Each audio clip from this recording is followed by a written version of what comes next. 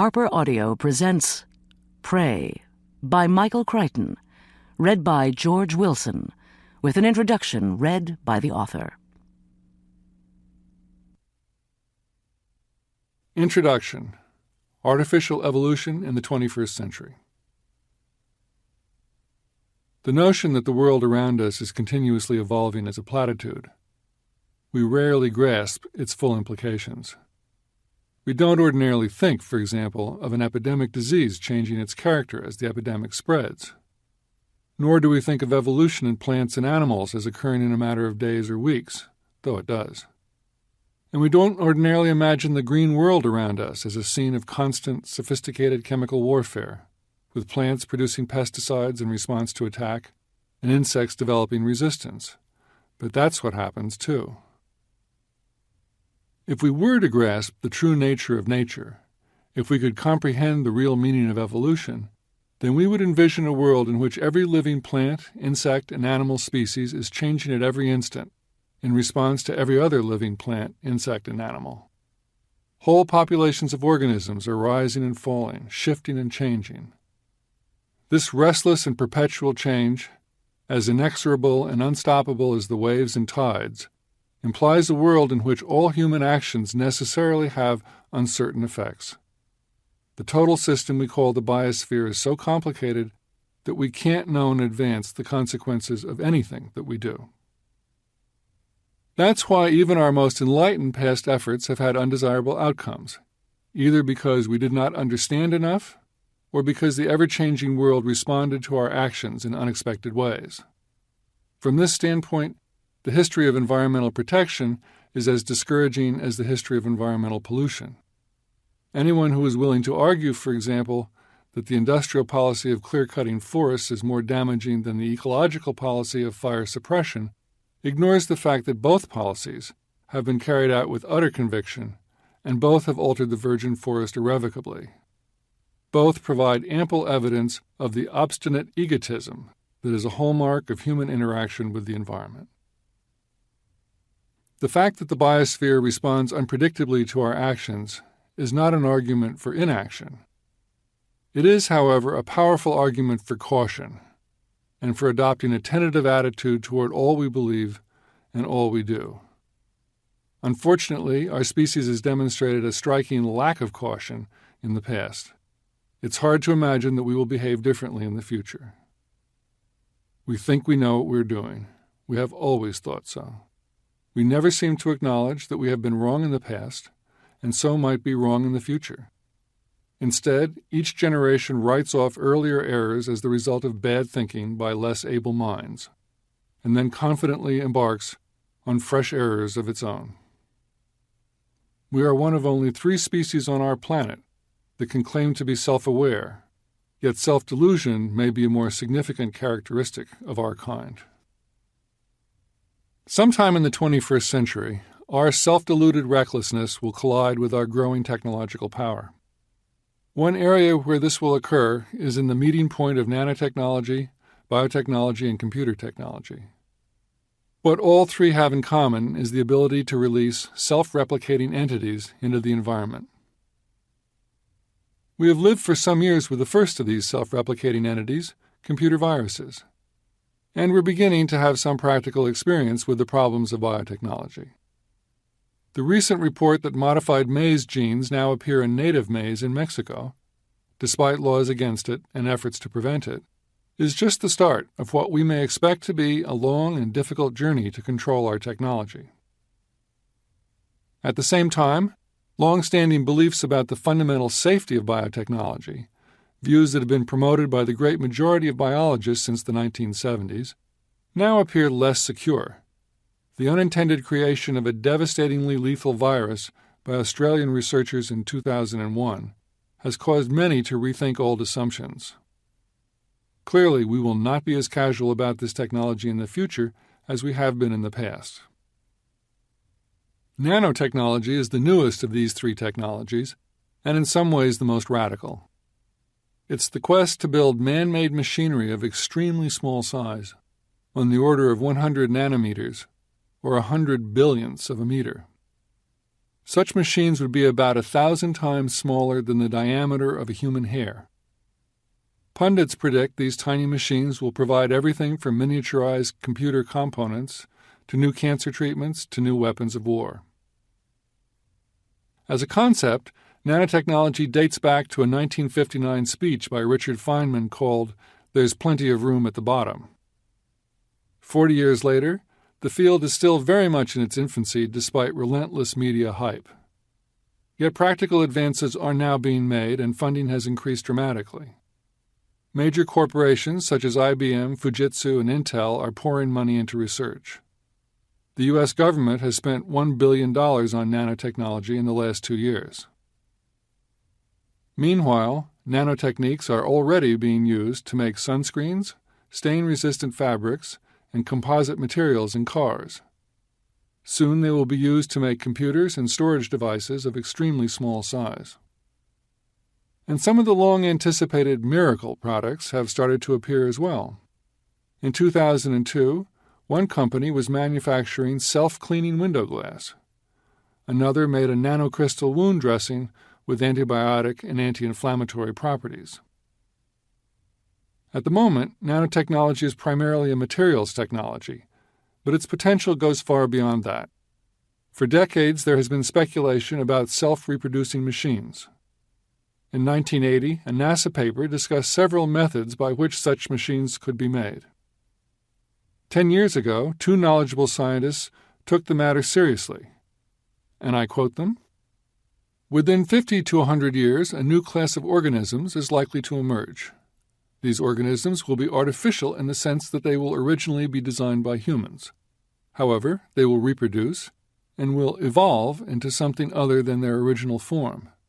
They will be alive under any reasonable definition of the word. The pace of evolutionary change will be extremely rapid. The impact on humanity and the biosphere could be enormous, larger than the Industrial Revolution, nuclear weapons, or environmental pollution. We must take steps now to shape the emergence of artificial organisms." End of quote.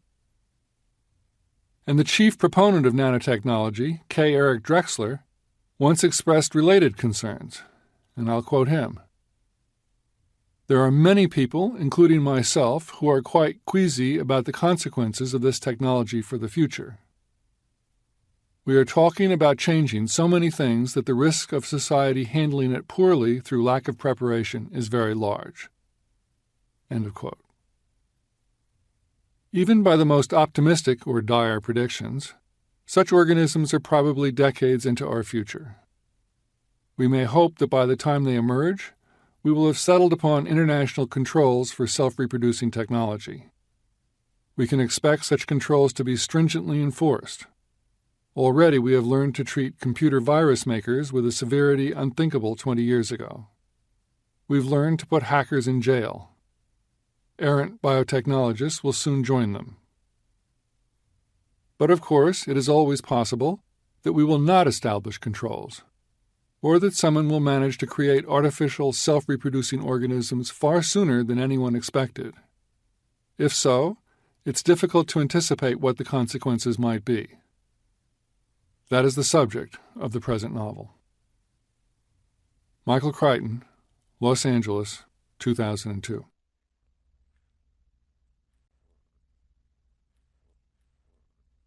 It's midnight now. The house is dark. I'm not sure how this will turn out. The kids are all desperately sick, throwing up. I can hear my son and daughter retching in separate bathrooms. I went in to check on them a few minutes ago to see what was coming up. I'm worried about the baby, but I had to make her sick, too. It was her only hope.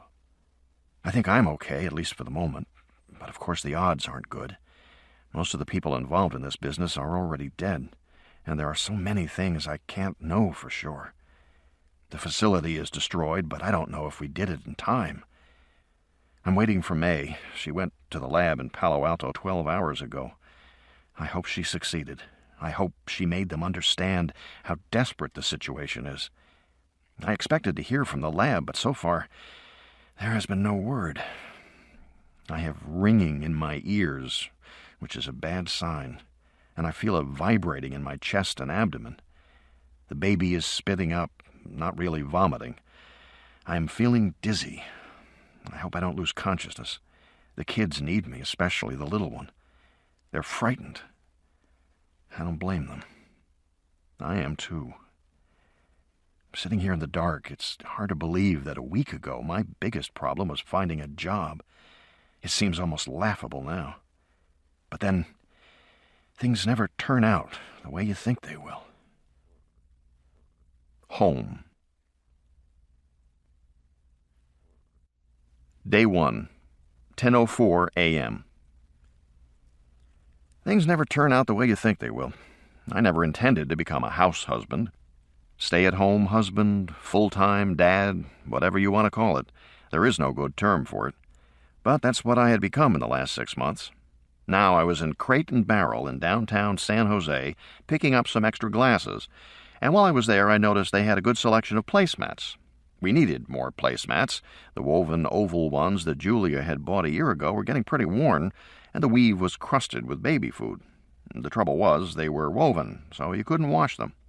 So I stopped at the display to see if they had any placemats that might be good, and I found some pale blue ones that were nice, and I got some white napkins, and then some yellow placemats caught my eye, because they looked really bright and appealing, so I got those too.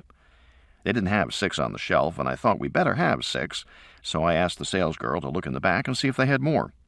While she was gone, I put the placemat on the table and put a white dish on it, and then I put the yellow napkin next to it. The setting looked very cheerful, and I began to think maybe I should get 8 instead of 6. That was when my cell phone rang. It was Julia. "Hi, hon." "Hi, Julia, how's it going?" I said. I could hear machinery in the background, a steady chugging, probably the vacuum pump for the electron microscope. They had several scanning electron microscopes at her laboratory. She said, "What are you doing?" "Buying placemats, actually." "Where?" "Crate and Barrel." She laughed. "You the only guy there?" "No." "Oh, well, that's good," she said. I could tell Julia was completely uninterested in this conversation. Something else was on her mind. "Listen, I wanted to tell you, Jack, I'm really sorry, but it's going to be a late night again." Uh-huh. The salesgirl came back, carrying more yellow mats. Still holding the phone to my ear, I beckoned her over. I held up 3 fingers, and she put down 3 more mats. To Julia, I said, "Is everything all right?" "Yeah, it's just crazy, like normal. We're broadcasting a demo by satellite today to the VCs in Asia and Europe, and we're having trouble with the satellite hookup at this end because the video truck they sent... Oh, you don't want to know. Anyway, we're going to be delayed 2 hours, hon, maybe more. I won't get back until 8 at the earliest. Can you feed the kids and put them to bed?" "No problem," I said. And it wasn't. I was used to it. Lately, Julia had been working very long hours. Most nights she didn't get home until the children were asleep.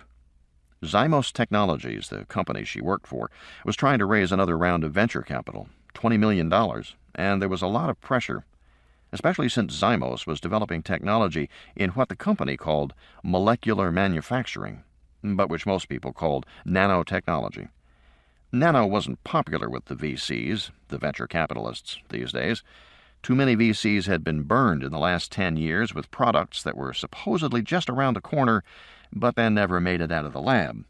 The VCs considered nano to be all promise, no products. Not that Julia needed to be told that. She'd worked for 2 VC firms herself. Originally trained as a child psychologist, she ended up as someone who specialized in technology incubation, helping fledgling technology companies get started. She used to joke she was still doing child psychology. Eventually, she'd stopped advising firms and joined one of them full-time. She was now a vice president at Zymos. Julia said Zymos had made several breakthroughs and was far ahead of others in the field. She said they were just days away from a prototype commercial product, but I took what she said with a grain of salt. "Listen, Jack, I want to warn you," she said in a guilty voice, "that Eric is going to be upset." "Why?" "Well, I told him I would come to the game." "Julia, why? We talked about making promises like this. There's no way you can make that game. It's at 3 o'clock. Why'd you tell him you would?" "I thought I could make it." I sighed. It was, I told myself, a sign of her caring. "Okay, don't worry, honey, I'll handle it." "Thanks. Oh, and Jack, the placemats, Whatever you do, just don't get yellow, okay?" And she hung up. I made spaghetti for dinner because there was never an argument about spaghetti. By 8 o'clock, the two little ones were asleep, and Nicole was finishing her homework. She was 12 and had to be in bed by 10 o'clock, though she didn't like any of her friends to know that. The littlest one, Amanda, was just 9 months. She was starting to crawl everywhere and to stand up, holding on to things. Then Eric was 8. He was a soccer kid and liked to play all the time when he wasn't dressing up as a knight and chasing his older sister around the house with his plastic sword. Nicole was in a modest phase of her life. Eric liked nothing better than to grab her bra and go running around the house shouting, "Nicky wears a bra! Nicky wears a bra!" While Nicole, too dignified to pursue him, gritted her teeth and yelled, "Dad, he's doing it again, Dad!" And I would have to go chase Eric and tell him not to touch his sister's things. This was what my life had become. At first, after I lost the job at Mediatronics, it was interesting to deal with sibling rivalry, and often it seemed not that different from what my job had been.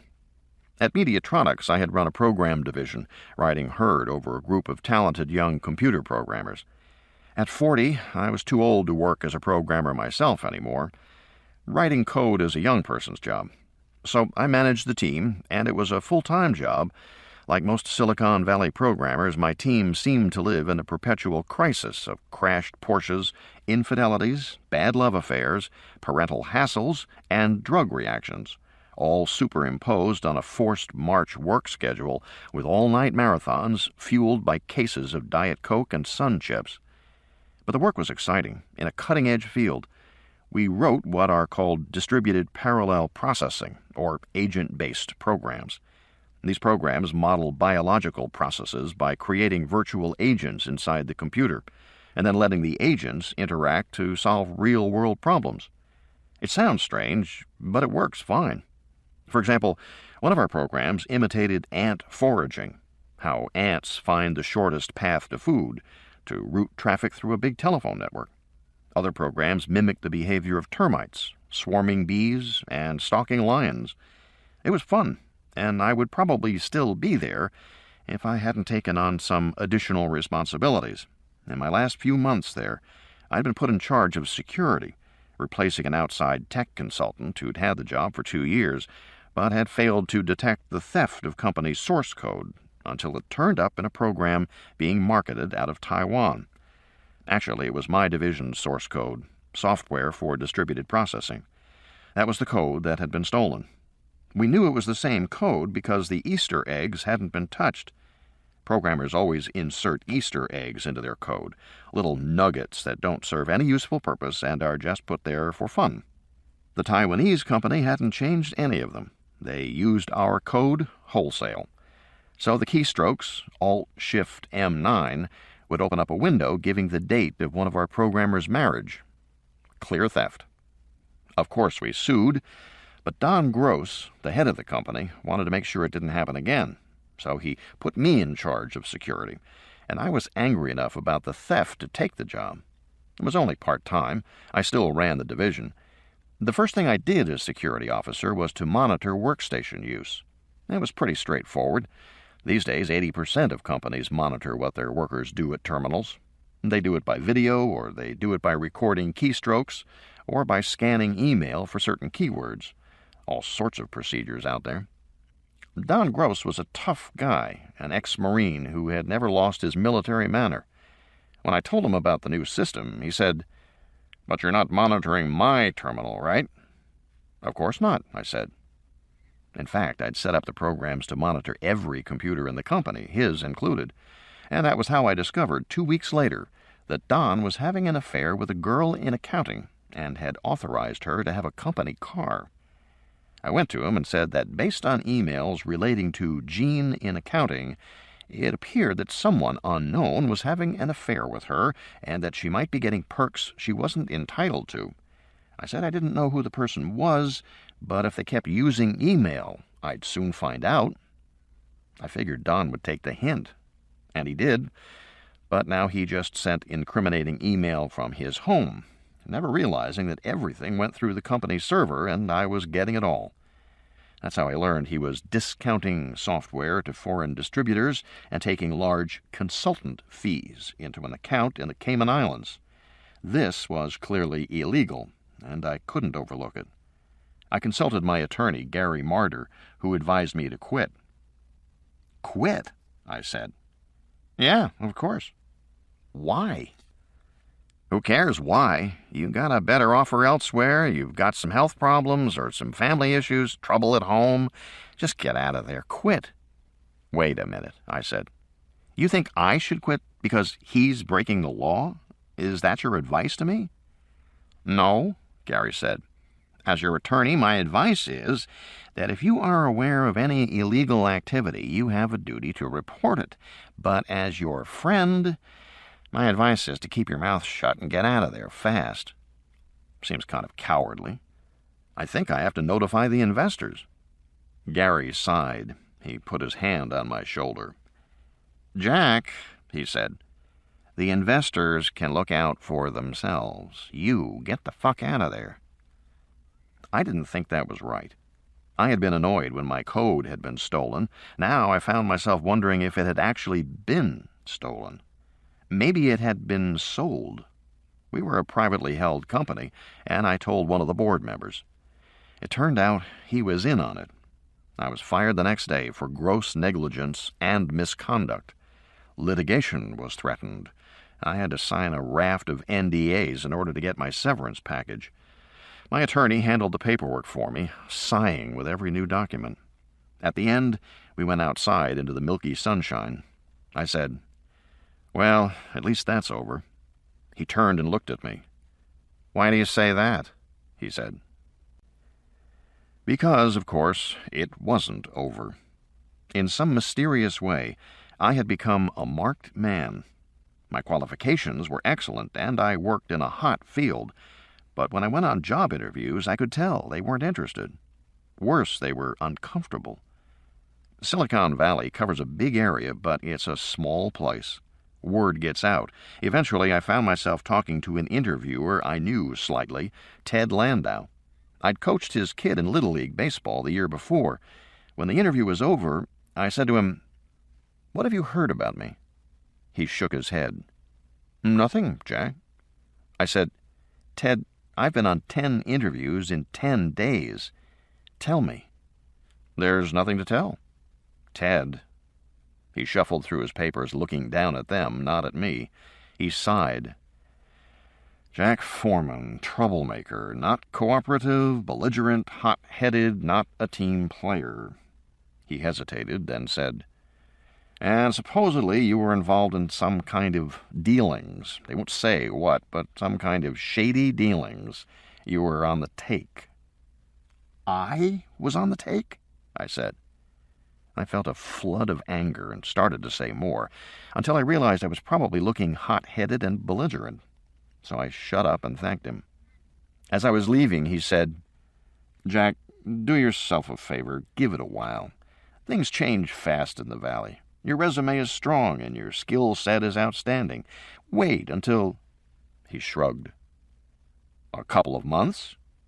"I'd say 4, maybe 5. Somehow I knew he was right. After that, I stopped trying so hard. I began to hear rumors that Mediatronics was going belly up, and there might be indictments. I smelled vindication ahead, but in the meantime, there was nothing to do but wait. The strangeness of not going to work in the morning slowly faded. Julia was working longer hours at her job, and the kids were demanding. If I was in the house, they turned to me instead of our housekeeper, Maria. I started taking them to school, picking them up, driving them to the doctor, the orthodontist, soccer practice. The first few dinners I cooked were disastrous, but I got better. And before I knew it, I was buying placemats and looking at table settings in Crate and Barrel. And it all seemed perfectly normal. Julia got home around 9:30. I was watching the Giants game on TV, not really paying attention. She came in and kissed me on the back of the neck. She said, "They all asleep?" "Except Nicole. She's still doing homework." "Geez, isn't it late for her to be up?" "No, hon," I said. "We agreed. This year she gets to stay up until 10, remember?" Julia shrugged as if she didn't remember. And maybe she didn't. We had undergone a sort of inversion of roles. She had always been more knowledgeable about the kids, but now I was. Sometimes Julia felt uncomfortable with that, experiencing it somehow as a loss of power. "How's the little one?" "Her cold is better, just sniffles. She's eating more." I walked with Julia to the bedrooms. She went into the baby's room, bent over the crib, and kissed the sleeping child tenderly. Watching her, I thought there was something about a mother's caring that a father could never match. Julia had some connection to the kids that I never would, or at least a different connection. She listened to the baby's soft breathing and said, "Yes, she's better." Then she went into Eric's room, took the Game Boy off the bed covers, gave me a frown. I shrugged, faintly irritated. I knew Eric played with his Game Boy when he was supposed to be going to sleep, but I was busy getting the baby down at that time, and I overlooked it. I thought Julia should be more understanding. Then she went into Nicole's room. Nicole was on her laptop, but shut the lid when her mother walked in. "Hi, Mom." "You're up late." "No, Mom, you're supposed to be doing homework." "I did it." "Then why aren't you in bed?"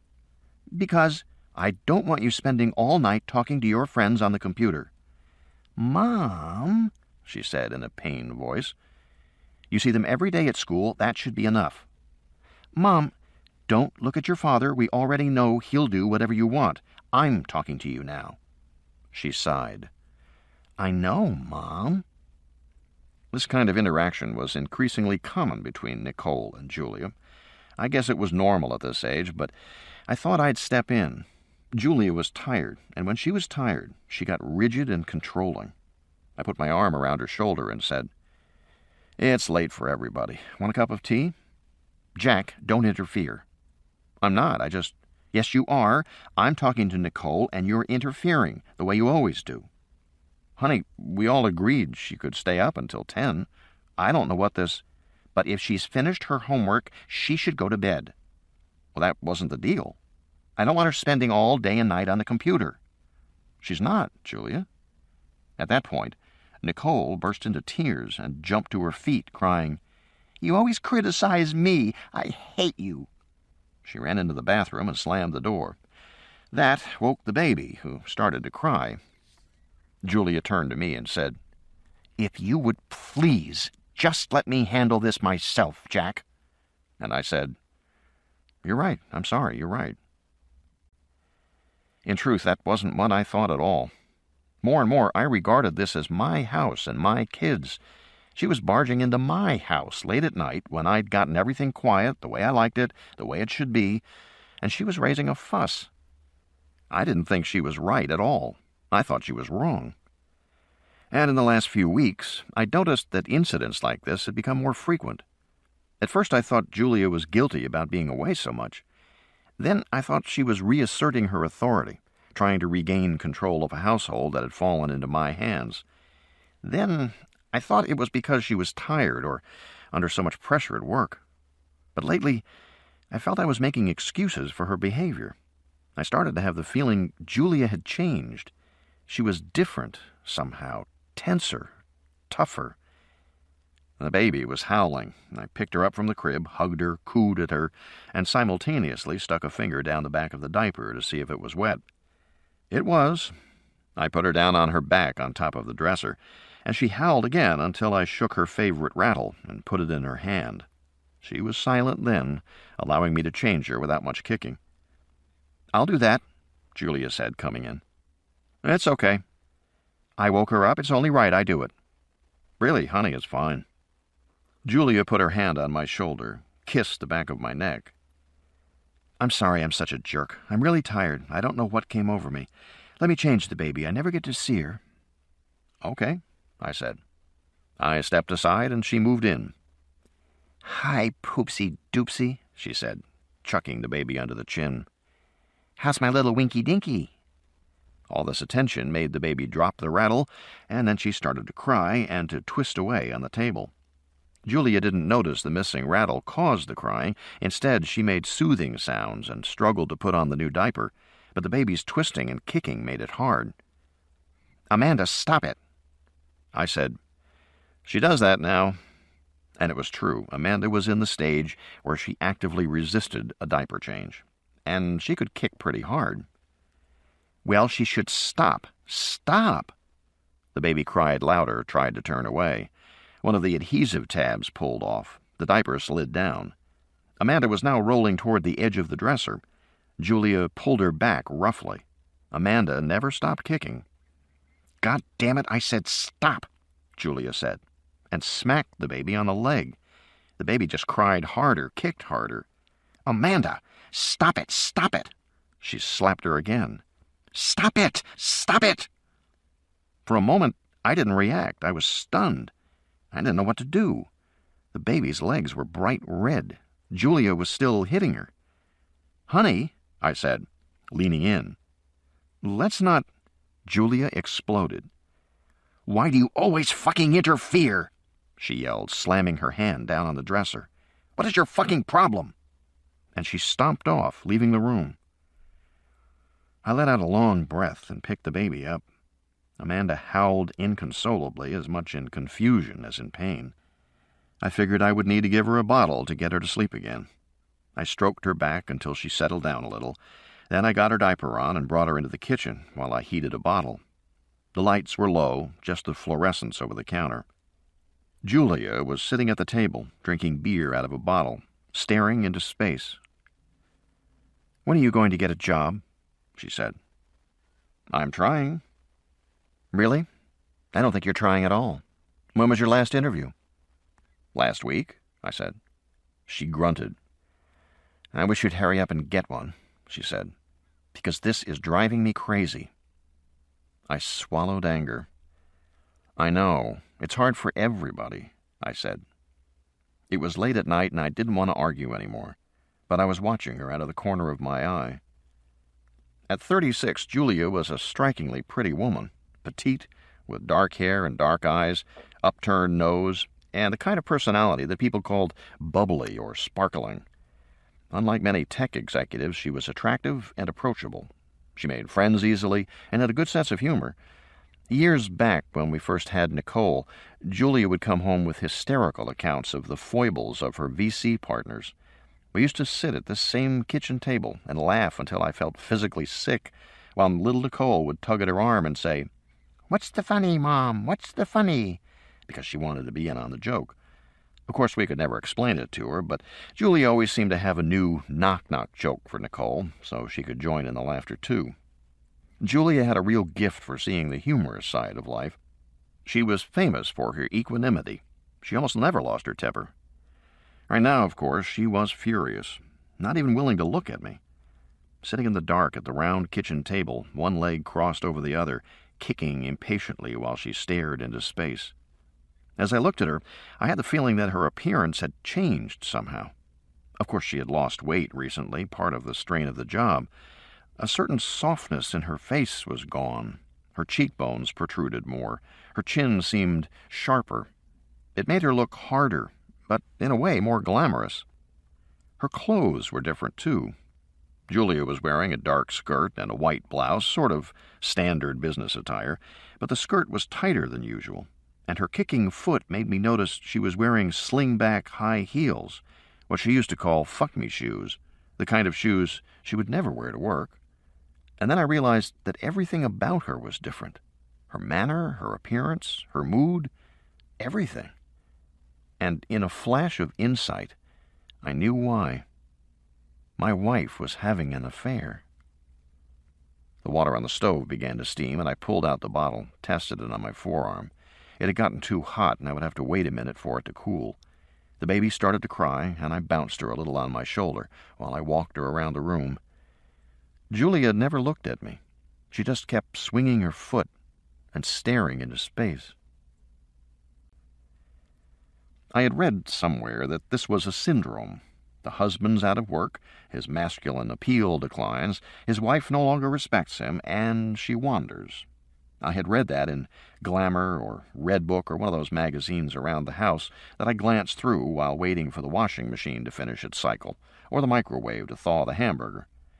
But now I was flooded with confused feelings. Was it really true? Was I just tired making up bad stories in my mind? After all, what difference did it make if she was wearing tighter skirts and different shoes? Fashions changed. People felt different on different days. And just because she was sometimes angry, did that really mean she was having an affair? Of course it didn't.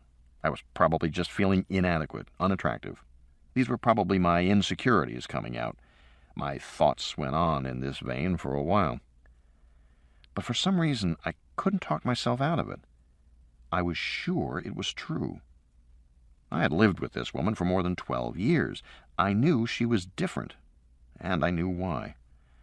I could sense the presence of someone else, an outside person, some intruder into our relationship. I felt it with a conviction that surprised me. I felt it in my bones like an ache. I had to turn away. The baby took the bottle, gurgling happily. In the darkened kitchen, she stared up at my face with that peculiar fixed stare that babies have. It was sort of soothing watching her. After a while, she closed her eyes, and then her mouth went slack. I put her on my shoulder and burped her as I carried her back into her bedroom. Most parents pat their babies too hard trying to get a burp. It's better to just rub the flat of your hand up their back, and sometimes just along the spine with 2 fingers. She gave a soft belch and relaxed. I set her down in the crib, and I turned out the nightlight. Now the only light in the room came from the aquarium, bubbling green-blue in the corner. A plastic diver trudged along the bottom, trailing bubbles. As I turned to go, I saw Julia silhouetted in the doorway, dark hair backlit. She had been watching me. I couldn't read her expression. She stalked forward. I tensed. She put her arms around me and rested her head on my chest. "Please forgive me," she said. "I'm a real jerk. You're doing a wonderful job. I'm just jealous, that's all." My shoulder was wet with her tears. "I understand," I said, holding her. "It's okay." I waited to see if my body relaxed, but it didn't. I was suspicious and alert. I had a bad feeling about her, and it wasn't going away. She came out of the shower into the bedroom, toweling her short hair dry. I was sitting on the bed trying to watch the rest of the game. It occurred to me that she never used to take showers at night. Julia always took a shower in the morning before work. Now I realized she often came home and went straight to the shower before coming out to say hello to the kids. My body was still tense. I flicked the TV off. I said, "How was the demo?" "The what?" "The demo. Didn't you have a demo today?" "Oh," she said. "Oh, yes, we did. It went fine when we finally got it going. The VCs in Germany couldn't stay for all of it because of the time change, but... Listen, do you want to see it?" "What do you mean?" "I have a dub of it. Want to see it?" I was surprised. I shrugged. "Okay, sure." "I'd really like to know what you think, Jack." I detected a patronizing tone. My wife was including me in her work, making me feel a part of her life. I watched as she opened her briefcase and took out a DVD. She stuck it in the player and came back to sit with me on the bed. "What were you demoing?" I said. "The new medical imaging technology," she said. "It's really slick, if I say so myself." She snuggled up, tucking herself into my shoulder. All very cozy, just like old times. I still felt uneasy, but I put my arm around her. "By the way," I said, "how come you take showers at night now instead of in the morning?" "I don't know," she said. "Do I?" "I guess I do. It just seems easier, honey. Mornings are so rushed, and I've been getting those conference calls from Europe. They take so much time. Okay, here we go," she said, pointing to the screen. I saw a black and white scramble, and then the image resolved. The tape showed Julia in a large laboratory that was fitted out like an operating room. A man lay on his back on the gurney, an IV in his arm, an anesthesiologist standing by. Above the table was a round, flat metal plate about 6 feet in diameter, which could be raised and lowered, but was now raised. There were video monitors all around, and in the foreground, peering at a monitor, was Julia. There was a video technician by her side. "This is terrible," she was saying, pointing to the monitor. "What's all the interference?" "We think it's the air purifiers. They're causing it." Well, this is unacceptable. Really? Yes, really. What do you want us to do? I want you to fix it, Julia said. Then we have to boost power and you have... I don't care, she said. I can't show the VCs an image of this quality. They've seen better pictures from Mars. Fix it. Beside me on the bed, Julia said, I didn't know they recorded all this. This is before the demo. You can fast forward. I pushed the remote. The picture scrambled. I waited a few seconds and played it again. Same scene, Julia still in the foreground, Carol, her assistant, whispering to her. Okay, but what do I tell him? Tell him no. But he wants to get started. I understand, but the transmission isn't for an hour. Tell him no. On the bed, Julia said to me, Mad Dog was our experimental subject. He was very restless, impatient to get started. On the screen, the assistant lowered her voice. I think he's nervous, Julia. I would be too with a couple of million of those things crawling around inside my body. It's not a couple of million, and they're not crawling, Julia said. Anyway, they're his invention. Even so. Isn't that an anesthesiologist over there? No, just a cardiologist. Well, maybe the cardiologist can give him something for his nervousness. They already did, an injection. On the bed beside me, Julia said, Fast forward, Jack. I did. The picture jumped ahead. Okay, here. I saw Julia standing at the monitor again with the technician beside her. That's acceptable, on screen, Julia was saying, pointing to the image. Not great, but acceptable. Now, show me the STM. The what? The STM, the electron microscope. Show me the image from that. The technician looked confused. Nobody told us about any electron microscope. For God's sake, read the damn storyboards. The technician blinked. It's on the storyboards? Did you look at the storyboards? I'm sorry, I guess I must have missed it. There's no time now to be sorry. Fix it. You don't have to shout. Yes, I do. I have to shout because I'm surrounded by idiots. She waved her hands in the air. I'm about to go online and talk to $11 billion of venture capital in 5 countries and show them submicroscopic technology, except I don't have a microscope feed, so they can't see the technology. On the bed, Julia said, I kind of lost it with this guy. It was so frustrating. We had a clock counting down to the satellite time, which was booked and locked. We couldn't change it. We had to make the time, and this guy was a dimbus. But eventually we got it working. Fast forward. The screen showed a static card which read, A private demonstration of Advanced Medical Imaging by Zymos Technology, Mountain View, California, world leader in molecular manufacturing. Then on the screen, Julia appeared, standing in front of the gurney and the medical apparatus. She'd brushed her hair and tucked in her blouse. Hello to all of you, she said, smiling at the camera. I'm Julia Foreman of Zymos Technology, and we're about to demonstrate a revolutionary medical imaging procedure just developed here. Our subject, Peter Morris, is lying behind me on the table. In a few moments, we're going to look inside his heart and blood vessels with an ease and accuracy never before possible. She began walking around the table, talking as she went. Unlike cardiac catheterization, our procedure is 100% safe. And unlike catheterization, we can look everywhere in the body, at every sort of vessel, no matter how large or small. We'll see inside his aorta, the largest artery of the body, but we'll also look inside the alveoli of his lungs and the tiny capillaries of his fingertips. We can do all this because the camera we put inside his vessels is smaller than a red blood cell. Quite a bit smaller, actually. Zymos microfabrication technology can now produce these miniaturized cameras and produce them in quantity, cheaply, quickly.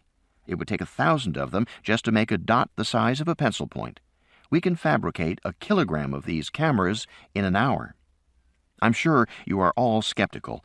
We're well aware that nanotechnology has made promises it couldn't deliver. As you know, the problem has been that scientists could design molecular-scale devices, but they couldn't manufacture them. But Zymos has solved that problem. It suddenly hit me what she was saying. What? I said, sitting up in bed. Are you kidding? If it was true, it was an extraordinary development, a genuine technological breakthrough, and it meant... It's true, Julia said quietly. We're manufacturing in Nevada. She smiled, enjoying my astonishment.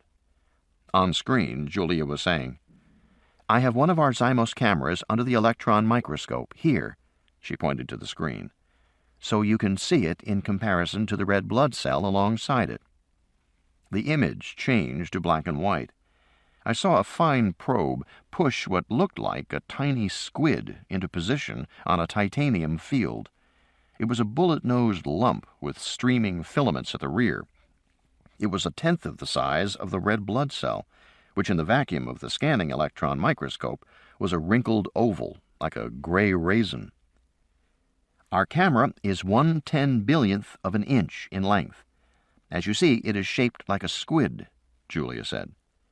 Imaging takes place in the nose. Microtubules in the tail provide stabilization, like the tail of a kite, but they can also lash actively and provide locomotion. Jerry, if we can turn the camera to see the nose... Okay, there, thank you. Now, from the front, you can see that indentation in the center? That is the miniature gallium arsenide photon detector, acting as a retina, and the surrounding banded area, sort of like a radial tire, is bioluminescent and lights the area ahead. Within the nose itself, you may be able to just make out a rather complex series of twisted molecules. That is our patented ATP cascade. You can think of it as a primitive brain which controls the behavior of the camera. Very limited behavior, true, but enough for our purposes. I heard a hiss of static and a cough. The screen image opened a small window in the corner and now showed Fritz Liedermeyer in Germany. The investor shifted his enormous bulk. I'm sorry, Miss Foreman. Tell me, please, where's the lens? There is no lens. How can you have a camera with no lens? I'll explain that as we go, she said. Watching, I said, It must be a camera obscura. Right, she said, nodding. Camera obscura, Latin for dark room, was the oldest imaging device known. The Romans had found that if you made a small hole in the wall of a dark room, an upside-down image of the exterior appeared on the opposite wall. That was because light coming through any small aperture was focused, as if by a lens. It was the same principle as a kid's pinhole camera. It was why ever since Roman times, image recording devices were called cameras. But in this case... What makes the aperture? I said. Is there a pinhole? I thought you knew, she said. You're responsible for that part. Me? Yes, Zymos licensed some agent-based algorithms that your team wrote. No, I didn't know. Which algorithms? To control a particle network. Your cameras are networked? All those little cameras communicate with each other? Yes, she said. They're a swarm, actually. She was still smiling, amused by my reactions. A swarm. I was thinking it over, trying to understand what she was telling me. Certainly my team had written a number of programs to control swarms of agents. Those programs were modeled on behavior of bees. The programs had many useful characteristics. Because swarms were composed of many agents, the swarm could respond to the environment in a robust way. Faced with new and unexpected conditions, the swarm programs didn't crash, they just sort of flowed around the obstacles and kept going. But our programs worked by creating virtual agents inside the computer. Julia had created real agents in the real world. At first, I didn't see how our programs could be adapted to what she was doing. We use them for structure, she said. The program makes the swarm structure. Of course. It was obvious that a single molecular camera was inadequate to register any sort of image. Therefore, the image must be a composite of millions of cameras operating simultaneously. But the cameras would also have to be arranged in space in some orderly structure, probably a sphere. That was where the programming came in. But that, in turn, meant that Zymos must be generating the equivalent of... You're making an eye. Kind of, yes. But where's the light source? The bioluminescent perimeter? That's not enough light. It is. Watch. Meanwhile, the on-screen Julia was turning smoothly, pointing to the intravenous line behind her. She lifted a syringe out of a nearby ice bucket. The barrel appeared to be filled with water. This syringe, she said, contains approximately 20 million cameras in isotonic saline suspension. At the moment, they exist as particles, but once they are injected into the bloodstream, their temperature will increase, and they will soon flock together and form a meta-shape, just like a flock of birds forms a V-shape. What kind of a shape? One of the VCs asked. A sphere, she said, with a small opening at one end. You might think of it as the equivalent of a blastula in embryology, but in effect, the particles form an eye, and the image from that eye will be a composite of millions of photon detectors, just as the human eye creates an image from its rods and cone cells. She turned to a monitor that showed an animation loop, repeated over and over again. The cameras entered the bloodstream as an untidy, disorganized mass, a kind of buzzing cloud within the blood. Immediately, the blood flow flattened the cloud into an elongated streak, but within seconds, the streak began to coalesce into a spherical shape. That shape became more defined, until, eventually, it appeared almost solid. If this reminds you of an actual eye, there's a reason. Here at Zymos, we are explicitly imitating organic morphology, Julia said. Because we are designing with organic molecules, we are aware that, courtesy of millions of years of evolution, the world around us has a stockpile of molecular arrangements that work, so we use them. You don't want to reinvent the wheel, someone said. Exactly, or the eyeball. She gave a signal, and the flat antenna was lowered until it was just inches above the waiting subject. This antenna will power the camera and pick up the transmitted image, she said.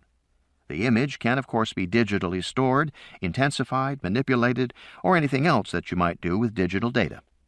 Now, if there are no other questions, we can begin. She fitted the syringe with a needle and stuck it into a rubber stopper in the IV line. Mark time. 0.0. Here we go. She pushed the plunger down quickly. As you see, I'm doing it fast, she said. There's nothing delicate about our procedure. You can't hurt anything. If the micro-turbulence generated by the flow through the needle rips the tubules from a few thousand cameras, it doesn't matter. We have millions more. Plenty to do the job. She withdrew the needle. Okay? Generally, we have to wait about 10 seconds for the shape to form, and then we should be getting an image. Looks like something is coming now. And here it is. The scene showed the camera moving forward at considerable speed through what looked like an asteroid field, except the asteroids were red cells, bouncy purplish bags moving in a clear, slightly yellowish liquid. An occasional much larger white cell shot forward, filled the screen for a moment, then was gone. What I was seeing looked more like a video game than a medical image. Julia, I said, this is pretty amazing. Beside me, Julia snuggled closer and smiled. I thought you might be impressed. On screen, Julia was saying, We've entered a vein, so the red cells are not oxygenated. Right now, our camera is moving toward the heart. You'll see the vessels enlarging as we move up the venous system. Yes, now we are approaching the heart. You can see the pulsations in the bloodstream that result from the ventricular contractions. It was true. I could see the camera pause, then move forward, then pause. She had an audio feed of the beating heart. On the table, the subject lay motionless, with the flat antenna just over his body. We're coming to the right atrium, and we should see the mitral valve. We activate the flagella to slow the camera. There the valve is now. We are in the heart. I saw the red flaps, like a mouth opening and closing, and then the camera shot through, into the ventricle, and out again.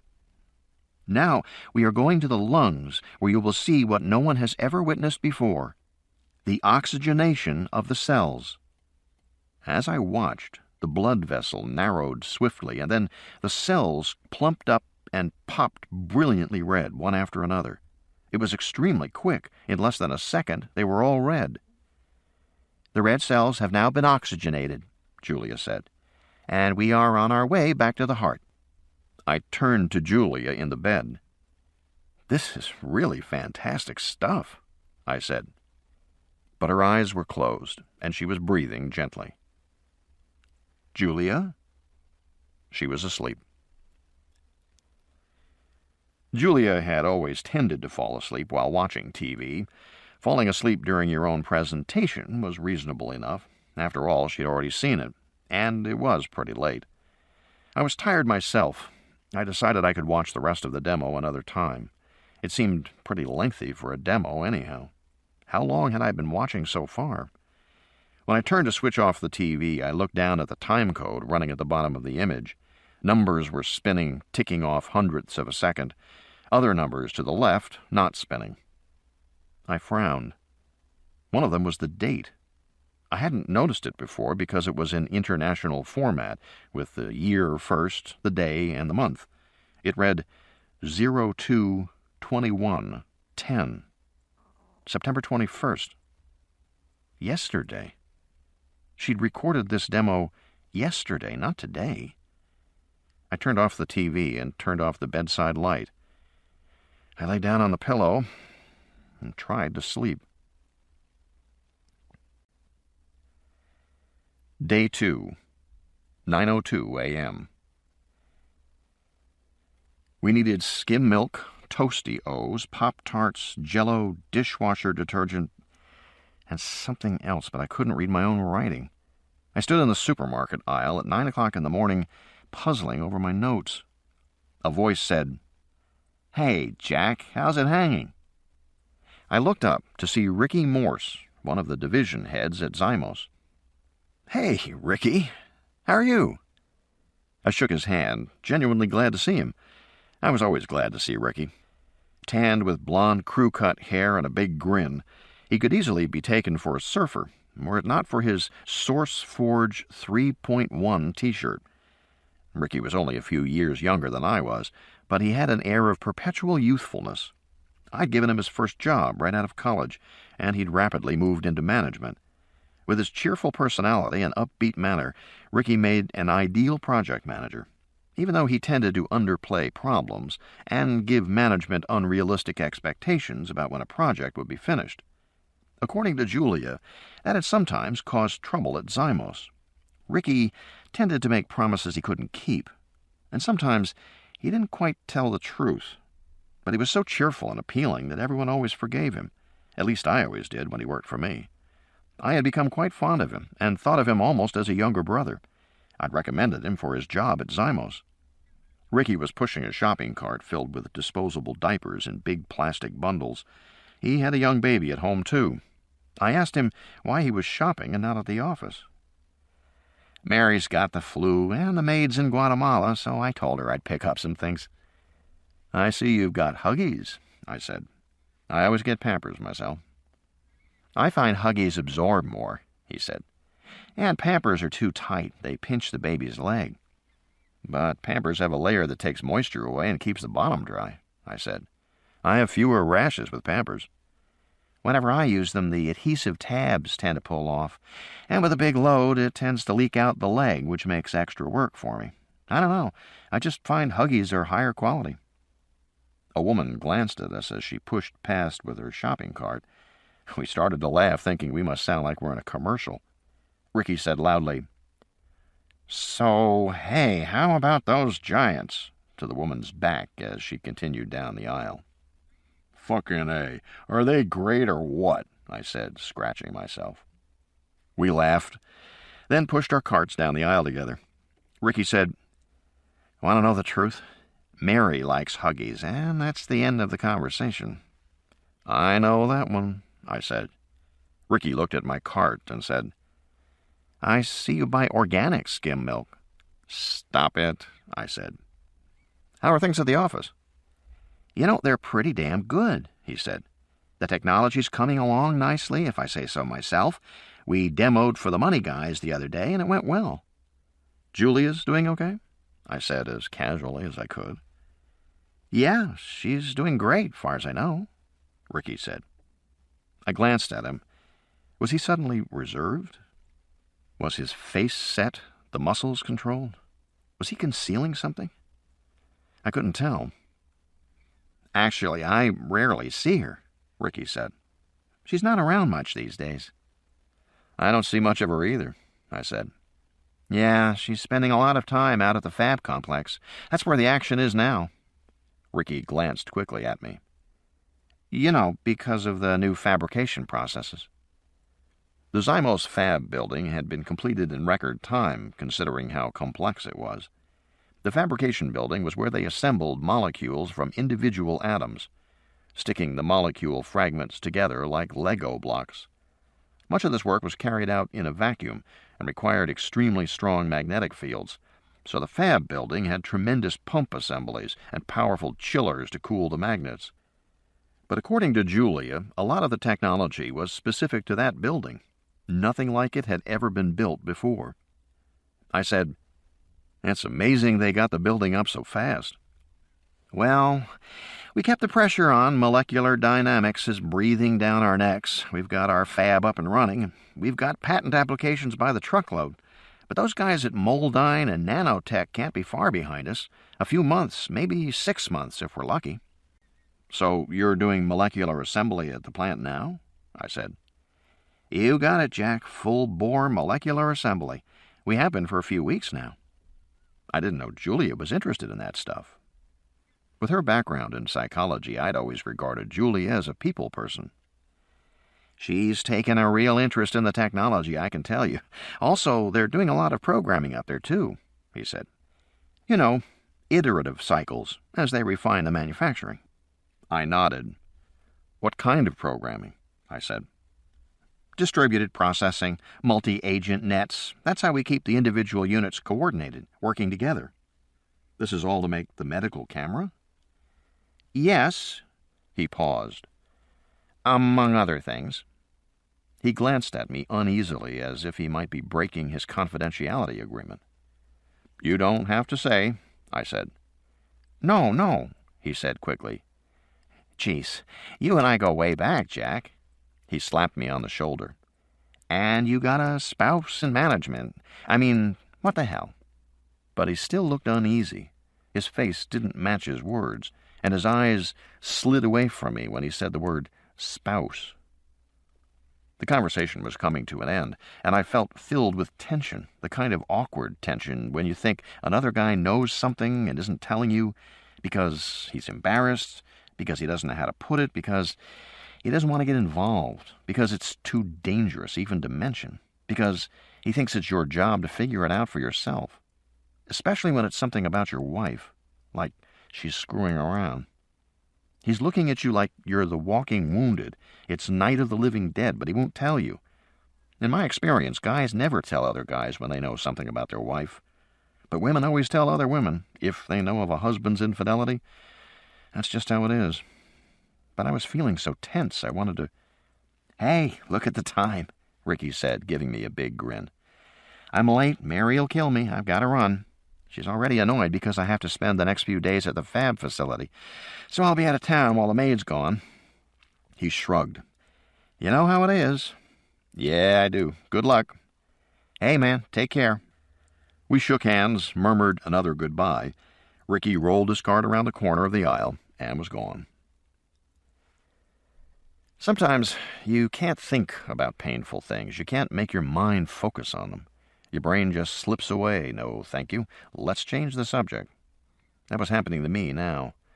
I couldn't think about Julia, so I started thinking about what Ricky had told me about their fabrication plant.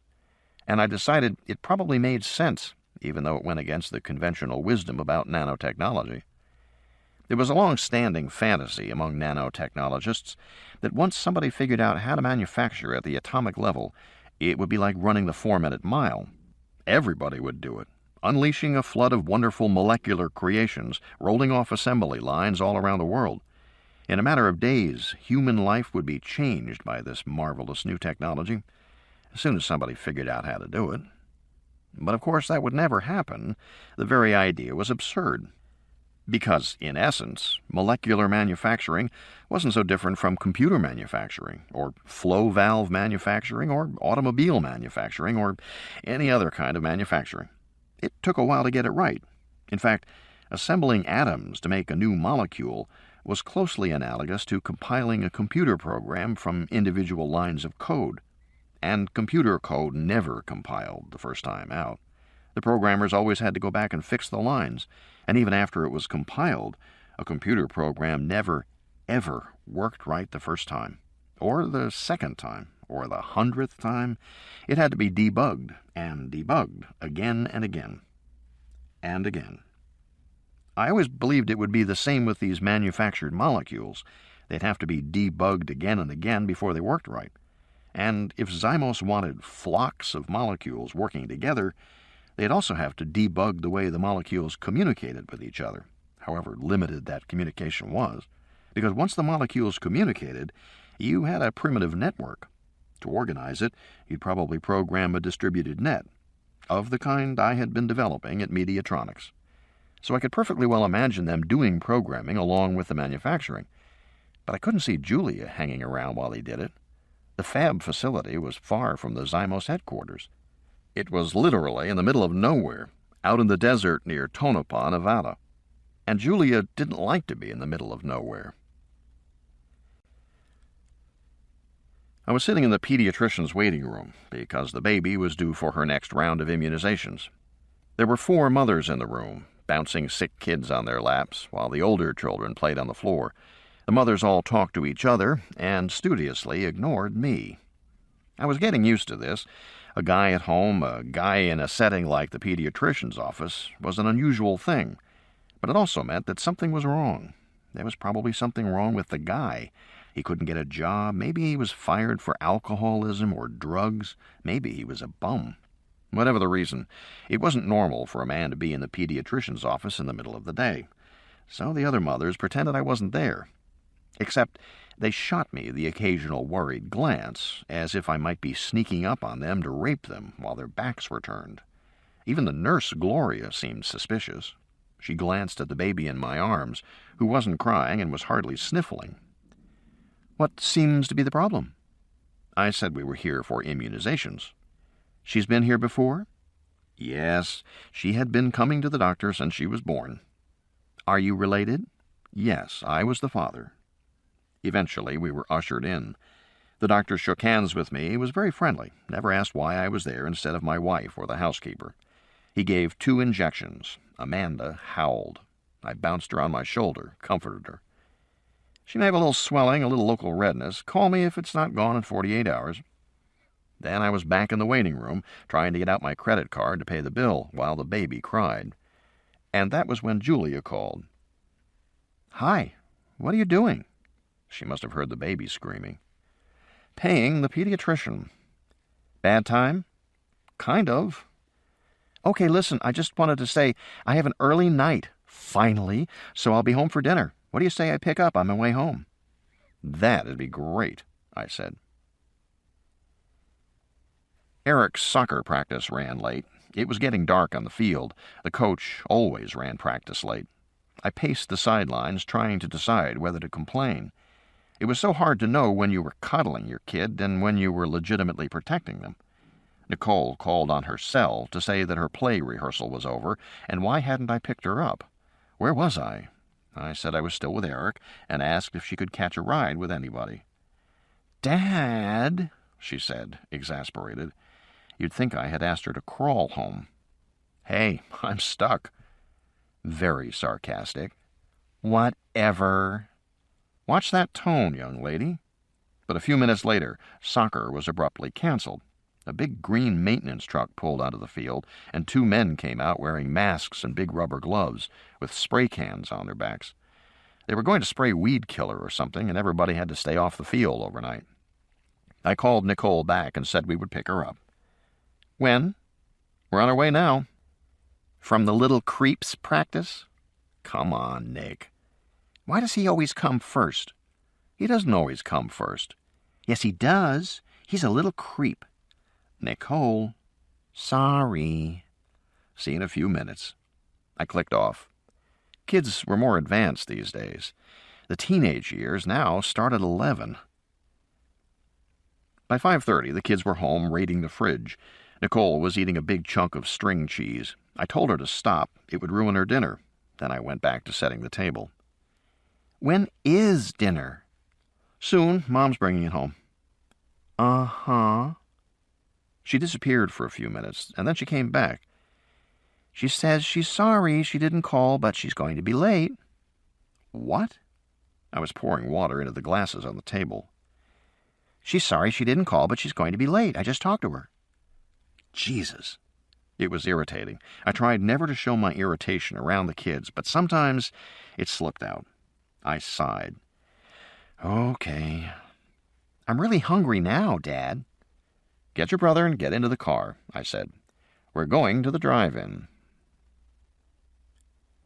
Later that night, as I was carrying the baby to bed, my elbow brushed against a photograph on the living room bookshelf.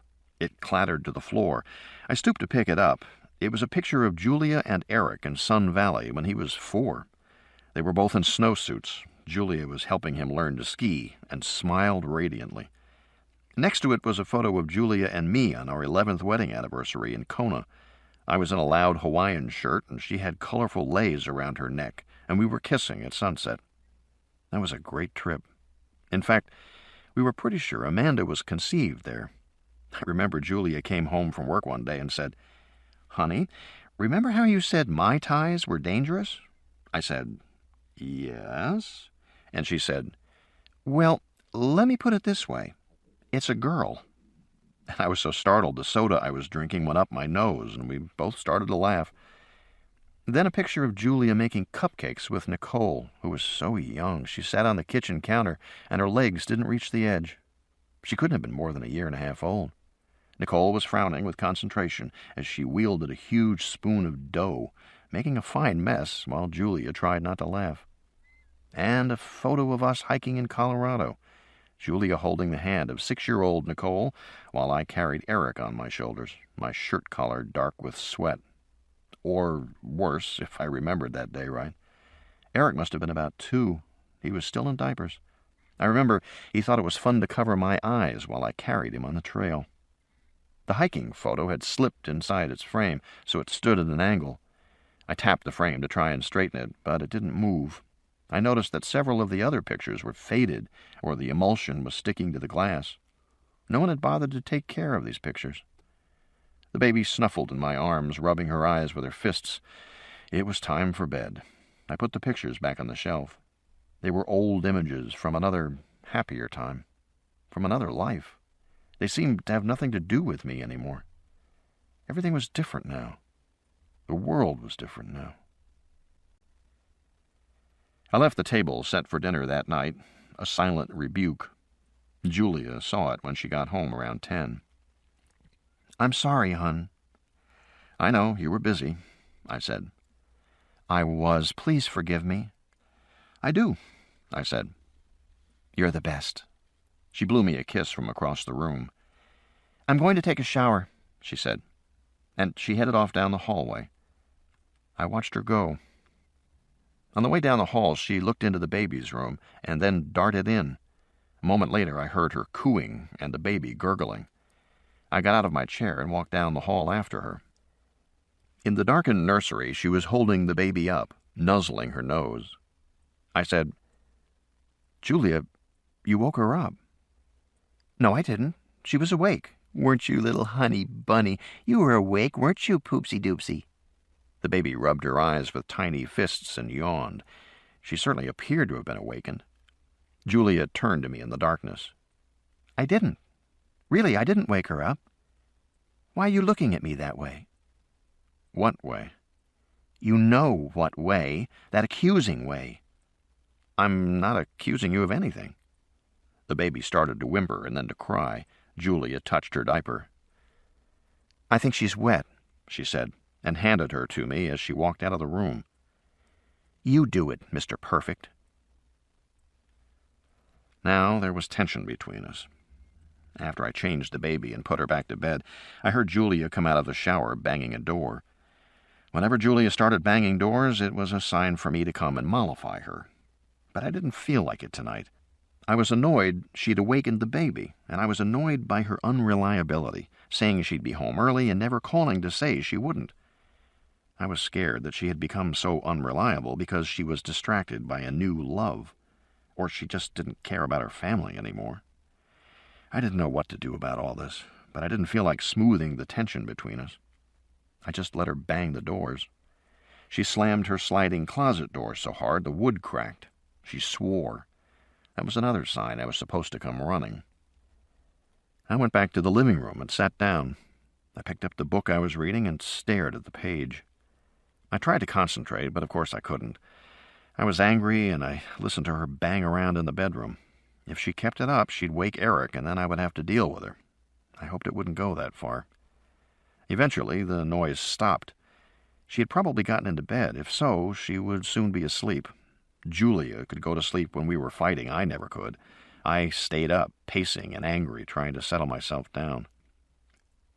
When I finally came to bed, Julia was fast asleep. I slipped between the covers and rolled over on my side, away from her. It was 1 o'clock in the morning when the baby began to scream. I groped for the light, knocked over the alarm clock, which turned the clock radio on, blaring rock and roll. I swore, fumbled in the dark, finally got the bedside light on, turned the radio off. The baby was still screaming. "What's the matter with her?" Julia said sleepily.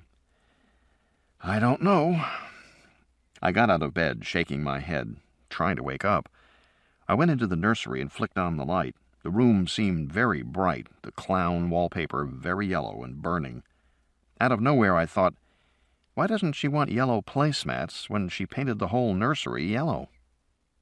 The baby was standing up in her crib, holding onto the rails and howling, her mouth wide open, her breath coming in jagged gasps. Tears were running down her cheeks. I held my arms out to her, and she reached for me, and I comforted her. I thought it must be a nightmare. I comforted her, rocked her gently. She continued to scream, unrelenting. Maybe something was hurting her, maybe something in her diaper. I checked her body. That was when I saw an angry red rash on her belly, extending in welts around to her back and up toward her neck. Julia came in. "Can't you stop it?" she said. I said, "There's something wrong," and I showed her the rash. "Has she got a fever?" I touched Amanda's head. She was sweaty and hot, but that could be from the crying. The rest of her body felt cool. "I don't know. I don't think so." I could see the rash on her thighs now. Was it on her thighs a moment before? I almost thought I was seeing it spread before my eyes. If it was possible, the baby screamed even louder. "Jesus," Julia said.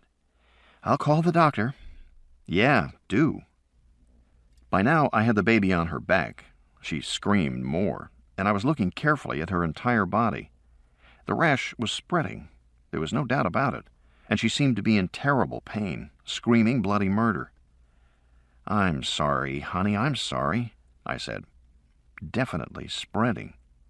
Julia came back and said she left word for the doctor. I said, "I'm not going to wait. I'm taking her to the emergency room." "Do you really think that's necessary?" she said. I didn't answer her. I just went into the bedroom to put on my clothes. Julia said, "Do you want me to come with you?" "No, stay with the kids," I said. "You sure?" "Yes." "Okay," she said. She wandered back to the bedroom. I reached for my car keys. The baby continued to scream. "I realize it's uncomfortable," the intern was saying, "but I don't think it's safe to sedate her." We were in a curtained cubicle in the emergency room. The intern was bent over my screaming daughter, looking in her ears with his instrument. By now, Amanda's entire body was bright, angry red. She looked as if she had been parboiled. I felt scared. I'd never heard of anything like this before. A baby turning bright red and screaming constantly. I didn't trust this intern, who seemed far too young to be competent. He couldn't be experienced. He didn't even look as if he shaved yet. I was jittery, shifting my weight from one foot to the other. I was beginning to feel slightly crazy because my daughter had never stopped screaming once in the last hour. It was wearing me down. The intern ignored it. I didn't know how he could. "She has no fever," he said, making notes on a chart. "But in a child this age, that doesn't mean anything. Under a year, they may not run fevers at all, even with severe infections." "Is that what this is?" I said. "An infection?" "I don't know. I'm presuming a virus because of that rash. But we should have the preliminary blood work back in—" "Ah, good." A passing nurse handed him a slip of paper. He paused. Well, what?" I said, shifting my weight anxiously. He was shaking his head as he stared at the paper. He didn't answer. "Well, what?" "That's not an infection," he said. "White cell count normal, protein fractions normal. She's got no immune mobilization at all." "What does that mean?" He was very calm, standing there, frowning and thinking. I wondered if perhaps he was just dumb. The best people weren't going into medicine anymore, not with the HMOs running everything. This kid might be one of the new breed of dumb doctor. "We have to widen the diagnostic, Nat," he said. "I'm going to order a surgical consult, a neurological consult. We have a dermo coming. We have infectious coming. That'll mean a lot of people to talk to you about your daughter, asking the same questions over again, but that's okay," I said. "I don't mind, just what do you think is wrong with her?" "I don't know, Mr. Foreman. If it's not infectious, we look for other reasons for the skin response." "She hasn't traveled out of the country?" "No," I shook my head. "No recent exposures to heavy metals or toxins?" "Like what?" "Dump sites, industrial plants, chemical exposure." No. "Can you think of anything at all that might have caused this reaction?" "No, nothing." "Wait, she had vaccinations yesterday." "What vaccinations?" "I don't know, whatever she gets for her age." "You don't know what vaccinations?" he said. His notebook was open, his pen poised over the page. "No, for Christ's sake," I said irritably. "I don't know what vaccinations. Every time she goes there, she gets another shot. You're the goddamn doctor." "That's okay, Mr. Foreman," he said soothingly. "I know it's stressful. If you just tell me the name of your pediatrician, I'll call him. How's that?" I nodded. I wiped my hand across my forehead. I was sweating. I spelled the pediatrician's name for him while he wrote it down in his notebook. I tried to calm down. I tried to think clearly. And all the time, my baby just screamed. Half an hour later, she went into convulsions. They started while one of the white-coated consultants was bent over her, examining her. Her little body wrenched and twisted. She made retching sounds as if she was trying to vomit. Her legs jerked spastically. She began to wheeze. Her eyes rolled up into her head. I don't remember what I said or did then, but a big orderly the size of a football player came in and pushed me to one side of the cubicle and held my arms. I looked past his huge shoulder as 6 people clustered around my daughter. A nurse wearing a Bart Simpson t-shirt was sticking a needle into her forehead. I began to shout and struggle. The orderly was yelling, "Scalvane, Scalvane, Scalvane," over and over. Finally I realized he was saying scalp vein. He explained it was just to start an IV, that the baby had become dehydrated. That was why she was convulsing. I heard talk of electrolytes, magnesium, potassium. Anyway, the convulsions stopped in a few seconds, but she continued to scream. I called Julia. She was awake. "How is she?" "The same." "Still crying? Is that her?" "Yes." She could hear Amanda in the background. "Oh, God," she groaned.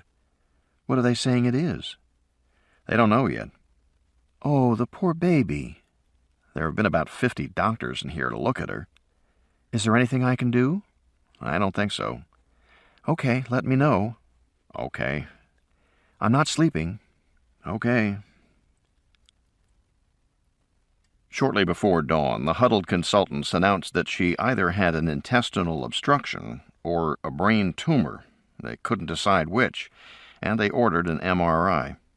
The sky was beginning to lighten pale gray when she was finally wheeled into the imaging room. The big white machine stood in the center of the room.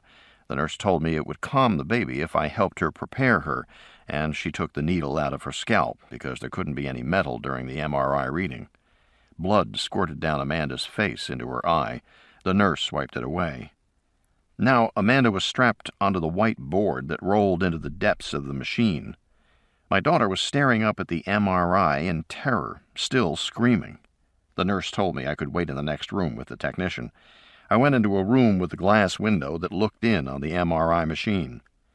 The technician was foreign, dark. "How old is she? Is it a she?" "Yes, she. 9 months." "Quite a set of lungs on her." "Yes." "Here we go." He was fiddling at his knobs and dials, hardly looking at my daughter. Amanda was completely inside the machine. Her sobs sounded tinny over the microphone. The technician flicked a switch, and the pump began to chatter. It made a lot of noise, but I could still hear my daughter screaming. And then, abruptly, she stopped. She was completely silent. "Uh-oh," I said. I looked at the technician and the nurse.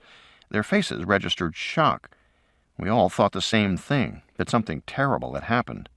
My heart began to pound. The technician hastily shut down the pumps, and we hurried back into the room. My daughter was lying there, still strapped down, breathing heavily, but apparently fine. She blinked her eyes slowly, as if dazed. Already her skin was noticeably a lighter shade of pink, with patches of normal color. The rash was fading right before our eyes. "I'll be damned," the technician said. Back in the emergency room, they wouldn't let Amanda go home. The surgeons still thought she had a tumor or a bowel emergency, and they wanted to keep her in the hospital for observation. But the rash continued to clear steadily. Over the next hour, the pink color faded and vanished. No one could understand what had happened, and the doctors were uneasy. The scalp vein IV was back in on the other side of her forehead, but Amanda took a bottle of formula while I held her and guzzled it down hungrily. She was staring up at me with her usual hypnotic feeding stare. She really seemed to be fine. She fell asleep in my arms. I sat there for another hour, then began to make noises about how I had to get back to my kids. I had to get them to school. And not long afterward, the doctors announced another victory for modern medicine and sent me home with her. Amanda slept soundly all the way and didn't wake when I got her out of her car seat. The night sky was turning gray when I carried her up the driveway and into the house. Day 3, 6:07 a.m. The house was silent. The kids were still asleep. I found Julia standing in the dining room, looking out the window at the backyard. The sprinklers were on, hissing and clicking. Julia held a cup of coffee and stared out the window, unmoving. I said, "We're back." She turned. "She's okay?" I held out the baby to her. "Seems to be." "Thank God," she said. "I was so worried, Jack." But she didn't approach Amanda and didn't touch her. "I was so worried." Her voice was strange, distant. She didn't really sound worried. She sounded formal, like someone reciting the rituals of another culture that they didn't really understand. She took a sip from her coffee mug. "I couldn't sleep all night," she said. "I was so worried. I felt awful. God." Her eyes flicked to my face, then away. She looked guilty. "Want to hold her?" Julia shook her head and nodded to the coffee cup in her hand. "Not right now," she said. "I have to check the sprinklers. They're overwatering my roses." And she walked into the backyard. I watched her go out in the back and stand looking at the sprinklers. She glanced back at me, then made a show of checking the timer box on the wall. She opened the lid and looked inside. I didn't get it. The gardeners had adjusted the sprinkler timers just last week. Maybe they hadn't done it right. Amanda snuffled in my arms. I took her into the nursery to change her and put her back in bed. When I returned, I saw Julia in the kitchen talking on her cell phone. This was another new habit of hers. She didn't use the house phone much anymore. She used her cell. When I asked her about it, she said it was just easier because she was calling long distance a lot, and the company paid her cellular bills. I slowed my approach and walked on the carpet. I heard her say, "Yes, damn it, of course I do, but we have to be careful now." She looked up and saw me coming. Her tone immediately changed. "Okay, look, Carol, I think we can handle that with a phone call to Frankfurt. Follow up with the facts and let me know how he responds, all right?" And she snapped the phone shut. I came into the kitchen. "Jack, I hate to leave before the kids are up, but—" "You've got to go?" "I'm afraid so. Something's come up at work." I glanced at my watch. It was 5:45. "Okay," she said. "So, will you, the kids?" "Sure, I'll handle everything." "Thanks. I'll call you later." And she was gone. I was so tired I wasn't thinking clearly. The baby was still asleep, and with luck she'd sleep several hours more. My housekeeper, Maria, came in at 6:30 and put out the breakfast bowls. The kids ate, and I drove them to school. I was trying hard to stay awake. I yawned. Eric was sitting on the front seat next to me. He yawned, too. "Sleepy today?" He nodded. "Those men kept waking me up," he said. "What men?" "The men that came in the house last night." "What men?" I said. "The vacuum men," he said. "They vacuumed everything, and they vacuumed up the ghost." From the back seat, Nicole snickered. "The ghost!" I said, "I think you were dreaming, son." Lately, Eric had been having vivid nightmares that often awoke him in the night. I was pretty sure it was because Nicole let him watch horror movies with her, knowing they would upset him. Nicole was at the age where her favorite movies featured masked killers who murdered teenagers after they had had sex. It was the old formula, you have sex, you die. But it wasn't appropriate for Eric. I'd spoken to her many times about letting him see them. "No, Dad, it wasn't a dream," Eric said, yawning again. "The men were there, a whole bunch of them." "Uh-huh. And what was the ghost?" "He was a ghost, all silver and shimmery, except he didn't have a face." "Uh-huh." By now we were pulling up at the school, and Nicole was saying I had to pick her up at 4:15 instead of 3:45 because she had a chorus rehearsal after class, and Eric was saying he wasn't going to his pediatrician appointment if he had to get a shot. I repeated the timeless mantra of all parents. "We'll see." The two kids piled out of the car, dragging their backpacks behind them. They both had backpacks that weighed about 20 pounds. I never got used to this. Kids didn't have huge backpacks when I was their age. We didn't have backpacks at all. Now it seemed all the kids had them. You saw little second graders bent over like Sherpas, dragging themselves through the school doors under the weight of their packs. Some of the kids had their packs on rollers, hauling them like luggage at the airport. I didn't understand any of this. The world was becoming digital. Everything was smaller and lighter, but kids at school lugged more weight than ever. A couple of months ago at a parents' meeting, I'd asked about it, and the principal said, "Yes, it's a big problem. We're all concerned," and then changed the subject. I didn't get that either. If they were all concerned, why didn't they do something about it? But, of course, that's human nature. Nobody does anything until it's too late. We put the stoplight at the intersection after the kid is killed. I drove home again through sluggish morning traffic. I was thinking I might get a couple of hours of sleep. It was the only thing on my mind. Maria woke me up around 11, shaking my shoulder insistently. "Mr. Foreman, Mr. Foreman." I was groggy. "What is it?" "The baby." I was immediately awake. "What about her?"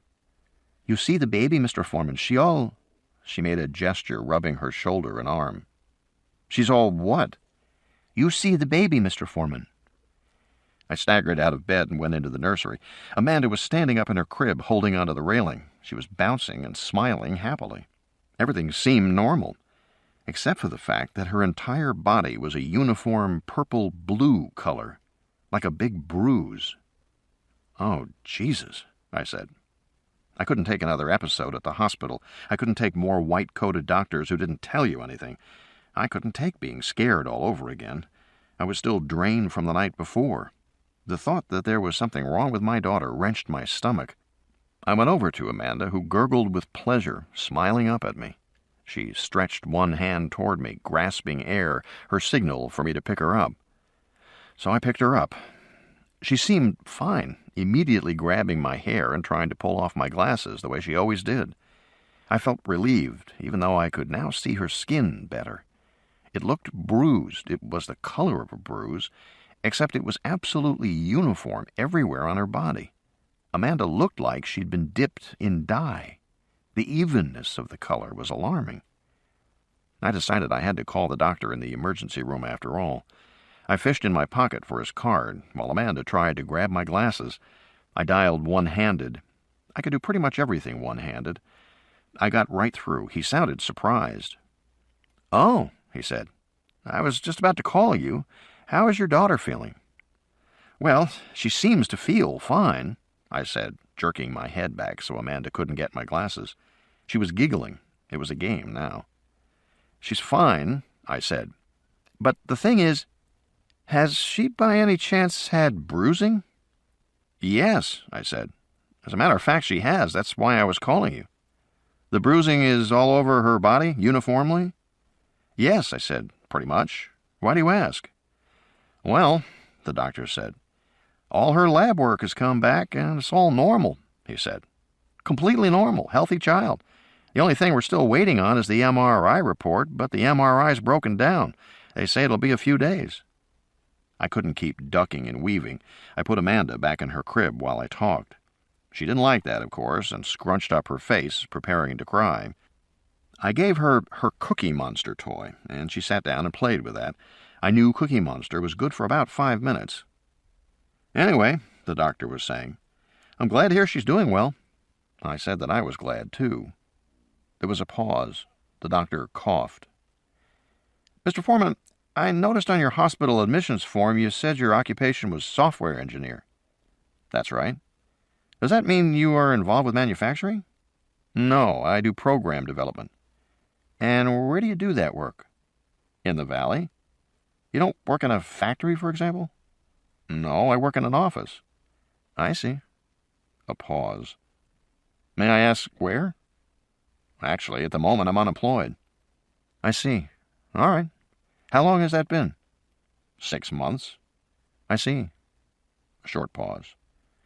"Well, okay, I just wanted to clear that up." I said, "Why?" "I'm sorry? Why are you asking me those questions?" "Oh, they're on the form." "What form?" I said. "I filled out all the forms at the hospital." "This is another form," he said.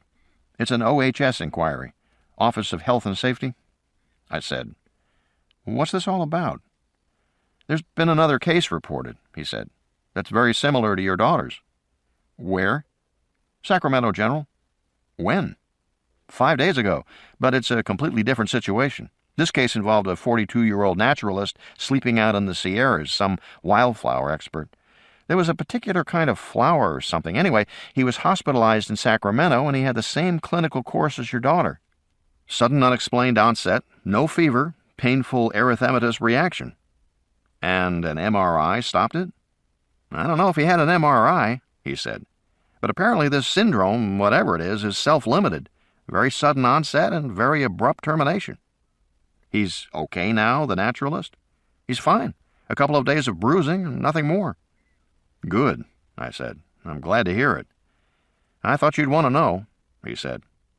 Then he said he might be calling me again with some more questions, and would that be all right? I said he could call whenever he wanted. He asked me to call if there was any change in Amanda, and I said I would, and I hung up. Amanda had abandoned Cookie Monster and was standing in the crib, holding onto the railing with one hand and reaching for me with the other, her little fingers clutching air. I picked her up, and in an instant she had my glasses off. I grabbed for them as she squealed with pleasure. "Amanda!" But too late, she threw them on the floor. I blinked. I don't see well without my glasses. These were wire frames, hard to see now. I got down on my hands and knees, still holding the baby, and swept my hand across the floor in circles, hoping to touch glass. I didn't. I squinted, edged forward, swept my hand again. Still nothing. Then I saw a glint of light underneath the crib. I set the baby down and crawled under the crib, retrieved the glasses and put them on. In the process, I banged my head on the crib, dropped down low again. And I found myself staring at the electrical outlet on the wall underneath the crib. A small plastic box was plugged into the outlet. I pulled it out and looked at it. It was a 2-inch cube, a surge suppressor by the look of it, an ordinary commercial product made in Thailand. The input-output voltages were molded into the plastic. A white label ran across the bottom reading PROP.SSVT, with a barcode. It was one of those stickers that companies put on their inventory. I turned the cube over in my hand. Where had this come from? I'd been in charge of the house for the last 6 months. I knew what was where, and certainly Amanda didn't need a surge suppressor in her room. You only needed that for sensitive electronic equipment, like computers. I got to my feet and looked around the room to see what else was different. To my surprise, I realized that everything was different, but just slightly different. Amanda's nightlight had Winnie the Pooh characters printed on the shade. I always kept Tigger facing toward her crib because Tigger was her favorite. Now Eeyore faced the crib. Amanda's changing pad was stained in one corner. I always kept the stain bottom left. Now it was top right. I kept her diaper rash ointments on the counter to the left, just out of her reach. Now they were too close. She could grab them. And there was more. The maid came in behind me. "Maria," I said, "did you clean this room?" "No, Mr. Foreman." "But the room is different," I said. She looked around and shrugged. "No, Mr. Foreman, the same." No, I insisted. "It's different. Look." I pointed to the lampshade, the changing cloth. "Different." She shrugged again. "Okay, Mr. Foreman." I read confusion in her face. Either she didn't follow what I was saying, or she thought I was crazy. And I probably did look a little crazy, a grown man obsessing about a Winnie the Pooh lampshade. I showed her the cube in my hand. "Have you seen this before?" She shook her head. "No." "It was under the crib." "I don't know, Mr. Foreman." She inspected it, turning it in her hand. She shrugged and gave it back to me. She acted casual, but her eyes were watchful. I began to feel uncomfortable. "Okay, Maria," I said. "Never mind." She bent over to scoop up the baby. "I feed her now." "Yes, okay." I left the room feeling odd.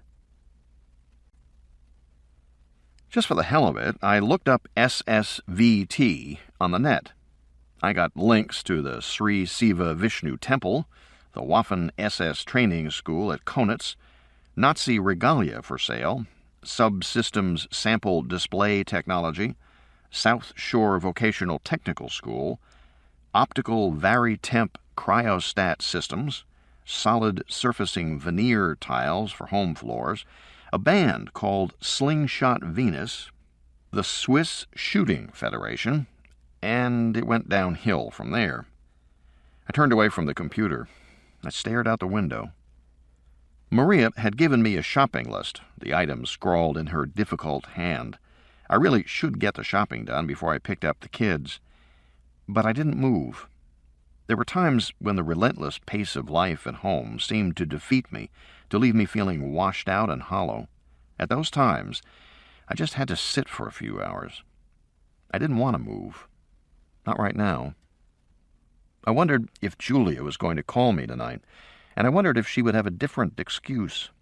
I wondered what I would do if she walked in one of these days and announced she was in love with someone else. I wondered what I would do if I still didn't have a job by then. I wondered when I would get a job again. I turned the little surge suppressor over in my hand idly as my mind drifted. Right outside my window was a large coral tree with thick leaves and a green trunk. We had planted it as a much smaller tree not long after we moved into the house. Of course, the tree guys did it, but we were all out there. Nicole had her plastic shovel and bucket. Eric was crawling around on the lawn in his diapers. Julia had charmed the workmen into staying late to finish the job. After they had all gone, I kissed her and brushed dirt from her nose. She said, "One day it'll cover our whole house." But as it turned out, it didn't. One of the branches had broken off in a storm, so it grew a little lopsided. Coral is a soft wood. The branches break easily. It never grew to cover the house. But my memory was vivid. Staring out the window, I saw all of us again, out on the lawn. But it was just a memory. And I was very afraid it didn't fit anymore.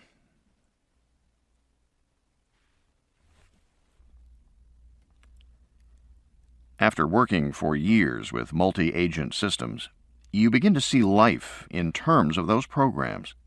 Basically, you can think of a multi-agent environment as something like a chessboard, and the agents like chess pieces.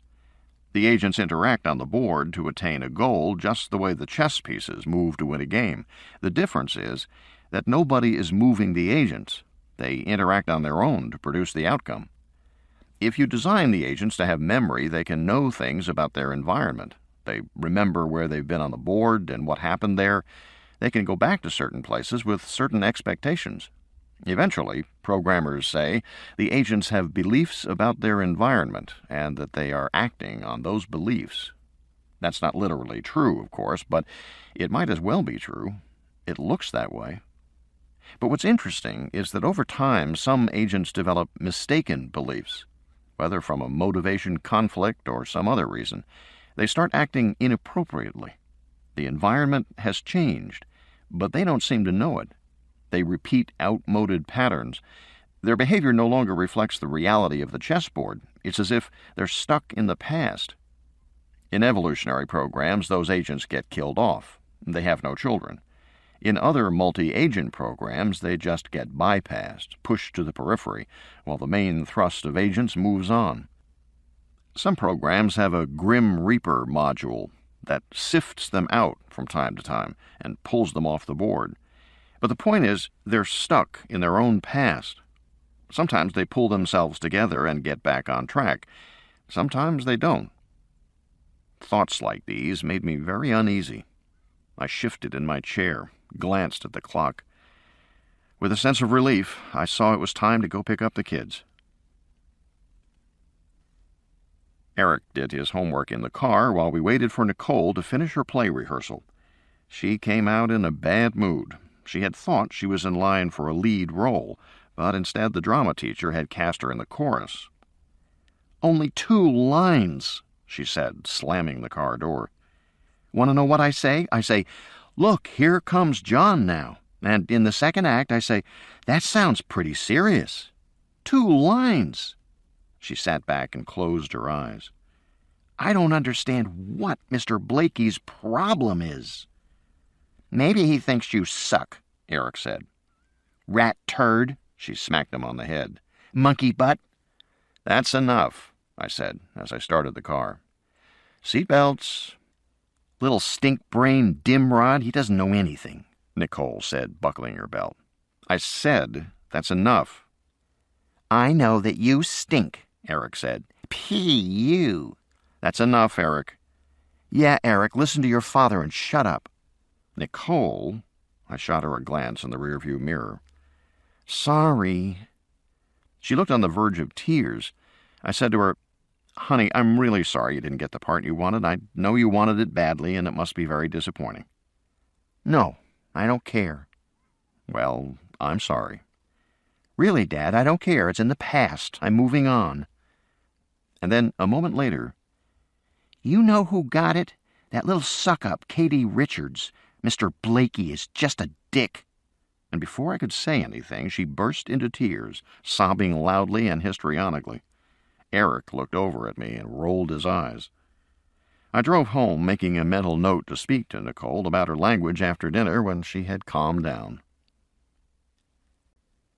I was chopping green beans so they would fit in the steamer when Eric came and stood in the kitchen doorway.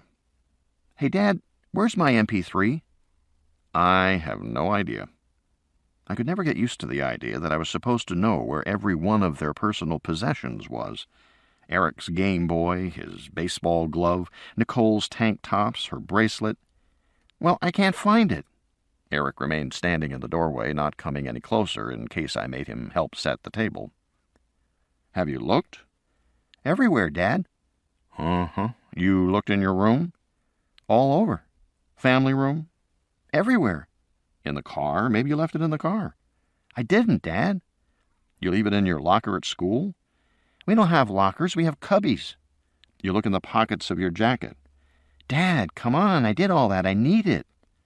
Since you've already looked everywhere, I won't be able to find it either, will I? Dad, will you please just help me? The pot roast had another half hour to go. I put down the knife and went into Eric's room. I looked in all the usual places, the back of his closet where clothes were kicked into a heap. I would have to talk to Maria about that. Under the bed, behind the bed table, in the bottom drawer in the bathroom, and under the piles of stuff on his desk. Eric was right. It wasn't in his room. We headed toward the family room. I glanced in at the baby's room as I passed by, and I saw it immediately. It was on the shelf beside the changing table, right alongside the tubes of baby ointment. Eric grabbed it. Hey, thanks, Dad. And he scampered off. There was no point in asking why it was in the baby's room. I went back to the kitchen and resumed chopping my green beans. Almost immediately, Dad! What? I called. It doesn't work. Don't shout. He came back to the kitchen looking sulky. She broke it. Who broke it? Amanda. She drooled on it or something, and she broke it. It's not fair. You checked the battery? He gave me a pitying look. Of course, Dad. I told you she broke it. It's not fair. I doubted his MP3 player was broken. These things were solid-state devices, no moving parts, and it was too large for the baby to handle. I dumped the green beans on the steamer tray and held out my hand. Give it to me. We went into the garage and I got out my toolbox. Eric watched my every move. I had a full set of the small tools you need for computers and electronic devices. I worked quickly. 4 Phillips head screws and the back cover came off in my hand. I found myself staring at the green circuit board. It was covered by a fine layer of grayish dust, like lint from a clothes dryer, that obscured all the electronic components. I suspected that Eric had slid into home plate with this thing in his pocket. That was probably why it didn't work. But I looked along the edge of the plastic and saw a rubber gasket where the back fitted against the device. They'd made this thing airtight, as they should. I blew the dust away so I could see better. I was hoping to see a loose battery connection or a memory chip that had popped up from heat. Anyway, something that would be easy to fix. I squinted at the chips, trying to read the writing. The writing on one chip was obscured because there seemed to be some kind of... I paused. What is it? Eric said, watching me. Hand me that magnifying glass. Eric gave me a big glass, and I swung my high-intensity lamp low and bent over the chip, examining it closely. The reason I couldn't read the writing was that the surface of the chip had been corroded. The whole chip was etched in rivulets, a miniature river delta.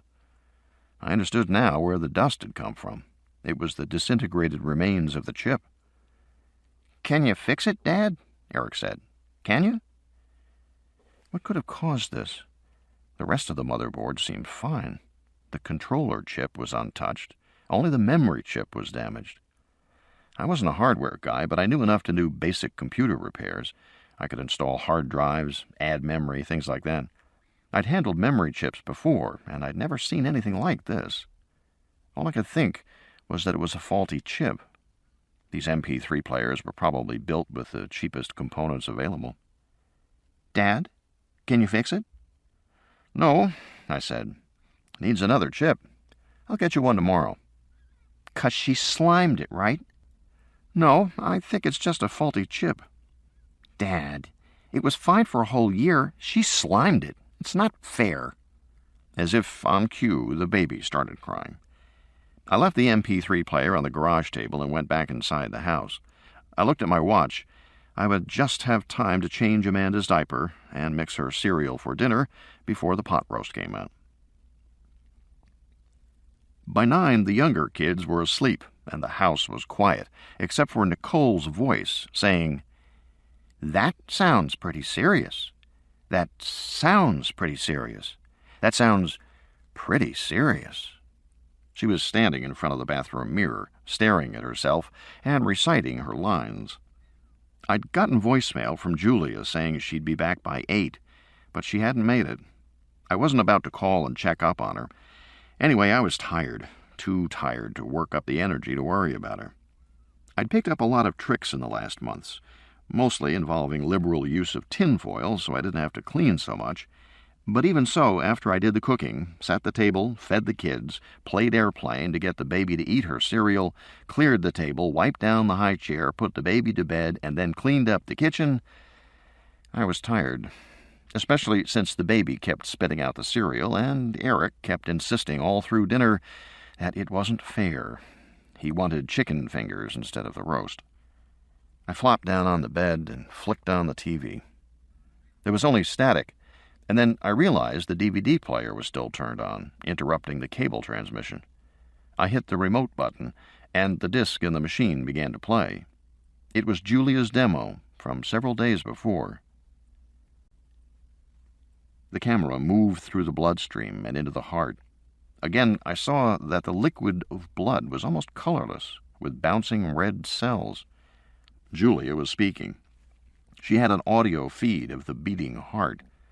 On the table, the subject lay motionless with the antenna just over his body. "We're coming out of the ventricle, and you see the aorta ahead, and now we will go through the arterial system." She turned to face the camera. "The images you have seen are fleeting, but we can allow the camera to cycle through for as much as half an hour, and we can build up highly detailed composites of anything we want to see. We can even pause the camera using a strong magnetic field. When we are finished, we simply shunt the blood through an intravenous loop surrounded by a strong magnetic field, removing the particles, and then send the patient home." The video image came back to Julia. "This Zymos technology is safe, reliable, and extremely easy to use. It does not require highly trained personnel. It can be administered by an IV nurse or a medical technician. In the United States alone, 1 million people die each year from vascular disease. More than 30 million have diagnosed cardiovascular disease. Commercial prospects for this imaging technology are very strong.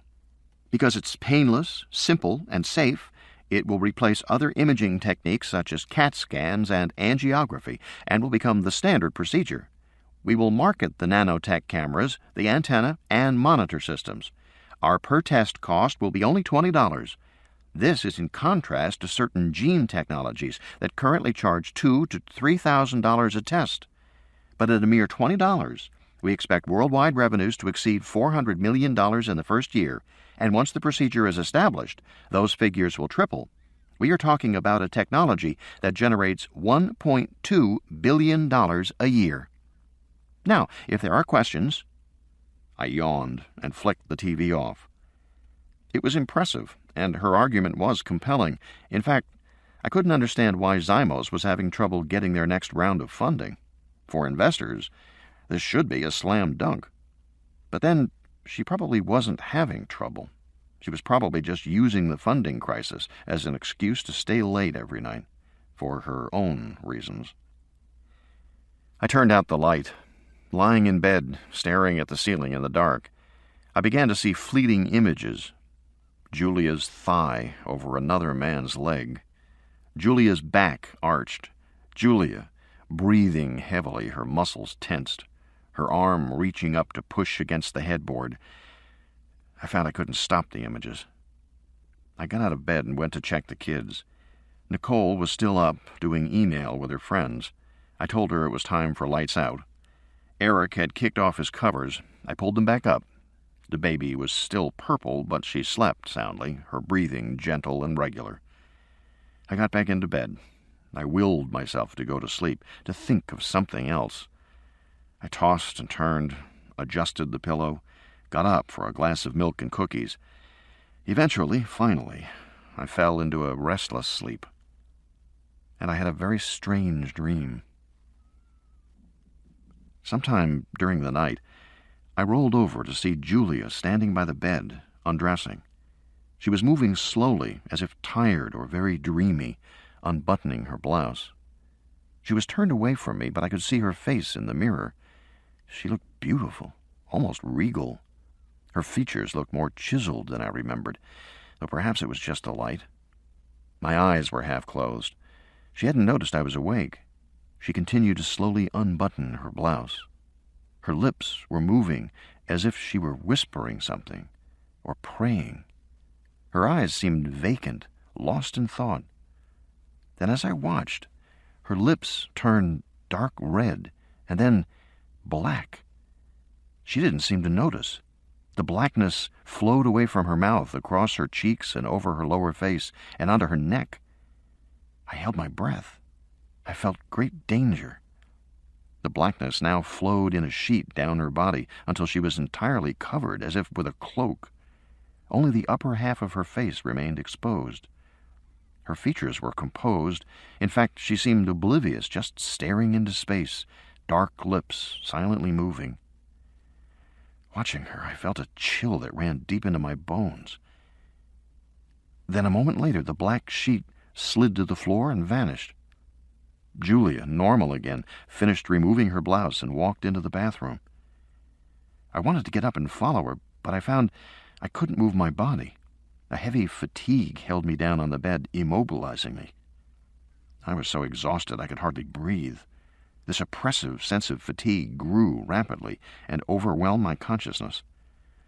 Losing all awareness, I felt my eyes close, and I slept. Day 4, 6:40 a.m. The next morning, the dream was still fresh in my mind, vivid and disturbing. It felt utterly real, not like a dream at all. Julia was already up. I got out of bed and walked around to where I had seen her the night before. I looked down at the rug, the bedside table, the creased sheets and pillow. There was nothing unusual, nothing out of the order. No dark lines or marks anywhere. I went into the bathroom and looked at her cosmetics, in a neat line on her side of the sink. Everything I saw was mundane. However disturbing my dream had been, it was still a dream. But one part of it was true enough.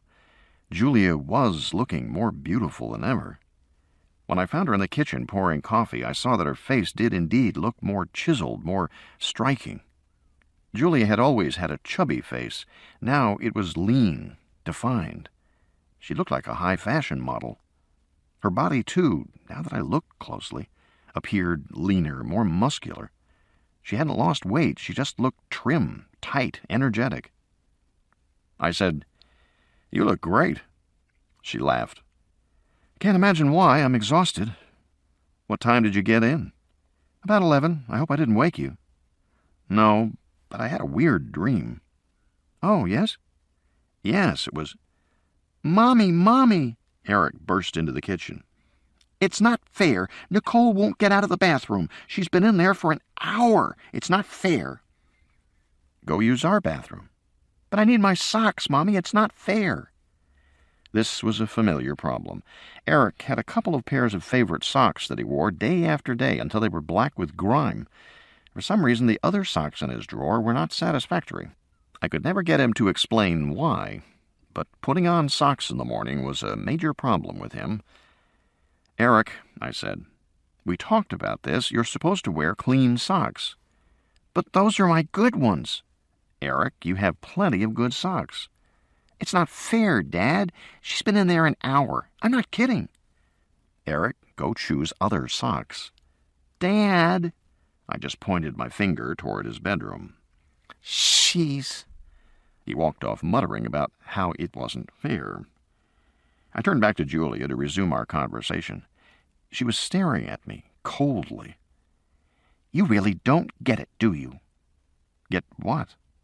"He came in talking to me, and you just took over. You took over the whole thing." Immediately, I realized she was right. "I'm sorry," I said. "I don't get to see the children very much these days, Jack. I think I should be able to have my interaction without your taking control." I'm sorry. I handle this kind of thing all day, and I guess this really is a problem, Jack. I said I'm sorry. I know that's what you said, but I don't think you are sorry, because I don't see you doing anything to change your controlling behavior. Julia, I said. Now I was trying to control my temper. I took a breath. You're right. I'm sorry it happened. You're just shutting me out, she said. And you are keeping me from my children. Julia, goddammit, you're never here. A frosty silence. Then, I certainly am here, she said. Don't you dare say I am not. Wait a minute. When are you here? When was the last time you made it for dinner, Julia? Not last night, not the night before, not the night before that, not all week, Julia. You are not here. She glared at me. I don't know what you're trying to do, Jack. I don't know what kind of game you are playing. I'm not playing any game. I'm asking you a question. I'm a good mother, and I balance a very demanding job, and the needs of my family, and I get absolutely no help from you. What are you talking about? I said, my voice rising still higher. I was starting to have a sense of unreality here. You undercut me. You sabotage me. You turn the children against me, she said. I see what you're doing. Don't think that I don't. You are not supportive of me at all. After all these years of marriage, I must say it's a lousy thing to do to your wife. And she stalked out of the room, fists clenched. She was so angry she didn't see that Nicole was standing back from the door, listening to the whole thing, and staring at me as her mother swept past. Now we were driving to school. She's crazy, Dad. No, she's not. You know that she is. You're just pretending. Nicole, she's your mother, I said. Your mother is not crazy. She's working very hard right now. That's what you said last week after the fight. Well, it happens to be true. You guys didn't used to fight. There's a lot of stress right now. Nicole snorted, crossed her arms, stared forward. I don't know why you put up with her. And I don't know why you were listening to what is none of your business. Dad, why do you pull that crap with me? Nicole. Sorry, but why can't you have a real conversation instead of defending her all the time? It's not normal what she's doing. I know you think she's crazy. I don't, I said. From the back seat, Eric whacked her on the back of the head. You're the one who's crazy, he said. Shut up, butt breath. Shut up yourself, weasel puke. I don't want to hear any more from either of you, I said loudly. I am not in the mood. By then, we were pulling into the turnaround in front of the school. The kids piled out. Nicole jumped out of the front seat, turned back to get her backpack, shot me a look, and was gone. I didn't think Julia was crazy, but something had certainly changed, and as I replayed that morning's conversation in my head, I felt uneasy for other reasons. A lot of her comments sounded like she was building a case against me, laying it out methodically, step by step. You are shutting me out and keeping me away from my children. I am here, you just don't notice. I'm a good mother. I balance a very demanding job with the needs of my family. You are not supportive of me at all. You undercut me. You sabotage me. You are turning the children against me. I could easily imagine her lawyers saying these things in court, and I knew why. According to a recent article I had read in Redbook magazine, alienation of affection was currently the trendy argument in court. The father is turning the children against the mother, poisoning their little minds by word and deed, while the mom was blameless as always. Every father knew the legal system was hopelessly biased in favor of mothers. The courts gave lip service to equality, and then ruled a child needed its mother, even if she was absent, even if she smacked them around or forgot to feed them. As long as she wasn't shooting up or breaking their bones, she was a fit mother in the eyes of the court. And even if she was shooting up, a father might not win the case. One of my friends at Mediatronics had an ex-wife on heroin who'd been in and out of rehab for years. They'd finally divorced and had joint custody. She was supposedly clean, But the kids said she wasn't. My friend was worried. He didn't want his ex driving the kids when she was loaded. He didn't want drug dealers around his kids. So he went to court to ask for full custody, and he lost. The judge said the wife was genuinely trying to overcome her addiction, and that children need their mother. So that was the reality. And now it looked to me as if Julia was starting to lay out that case. It gave me the creeps. About the time I had worked myself into a fine lather, my cell phone rang. It was Julia. She was calling to apologize. "I'm really sorry. I said stupid things today. I didn't mean it." "What?" "Jack, I know you support me. Of course you do. I couldn't manage without you. You're doing a great job with the kids. I'm just not myself these days. It was stupid, Jack. I'm sorry I said those things." When I got off the phone, I thought, I wish I had recorded that. I had a 10 o'clock meeting with my headhunter, Annie Gerard. We met in the sunny courtyard of a coffee shop on Baker. We always met outside so Annie could smoke. She had her laptop out and her wireless modem plugged in. A cigarette dangled from her lip, and she squinted in the smoke. "Got anything?" I said, sitting down opposite her. "Yeah, as a matter of fact, I do. 2 very good possibilities." "Great," I said, stirring my latte. "Tell me." "How about this? Chief Research Analyst for IBM working on advanced distributed systems architecture." "Right up my alley." "I thought so, too. You're highly qualified for this one, Jack. You'd run a research lab of 60 people, base pay $250 plus options going out 5 years, plus royalties on anything developed in your lab." "Sounds great. Where?" "Armonk." "New York?" I shook my head. "No way, Annie. What else?" "Head of a team to design multi-agent systems for an insurance company that's doing data mining. It's an excellent opportunity." "And where?" "Austin." I sighed. "Annie, Julia's got a job she likes. She's very devoted to it, and she won't leave it now. My kids are in school, and—" "People move all the time, Jack. They all have kids in school. Kids adapt." "But with Julia, other people have working wives, too. They still move." "I know, but the thing is with Julia, have you talked to her about it? Have you broached the subject?" "Well, no, because I—" "Jack," Annie stared at me over the laptop screen, "I think you better cut the crap. You're not in a position to be picky. You're starting to have a shelf life problem." "Shelf life?" I said. "That's right, Jack. You've been out of work 6 months now. That's a long time in high tech. Companies figure if it takes you that long to find a job, there must be something wrong with you. They don't know what. They just assume you've been rejected too many times by too many other companies. Pretty soon they won't even interview. Not in San Jose, not in Armonk, not in Austin, not in Cambridge. The boat's sailed. Are you hearing me? Am I getting through here?" "Yes, but—" "No buts, Jack. You've got to talk to your wife. You've got to figure out a way to get yourself off the shelf." "But I can't leave the valley. I have to stay here." "Here is not so good." She flipped the screen up again. "Whenever I bring up your name, I keep getting— Listen, what's going on at Mediatronics anyway? Is Don Gross going to be indicted?" "I don't know." "I've been hearing that rumor for months now, but it never seems to happen. For your sake, I hope it happens soon." "I don't get it," I said. "I'm perfectly positioned in a hot field, multi-agent distributed processing, and—" "Hot," she said, squinting at me.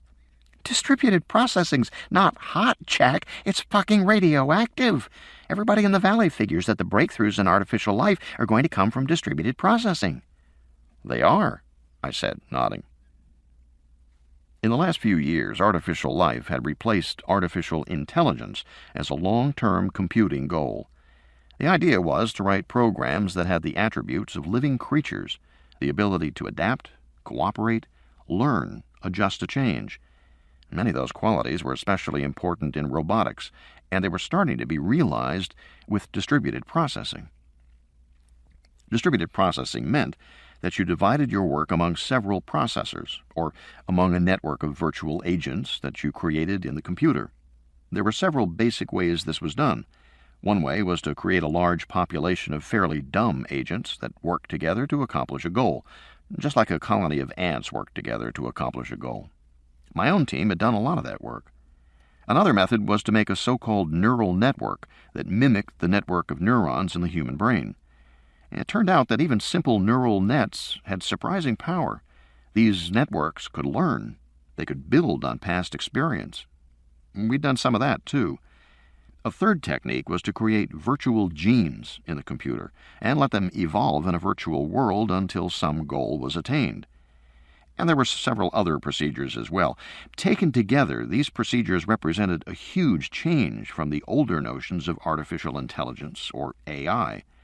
In the old days, programmers tried to write rules to cover every situation. For example, they tried to teach computers that if someone bought something at a store, they had to pay before leaving. But this common sense knowledge proved extremely difficult to program. The computer would make mistakes. New rules would be added to avoid the mistakes, then more mistakes, and more rules. Eventually, the programs were gigantic, millions of lines of code, and they began to fail out of sheer complexity. They were too large to debug. You couldn't figure out where the errors were coming from. So it began to seem as if rule-based AI was never going to work. Lots of people made dire predictions about the end of artificial intelligence. The 80s were a good time for English professors who believed that computers would never match human intelligence. But distributed networks of agents offered an entirely new approach, and the programming philosophy was new too. The old rules-based programming was top-down. The system as a whole was given rules of behavior. But the new programming was bottom-up. The program defined the behavior of individual agents at the lowest structural level, but the behavior of the system as a whole was not defined. Instead, the behavior of the system emerged, the result of hundreds of small interactions occurring at a lower level. Because the system was not programmed, it could produce surprising results never anticipated by the programmers. That was why they could seem lifelike. And that was why the field was so hot. Because, Jack, Annie was tapping my hand. I blinked. Jack, did you hear anything I just said to you? Sorry. I don't have your full attention, she said. She blew cigarette smoke in my face. Yes, you're right. You're in a hot field, but that's all the more reason to worry about shelf life. It's not like you're an electrical engineer specializing in optical drive mechanisms. Hot fields move fast. 6 months can make or break a company. I know. You're at risk, Jack. I understand. So, will you talk to your wife, please? Yes. Okay, she said. Make sure you do, because otherwise I can't help you. She flicked her burning cigarette into the remains of my latte. It sizzled and died. She snapped her laptop shut, got up, and left. I put a call in to Julia, but didn't get her. I left voicemail.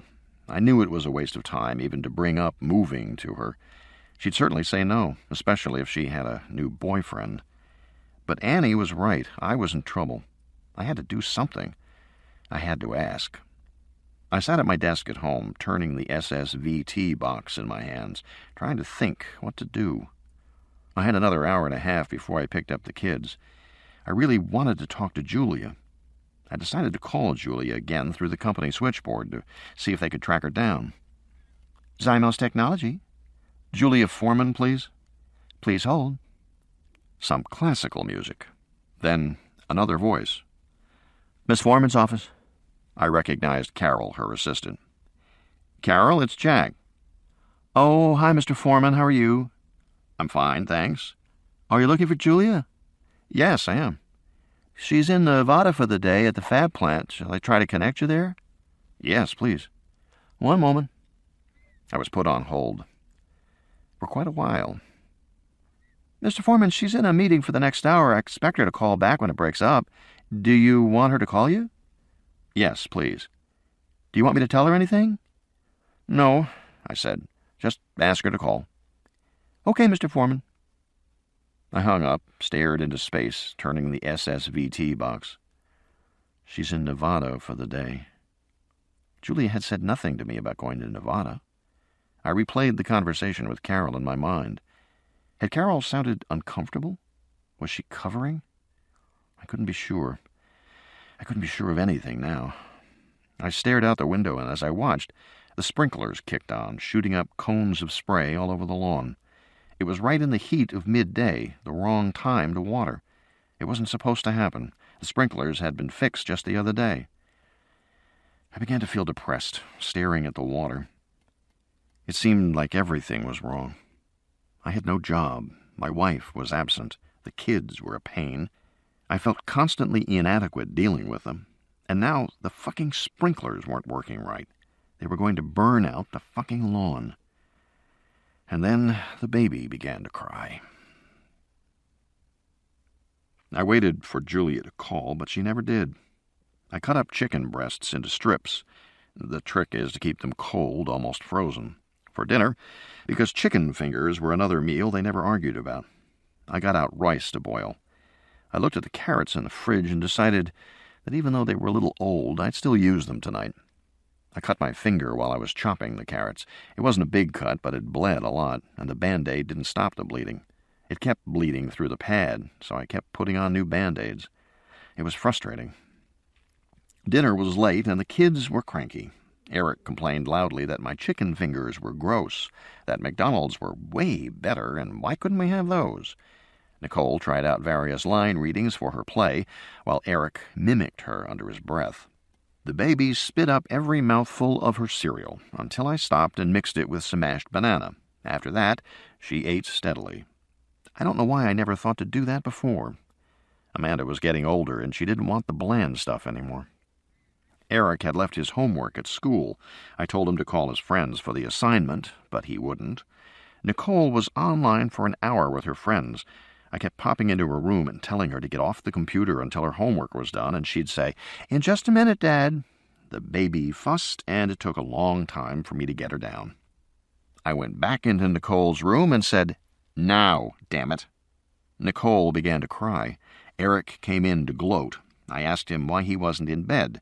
He saw the look on my face and scampered away. Sobbing, Nicole said I should apologize to her. I said she should have done what I told her to do twice before. She went into the bathroom and slammed the door. From his room, Eric yelled, "I can't sleep with all that racket." I yelled back, "One more word and no television for a week." "Not fair." I went into the bedroom and turned on the TV to watch the rest of the game. After half an hour, I checked on the kids. The baby was sleeping peacefully. Eric was asleep, all his covers thrown off. I pulled them back on him. Nicole was studying. When she saw me, she apologized. I gave her a hug. I went back into the bedroom and watched the game for about 10 minutes before I fell asleep. Day 5, 7:10 a.m. When I awoke in the morning, I saw that Julia's side of the bed was still made up, her pillow uncreased. She hadn't come home last night at all. I checked the telephone messages. There were none. Eric wandered in and saw the bed. "Where's Mom?" "I don't know, son." "Did she leave already?" "I guess so." He stared at me and then at the unmade bed, and he walked out of the room. He wasn't going to deal with it. But I was beginning to think I had to.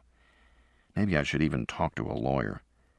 But in my mind, there was something irrevocable about talking to a lawyer. If the trouble was that serious, it was probably fatal. I didn't want to believe my marriage was over, so I wanted to postpone seeing a lawyer. That was when I decided to call my sister in San Diego. Ellen is a clinical psychologist. She has a practice in La Jolla. It was early enough that I figured she hadn't gone to the office yet. She answered the phone at home. She sounded surprised I had called. I love my sister, but we are very different. Anyway, I told her briefly about the things I'd been suspecting about Julia, and why. "You're saying Julia didn't come home and she didn't call?" "Right." "Did you call her?" "Not yet."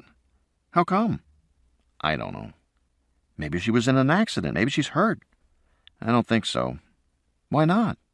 "You always hear if there's an accident. There's no accident." "You sound upset, Jack." "I don't know. Maybe." My sister was silent for a moment. Then she said, "Jack, you've got a problem. Why aren't you doing something?" "Like what?" "Like see a marriage counselor? Or a lawyer?" "Oh, jeez." "Don't you think you should?" she asked. I don't know. No, not yet. Jack, she didn't come home last night, and she didn't bother to call. When this woman drops a hint, she uses a bomb sight. How much clearer do you need it to be? I don't know. You're saying I don't know a lot. Are you aware of that? I guess so. A pause. Jack, are you all right? I don't know. Do you want me to come up for a couple of days? Because I can, no problem. I was supposed to go out of town with my boyfriend, but his company just got bought, so I'm available if you want me to come up. No, it's okay. You sure? I'm worried about you. No, I said. You don't have to worry. Are you depressed? No, why?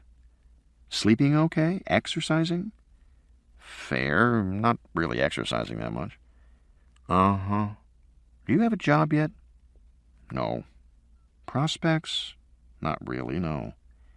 Jack, she said, you have to see a lawyer. Maybe in a while. Jack, what's the matter with you? This is what you've told me.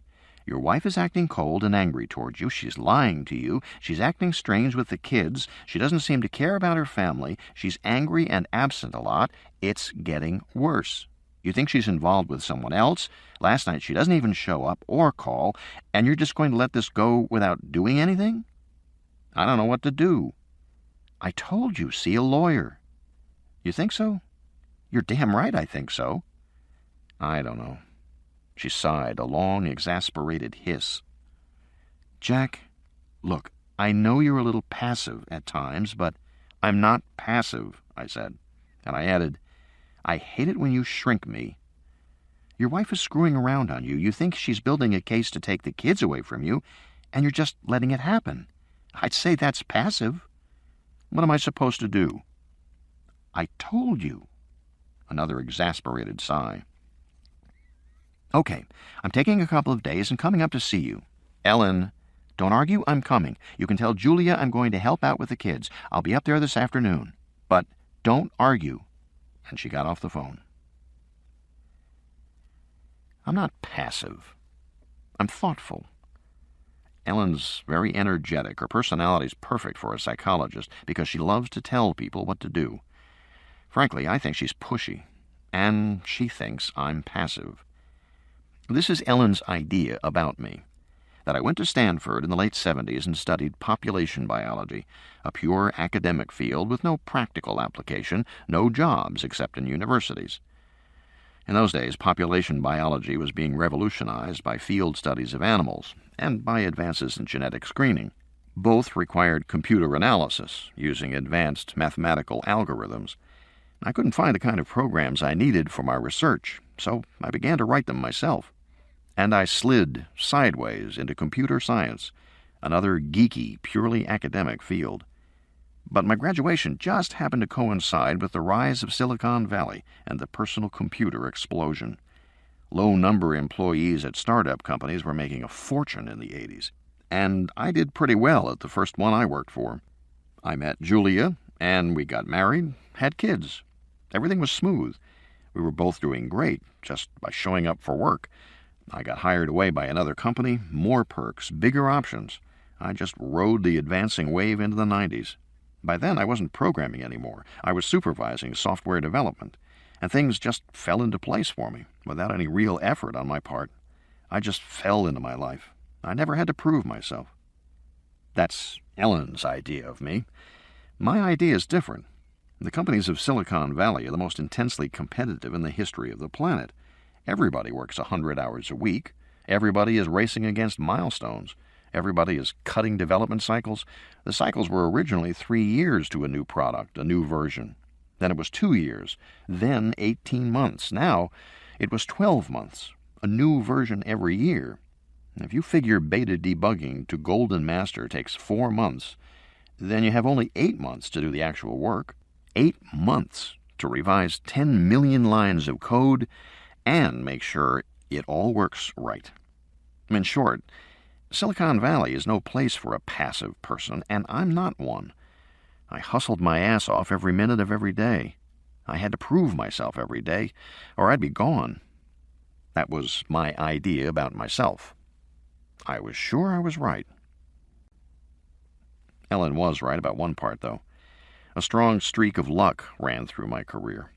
Because my original field of study had been biology, I had an advantage when computer programs began to explicitly mimic biological systems. In fact, there were programmers who shuttled back and forth between computer simulation and studies of animal groups in the wild, applying the lessons of one to the other.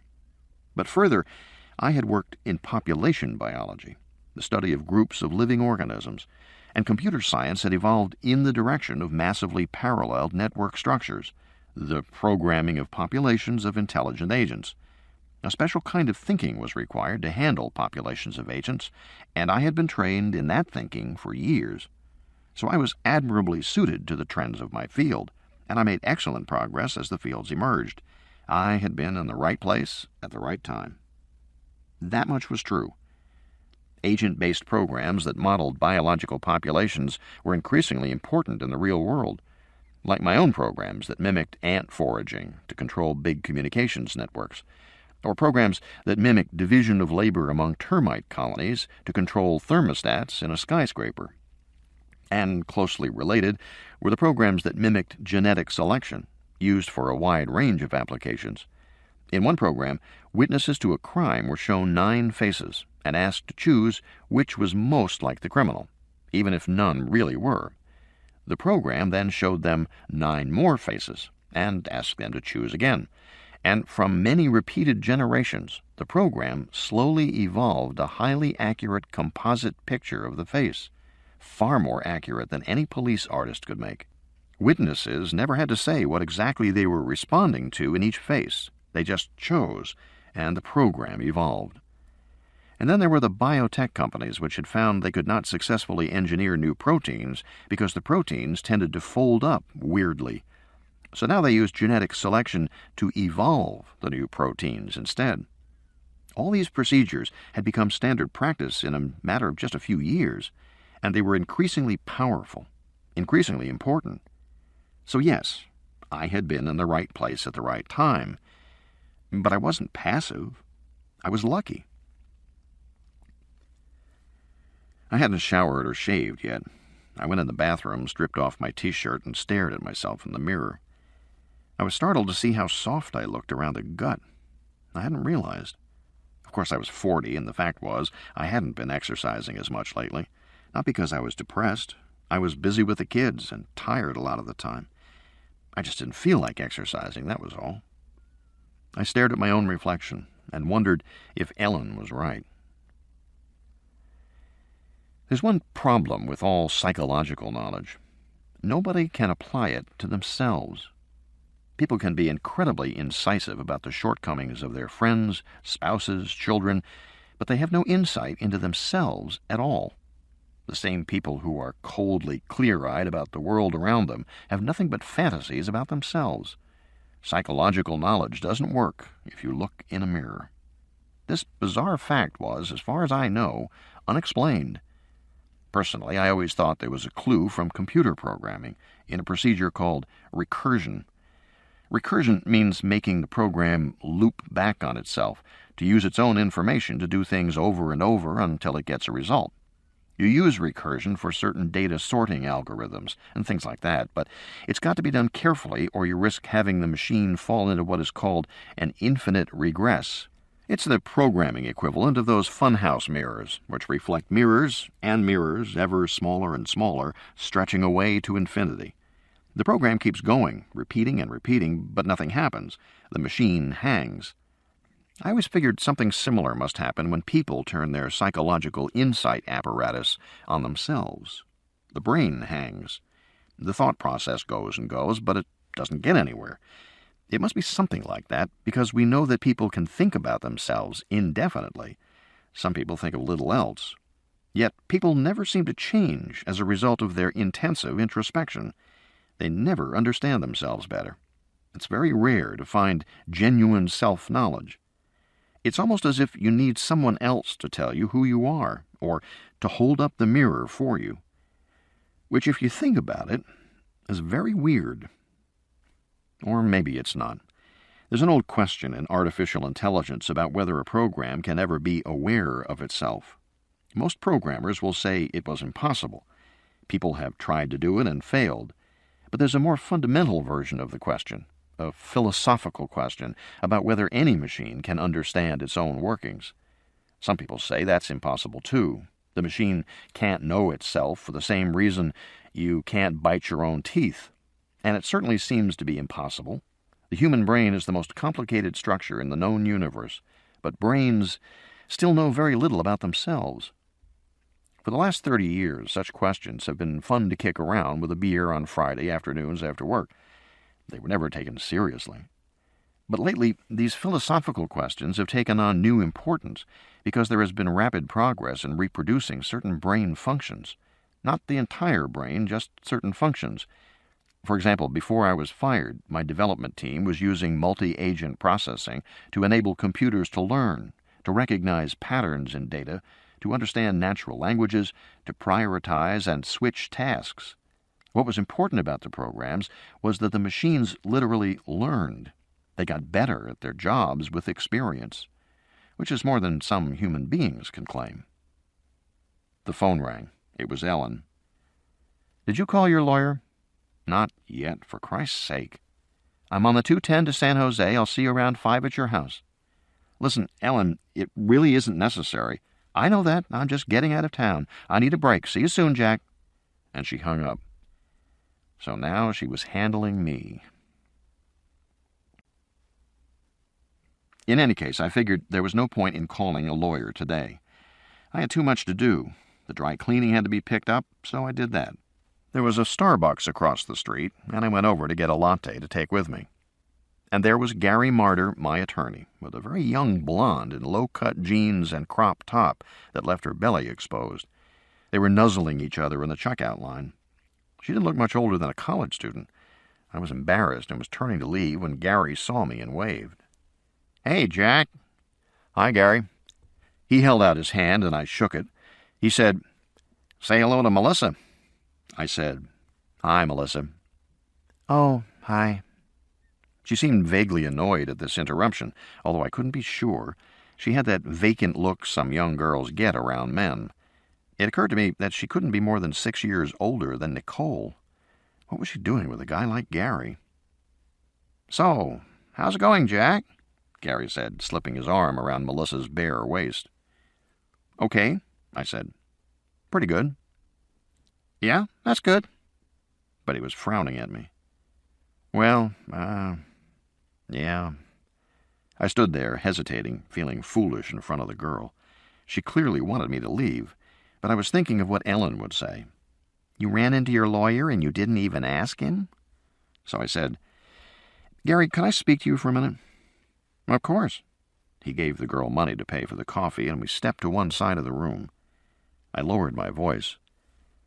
"Listen, Gary," I said, "I think I need to see a divorce lawyer." "Because what?" "Because I think Julie is having an affair." "You think, or you know for a fact?" "No, I don't know for sure." "So you just suspected?" "Yes." Gary sighed. He gave me a look. I said, "And there's other things going on, too. She's starting to say that I am turning the kids against her." "Alienation of affection," he said, nodding. "Legal cliché du jour. She makes these statements when? When we have fights." Another sigh. "Jack, couples say all kinds of shit when they fight. It doesn't necessarily mean anything." "I think it does. I'm worried it does." "This is upsetting you?" "Yes." "Have you seen a marriage counselor?" "No." "See one." "Why?" "2 reasons. First, because you should. You've been married to Julie a long time, and as far as I know, it's been mostly good. And second, because you'll start to establish a record of trying to save the marriage, which contradicts a claim of alienation of affection." "Yes, but if you're right that she is starting to build a case, then you have to be extremely careful, my friend. Alienation of affection is a tough argument to defend against. The kids are pissed at Mom, and she says you're behind it. How can you prove it's not true? You can't. And plus, you've been home a lot, so it's easier to imagine that it might be true. The court will see you as disaffected and possibly resentful of your working spouse." He held up his hand. I know, none of that's true, Jack, but it's an easy argument to make, that's my point. And her attorney will make it. In your resentment, you turned the kids against her. That's bullshit. Of course, I know that. He slapped me on the shoulder. So see a good counselor. If you need names, call my office and Barbara will give you a couple of reputable ones. I called Julia to tell her that Ellen was coming up for a few days. Of course, I didn't reach Julia, just her voicemail. I left a longish message explaining what was happening. Then I went to do the shopping because with Ellen staying over, we'd need some extra supplies. I was rolling my cart down the supermarket aisle when I got a call from the hospital. It was the beardless ER doctor again. He was calling to check on Amanda, and I said her bruises were almost gone. "That's good," he said. "Glad to hear it." I said, "What about the MRI?" The doctor said the MRI results were not relevant because the machine had malfunctioned and had never examined Amanda. "In fact, we're worried about all the readings for the last few weeks," he said, "because apparently the machine was slowly breaking down." "How do you mean?" "It was being corroded or something. All the memory chips were turning to powder." I felt a chill remembering Eric's MP3 player. "Why would that happen?" I said. "Well, the best guess, it's been corroded by some gas that escaped from the wall lines, probably during the night, like chlorine gas, that'd do it. Except the thing is, only the memory chips were damaged. The other chips were fine." Things were getting stranger by the minute, and they got stranger still a few minutes later, when Julia called, all cheerful and upbeat, to announce that she was coming home in the afternoon and would be there in plenty of time for dinner. "It'll be great to see Ellen," she said. "Why is she coming?" "I think she just wanted to get out of town." "Well, it'll be great for you to have her around for a few days. Some grown-up company." "You bet," I said. I waited for her to explain why she hadn't come home, but all she said was, "Hey, I gotta run, Jack. I'll talk to you later." "Julia," I said. "Wait a minute." "What?" I hesitated, wondering how to put it. I said, "I was worried about you last night." "You were? Why?" "When you didn't come home." "Honey, I called you. I got stuck out at the plant. Didn't you check your messages?" "Yes." "And you didn't have a message from me?" "No, I didn't." "Well, I don't know what happened. I left you a message, Jack. I called the house first and got Maria, but she couldn't. It was too complicated. So then I called your cell, and I left you a message that I was stuck at the plant until today." "Well, I didn't get it," I said, trying not to sound like I was pouting. "Sorry about that, honey, but check your service. Anyway, listen, I really have to go. See you tonight, okay? Kiss, kiss." And she hung up. I pulled my cell phone out of my pocket and checked it. There was no message. I checked the phone log. There were no calls last night. Julia hadn't called me. No one had called me. I began to feel a sinking sensation, that descent into depression again. I felt tired. I couldn't move. I stared at the produce on the supermarket shelves. I couldn't remember why I was there. I had just about decided to leave the supermarket when my cell phone rang in my hand. I flipped it open. It was Tim Bergman, the guy who had taken over my job at Mediatronics. "Are you sitting down?" he said. "No, why?" "I've got some pretty strange news. Brace yourself." "Okay." "Don wants to call you." Don Gross was the head of the company, the guy who had fired me. "What for?" "He wants to hire you back." "He wants what?" "Yeah, I know, it's crazy to hire you back." "Why?" I said. "We're having some problems with distributed systems that we've sold to customers." "Which ones?" "Well, PredPray." "That's one of the old ones," I said. "Who sold that?" PredPray was a system we designed over a year ago. Like most of our programs, it had been based on biological models. PredPray was a goal-seeking program based on predator-prey dynamics, but it was extremely simple in its structure. "Well, Zymos wanted something very simple," Tim said. "You sold PredPray to Zymos?" "Right, licensed actually, with a contract to support it. That's driving us crazy." "Why?" It isn't working right, apparently. Goal-seeking has gone haywire. A lot of the time, the program seems to lose its goal. I'm not surprised, I said, because we didn't specify reinforcers. Reinforcers were program weights that sustained the goals. The reason you needed them was that since the networked agents could learn, they might learn in a way that caused them to drift away from the goal. You needed a way to store the original goal so it didn't get lost. The fact was, you could easily come to think of agent programs as children. The programs forgot things, lost things, dropped things.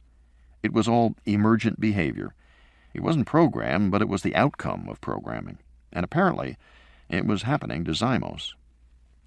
Well, Tim said, Don figures you were running the team when the program was originally written, so you're the guy to fix it. Plus, your wife is high up in Zymos management, so your joining the team will reassure their top people. I wasn't sure that was true, but I didn't say anything. Anyway, that's the situation, Tim continued. I'm calling you to ask if Don should call you, because he doesn't want to get rejected. I felt a burst of anger. He doesn't want to get rejected? Tim, I said, I can't go back to work there. Oh, you wouldn't be here. You'd be up at the Zymos fab plant. Oh, yes? How would that work? Don would hire you as an off-site consultant, something like that. Uh-huh, I said, in my best non-committal tone. Everything about this proposal sounded like a bad idea. The last thing I wanted to do was to go back to work for that son of a bitch Don. And it was always a bad idea to return to a company after you've been fired, for any reason, under any arrangement. Everybody knew that. But on the other hand, if I agreed to work as a consultant, it would get rid of my shelf life problem, and it would get me out of the house. It would accomplish a lot of things. After a pause, I said, Listen, Tim, let me think about it. You want to call me back? Okay, yes. When will you call? He said. The tension in his voice was clear. I said, You've got some urgency about this? Yeah, well, some. Like I said, that contract's driving us crazy. We have 5 programmers from the original team practically living out at that Zymos plant, and they're not getting anywhere on this problem, so if you're not going to help us, we have to look elsewhere right away. Okay, I'll call you tomorrow, I said. Tomorrow morning, he said, hinting. Okay, I said. Yes, tomorrow morning. Tim's call should have made me feel better about things, but it didn't. I took the baby to the park and pushed her in the swing for a while. Amanda liked being pushed in the swing. She could do it for 20 or 30 minutes at a time, and always cried when I took her out. Later, I sat on the concrete curb of the sandbox while she crawled around and pulled herself up to standing on the concrete turtles and other playthings. One of the older toddlers knocked her over, but she didn't cry. She just got back up. She seemed to like being around the older kids. I watched her and thought about going back to work. Of course you told them yes, Ellen said to me. We were in the kitchen. She had just arrived, her black suitcase unpacked in the corner. Ellen looked exactly the same, still rail-thin, energetic, blonde, hyper. My sister never seemed to age.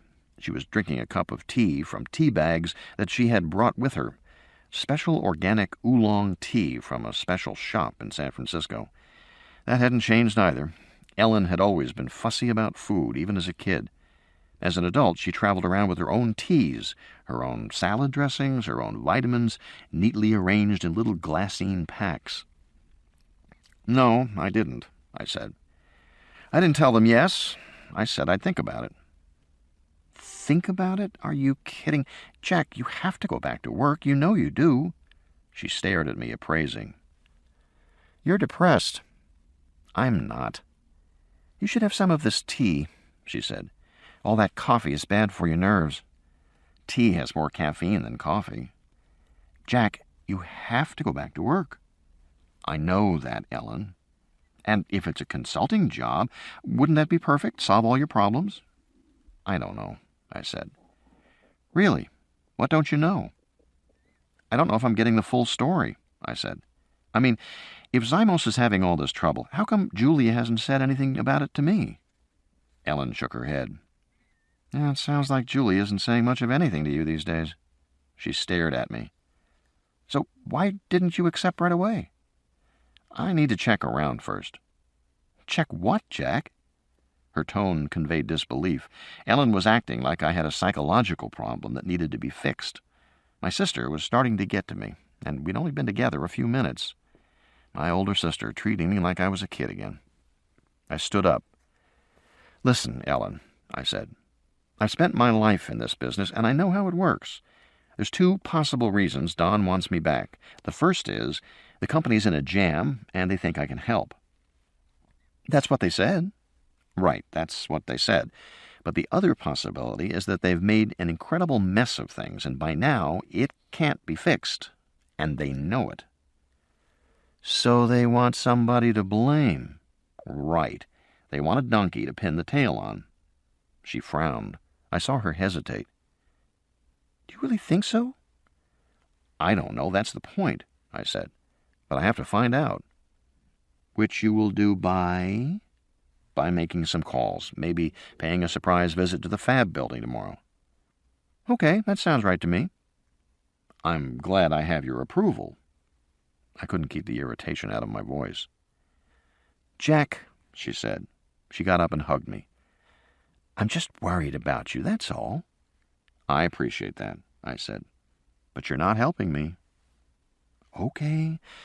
Then, what can I do to help you? Watch the kids while I make some calls. I figured I would first call Ricky Morse, the guy I'd seen in the supermarket buying Pampers. I had a long relationship with Ricky. He worked at Zymos, and he was casual enough about information that he might tell me what was really going on there. The only problem was that Ricky was based in the valley, and he'd already told me that the action was all at the Fab building. But he was a place for me to start. I called his office, but the receptionist said, I'm sorry, Mr. Morse is not in the office. When is he expected back?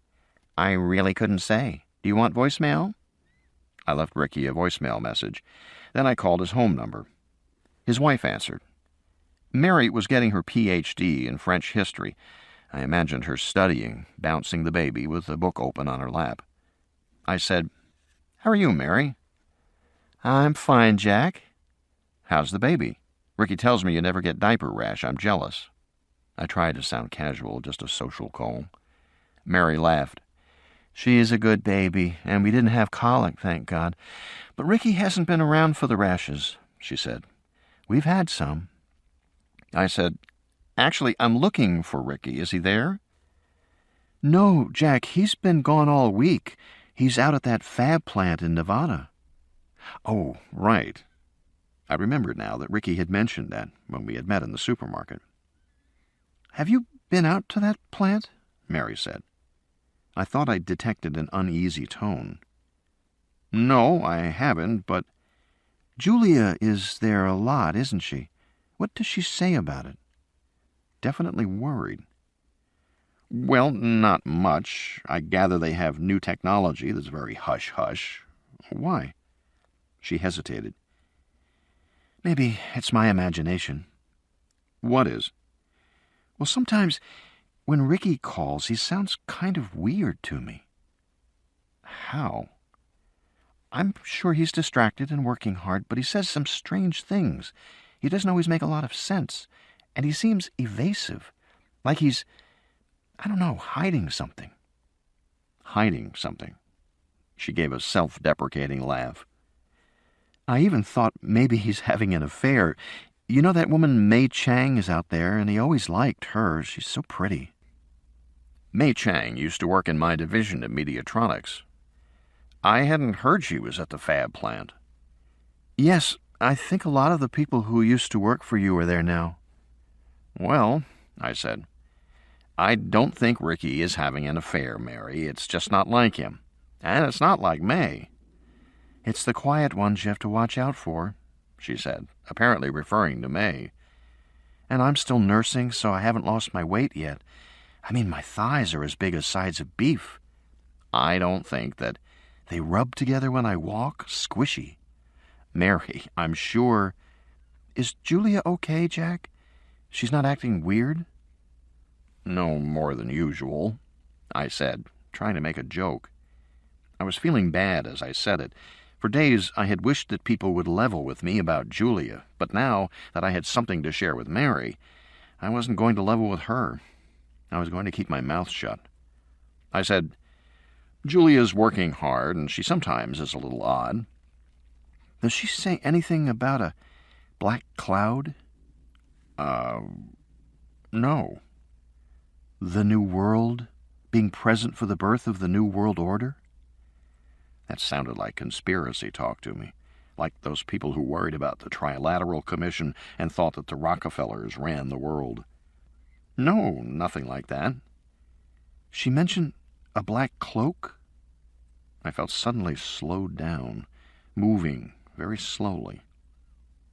What? The other night, Ricky was talking about a black cloak, being covered in a black cloak. It was late, he was tired, he was sort of babbling. What did he say about the black cloak? Nothing, just that. She paused. You think they're taking drugs out there? I don't know, I said. You know, there's pressure working around the clock, and nobody's sleeping much. I wonder about drugs. Let me call Ricky, I said. Mary gave me his cell phone number, and I wrote it down. I was about to dial it when the door slammed, and I heard Eric say, Hey, Mom, who's that guy in the car with you? I got up and looked out the window at the driveway. Julia's BMW convertible was there, top down. I checked my watch. It was only 4:30. I went out into the hall and saw Julia hugging Eric. She was saying, It must have been sunlight on the windshield. There's nobody else in the car. Yes, there was. I saw him. Oh, yes? She opened the front door. Go look for yourself. Eric went out onto the lawn. Julia smiled at me. He thinks someone was in the car. Eric came back in, shrugging. Oh, well, guess not. That's right, honey. Julia walked down the hall toward me. Is Ellen here? Just got here. Great. I'm going to take a shower and we'll talk. Let's open some wine. What do you want to do about dinner? I've got steaks ready. Great. Sounds great. And with a cheerful wave, she went down the hallway. It was a warm evening, and we had dinner in the backyard. I put out the red checkered tablecloth and grilled the steaks on the barbecue, wearing my chef's apron that said, The chef's word is law, and we had a sort of classic American family dinner. Julia was charming and chatty, focusing her attention on my sister, talking about the kids, about school, about changes she wanted to make on the house. That window has to come out, she said, pointing back at the kitchen. And we'll put French doors in so it'll open to the outside. It'll be great. I was astonished by Julia's performance. Even the kids were staring at her. Julia mentioned how proud she was of Nicole's big part in the forthcoming school play. Nicole said, Mom, I have a bad part. Oh, not really, honey, Julia said. Yes, I do. I just have 2 lines.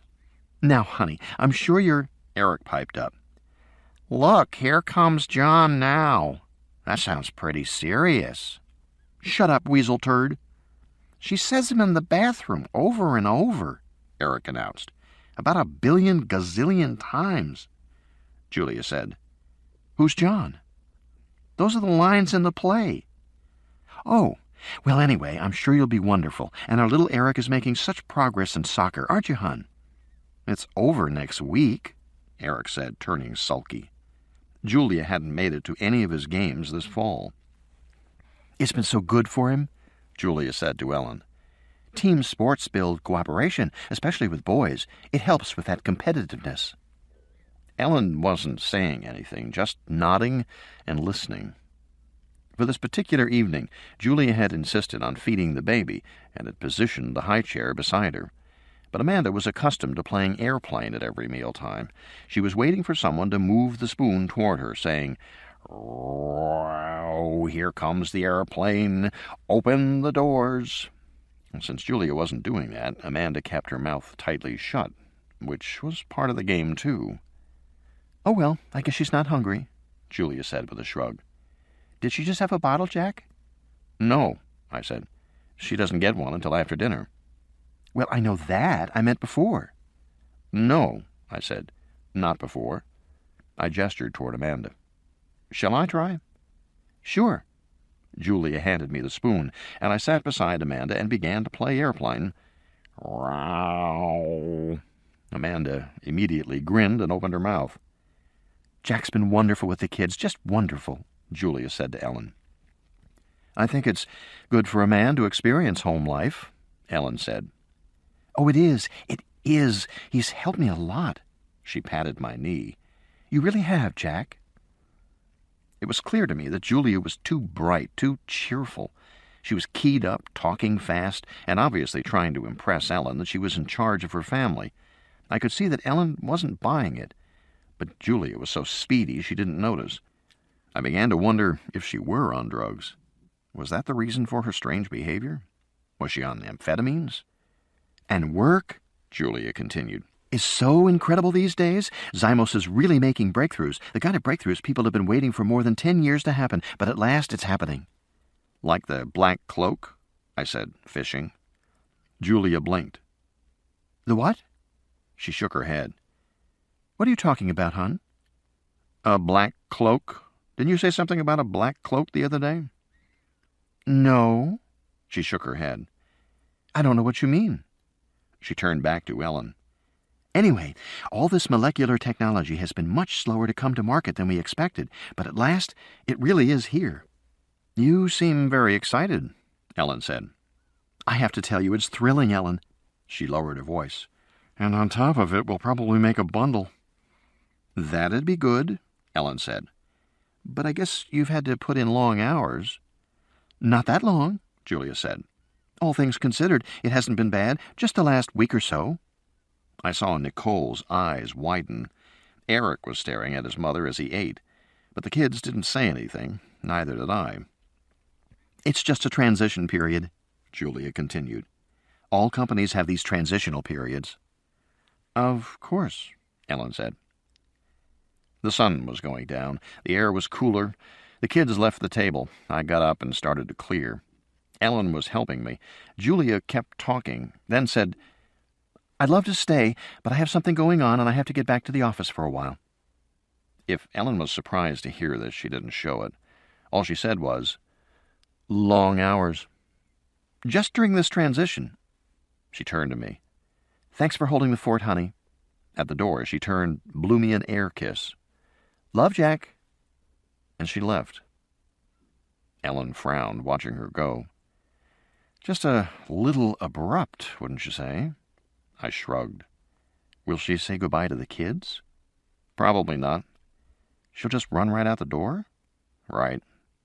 Ellen shook her head. Jack, she said, I don't know if she's having an affair or not, but what's she taking?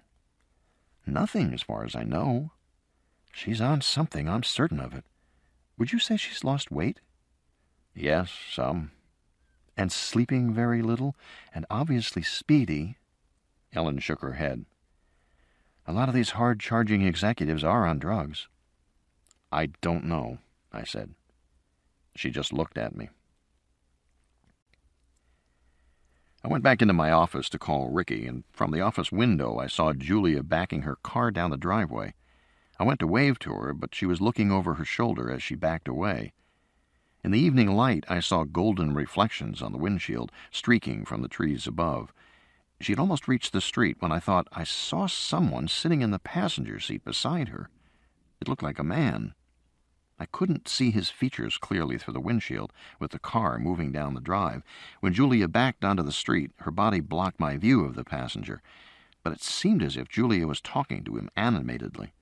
Then she put the car in gear and leaned back in her seat, and for a moment I had a brief, clear look. The man was backlit, his face in shadow, and he must have been looking directly at her because I still couldn't make out any features. But from the way he was slouching, I had the impression of someone young, maybe in his 20s, though I honestly couldn't be sure. It was just a glimpse. Then the BMW accelerated and she drove off down the street. I thought, the hell with this. I ran outside and down the driveway. I reached the street just as Julia came to the stop sign at the end of the block, her brake lights flaring. She was probably 50 yards away, the street illuminated in low, slanting yellow light. It looked as if she was alone in the car, but I really couldn't see well. I felt a moment of relief and of foolishness. There I was, standing in the street for no good reason. My mind was playing tricks on me. There was nobody in the car.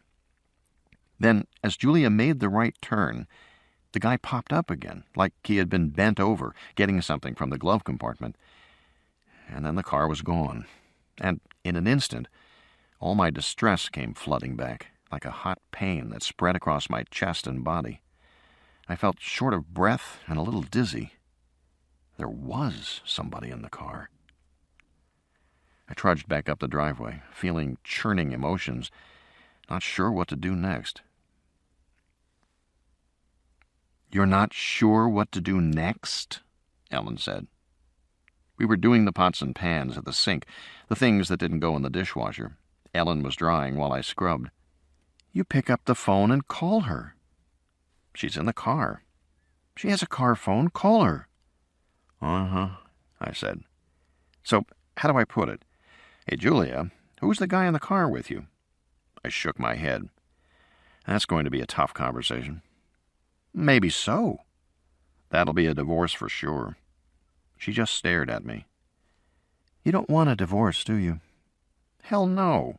I want to keep my family together." "That may not be possible, Jack. It may not be your decision to make." "None of this makes any sense," I said. "I mean, the guy in the car, he was like a kid, somebody young." "So? Well, that's not Julia's style." "Oh?" Ellen's eyebrows went up. "He was probably in his 20s or early 30s, and anyway, are you so sure about Julia's style?" "Well, I've lived with her for 13 years. She set down one of the pots with a bang. "Jack, I understand that all this must be hard to accept." It is. In my mind, I kept replaying the car backing down the driveway over and over. I was thinking that there was something strange about the other person in the car, something odd in his appearance. In my mind, I kept trying to see his face, but I never could. The features were blurred by the windshield, by the light shifting as she backed down the drive. I couldn't see the eyes, or the cheekbones, or the mouth. In my memory, the whole face was dark and indistinct. I tried to explain that to her. "It's not surprising." "No?" "No, it's called denial. Look, Jack, the fact is, you have the evidence right in front of your eyes. You've seen it, Jack. Don't you think it's time you believed it?" I knew she was right. "Yes," I said. "It's time." The phone was ringing. My hands were up to the elbows in soap suds. I asked Ellen to get it, but one of the kids had already picked it up. I finished scrubbing the barbecue grill, handed it to Ellen to dry. "Jack," Ellen said, "you have to start seeing things as they really are and not as you want them to be." "You're right," I said. "I'll call her." At that moment, Nicole came into the kitchen looking pale. "Dad, it's the police. They want to talk to you." Day 5, 9:10 p.m. Julia's convertible had gone off the road about 5 miles from the house. It had plunged 50 feet down a steep ravine, cutting a track through the sage and juniper bushes. Then it must have rolled because now it lay at an angle, wheels facing upward. I could see only the underside of the car. The sun was almost down and the ravine was dark. The 3 rescue ambulances on the road had their red lights flashing, and the rescue crews were already rappelling down on ropes. As I watched, portable floodlights were set up, bathing the wreck in a harsh blue glow. I heard the crackle of radios all around. I stood up on the road with a motorcycle police officer. I had already asked to go down there and was told I couldn't. I had to stay on the road. When I heard the radios, I said, "Is she hurt? Is my wife hurt?" "We'll know in a minute." He was calm. "What about the other guy?" "Just a minute," he said. He had a headset in his helmet because he just started talking in a low voice. It sounded like a lot of code words. I heard, Update of 402 for 739 here. I stood at the edge and looked down, trying to see. By now there were workers all around the car, and several hidden behind the upturned frame. A long time seemed to pass. The cop said, "Your wife is unconscious, but she was wearing her seatbelt and stayed in the car. They think she's all right. Vital signs are stable. They say no spinal injuries, but she sounds like she broke her arm." "But she's all right." "They think so." Another pause while he listened. I heard him say, "I have the husband here, so let's 8-7. When he turned back to me, he said, "Yes, she's coming around. She'll have to be checked for internal bleeding at the hospital, and she's got a broken arm. But they say she's all right. They're getting her on a stretcher now." "Thank God," I said. The policeman nodded. "This is a bad piece of road." "This has happened before?" He nodded. "Every few months. Not usually so lucky." I flipped open my cell phone and called Ellen, told her to explain to the kids there was nothing to worry about, that Mom was going to be okay. "Especially Nicole," I said. "I'll take care of it," Ellen promised me. I flipped the phone shut and turned back to the cop. "What about the other guy?" I said. "She's alone in the car." "No," I said. "There was another guy with her." He spoke on his headset, then turned back to me. "They say no. There's no sign of anyone else." "Well, maybe he was thrown," I said. "They're asking your wife now." He listened a moment. "She says she was alone." "You're kidding," I said. He looked at me, shrugged. "That's what she says." In the flashing red lights of the ambulances, I couldn't read his expression, but his tone implied, "Another guy who doesn't know his own wife." I turned away, looked over the edge of the road. One of the rescue vehicles had extended a steel arm with a winch that hung over the ravine. A cable was being lowered. I saw the workers struggling for footing against the steep slope as they attached a stretcher to the winch. I couldn't see Julia clearly on the stretcher. She was strapped down, covered in a silver space blanket. She started to rise, passing through the cone of blue light, then into darkness. The cop said, "They're asking about drugs and medicines. Is your wife taking any drugs or medicines?" "Not that I know of." "How about alcohol? Was she drinking?" "Wine at dinner, 1 or 2 glasses." The cop turned away and spoke again, quietly in the darkness. After a pause, I heard him say, "That's affirmative." The stretcher twisted slowly as it rose into the air. One of the workers halfway up the slope reached out to steady it. The stretcher continued upward. I still couldn't see Julia clearly until it reached the level of the road, and the rescue workers swung it around and unclipped it from the line. She was swollen. Her left cheekbone was purple, and the forehead above her left eye was purple as well. She must have hit her head pretty hard. She was breathing shallowly. I moved alongside the stretcher. She saw me and said, "Jack," and tried to smile. "Just take it easy," I said. She gave a little cough. "Jack, it was an accident." The medics were maneuvering around the motorcycle. I had to watch where I was going. "Of course it was." "It's not what you think, Jack." I said, "What is, Julia?" She seemed to be delirious. Her voice seemed to drift in and out. "I know what you're thinking." Her hand gripped my arm. "Promise me you won't get involved in this, Jack." I didn't say anything. I just walked with her. She squeezed me harder. "Promise me you'll stay out of it." "I promise," I said. She relaxed then, dropping my arm. "This doesn't involve our family. The kids will be fine. You'll be fine. Just stay out, okay?" "Okay," I said, just wanting to mollify her. "Jack?" "Yes, honey, I'm here." By now we were approaching the nearest ambulance. The doors swung open. One of the rescue team said, "You related to her?" "I'm her husband." "You want to come?" "Yes." "Hop in." I got into the ambulance first. Then they slid the stretcher in. One of the rescue team got in and slammed the doors shut.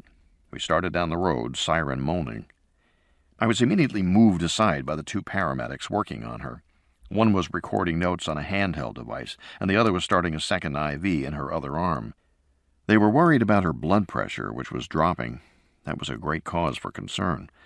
During all this, I couldn't really see Julia, but I heard her murmuring. I tried to move forward, but the medics pushed me back. "Let us work, sir. Your wife's got injuries. We have to work." For the rest of the way, I sat in a little jump seat and gripped a wall handle as the ambulance careened around curves. By now, Julia was clearly delirious, babbling nonsense. I heard something about the black clouds that were not black anymore. And then she shifted into a kind of lecture, talking about adolescent rebellion. She mentioned Amanda by name, and Eric, asking if they were all right. She seemed agitated. The medics kept trying to reassure her, and finally she lapsed into repeating, "I didn't do anything wrong. I didn't mean to do anything wrong," as the ambulance sped through the night. Listening to her, I couldn't help but worry. The examination suggested Julia's injuries might be more extensive than they first thought. There was a lot to rule out: possible pelvic fracture, possible hematoma, possible fracture of a cervical vertebrae, left arm broken in 2 places and might need to be pinned. The doctors seemed most worried about her pelvis. They were handling her much more gingerly when they put her into intensive care. But Julia was conscious, catching my eye and smiling at me from time to time, until she fell asleep.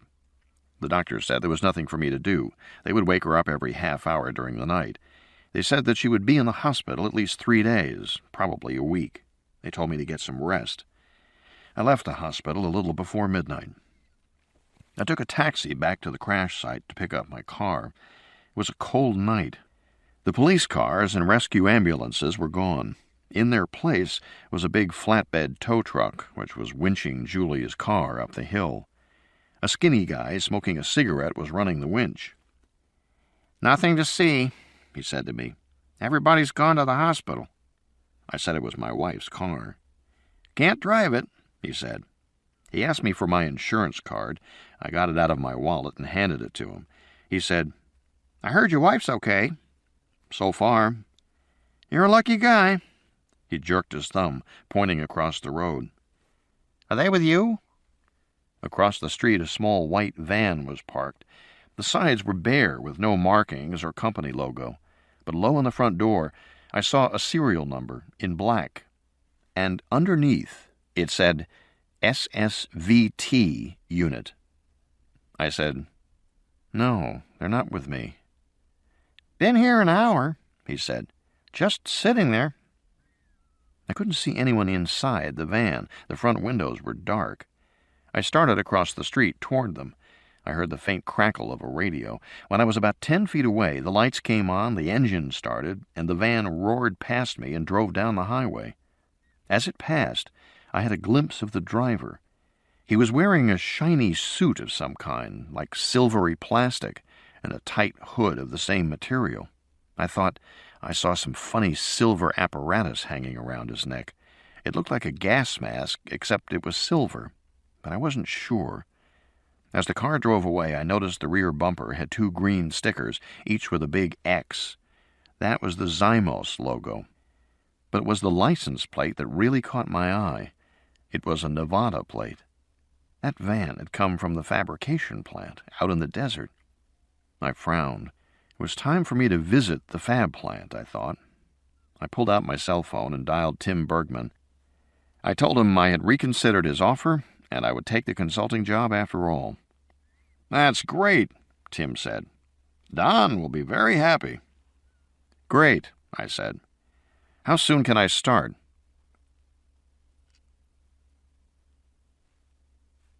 Desert. Day 6, 7:12 a.m. With the vibration of the helicopter, I must have dozed off for a few minutes. I awoke and yawned, hearing voices in my headphones. They were all men speaking. "Well, what exactly is the problem?" A growling voice. "Apparently the plant released some material into the environment. It was an accident. Now several dead animals have been found out in the desert in the vicinity of the plant." A reasonable, organized voice. "Who found them?"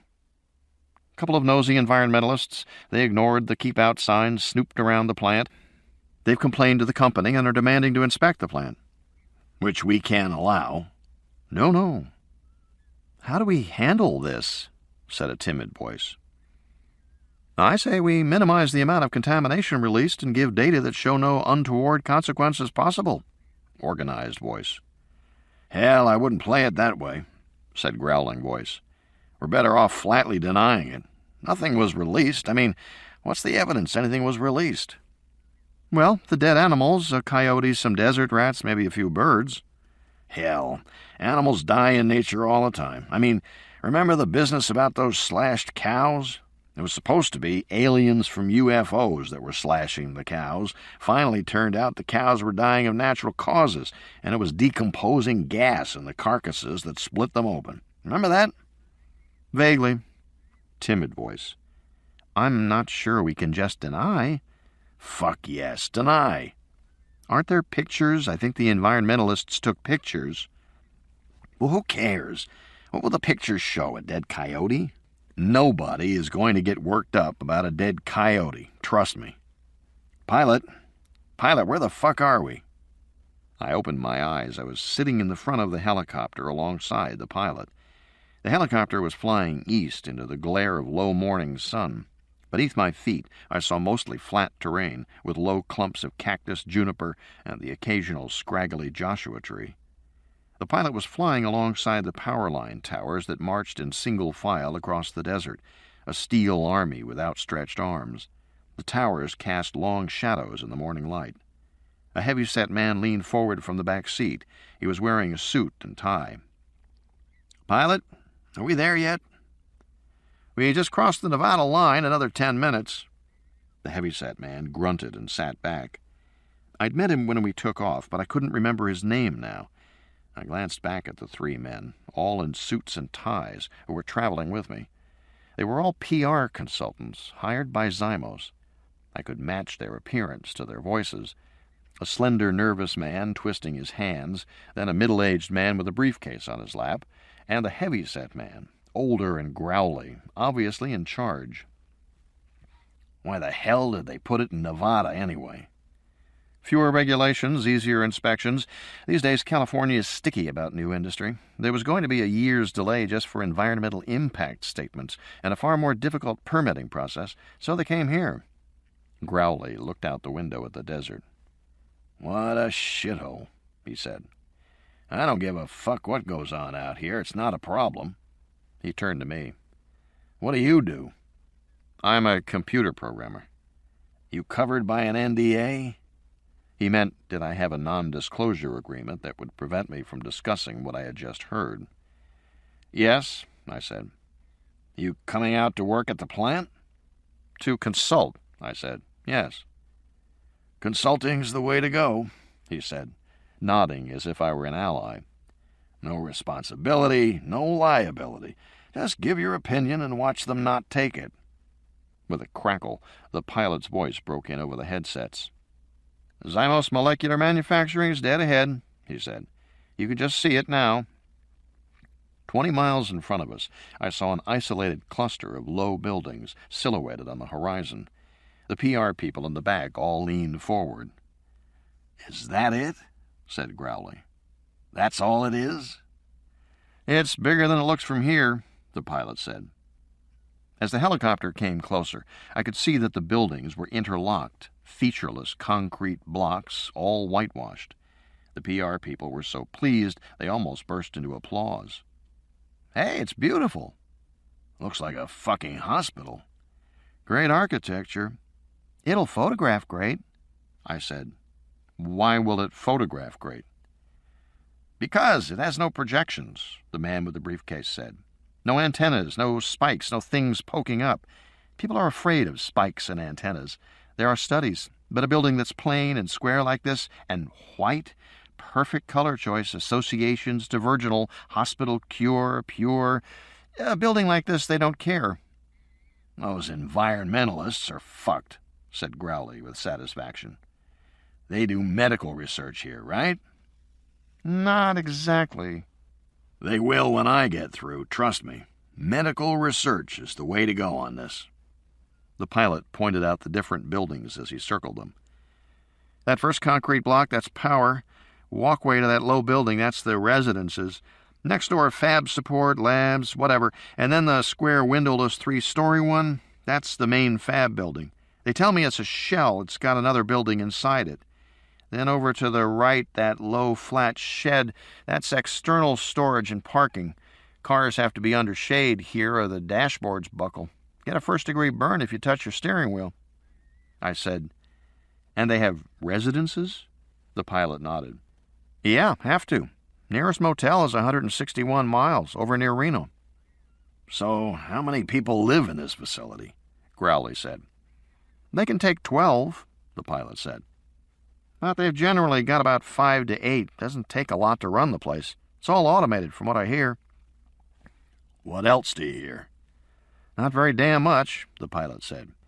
"They're closed-mouthed about this place. I've never even been inside." "Good," said Crowley. "Let's make sure they keep it that way." The pilot turned the stick in his hand. The helicopter banked and started down. I opened the plastic door in the bubble cockpit and started to get out. It was like stepping into an oven. The blast of heat made me gasp. "This is nothing," the pilot shouted over the whir of the blades. "This is almost winter. Can't be more than 105. "Great," I said, inhaling hot air. I reached in the back for my overnight bag and my laptop. I'd stowed it under the seat of the timid man. "I have to take a piss," said Crowley, releasing his seatbelt. "Dave," said the man with the briefcase in a warning tone. "Fuck, it's just for a minute." "Dave," an embarrassed glance toward me, then lowering his voice. "They said, we don't get out of the helicopter, remember?" "Oh, hell, I can't wait another hour. Anyway, what's the difference?" He gestured toward the surrounding desert. "There's nothing the fuck out here for 1,000,000 miles." "But, Dave..." "You guys give me a pain. I'm going to pee, damn it." He hefted his bulk up and moved toward the door. I didn't hear the rest of the conversation because by then I had taken off my earphones. Growley was clambering out. I grabbed my bags, turned, and moved away, crouched beneath the blades. They cast a flickering shadow on the pad. I came to the edge of the pad where the concrete ended abruptly in a dirt path that threaded among the clumps of cholla cactus toward the blocky white power building 50 yards away. There was no one to greet me. In fact, no one in sight at all. Looking back, I saw Growley zip up his trousers and climb back into the helicopter. The pilot pulled the door shut and lifted off, waving to me as he rose into the air. I waved back, then ducked away from the swirl of spitting sand. The helicopter circled once and headed west. The sound faded. The desert was silent, except for the hum of the electrical power lines a few hundred yards away. The wind ruffled my shirt, flapped my trouser legs.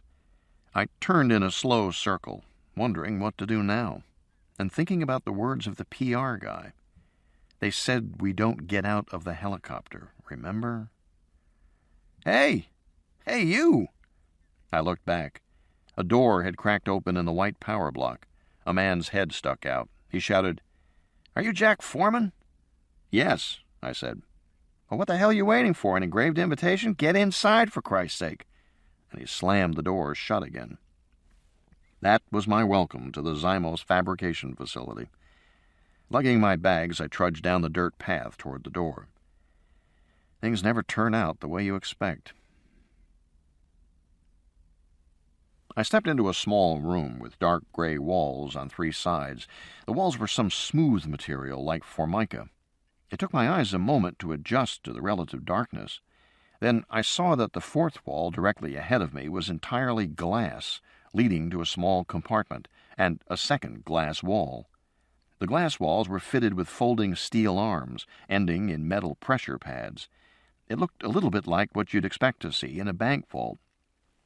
Beyond the second glass wall, I could see a burly man in blue trousers and a blue work shirt with the Zymos logo on the pocket. He was clearly the plant maintenance engineer. He gestured to me. "It's an airlock. Door's automatic. Walk forward." I did, and the nearest glass door hissed open. A red light came on. In the compartment ahead, I saw grillwork on the floor, ceiling, and both walls. I hesitated. "Looks like a fucking toaster, don't it?" the man said, grinning. He had some teeth missing. "But don't worry, it'll just blow you a little. Come ahead." I stepped into the glass compartment and set my bag on the ground. No, pick the bag up." I picked it up again. Immediately, the glass door behind me hissed shut, the steel arms unfolding smoothly. The pressure pads sealed with a thunk. I felt a slight discomfort in my ears as the airlock pressurized. The man in blue said, "You might want to close your eyes." I closed my eyes and immediately felt chilling spray strike my face and body from all sides. My clothes were soaked. I smelled a stinging odor like acetone or nail polish remover. I began to shiver. The liquid was really cold. The first blast of air came from above my head, a roar that quickly built to hurricane intensity. I stiffened my body to steady myself. My clothes flapped and pressed flat against my body. The wind increased, threatening to tear the bag from my hand.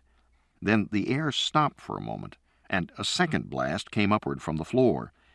It was disorienting, but it only lasted a few moments. Then, with a whoosh, the vacuum pumps kicked in, and I felt a slight ache in my ears as the pressure dropped, like an airplane descending. Then silence. A voice said, "That's it, come ahead." I opened my eyes. The liquid they'd sprayed on me had evaporated. My clothes were dry. The doors hissed open before me. I stepped out, and the man in blue looked at me quizzically. "Feel okay?" "Yeah, I think so." "No itching?" "No." "Good. We had a few people who were allergic to this stuff, but we've got to do this routine for the clean rooms." I nodded. It was obviously a procedure to remove dust and other contaminants. The dousing fluid was highly volatile, evaporating at room temperature, drawing off microparticles on my body and clothes. The air jets and vacuum completed the scrub.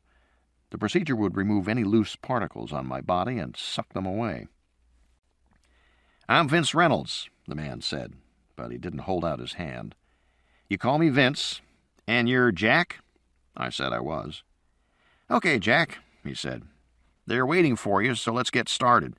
We got to take precautions because this is an HMF. That's high magnetic field environment, greater than 33 Tesla, so..." He picked up a cardboard box. "Better lose your watch." I put the watch in the box. "And the belt." I took my belt off, put it in the box. "Any other jewelry, bracelet, necklace, piercings, decorative pins or medals, medical alert?" "No." "How about metal inside your body? Old injury, bullets, shrapnel?" "No." "Any pins for broken arms or legs, hip or knee replacement?" "No." "Artificial valves, artificial cartilage, vascular pumps, or implants?" I said I didn't have any of those things. "Well, you're still young," he said. "Now, how about in your bag?" He made me take everything out and spread it on a table so he could rummage through it. I had plenty of metal in there, another belt with a metal buckle, nail clippers, a can of shaving cream, razor and blades, a pocket knife, blue jeans with metal rivets. He took the knife and the belt, but left the rest. "You can put your stuff back in the bag," he said. "Now, here's the deal. Your bag goes to the residence building, but no farther, okay? There's an alarm at the residence door if you try to take any metal past there, but do me a favor and don't set it off, okay? Because it shuts down the magnets as a safety procedure, and it takes about 2 minutes to start them up again. Pisses the techs off, especially if they're fabbing at the time. Ruins all their hard work." I said I would try to remember. "The rest of your stuff stays right here." He nodded to the wall behind me. I saw a dozen small safes, each with an electronic keypad. "You set the combination and lock it up yourself." He turned aside so I could do that. "I won't need a watch?" He shook his head. "We'll get you a watch." "And what about a belt?" "We'll get you a belt." "And my laptop?" I said. "It goes in the safe," he said, "unless you want to scrub your hard drive with a magnetic field." I put the laptop in with the rest of my stuff and locked the door. I felt strangely stripped, like a man entering prison. "You don't want my shoelaces, too?" I said, making a joke. "Nah, you keep those, so you can strangle yourself if it turns out you need to." "Why would I need to?" "I really couldn't say," Vince shrugged. "But these guys working here, let me tell you, they're all fucking crazy. They're making these teeny-weeny little things you can't see, pushing around molecules and shit, sticking them together. It's real tense and detailed work, and it makes them crazy, every fucking one of them.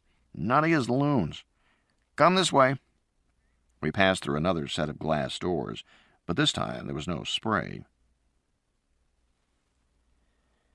We entered the power plant. Beneath blue halogen lamps, I saw huge metal tubs 10 feet high and fat ceramic insulators thick as a man's leg. Everything hummed. I felt a distinct vibration in the floor. There were signs all around with jagged red lightning bolts saying, "Warning, lethal electrical currents." "You use a lot of power here," I said. "Enough for a small town," Vince said. He pointed to one of the signs. "Take those warnings seriously. We had problems with fires a while back." "Oh?" "Yeah, got a nest of rats in the building. Buggers kept getting fried, literally. I hate the smell of burning rat fur, don't you?" "Never had that experience," I said. "Smells like what you'd think." "Uh-huh," I said. "How did the rats get in?" "Up through the toilet bowl." I must have looked surprised because Vince said, "Oh, you don't know that? Rats do that all the time. It's just a short swim for them to get in. Of course, if it happened while you were sitting, it'd be a nasty surprise." He gave a short laugh. "Problem was the contractor for the building didn't bury the leach field deep enough. Anyhow, rats got in. We've had a few accidents like that since I've been here."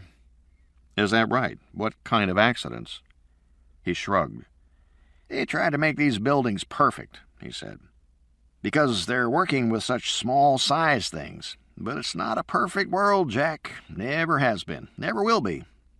I said again, "What kind of accidents?" By then we had come to the far door with a keypad, and Vince punched in numbers quickly. The door clicked open. "All the doors are keyed the same, 06, 04, 02.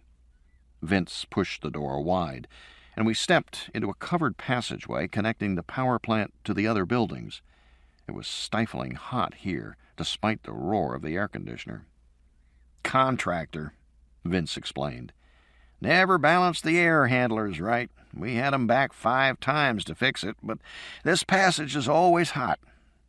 At the end of the corridor was another door, and Vince had me punch in the code myself. The door clicked open. I faced another airlock, a wall of thick glass with another wall a few feet beyond. And behind that second wall, I saw Ricky Morse in jeans and a T-shirt, grinning and waving cheerfully to me. His T-shirt said, "Obey me, I am Root." It was an inside joke. In the Unix operating system, it meant the boss. Over an intercom speaker, Ricky said, "I'll take it from here, Vince." Vince waved. "No problem."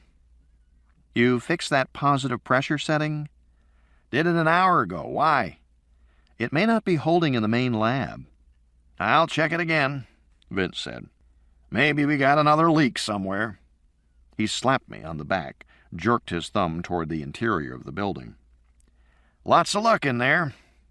Then he turned and walked back the way he came. "It's great to see you," Ricky said. "You know the code to get in?" I said I did. He pointed to a keypad. I punched the numbers in.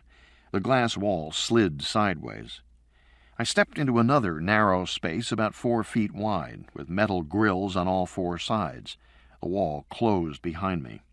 A fierce blast of air shot up from the floor, puffing up my trouser legs, ruffling my clothing. Almost immediately, it was followed by blasts of air coming from both sides, then from top, blowing down hard on my hair and shoulders. Then a whoosh of vacuum.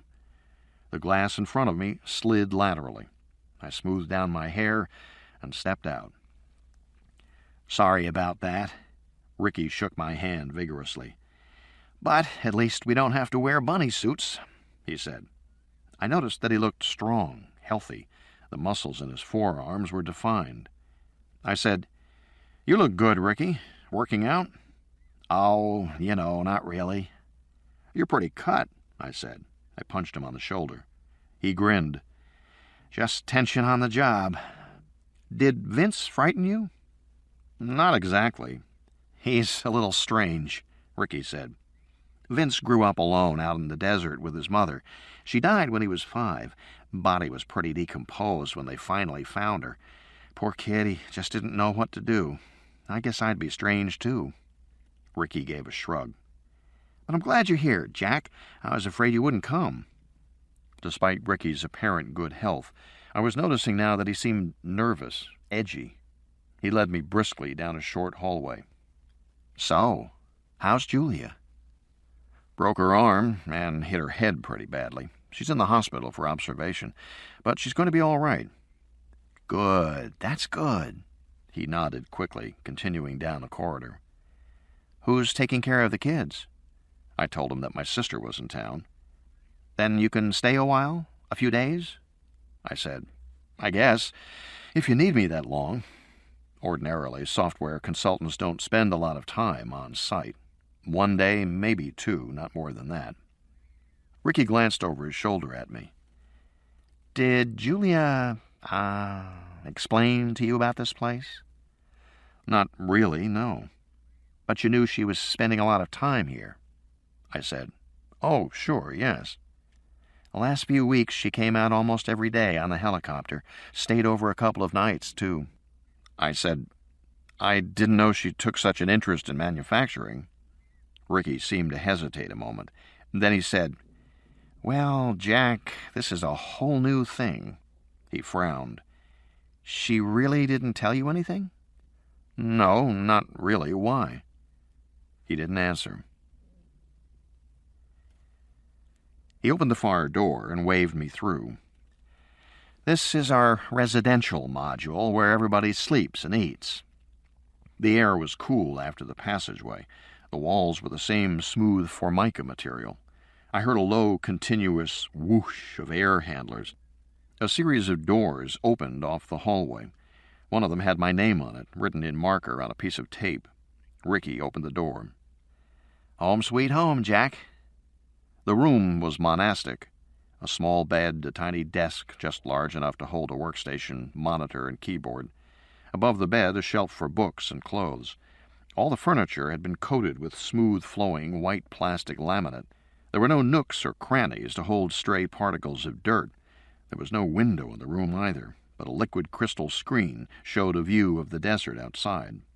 There was a plastic watch and a belt with a plastic buckle on the bed. I put them on.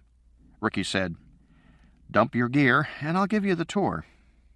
Still keeping his brisk pace, he led me into a medium-sized lounge with a couch and chairs around a coffee table and a bulletin board on the wall. All the furniture here was the same flowing plastic laminate. "To the right is the kitchen and the rec room with TV, video games, so forth." We entered the small kitchen. There were 2 people there, a man and a woman, eating sandwiches standing up. "I think you know these guys," Ricky said, grinning. And I did. They had been on my team at Mediatronics. Rosie Castro was dark, thin, exotic-looking, and sarcastic. She wore baggy cargo shorts and a T-shirt tight across her large breasts, which read, "You wish." Independent and rebellious, Rosie had been a Shakespearean scholar at Harvard before she decided, in her words, that Shakespeare is fucking dead for fucking centuries. There is nothing new to say. What's the point? She transferred to MIT, became a protege of Robert Kim, working on natural language programming. It turned out she was brilliant at it. And these days, natural language programs were starting to involve distributed processing. Because it turned out people evaluate a sentence in several ways simultaneously while it is being spoken. They don't wait until it is finished, but rather they form expectations of what is coming. That's a perfect situation for distributed processing, which can work on a problem at several points simultaneously. I said, "Still wearing those T-shirts, Rosie." At Mediatronics, we'd had some trouble about the way she dressed. "Hey, keeps the boys awake," she said, shrugging. "Actually, we ignore them." I turned to David Brooks, stiff, formal, obsessively neat, and almost bald at 28. He blinked behind thick glasses. "They're not that good, anyway," he said. Rosie stuck her tongue out at him. David was an engineer, and he had an engineer's bluntness and lack of social skills. He was also full of contradictions. Although he fussed over every detail of his work and appearance, on weekends he raced a dirt bike, often coming back covered in mud. He shook my hand enthusiastically. "I'm very glad you're here, Jack." I said, "Somebody's going to have to tell me why you're all so glad to see me." Rosie said, "Well, it's because you know more about the multi-agent algorithms that—" "I'm going to show 'em around first," Ricky said, interrupting. "Then we'll talk." "Why?" Rosie said. "You want it to be a surprise?" "Hell of a surprise," David said. "No, not at all," Ricky said, giving them a hard look. "I just want Jack to have some background first. I want to go over that with him." David looked at his watch. "Well, how much time do you think that will take? Because I figure we've got—" "I said, let me show him around, for Christ's sake." Ricky was almost snarling. I was surprised. I'd never seen him lose his temper before. But apparently they had. Okay, Ricky." "Hey, you're the boss, Ricky." "That's right, I am," Ricky said, still visibly angry. "And, by the way, your break ended 10 minutes ago, so let's get back to work." He looked into the adjoining game room. "Where are the others?" "Fixing the perimeter sensors." "You mean they're outside?" No, they're in the utility room. Bobby thinks there's a calibration problem with the sensor units." "Great. Did anybody tell Vince?" "No, it's software. Bobby's taking care of it." It was at that point that my cell phone beeped. I was surprised, pulled it out of my pocket. I turned to the others. "Cell phones work?" "Yeah," Ricky said. "We're wired here." He went back to his argument with David and Rosie. I stepped into the corridor and got my messages. There was only one, from the hospital, about Julia. "We understand you are Ms. Foreman's husband, and if you could call us, please, as soon as possible." Then an extension for a Dr. Rana. I dialed back at once. The switchboard put me through.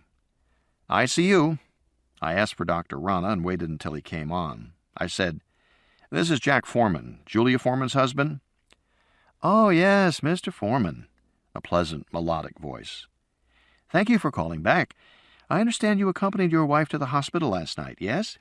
Well then, you know the seriousness of her injuries, or should I say her potential injuries. We really do feel she needs to have a thorough workup for cervical fracture and for subdural hematoma, and she needs a pelvic fracture workup as well." "Yes," I said. "That's what I was told last night. Is there a problem?" "Actually, there is. Your wife is refusing treatment." "She is?" "Last night she allowed us to take x-rays and to set the fractures in her wrist. We've explained to her that x-rays are limited in what we can see, and that it is quite important for her to have an MRI, but she is refusing that." I said, "Why?" "She says she doesn't need it." "Of course she needs it," I said. "Yes, she does, Mr. Foreman," Rana said. "I don't want to alarm you, but the concern with pelvic fracture is massive hemorrhaging into the abdomen, and, well, bleeding to death. It can happen very quickly, and—" "What do you want me to do?" "We'd like you to talk to her." "Of course, put her on." "Unfortunately, she's gone for some additional x-rays just now. Is there a number where you can be reached? Your cell phone? All right. One other thing. Mr. Foreman, we weren't able to take a psychiatric history from your wife." "Why is that?" "She refuses to talk about it. I'm referring to drugs, any history of behavioral disorders, that kind of thing. Can you shed any light in that area?" "I'll try." "I don't want to alarm you, but your wife has been, well, a bit on the irrational side, at times almost delusional." "She's been under a lot of stress lately," I said. "Yes, I am sure that contributes," Dr. Rana said smoothly. "And she has suffered a severe head injury, which we need to investigate further. I don't want to alarm you, but frankly, it was the opinion of the psychiatric consult that your wife was suffering from a bipolar disorder, or a drug disorder, or both." "I see." "And, of course, such questions naturally arise in the context of a single-car automobile accident." He meant that the accident might be a suicide attempt. I didn't think that was likely. "I have no knowledge of my wife taking drugs," I said, "but I have been concerned about her behavior for, a few weeks now. Ricky came over and stood by me impatiently. I put my hand over the phone. "It's about Julia." He nodded and glanced at his watch, raised his eyebrows. I thought it was pretty odd that he would push me when I was talking to the hospital about my wife and his immediate superior. The doctor rambled on for a while, and I did my best to answer his questions, but the fact was I didn't have any information that could help him. He said he would have Julia call when she got back, and I said I would wait for the call. I flipped the phone closed. Ricky said, "Okay, fine. Sorry to rush you, Jack, but, I've got a lot to show you." "Is there a time problem?" I said. "I don't know, maybe." I started to ask what he meant by that, but he was already leading me forward, walking quickly. We left the residential area, passing through another glass door and down another passageway. This passage, I noticed, was tightly sealed. We walked along a glass walkway suspended above the floor. The glass had little perforations, and beneath was a series of vacuum ducts for suction. By now I was growing accustomed to the constant hiss of the air handlers. Midway down the corridor was another pair of glass doors. We had to go through them one at a time. They parted as we went through and closed behind us. Continuing on, I again had the distinct feeling of being in a prison, of going through a succession of barred gates, going deeper and deeper into something. It might be all high-tech and shiny glass walls, but it was still a prison.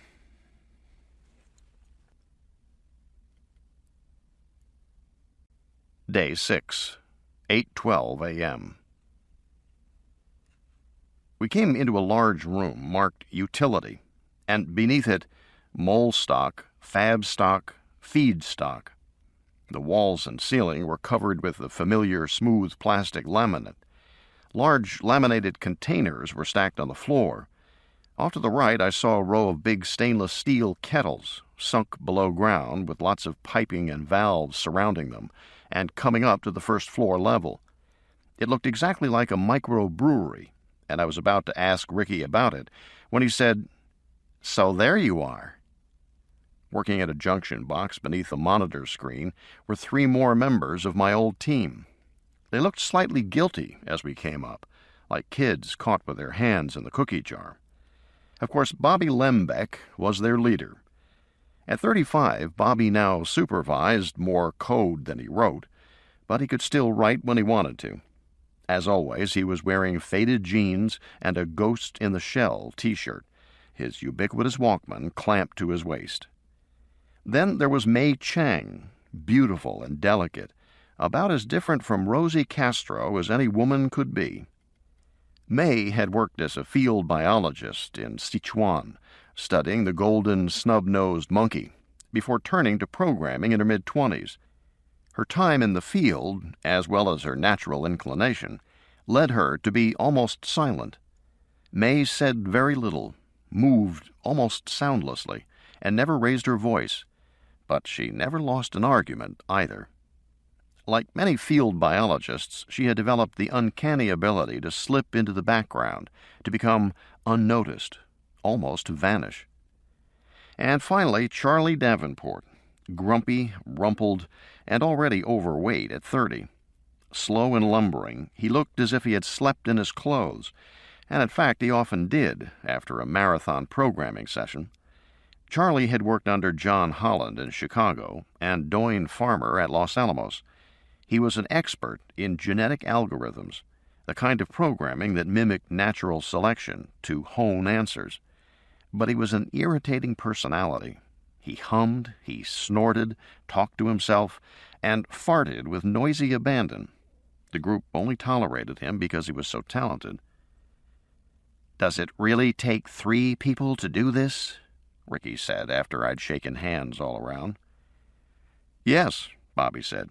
"It does take 3 people El Ruto because it's complicated." "Why? And don't call me El Ruto." "I obey, Mr. Root." "Just get on with it." "Well," Bobby said, "I started to check the sensors after this morning's episode, and it looks to me like they're miscalibrated. But since nobody is going outside, the question is whether we're reading them wrong or whether the sensors themselves are faulty. or just scaled wrong on the equipment in here. May knows these sensors. She's used them in China. I'm making code revisions now, and Charlie is here because he won't go away and leave us alone." "Shit. I have better things to do," Charlie said. "But I wrote the algorithm that controls the sensors, and we need to optimize the sensor code after they're done. I'm just waiting until they stop screwing around. Then I'll optimize." He looked pointedly at Bobby. "None of these guys can optimize worth a damn." May said, "Bobby can." "Yeah, if you give him 6 months, maybe." Children, Ricky said. "Let's not make a scene in front of our guest." I smiled blandly. The truth was, I hadn't been paying attention to what they were saying. I was just watching them. These were 3 of my best programmers, and when they had worked for me, they had been self-assured to the point of arrogance. But now I was struck by how nervous the group was. They were all on edge, bickering, jumpy. And thinking back, I realized that Rosie and David had been on edge too. Charlie started humming in that irritating way of his. "Oh, Christ," Bobby Lembeck said. "Would you tell him to shut up?" Ricky said. "Charlie, you know we've talked about the humming." Charlie continued to hum. "Charlie?" Charlie gave a long theatrical sigh. He stopped humming. "Thank you," Bobby said. Charlie rolled his eyes and looked at the ceiling. "All right," Ricky said. "Finish up quickly and get back to your stations." "Okay, fine. I want everybody in place as soon as possible." "Okay," Bobby said. "I'm serious. In your places." "For Christ's sake, Ricky. Okay. Now will you stop talking and let us work?" Leaving the group behind, Ricky took me across the floor to a small room. I said, "Ricky, these kids aren't the way they were when they worked for me." "I know. Everybody's a little uptight right now." "And why is that?" "Because of what's going on here." "And what is going on here?" He stopped before a small cubicle on the other side of the room. "Julia couldn't tell you because it was classified." He touched the door with a keycard. I said, "Classified? Medical imaging is classified?" The door latch clicked open and we went inside. The door closed behind us. I saw a table, 2 chairs, a computer monitor, and a keyboard. Ricky sat down and immediately started typing. "The medical imaging project was just an afterthought," he said. "A minor commercial application of the technology we are already developing." Which is?" "Military." "Zymos is doing military work?" "Yes, under contract." He paused. 2 years ago, the Department of Defense realized from their experience in Bosnia that there was enormous value to robot aircraft that could fly overhead and transmit battlefield images in real time. The Pentagon knew that there would be more and more sophisticated uses for these flying cameras in future wars. You could use them to spot the locations of enemy troops, even when they were hidden in jungle or in buildings. You could use them to control laser-guided rocket fire, or to identify the location of friendly troops, and so on. Commanders on the ground could call up the images they wanted, in the spectra they wanted, visible, infrared, UV, whatever. Real-time imaging was going to be a very powerful tool in future warfare. Okay. But obviously, Ricky said, these robot cameras were vulnerable. You could shoot them down like pigeons. The Pentagon wanted a camera that couldn't be shot down. They imagined something very small, maybe the size of a dragonfly, a target too small to hit. But there were problems with power supply, with small control surfaces, and with resolution using such a small lens. They needed a bigger lens. I nodded. And so you thought of a swarm of nano-components? That's right. Ricky pointed to the screen, where a cluster of black spots wheeled and turned in the air like birds. A cloud of components would allow you to make a camera with as large a lens as you wanted, and it couldn't be shot down because a bullet would just pass through the cloud. Furthermore, you could disperse the cloud the way a flock of birds disperses with a gunshot. Then the camera would be invisible until it reformed again. So It seemed an ideal solution. The Pentagon gave us 3 years of DARPA funding. And we set out to make the camera. It was, of course, immediately obvious that we had a problem with distributed intelligence. I was familiar with the problem. The nanoparticles in the cloud had to be endowed with a rudimentary intelligence so that they could interact with each other to form a flock that wheeled in the air. Such coordinated activity might look pretty intelligent, but it occurred even when the individuals making up the flock were rather stupid. After all, birds and fish could do it, and they weren't the brightest creatures on the planet. Most people watching a flock of birds or a school of fish assumed there was a leader, and that all the other animals followed the leader. That was because human beings, like most social mammals, had group leaders. But birds and fish had no leaders. Their groups weren't organized that way. Careful study of flocking behavior, frame-by-frame video analysis, showed that, in fact, there was no leader. Birds and fish responded to a few simple stimuli among themselves, and the result was coordinated behavior. But nobody was controlling it, nobody was leading it, nobody was directing it. Nor were individual birds genetically programmed for flocking behavior. Flocking was not hardwired. There was nothing in the bird brain that said, "When thus and such happens, start flocking." On the contrary, flocking simply emerged within the group as a result of much simpler, low-level rules. Rules like, stay close to the birds nearest you, but don't bump into them. And from those rules, the entire group flocked in smooth coordination. Because flocking arose from low-level rules, it was called emergent behavior. The technical definition of emergent behavior was behavior that occurred in a group but was not programmed into any member of the group. Emergent behavior could occur in any population, including a computer population, or a robot population, or a nanoswarm. I said to Ricky, "Your problem was emergent behavior in the swarm?" "Exactly. It was unpredictable, to put it mildly." In recent decades, this notion of emergent group behavior had caused a minor revolution in computer science. What that meant for programmers was that you could lay down rules of behavior for individual agents, but not for the agents acting together. Individual agents, whether programming modules or processors, or, as in this case, actual micro-robots, could be programmed to cooperate under certain circumstances and to compete under other circumstances. They could be given goals. They could be instructed to pursue their goals with single-minded intensity, or to be available to help other agents. But the result of these interactions could not be programmed.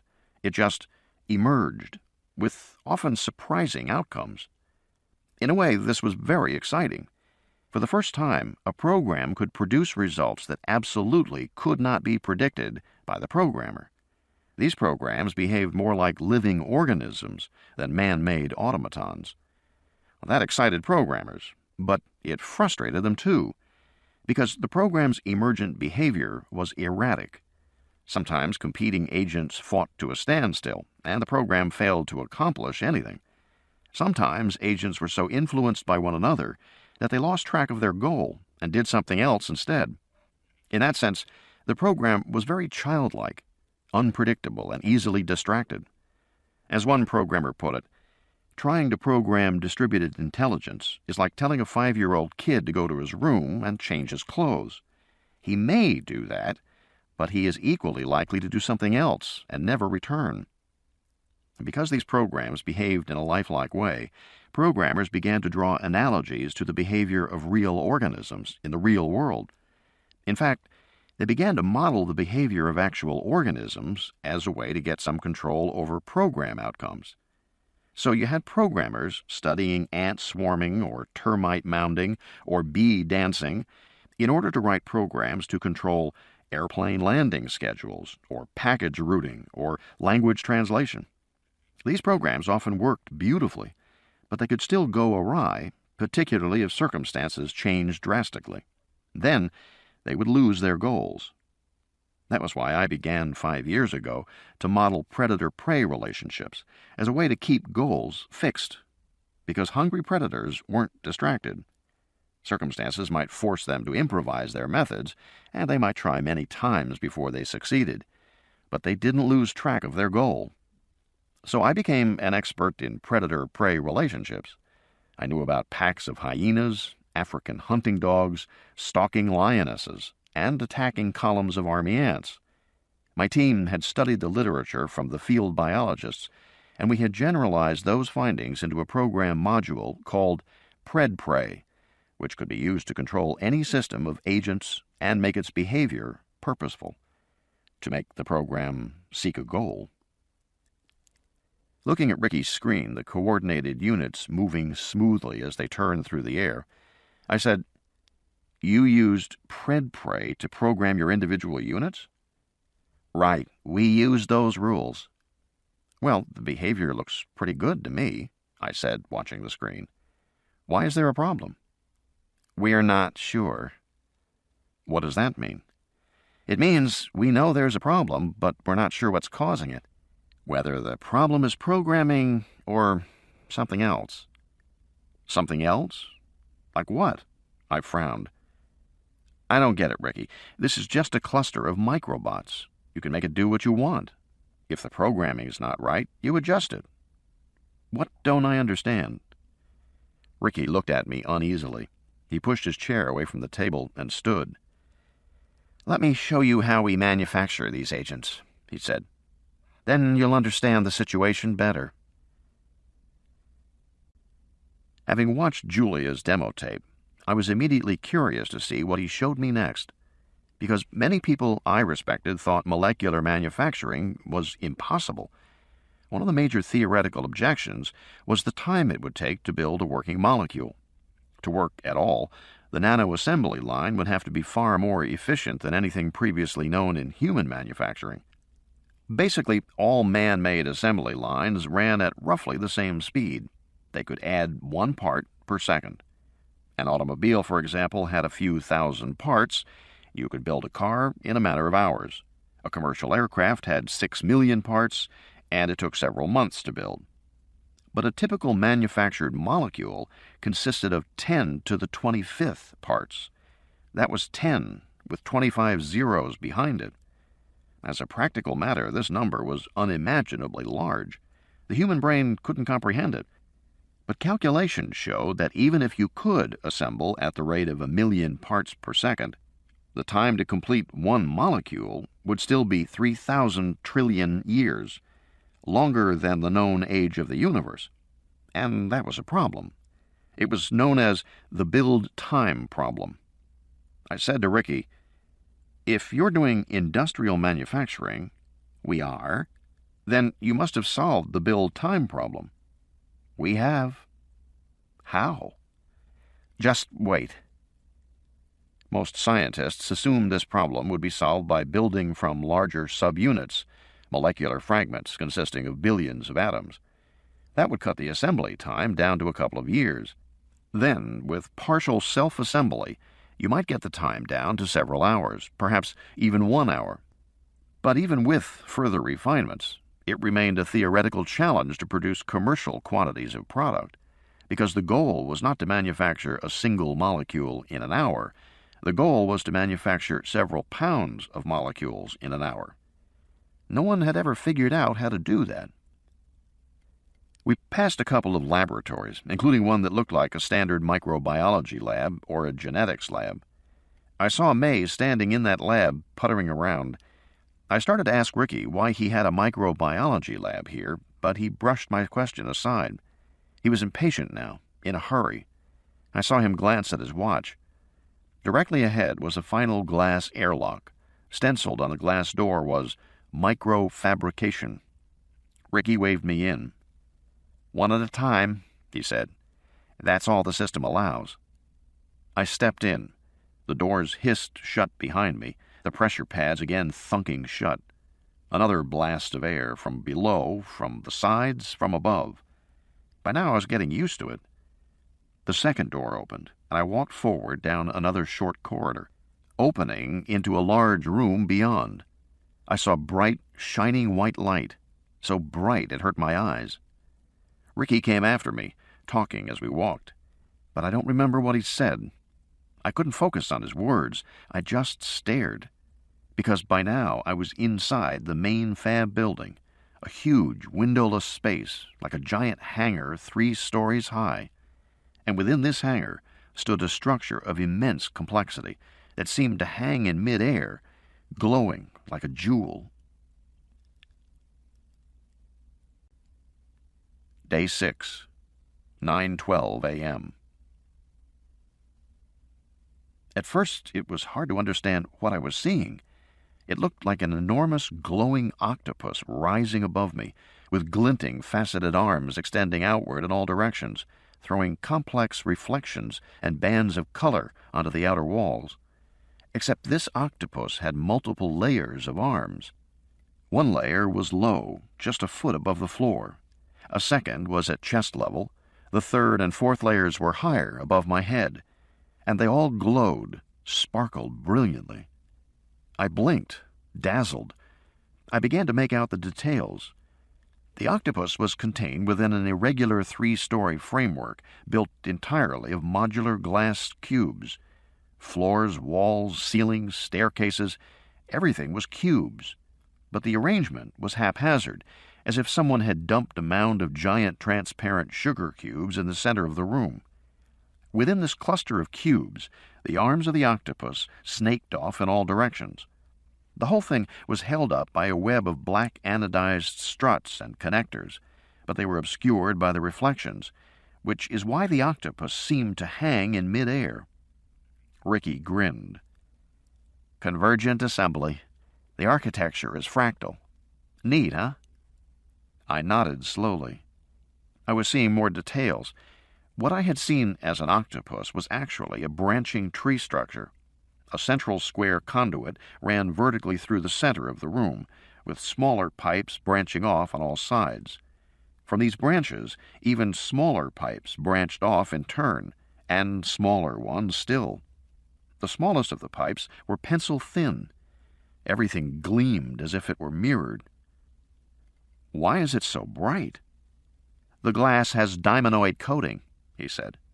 At the molecular level, glass is like Swiss cheese, full of holes. And of course it's a liquid, so atoms just pass right through it. So you coat the glass. Right. Have to. Within this shining forest of branching glass, David and Rosie moved, making notes, adjusting valves, consulting handheld computers. I understood that I was looking at a massively parallel assembly line. Small fragments of molecules were introduced into the smallest pipes, and atoms were added to them. When that was finished, they moved into the next largest pipes, where more atoms were added.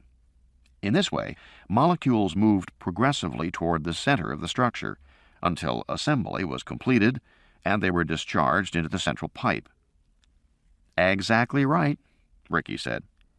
This is just the same as an automobile assembly line, except that it's on a molecular scale. Molecules start at the ends and come down the line to the center. We stick on a protein sequence here, a methyl group there, just the way they stick doors and wheels on a car. At the end of the line, off rolls a new custom-made molecular structure, built to our specifications. And the different arms? Make different molecules. That's why the arms look different. In several places, the octopus arm passed through a steel tunnel reinforced with heavy bolts for vacuum ducting. In other places, a cube was covered with quilted silver insulation, and I saw liquid nitrogen tanks nearby. Extremely low temperatures were generated in that section. Those are our cryogenic rooms, Ricky said. We don't go very low, maybe -70 centigrade max. Come on, I'll show you. He led me through the complex, following glass walkways that threaded among the arms. In some places, a short staircase enabled us to step over the lowest arms. Ricky chatted continuously about technical details: vacuum-jacketed hoses, metal phase separators, globe check valves. When we reached the insulated cube, he opened the heavy door to reveal a small room with a second room adjacent. It looked like a pair of meat lockers. Small glass windows were set in each door. At the moment, everything was at room temperature. You can have 2 different temps here, he said. Run one from the other, if you want, but it's usually automated. Ricky led me back outside, glancing at his watch as he did so. I said, "Are we late for an appointment?" "What? No, nothing like that." Nearby, 2 cubes were actually solid metal rooms with thick electrical cables running inside. I said, "Those your magnet rooms?" "That's right," Ricky said. "We've got pulsed field magnets generating 60 Tesla in the core. That's something like 1,000,000 times the magnetic field of the Earth." With a grunt, he pushed open the steel door to the nearest magnet room. I saw a large donut-shaped object about 6 feet in diameter, with a hole in the center about 1 inch wide. The donut was completely encased in tubing and plastic insulation. Heavy steel bolts, running from top to bottom, held the jacketing in place. "Lots of cooling for this puppy, I can tell you. And a lot of power, 15 kilowatts. Takes a full minute load time for the capacitors. And, of course, we can only pulse it. If we turned it on continuously, it'd explode, ripped apart by the field it generates." He pointed to the base of the magnet, where there was a round push button at knee level. "That's the safety cutoff there," he said. "Just in case. Hit it with your knee if your hands are full." I said, "So you use high magnetic fields to do part of your assembly?" But Ricky had already turned and headed out the door, again glancing at his watch. I hurried after him. "Ricky, I have more to show you," he said. "We're getting to the end." "Ricky, this is all very impressive," I said, gesturing to the glowing arms. "But most of your assembly line is running at room temperature. No vacuum, no cryo, no mag field." "Right. No special conditions." "How is that possible?" He shrugged. "The assemblers don't need it." "The assemblers?" I said. "Are you telling me you've got molecular assemblers on this line?" "Yes, of course." "Assemblers are doing your fabrication for you?" "Of course, I thought you understood that." "No, Ricky," I said. "I didn't understand that at all. And I don't like being lied to." He got a wounded look on his face. "I'm not lying." But I was certain that he was. One of the first things scientists learned about molecular manufacturing was how phenomenally difficult it was to carry out. In 1990, some IBM researchers pushed xenon atoms around on a nickel plate until they formed the letters IBM in the shape of the company logo. The entire logo was 1/10,000,000th of an inch long and could only be seen through an electron microscope. But it made a striking visual, and it got a lot of publicity. IBM allowed people to think it was a proof of concept, the opening of a door to molecular manufacturing. But it was more of a stunt than anything else, because pushing individual atoms into a specific arrangement was slow, painstaking, and expensive work. It took the IBM researchers a whole day to move 35 atoms. Nobody believed you could create a whole new technology in this way. Instead, most people believed that nano-engineers would eventually find a way to build assemblers, miniature molecular machines that could turn out specific molecules, the way a ball bearing machine turned out ball bearings. The new technology would rely on molecular machines to make molecular products. It was a nice concept, but the practical problems were daunting, because assemblers were vastly more complicated than the molecules they made. Attempts to design and build them had been difficult from the outset. To my knowledge, no laboratory anywhere in the world had actually done it. But now Ricky was telling me, quite casually, that Zymos could build molecular assemblers that were now turning out molecules for the company. And I didn't believe him. I had worked all my life in technology, and I had developed a feel for what was possible. This kind of giant leap forward just didn't happen. It never did. Technologies were a form of knowledge, and like all knowledge, technologies grew, evolved, matured. To believe otherwise was to believe that the Wright brothers could build a rocket and fly to the moon instead of flying 300 feet over sand dunes at Kitty Hawk. Nanotechnology was still at the Kitty Hawk stage. "Come on, Ricky," I said. "How are you really doing this?" "The technical details aren't that important, Jack." "What fresh bullshit is this? Of course they're important." "Jack," he said, giving me his most winning smile, "do you really think I'm lying to you?" "Yes, Ricky," I said. "I do." I looked up at the octopus arms all around me.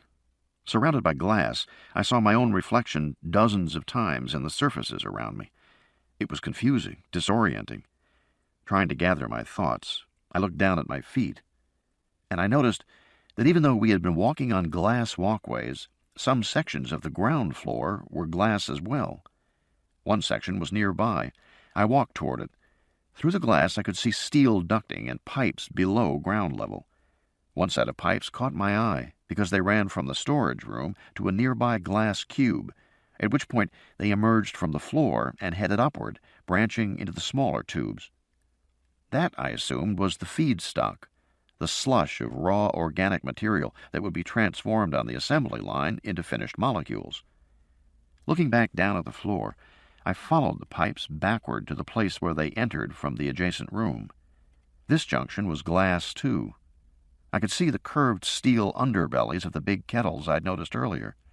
The tanks that I had thought were a microbrewery, because that's certainly what it had looked like, a small brewery, machinery for controlled fermentation, for controlled microbial growth.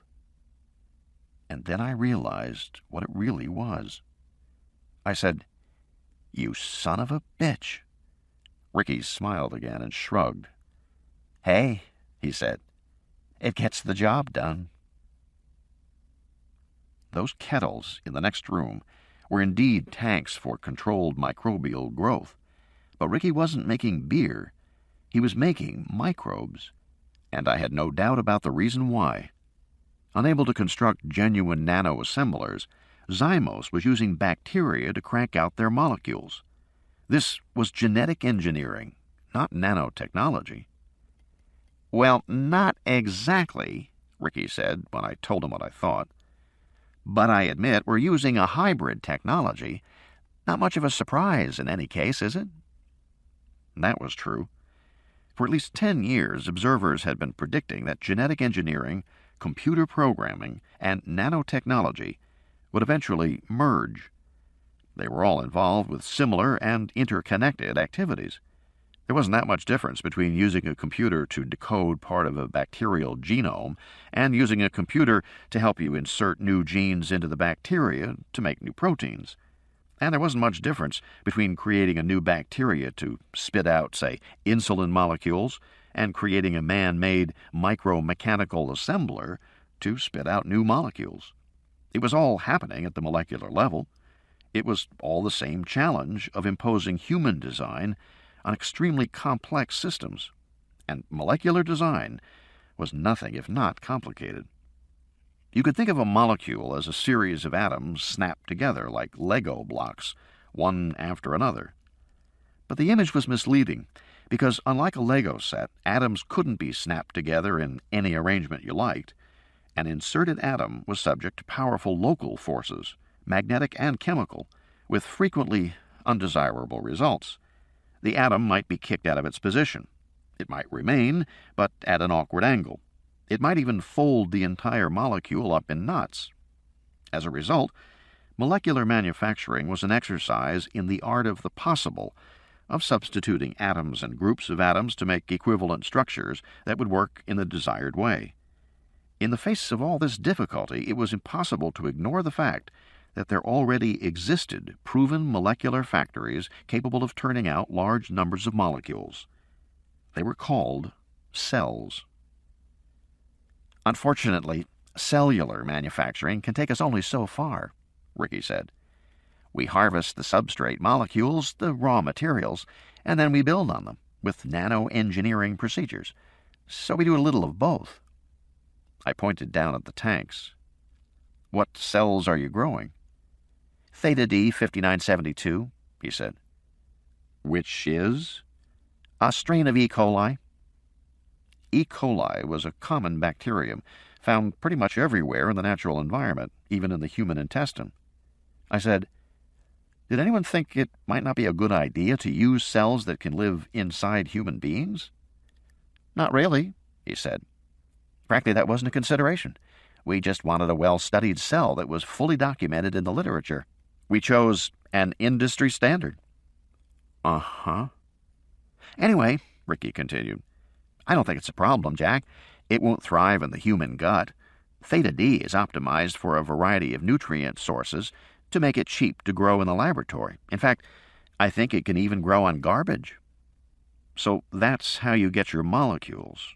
Bacteria make them for you. Yes, he said. That's how we get the primary molecules. We harvest 27 primary molecules. They fit together in relatively high temperature settings where the atoms are more active and mix quickly. That's why it's hot in here. Yes, reaction efficiency has a maxima at 147 degrees Fahrenheit, so we work there. That's where we get the fastest combination rate. But these molecules will combine at much lower temperatures. Even around 35, 40 degrees Fahrenheit, you'll get a certain amount of molecular combination. And you don't need other conditions? I said. Vacuum, pressure, high magnetic fields? Ricky shook his head. No, Jack, we maintain those conditions to speed up assembly, but it's not strictly necessary. The design is really elegant. The component molecules go together quite easily. And these component molecules combine to form your final assembler? Which then assembles the molecules we want, yes. It was a clever solution, creating his assemblers with bacteria. But Ricky was telling me the components assembled themselves almost automatically, with nothing required but high temperature. What, then, was this complex glass building used for? Efficiency and process separation, Ricky said. We can build as many as 9 assemblers simultaneously in the different arms. And where do the assemblers make their final molecules? In this same structure, but first we reapply them. I shook my head. I wasn't familiar with the term. Reapply? It's a little refinement we developed here. We're patenting it. You see, our system worked perfectly right from the start, but our yields were extremely low. We were harvesting 0.5 gram of finished molecules an hour. At that rate, it would take several days to make a single camera. We couldn't figure out what the problem was. The late assembly in the arms is done in gas phase. It turned out that the molecular assemblers were heavy and tended to sink to the bottom. The bacteria settled on a layer above them, releasing component molecules that were lighter still and floated higher. So the assemblers were making very little contact with the molecules they were meant to assemble. We tried mixing technologies, but they didn't help. So you did what? We modified the assembler design to provide a lipotrophic base that would attach to the surface of the bacteria. That brought the assemblers into better contact with the component molecules, and immediately our yields jumped 5 orders of magnitude. And now your assemblers sit on the bacteria? Correct. They attach to the outer cell membrane. At a nearby workstation, Ricky punched up the assembler design on a flat panel display. The assembler looked like a sort of pinwheel, a series of spiral arms going off in different directions, and a dense knot of atoms in the center. It's fractal, as I said, he said. So it looks sort of the same at smaller orders of magnitude. He laughed. Like the old joke, turtles all the way down. He pressed more keys. Anyway, here's the attached configuration. The screen now showed the assembler adhering to a much larger pill-shaped object, like a pinwheel attached to a submarine. That's the Theta D bacterium, Ricky said, with the assembler on it. As I watched, several more pinwheels attached themselves. And these assemblers make the actual camera units? Correct. He typed again. I saw a new image. This is our target micromachine, the final camera. You've seen the bloodstream version. This is the Pentagon version, quite a bit larger and designed to be airborne. What you're looking at is a molecular helicopter. Where's the propeller? I said. Hasn't got one. The machine uses those little round protrusions you see there, stuck in at angles. Those are motors. The machines actually maneuver by climbing the viscosity of the air. Climbing the what? Viscosity of the air. He smiled. Micro-machine level, remember? It's a whole new world, Jack. However innovative the design, Ricky was still bound by the Pentagon's engineering specs for the product, and the product wasn't performing. Yes, they had built a camera that couldn't be shot down, and it transmitted images very well. Ricky explained it worked perfectly during tests indoors, but outside, even a modest breeze tended to blow it away like the cloud of dust it was. The engineering team at Zymos was attempting to modify the units to increase mobility, but so far without success. Meanwhile, the Department of Defense decided the design constraints were unbeatable and had backed away from the whole nano concept. The Zymos contract had been canceled. DoD was going to pull funding in another 6 weeks. I said, "That's why Julia was so desperate for venture capital these last few weeks." "Right," Ricky said. "Frankly, this whole company could go belly up before Christmas." "Unless you fix the units so they can work in wind." Right. I said, "Ricky, I'm a programmer. I can't help you with your agent mobility problems. That's an issue of molecular design. It's engineering. It's not my area." I know that." He paused, frowned. "But actually, we think the program code may be involved in the solution." "The code? Involved in the solution to what?" "Jack, I have to be frank with you. We've made a mistake," he said. "But it's not our fault, I swear to you. It wasn't us. It was the contractors." He started down the stairs. "Come on, I'll show you." Walking briskly, he led me to the far side of the facility, where I saw an open yellow elevator cage mounted on the wall. It was a small elevator, and I was uncomfortable because it was open. I averted my eyes. Ricky said, "Don't like heights?" "Can't stand them." "Well, it's better than walking." He pointed off to one side, where an iron ladder ran up the wall to the ceiling. "When the elevator goes out, we have to climb up that." I shuddered. Not me. We rode the elevator all the way up to the ceiling, 3 stories above the ground. Hanging beneath the ceiling was a tangle of ducts and conduits, and a network of mesh walkways to enable workers to service them. I hated the mesh, because I could see through it to the floor below. I tried not to look down. We had to duck repeatedly beneath the low-hanging pipes. Ricky shouted over the roar of the equipment. "Everything's up here," he yelled, pointing in various directions. "Air handlers over there, water tank for the fire sprinkler system there, electrical junction boxes there. This is really the center of everything." Ricky continued down the walkway, finally stopping beside a big air vent about 3 feet in diameter that went into the outer wall. "This is vent 3, he said, leaning close to my ear. "It's one of 4 main vents that exhausts air to the outside. Now you see those slots along the vent and the square boxes that sit in the slots? Those are filter packs. We have microfilters arranged in successive layers to prevent any external contamination from the facility." "I see them." "You see them now," Ricky said. "Unfortunately, the contractor forgot to install the filters in this particular vent. In fact, they didn't even cut the slots, so the building inspectors never realized anything was missing. They signed off on the building. We started working here, and we vented unfiltered air to the outside environment." "For how long?" Ricky bit his lip. 3 weeks. "And you were at full production?" He nodded. "We figure we vented approximately 25 kilos of contaminants." "And what were the contaminants?" "A little of everything.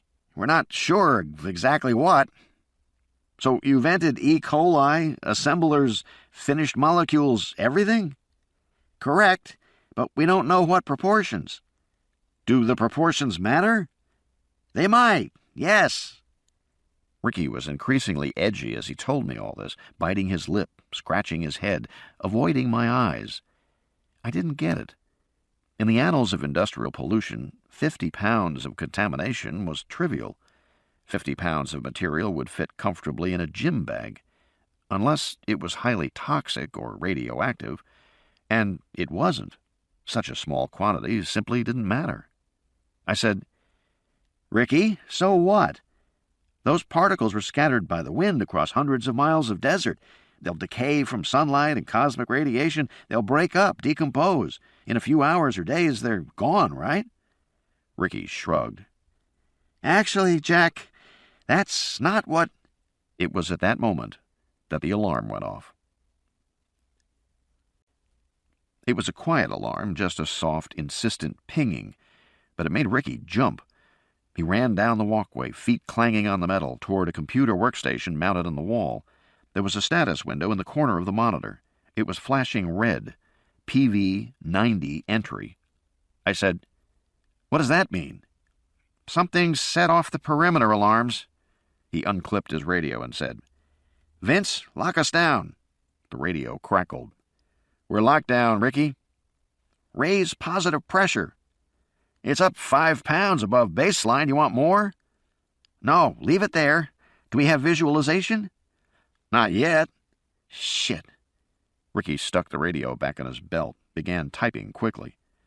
The workstation screen divided into a half-dozen small images from security cameras mounted all around the facility. Some showed the surrounding desert from high views, looking down from rooftops. Others were ground views. The cameras panned slowly. I saw nothing, just desert scrub and occasional clumps of cactus. "False alarm?" I said. Ricky shook his head. "I wish," I said. "I don't see anything." "It'll take a minute to find it." "Find what?" "That." He pointed to the monitor and bit his lip. I saw what appeared to be a small, swirling cloud of dark particles. It looked like a dust devil, one of those tiny tornado-like clusters that moved over the ground, spun by convection currents rising from the hot desert floor. Except that this cloud was black, and it had some definition. It seemed to be pinched in the middle, making it look a bit like an old-fashioned Coke bottle. But it didn't hold that shape consistently. The appearance kept shifting, transforming. "Ricky," I said, "what are we looking at?" "I was hoping you'd tell me." "It looks like an agent swarm. Is that your camera swarm?" "No, it's something else." "How do you know?" "Because we can't control it. It doesn't respond to our radio signals." "You've tried?" "Yes, we've tried to make contact with it for almost 2 weeks," he said. "It's generating an electrical field that we can measure, but for some reason we can't interact with it." "So you have a runaway swarm?" "Yes." "Acting autonomously?" "Yes." "And this has been going on for—" "Days, about 10 days. 10 days? I frowned. "How is that possible, Ricky? The swarm's a collection of micro-robotic machines. Why haven't they decayed or run out of power? And why exactly can't you control them? Because if they have the ability to swarm, then there's some electrically mediated interaction among them. So you should be able to take control of the swarm, or at least disrupt it." "All true," Ricky said. "Except we can't, and we've tried everything we can think of." He was focused on the screen, watching intently. "That cloud is independent of us, period." "And so you brought me out here to help us get the fucking thing back," Ricky said. Day 6, 9:32 a.m. It was, I thought, a problem no one had ever imagined before. In all the years that I had been programming agents, the focus had been on getting them to interact in a way that produced useful results. It never occurred to us that there might be a larger control issue or a question of independence, because it simply couldn't happen. Individual agents were too small to be self-powered. They had to get their energy from some external source, such as a supplied electrical or microwave field. All you had to do was turn off the field, and the agents died. The swarm was no more difficult to control than a household appliance, like a kitchen blender. Flip the power off, and it went dead. But Ricky was telling me this cloud had been self-sustaining for days. That just didn't make sense. Where is it getting power? He sighed. "We built the units with a small piezo wafer to generate current from photons. It's only supplementary. We added it as an afterthought, but they seem to be managing with it alone." So the units are solar-powered? I said. Right. Whose idea was that? The Pentagon asked for it. And you built in capacitance? Yeah, they can store charge for 3 hours. Okay, fine, I said. Now we were getting somewhere. So they have enough power for 3 hours. What happens at night? At night, they presumably lose power after 3 hours of darkness. And then the cloud falls apart. Yes. And the individual units drop to the ground. Presumably, yes. Can't you take control of them then? We could, Ricky said, if we could find them. We go out every night looking, but we can never find them. You've built in markers? Yes, sure. Every single unit has a fluorescing module in the shell. They show up blue-green under UV light. So you go out at night looking for a patch of desert that glows blue-green. Right, and so far we haven't found it. That didn't really surprise me. If the cloud collapsed tightly, it would form a clump about 6 inches in diameter on the desert floor, and it was a big desert out there. They could easily miss it, night after night. But as I thought about it, there was another aspect that didn't make sense. Once the cloud fell to the ground, once the individual units lost power, then the cloud had no organization. It could be scattered by wind, like so many dust particles, never to reform. But evidently, that didn't happen. The units didn't scatter. Instead, the cloud returned day after day. Why was that? We think, Ricky said, that it may hide at night. Hide? Yeah, we think it goes to some protected area, maybe an overhang or a hole in the ground, something like that. I pointed to the cloud as it swirled toward us. You think that swarm is capable of hiding? I think it's capable of adapting. In fact, I know it is. He sighed. Anyway, it's more than just one swarm, Jack. There's more than one? There's at least 3, maybe more by now. I felt a momentary blankness, a kind of sleepy gray confusion that washed over me. I suddenly couldn't think. I couldn't put it together. What are you saying? I'm saying it reproduces, Jack, he said. The fucking swarm reproduces. The camera now showed a ground-level view of the dust cloud as it swirled toward us. But as I watched, I realized it wasn't swirling like a dust devil. Instead, the particles were twisting one way, then another, in a kind of sinuous movement. They were definitely swarming. Swarming was a term for the behavior of certain social insects, like ants or bees, which swarmed whenever the hive moved to a new site. A cloud of bees will fly in one direction and then another, forming a dark river in the air. The swarm might halt and cling to a tree for perhaps an hour, perhaps overnight, before continuing onward. Eventually, the bees settled on a new location for their hive and stopped swarming. In recent years, programmers had written programs that modeled this insect behavior. Swarm intelligence algorithms had become an important tool in computer programming. To programmers, a swarm meant a population of computer agents that acted together to solve a problem by distributed intelligence. Swarming became a popular way to organize agents to work together. There were professional organizations and conferences devoted entirely to swarm intelligence programs. Lately, it had become a kind of default solution. If you couldn't code anything more inventive, you made your agents swarm. But as I watched, I could see this cloud was not swarming in any ordinary sense. The sinuous back-and-forth motion seemed to be only part of its movement. There was also a rhythmic expansion and contraction, a pulse, almost like breathing. And intermittently, the cloud seemed to thin out and rise higher, then to collapse down and become more squat. These changes occurred continuously, but in a repeating rhythm, or rather a series of superimposed rhythms.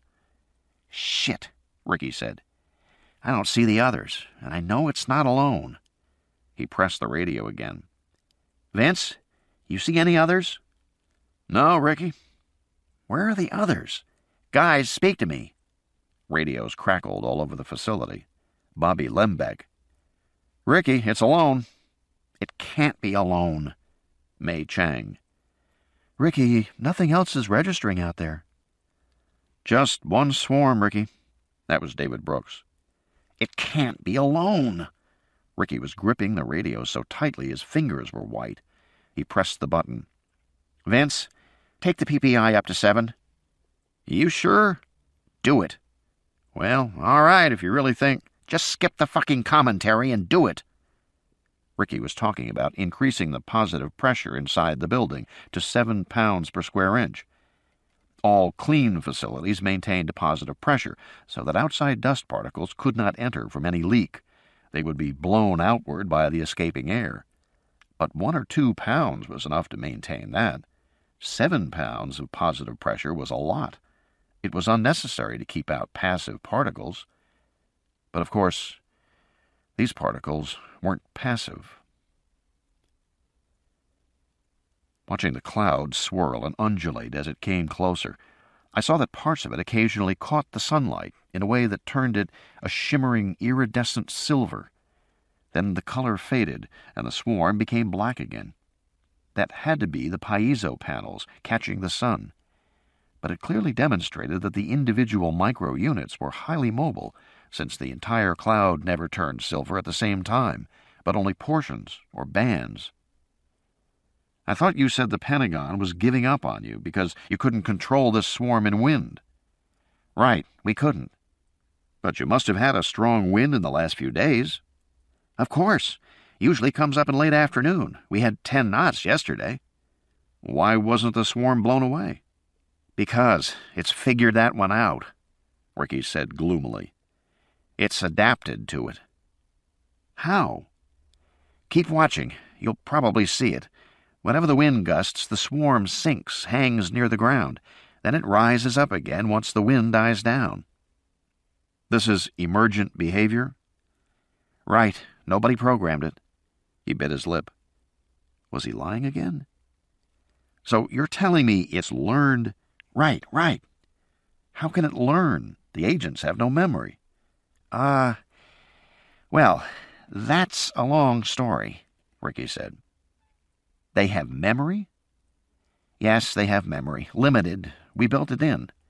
Ricky pressed the button on his radio. Anybody hear anything? The answers came back, crackling in his handset. Not yet. Nothing. No sounds? Not yet. I said to Ricky, It makes sounds? We're not sure. Sometimes it seems like it. We've been trying to record it. He flicked keys on the workstation, quickly shifting the monitor images, making them larger, one after another. He shook his head. I don't like this. That thing can't be alone, he said. I want to know where the others are. How do you know there are others? Because there always are. He chewed his lip tensely as he looked at the monitor. I wonder what it's up to now. We didn't have long to wait. In a few moments, the black swarm had come within a few yards of the building. Abruptly, it divided in 2, and then divided again. Now there were 3 swarms, swirling side by side. Son of a bitch, Ricky said. It was hiding the others inside itself. He pushed his button again. Guys, we got all 3, and they're close. They were, in fact, too close to be seen by the ground view camera. Ricky switched to the overhead views. I saw 3 black clouds, all moving laterally along the side of the building. The behavior seemed distinctly purposeful. What are they trying to do? I said. Get inside, Ricky said. Why? You'd have to ask them. But yesterday, one of them... Suddenly, from a clump of cactus near the building, a cottontail rabbit sprinted away across the desert floor. Immediately, the 3 swarms turned and pursued it. Ricky switched the monitor view. We now watched at ground level. The 3 clouds converged on the terrified bunny, which was moving fast, a whitish blur on the screen. The clouds swirled after it with surprising speed. The behavior was clear. They were hunting. I felt a moment of irrational pride. Pred prey was working perfectly. Those swarms might as well be lionesses chasing a gazelle, so purposeful was their behavior. The swarms turned sharply, then split up, cutting off the rabbit's escape to the left and right. The behavior of the three clouds clearly appeared coordinated. Now they were closing in. And suddenly, one of the swarms sank down, engulfing the rabbit. The other two swarms fell on it moments later. The resulting particle cloud was so dense it was hard to see the rabbit anymore. Apparently it had flipped onto its back, because I saw its hind legs kicking spasmodically in the air above the cloud itself. I said, "They're killing it." "Yeah," Ricky said, nodding. "That's right." "I thought this was a camera swarm." "Yeah, well, how are they killing it?" "We don't know, Jack, but it's fast." I frowned. "So you've seen this before?" Ricky hesitated, bit his lip, didn't answer me, just stared at the screen. I said, "Ricky, you've seen this before?" He gave a long sigh. "Yeah, well, the first time was yesterday. They killed a rattlesnake yesterday." I thought, they killed a rattlesnake yesterday. I said, "Jesus, Ricky." I thought of the men in the helicopter talking about all the dead animals. I wondered if Ricky was telling me all he knew. "Yeah." The rabbit no longer kicked. A single protruding foot trembled with small convulsions, and then was still. The cloud swirled low to the ground around the animal, rising and falling slightly. This continued for almost a minute. I said, "What are they doing now?" Ricky shook his head. "I'm not sure, but they did this before, too. It almost looks like they're eating it." "I know," Ricky said. Of course, that was absurd. Pred prey was just a biological analogy. As I watched the pulsing cloud, it occurred to me that this behavior might actually represent a program hang. I couldn't remember exactly what rules we had written for individual units after the goal was attained. Real predators, of course, would eat their prey, but there was no analogous behavior for these micro-robots. So perhaps the cloud was just swirling in confusion. If so, it should start moving again soon. Usually, when a distributed intelligence program stalled, it was a temporary phenomenon. Sooner or later, random environmental influences would cause enough units to act that they induced all the others to act too. Then the program would start up again. The units would resume goal-seeking. This behavior was roughly what you saw in a lecture hall after the lecture was over. The audience milled around for a while, stretching, talking to people close to them, or greeting friends, collecting coats and belongings. Only a few people left at once, and the main crowd ignored them. But after a certain percentage of the audience had gone, the remaining people would stop milling and begin to leave quickly. It was a kind of focus change. If I was right, then I should see something similar in the behavior of the cloud. The swirls should lose their coordinated appearance. There should be ragged wisps of particles rising into the air. Only then would the main cloud move. I glanced at the time clock in the corner of the monitor. "How long has it been now?" "About 2 minutes." That wasn't particularly long for a stall, I thought. At one point, when we were writing Pred Prey, we used the computer to simulate coordinated agent behavior. We always restarted after a hang, but finally we decided to wait and see if the program was really permanently stalled. We found that the program might hang for as long as 12 hours before suddenly kicking off and coming back to life again. In fact, that behavior interested the neuroscientists because, "They're starting," Ricky said. And they were. The swarms were beginning to rise up from the dead rabbit. I saw at once that my theory was wrong. There was no raggedness, no rising wisps. The three clouds rose up together, smoothly. The behavior seemed entirely non-random and controlled. The clouds swirled separately for a moment, then merged into one. Sunlight flashed on shimmering silver. The rabbit lay motionless on its side. And then the swarm moved swiftly away, whooshing off into the desert. It shrank toward the horizon. In moments, it was gone. Ricky was watching me. "What do you think?" "You've got a breakaway robotic nanoswarm that some idiot made self-powered and self-sustaining. You think we can get it back?" "No," I said. "From what I've seen, there's not a chance in hell." Ricky sighed, then shook his head. "But you can certainly get rid of it," I said. "You can kill it." "We can?" "Absolutely." "Really?" His face brightened. "Absolutely." And I meant it. I was convinced that Ricky was overstating the problem he faced. He hadn't thought it through. He hadn't done all he could do. I was confident that I could destroy the runaway swarm quickly. I expected that I'd be done with the whole business by dawn tomorrow, at the very latest.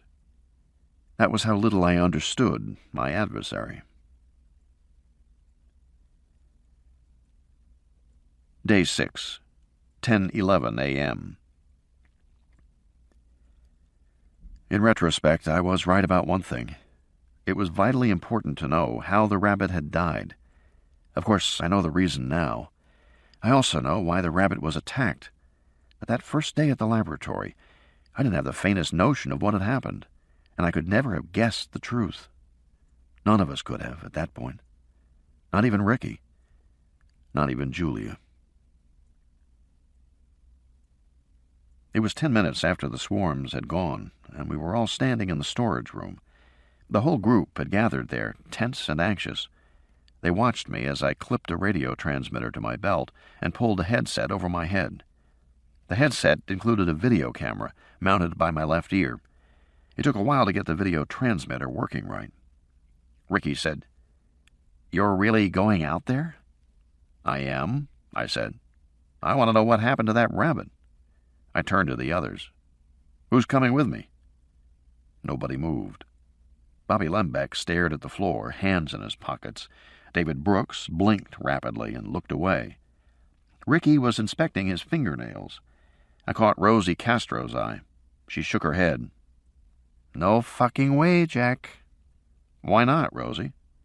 "You saw it yourself. They're hunting." "Are they?" "Sure as hell looked like it."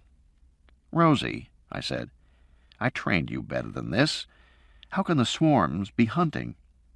"We all saw it." She stuck her chin out stubbornly. "All three of the swarms, hunting, coordinated." "But how?" I said. Now she frowned, looking confused. "What are you asking? There's no mystery. The agents can communicate. They can each generate an electrical signal." "Right," I said. "How big a signal?" "Well," she shrugged. "How big, Rosie? It can't be much. The agent is only 1/100th of the thickness of a human hair. Can't be generating much of a signal, right?" "True." "And electromagnetic radiation decays according to the square of the radius, right?" Every school kid learned that fact in high school physics. As you moved away from the electromagnetic source, the strength faded fast, very fast. And what that meant was the individual agents could only communicate with their immediate neighbors, with agents very close to them, not to other swarms 20 or 30 yards away. Rosie's frown deepened. The whole group was frowning now, looking at each other uneasily. David Brooks coughed. "Then what did we see, Jack?" "You saw an illusion," I said firmly. "You saw 3 swarms acting independently, and you thought they were coordinated. But they're not. And I'm pretty certain that other things you believe about these swarms aren't true either." There was a lot I didn't understand about the swarms, and a lot I didn't believe. I didn't believe, for example, that the swarms were reproducing. I thought Ricky and the others must be pretty unnerved even to imagine it. After all, the 50 pounds of material they'd exhausted into the environment could easily account for the 3 swarms I had seen, and dozens more besides. I was guessing that each swarm consisted of 3 pounds of nanoparticles. That was roughly the weight of a large bee swarm. As for the fact that these swarms showed purposeful behavior, that was not in the least troubling. It was the intended result of low-level programming. And I didn't believe the swarms were coordinated. It simply wasn't possible because the fields were too weak. Nor did I believe the swarms had the adaptive powers that Ricky attributed to them. I'd seen too many demos of robots carrying out some task, like cooperating to push a box around the room, which was interpreted by observers as intelligent behavior, when in fact the robots were stupid, minimally programmed, and cooperating by accident, A lot of behavior looked smarter than it was. As Charlie Davenport used to say, Ricky should thank God for that. And finally, I didn't really believe that the swarms were dangerous. I didn't think that a 3-pound cloud of nanoparticles could represent much of a threat to anything, not even a rabbit. I wasn't at all sure it had been killed. I seem to recall that rabbits were nervous creatures, prone to die of fright. Or the pursuing particles might have swarmed in through the nose and mouth, blocking the respiratory passages and choking the animal to death. If so, the death was accidental, not purposeful. Accidental death made more sense to me. In short, I thought that Ricky and the others had consistently misinterpreted what they saw. They'd spooked themselves. On the other hand, I had to admit that several unanswered questions nagged at me. The first and most obvious was why the swarm had escaped their control. The original camera swarm was designed to be controlled by an RF transmitter, beaming toward it. Now, apparently, the swarm ignored transmitted radio commands, and I didn't understand why. I suspected an error in manufacturing. The particles had probably been made incorrectly. Second was the question of the swarm's longevity. The individual particles were extremely small, subject to damage from cosmic rays, photochemical decay, dehydration of their protein chains, and other environmental factors. In the harsh desert, all the swarms should have shriveled up and died of old age many days ago. But they hadn't. Why not? Third, there was the problem of the swarm's apparent goal. According to Ricky, the swarms kept coming back to the main building. Ricky believed they were trying to get inside, but that didn't seem to be a reasonable agent goal, and I wanted to look at the program code to see what was causing it. Frankly, I suspected a bug in the code. And finally, I wanted to know why they had pursued the rabbit. Because PredPrey didn't program units to become literal predators. It merely used a predator model to keep the agents focused and goal-oriented. Somehow, that had changed, and the swarms now appeared to be actually hunting. That, too, was probably a bug in the code. To my mind, all these uncertainties came down to a single central question. How had the rabbit died? I didn't think it had been killed. I suspected the rabbit's death was accidental, not purposeful. But we needed to find out. I adjusted my portable radio headset with the sunglasses and the video camera mounted by the left eye. I picked up the plastic bag for the rabbit's body and turned to the others. "Anybody coming with me?" There was an uncomfortable silence. Ricky said, "What's the bag for?" "To bring the rabbit back in." "No fucking way," Ricky said. "You want to go out there, that's your business, but you're not bringing that rabbit back here." "You've got to be kidding," I said. "I'm not. We run a level 6 clean environment here, Jack. That rabbit's filthy. Can't come in." "All right, then. We can store it in May's lab, and—" "No way, Jack. Sorry. It's not coming through the first airlock." I looked at the others. They were all nodding their heads in agreement. "All right, then. I'll examine it out there." "You're really going to go out?" "Why not?" I looked at them one after another. "I have to tell you guys, I think you've all got your knickers in a twist. The cloud's not dangerous. And yes, I'm going out." I turned to May. "Do you have a dissection kit of some kind that—" "I'll come with you," she said quietly. "Okay, thanks." I was surprised that May was the first to come around to my way of seeing things. But as a field biologist, she was probably better than the others at assessing real-world risk. In any case, her decision seemed to break some tension in the room. The others visibly relaxed. May went off to get the dissecting tools and some lab equipment. That was when the phone rang. Vince answered it and turned to me. "You know somebody named Dr. Ellen Foreman?" "Yes." It was my sister. "She's on the line." Vince handed me the phone and stepped back. I felt suddenly nervous. I glanced at my watch. It was 11 o'clock in the morning, time for Amanda's morning nap. She should be asleep in her crib by now. Then I remembered. I had promised my sister I would call her at 11 to check in, to see how things were going. I said, "Hello, Ellen? Is everything all right? Sure, fine. A long, long sigh. It's fine. I don't know how you do it, is all. Tired? About as tired as I've ever felt. Kids get off to school okay? Another sigh. Yes, in the car, Eric hit Nicole on the back, and she punched him on the ear. You've got to interrupt them if they start that, Ellen.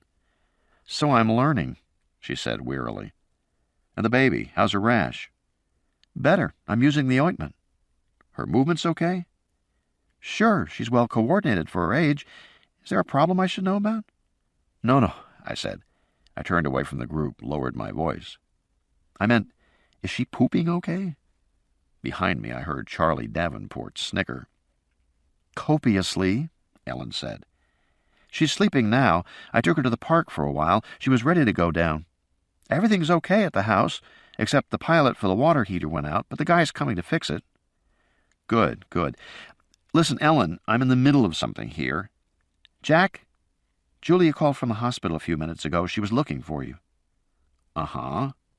When I said you'd gone to Nevada, she got pretty upset. Is that right? She said you didn't understand, and you were going to make it worse, something like that. I think you better call her. She sounded agitated. Okay, I'll call. How are things going out there? You be back tonight? Not tonight, I said. Sometime tomorrow morning. Ellen, I have to go now. Call the kids at dinner time if you can. They'd like to hear from you. Auntie Ellen is fine, but she's not Dad. You know what I mean? Okay. You'll eat at 6? About. I told her I'd try to call, and I hung up. May and I were standing by the double-glass walls of the outer airlock, just inside the building entrance. Beyond the glass, I could see the solid steel fire door that led outside. Ricky was standing beside us, gloomy and nervous, watching as we made our final preparations. You sure this is necessary, to go outside? It's essential. Why don't you and May wait until nightfall and go out then? Because the rabbit won't be there, I said. By nightfall, coyotes or hawks will have come and taken the carcass away. I don't know about that, Ricky said. We haven't seen any coyotes around here for a while. Oh, hell, I said impatiently, turning on my radio headset. In the time we spent arguing about this, we could have been out and back already. See you, Ricky. I went through the glass door and stood in the airlock. The door hissed shut behind me. The air handlers whooshed briefly in the now familiar pattern, and then the far glass slid open. I walked toward the steel fire door. Looking back, I saw May stepping into the airlock. I opened the fire door a crack. Harsh, glaring sunlight laid a burning strip on the floor. I felt hot air on my face. Over the intercom, Ricky said, "Good luck, guys." I took a breath, pushed the door wider, and stepped out into the desert. The wind had dropped, and the mid-morning heat was stifling. Somewhere a bird chittered. Otherwise, it was silent. Standing by the door, I squinted in the glare of the sunlight. A shiver ran down my back. I took another deep breath. I was certain that the swarms were not dangerous, but now that I was outside, my theoretical inferences seemed to lose force. I must have caught Ricky's tension, because I was feeling distinctly uneasy. Now that I was outside, the rabbit carcass looked much farther away than I had imagined. It was perhaps 50 yards from the door, half the length of a football field. The surrounding desert seemed barren and exposed. I scanned the shimmering horizon, looking for black shapes. I saw none. The fire door opened behind me, and May said, "Ready when you are, Jack." "Then let's do it." We set off toward the rabbit, feet crunching on the desert sand. We moved away from the building. Almost immediately, my heart began to pound, and I started to sweat. I forced myself to breathe deeply and slowly, working to stay calm. The sun was hot on my face. I knew I had let Ricky spook me, but I couldn't seem to help it. I kept glancing toward the horizon. May was a couple of steps behind me. I said, "How are you doing?" "I'll be glad when it's over." We were moving through a field of knee-high yellow cholla cactus. Their spines caught the sun. Here and there, a large barrel cactus stuck up from the floor like a bristling green thumb. Some small, silent birds hopped on the ground beneath the cholla. As we approached, they took to the air, wheeling specks against the blue. They landed 100 yards away. At last, we came to the rabbit, surrounded by a buzzing black cloud. Startled, I hesitated a step. "It's just flies," May said. She moved forward and crouched down beside the carcass, ignoring the flies. She pulled on a pair of rubber gloves and handed me a pair to put on. She placed a square sheet of plastic on the ground, securing it with a rock at each corner. She lifted the rabbit and set it down in the center of the plastic. She unzipped a little dissection kit and laid it open. I saw steel instruments glinting in sunlight. Forceps, scalpel, several kinds of scissors. She also laid out a syringe and several rubber-topped test tubes in a row. Her movements were quick, practiced. She had done this before. I crouched down beside her. The carcass had no odor. Externally, I could see no sign of what had caused the death. The staring eye looked pink and healthy. May said, "Bobby, are you recording me?" Over the headset, I heard Bobby Lembeck say, "Move your camera down." May touched the camera mounted on her sunglasses. Little more. Good, that's enough." "Okay," May said. She turned the rabbit's body over in her hands, inspecting it from all sides. She dictated swiftly. "On external examination, the animal appears entirely normal. There is no sign of congenital anomaly or disease. The fur is thick and healthy in appearance. The nasal passages appear partially or entirely blocked. I note some fecal material excreted by the anus, but presume that is normal evacuation at the time of death." She flipped the animal onto its back and held the forepaws apart with her hands. "I need you, Jack." She wanted me to hold the paws for her. The carcass was still warm and had not begun to stiffen. She took the scalpel and swiftly cut down the exposed midsection. A red gash opened. Blood flowed. I saw bones of the rib cage and pinkish coils of intestine. May spoke continuously as she cut, noting the tissue color and texture. She said to me, "Hold here," and I moved my one hand down to hold aside the slick intestine. With a single stroke of the scalpel, she sliced open the stomach. Muddy green liquid spilled out, and some pulpy material that seemed to be undigested fiber. The inner wall of the stomach appeared roughened, but May said that was normal. She ran her finger expertly around the stomach wall, then paused. Look there," she said. "What?" "There." She pointed. In several places the stomach was reddish, bleeding slightly, as if it had been rubbed raw. I saw black patches in the midst of the bleeding. "That's not normal," May said. "That's pathology." She took a magnifying glass and peered closer, then dictated, "I observed dark areas approximately 4 to 8 millimeters in diameter, which I presume to be clusters of nanoparticles present in the stomach lining," she said. "These clusters are found in association with mild bleeding of the villus wall." "There are nanoparticles in the stomach?" I said. "How did they get there? Did the rabbit eat them, swallow them involuntarily?" "I doubt it. I would assume they entered actively." I frowned. "You mean they crawled down the—" "Esophagus, yes. At least I think so."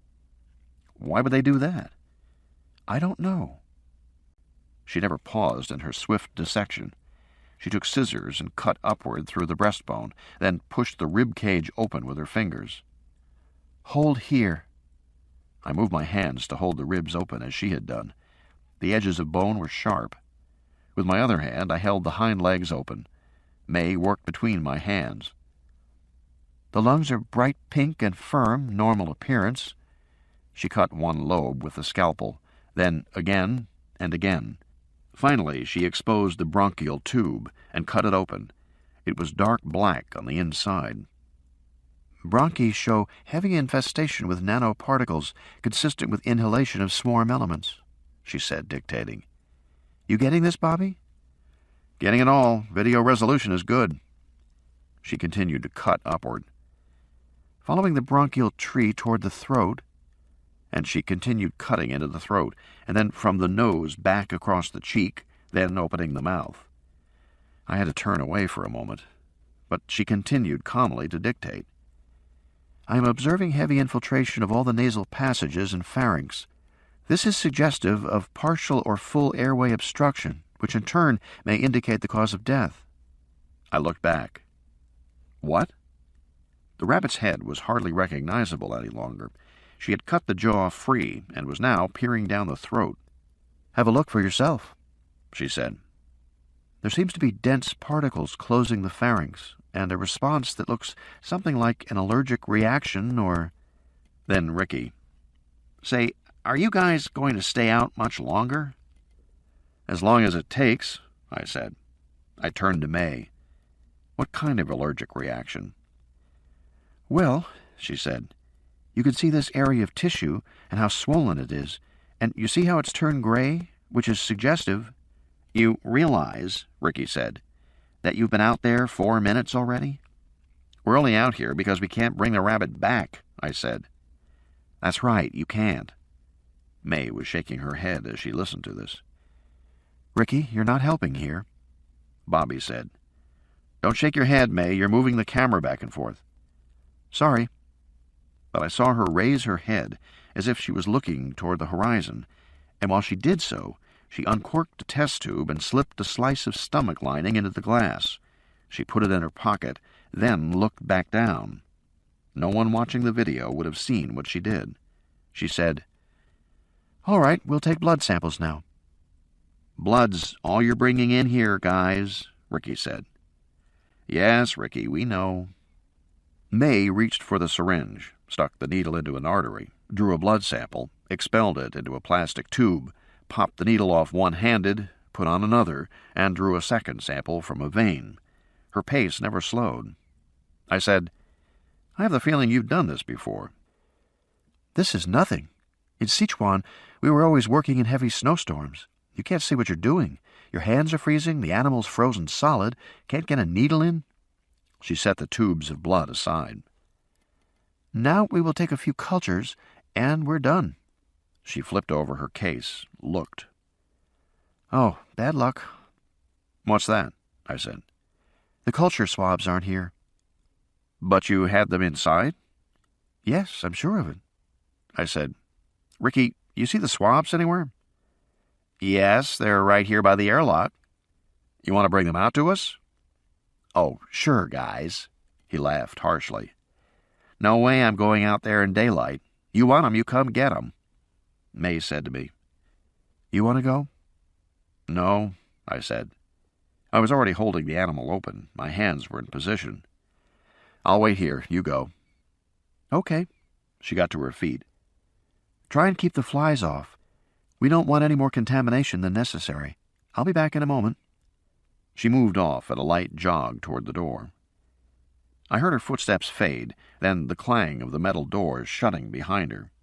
Then silence. Attracted by the slit-open carcass, the flies came back in force, buzzing around my head, trying to land on the exposed guts. I released the rabbit's hind legs and swatted the flies away with one hand. I kept myself busy with the flies, so I wouldn't think about the fact that I was alone out here. I kept glancing off in the distance, but I never saw anything. I kept brushing away the flies, and occasionally my hand touched against the rabbit's fur, and that was when I noticed that beneath the fur, the skin was bright red. Bright red. Exactly like a bad sunburn. Just seeing it made me shiver. I spoke into my headset. "Bobby?" Crackle. "Yes, Jack." "Can you see the rabbit?" "Yes, Jack." "You see the redness of the skin? Are you picking that up?" Just a minute." I heard a soft whir by my temple. Bobby was controlling the camera remotely, zooming in. The whirring stopped. I said, "Can you see this through my camera?" There was no answer. "Bobby?" I heard murmurs, whispers, or maybe it was static. "Bobby, are you there?" Silence. I heard breathing. Jack?" Now it was the voice of David Brooks. "You better go in. May hasn't come back yet. Where is she? May is inside. Well, I have to wait. She's going to do cultures. No, come in now, Jack. I let go of the rabbit and got to my feet. I looked around, scanned the horizon. I don't see anything. They're on the other side of the building, Jack. His voice was calm, but I felt a chill. They are? Come inside now, Jack. I bent over, picked up May's samples, her dissection kit lying beside the rabbit carcass. The black leather of the kit was hot from the sun. Jack? Just a minute. Jack, stop fucking around. I started toward the steel door, my feet crunching on the desert floor. I didn't see anything at all. But I heard something. It was a peculiar, low, thrumming sound. At first I thought I was hearing machinery, but the sound rose and fell, pulsing like a heartbeat. Other beats were superimposed, along with some kind of hissing, creating a strange, unworldly quality, like nothing I'd ever heard. When I look back on it now, I think that more than anything else, it was the sound that made me afraid. I walked faster. I said, "Where are they?" "Coming." "Where?" "Jack, you better run." "What?" "Run!" I still couldn't see anything, but the sound was building in intensity. I broke into a jog. The frequency of the sound was so low, I felt it as a vibration in my body, but I could hear it, too, the thumping, irregular pulse. "Run, Jack." I thought, fuck it. And I ran. Swirling and glinting silver, the first swarm came around the corner of the building. The hissing vibration was coming from the cloud. Sliding along the side of the building, it moved toward me. It would reach the door long before I could. I looked back to see a second swarm as it came around the far end of the building. It, too, moved toward me. The headset crackled. I heard David Brooks. "Jack, you can't make it."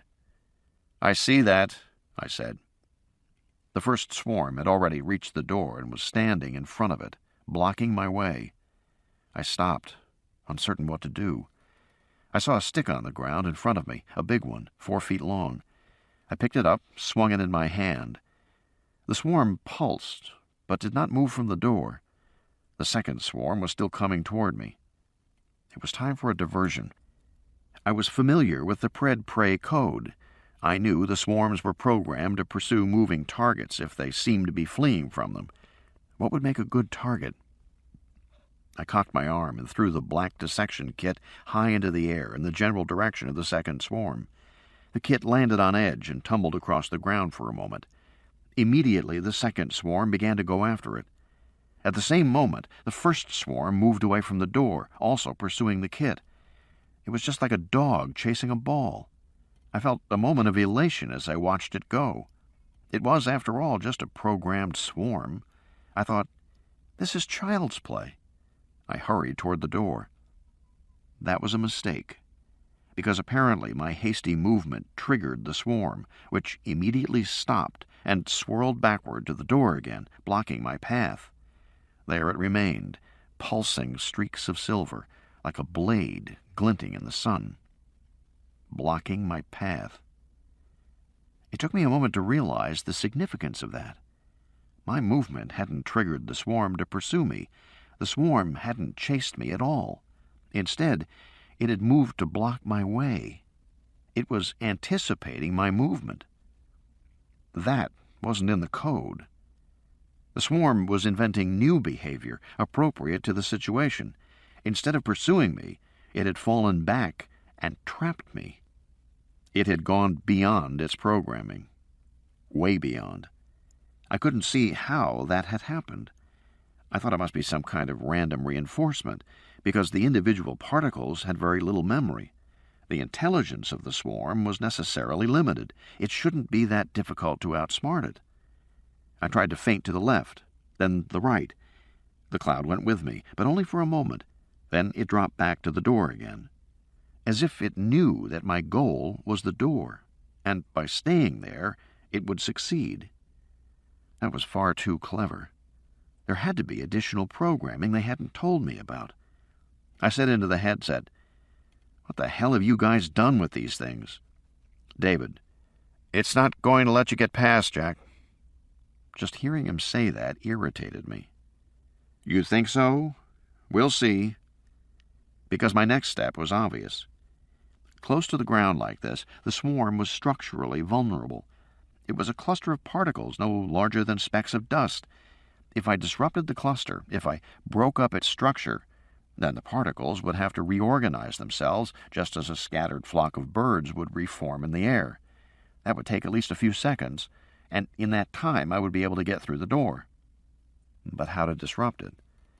I swung the stick in my hand, hearing it whoosh through the air, but it was clearly unsatisfactory. I needed something with a much bigger, flat surface, like a paddle or a palm frond, something to create a large disrupting wind. My mind was racing. I needed something. Something. Behind me, the second cloud was closing in. It moved toward me in an erratic zigzag pattern to cut off any attempt I might make to run past it. I watched with a kind of horrified fascination. I knew that this, too, had never been coded in the program. This was self-organized, emergent behavior, and its purpose was only too clear. It was stalking me. The pulsing sound grew louder as the swarm came closer and closer. I had to disrupt it. Turning in a circle, I looked at the ground all around me. I saw nothing I could use. The nearest juniper tree was too far away. The cholla cactuses were flimsy. I thought, of course, there's nothing out here. It's the fucking desert. I scanned the exterior of the building, hoping someone had left out an implement, like a rake. Nothing. Nothing at all. I was out here with nothing but the shirt on my back, and there was nobody that could help me to... Of course. The headset crackled. "Jack, listen." But I didn't hear any more after that. As I pulled my shirt over my head, the headset came away, falling to the ground. And then, holding the shirt in my hand, I swung it in broad, whooshing arcs through the air, and screaming like a banshee, I charged the swarm by the door. The swarm vibrated with a deep, thrumming sound. It flattened slightly as I ran toward it, and then I was in the midst of the particles and plunged into an odd semi-darkness, like being in a dust storm. I couldn't see anything. I couldn't see the door. I groped blindly for the doorknob, and my eyes stung from the particles, but I kept swinging my shirt in broad, whooshing arcs, and in a moment the darkness began to fade. I was dispersing the cloud, sending particles spinning off in all directions. My vision was clearing, and my breathing was still okay, though my throat felt dry and painful. I began to feel thousands of tiny pinpricks all over my body, but they hardly hurt. Now I could see the door in front of me. The doorknob was just to my left. I kept swinging my shirt, and suddenly the cloud seemed to clear entirely away, almost as if it was moving out of range of my disruption. In that instant, I slipped through the door and slammed it shut behind me. I blinked in sudden darkness. I could hardly see. I thought my eyes would adjust from the glare of sunlight, and I waited a moment, but my vision did not improve. Instead, it seemed to be getting worse. I could just make out the glass doors of the airlock directly ahead. I still felt the stinging pinpricks all over my skin. My throat was dry and my breathing was raspy. I coughed. My vision was dimming. I started to feel dizzy. On the other side of the airlock, Ricky and May stood watching me. I heard Ricky shout, "Come on, Jack! Hurry!" My eyes burned painfully. My dizziness grew rapidly worse. I leaned against the wall to keep from falling over. My throat felt thick. I was having difficulty breathing. Gasping, I waited for the glass doors to open, but they remained closed. I stared stupidly at the airlock. "You have to stand in front of the doors. Stand!" I felt like the world was in slow motion. All my strength was gone. My body felt weak and shaky. The stinging was worse. The room was getting darker. I didn't think I could stand up on my own. "Stand! Jack!" Somehow I shoved away from the wall and lurched toward the airlock. With a hiss, the glass doors slid open. "Go, Jack, now!" I saw spots before my eyes. I was dizzy and sick to my stomach. I stumbled into the airlock, banging against the glass as I stepped inside. With every second that passed, it was harder to breathe. I knew I was suffocating. Outside the building, I heard the low thrumming sound start up again. I turned slowly to look back. The glass doors hissed shut. I looked down at my body, but could barely see it. My skin appeared black. I was covered in dust. My body ached. My shirt was black with dust, too. The spray stung me, and I closed my eyes. Then the air handler started up, whooshing loudly. I saw the dust sucked off my shirt. My vision was clearer, but I still couldn't breathe. The shirt slipped from my hand, flattening against the grate at my feet. I bent down to reach for it. My body began to shake, tremble. I heard only the roar of the handlers. I felt a wave of nausea. My knees buckled. I sagged against the wall. I looked at May and Ricky through the second glass doors. They seemed far away. As I watched, they receded even further, moving away into the distance. Soon they were too far away for me to worry any longer. I knew I was dying. As I closed my eyes, I fell to the ground, and the roar of the air handlers faded into cold and total silence.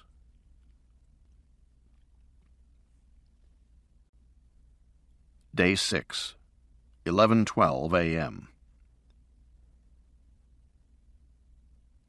Don't move. Something icy cold coursed through my veins. I shuddered. Jack, don't move, just for a second, okay? Something cold, a cold liquid running up my arm. I opened my eyes. The light was directly overhead, glaring, greenish bright. I winced. My whole body ached. I felt like I'd been beaten. I was lying on my back on the black counter of May's biology lab, squinting in the glare. I saw May standing beside me, bent over my left arm. She had an intravenous line in my elbow. What's going on? Jack, please, don't move. I've only done this on lab animals. That's reassuring. I lifted my head to see what she was doing. My temples throbbed. I groaned and lay back. May said, Feel bad? Terrible. I'll bet. I had to inject you 3 times. With what? You were in anaphylactic shock, Jack. You had a severe allergic reaction. Your throat almost closed up. Allergic reaction, I said. That's what it was? Severe one. It was from the swarm? She hesitated for a moment. Then, of course. Would nano-sized particles cause an allergic reaction like that? They certainly could. I said, but you don't think so? No, I don't. I think the nanoparticles are antigenically inert. I think you reacted to a coliform toxin. A coliform toxin? My throbbing headache came in waves. I took a breath, let it out slowly. I tried to figure out what she was saying. My mind was slow. My head hurt. A coliform toxin. Right. A toxin from E. coli bacteria? Is that what you mean? Right. Proteolytic toxin, probably. And where would a toxin like that come from? From the swarm, she said. That made no sense at all. According to Ricky, the E. coli bacteria were only used to manufacture precursor molecules. But bacteria wouldn't be present in the swarm itself, I said. I don't know, Jack. I think they could be. Why was she so diffident? I wondered. It wasn't like her. Ordinarily, May was precise, sharp.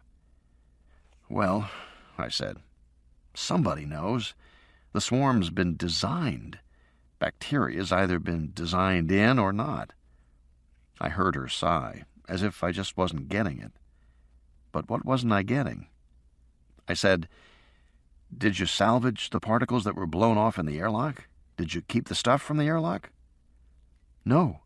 All the airlock particles were incinerated. Was that a smart... It's built into the system, Jack. As a safety feature. We can't override it. Okay. Now it was my turn to sigh. So we didn't have any examples of swarm agents to study.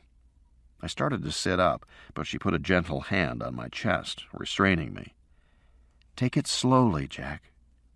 She was right, because sitting up made my headache much worse. I swung my feet over the side of the table. How long was I out? 12 minutes. I feel like I was beaten up. My ribs ached with every breath. You had a lot of trouble breathing. I still do. I reached for a Kleenex and blew my nose. A lot of black stuff came out, mixed with blood and dust from the desert. I had to blow my nose 4 or 5 times to clear it. I crumpled the Kleenex and started to throw it away. May held out her hand. "I'll take that." "No, it's okay. Give it to me, Jack." She took the Kleenex and slipped it into a little plastic bag and sealed it. That was when I realized how stupidly my mind was working. Of course, that Kleenex would contain exactly the particles I wanted to study. I closed my eyes, breathed deeply, and waited for the throbbing in my head to ease up a little. When I opened my eyes again, the glare in the room was less bright. It almost looked normal. "By the way," May said, "Julia just called. She said you can't call her back, something about some tests, but she wanted to talk to you." "Uh-huh." I watched May take the Kleenex bag and put it inside a sealed jar. She screwed down the lid tightly. "May," I said, "if there's E. coli in the swarm, we can find out by looking at that right now. Shouldn't we do that?" "I can't right now. I will as soon as I can. I'm having a little trouble with one of the fermentation units, and I need the microscopes for that." "What kind of trouble?" "I'm not sure yet, but yields are falling in one tank." She shook her head. "It's probably nothing serious. These things happen all the time. This whole manufacturing process is incredibly delicate, Jack.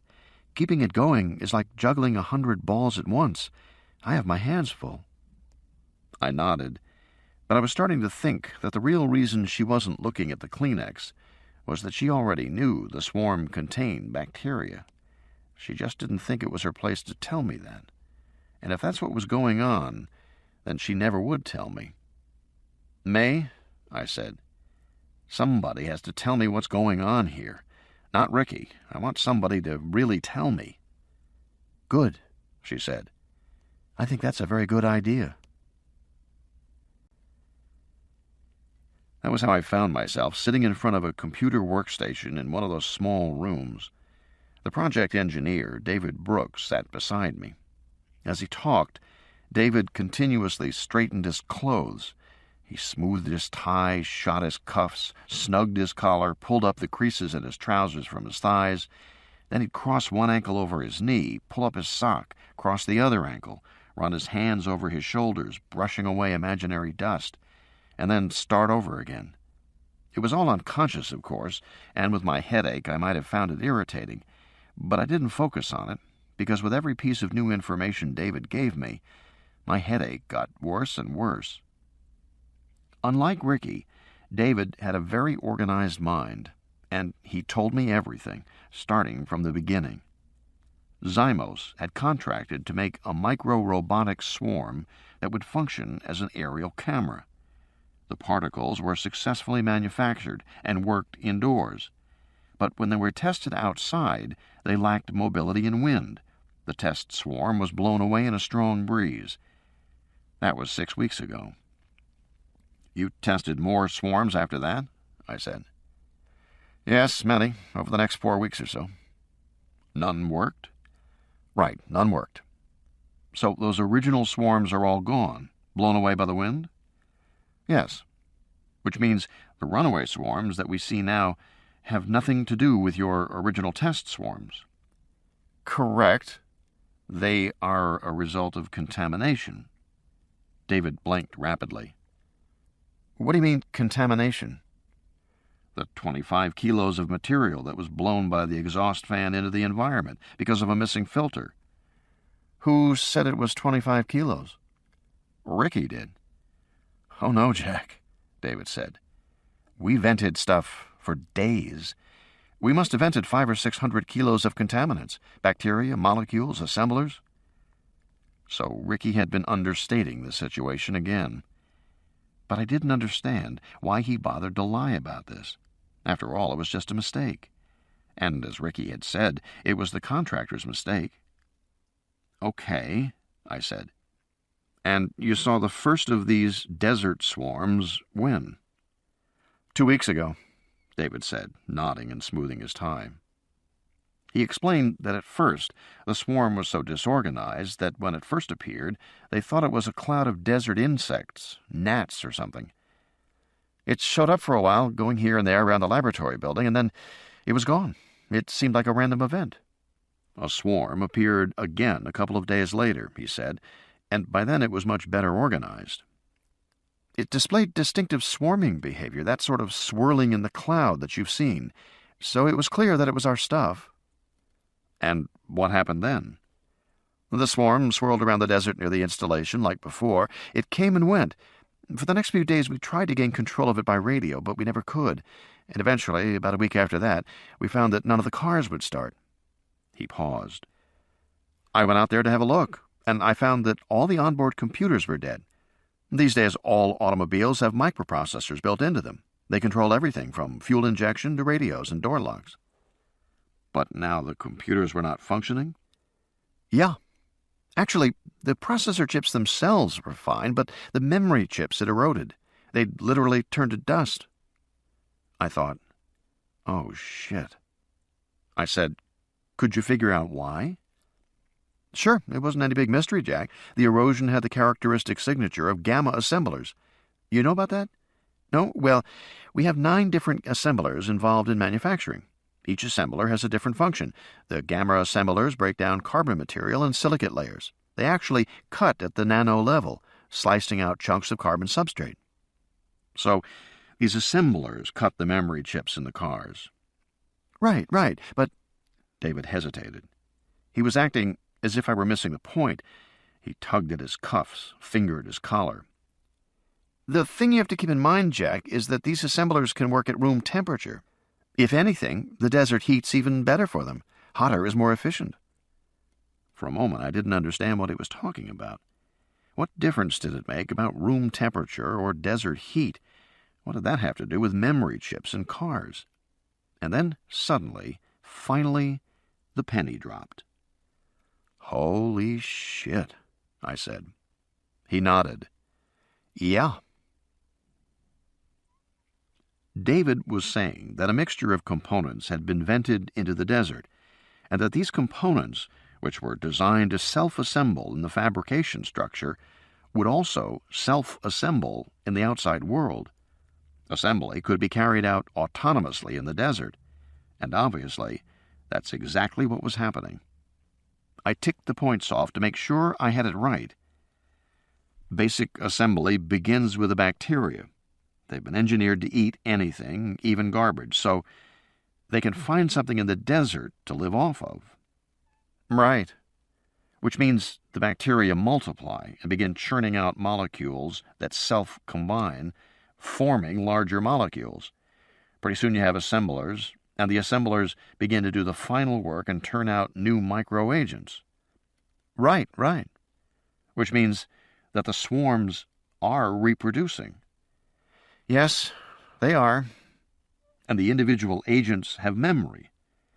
Yes, a small amount. And they don't need much. That's the whole point of distributed intelligence. It's collective. So they have intelligence, and since they have memory, they can learn from experience. Yes. And the Pred-Prey program means they can solve problems, and the program generates enough random elements to let them innovate. Right. Yes. My head throbbed. I was seeing all the implications now, and they weren't good. So, I said, what you're telling me is this swarm reproduces, is self-sustaining, learns from experience, has collective intelligence, and can innovate to solve problems. Yes. Which means, for all practical purposes, it's alive. Yes, David nodded. At least, it behaves as if it is alive. Functionally, it's alive, Jack. I said, this is very fucking bad news. Brooks said. "Tell me." "I'd like to know," I said, "why this thing wasn't destroyed a long time ago." David said nothing. He just smoothed his tie and looked uncomfortable. "Because you realize," I said, "that you're talking about a mechanical plague. That's what you got here. It's just like a bacterial plague or a viral plague, except it's mechanical organisms. You've got a fucking man-made plague." He nodded. "Yes." "That's evolving." "Yes. And it's not limited by biological rates of evolution. It's probably evolving much faster." He nodded. "It is evolving faster." "How much faster, David?" Brooks sighed. "Pretty damn fast. It'll be different this afternoon when it comes back." "Will it come back?" "It always does." "And why does it come back?" I said. "It's trying to get inside." "And why is that?" David shifted uncomfortably. "We have only theories, Jack." "Try me." "One possibility is that it's a territorial thing. As you know, the original Pred-Prey code includes a concept of a range of a territory in which the predators will roam, and within that core range it defines a sort of home base, which the swarm may consider to be the inside of this facility." I said, "You believe that?" "Not really, no." He hesitated. "Actually," he said, "most of us think that it comes back looking for your wife, Jack. It's looking for Julia."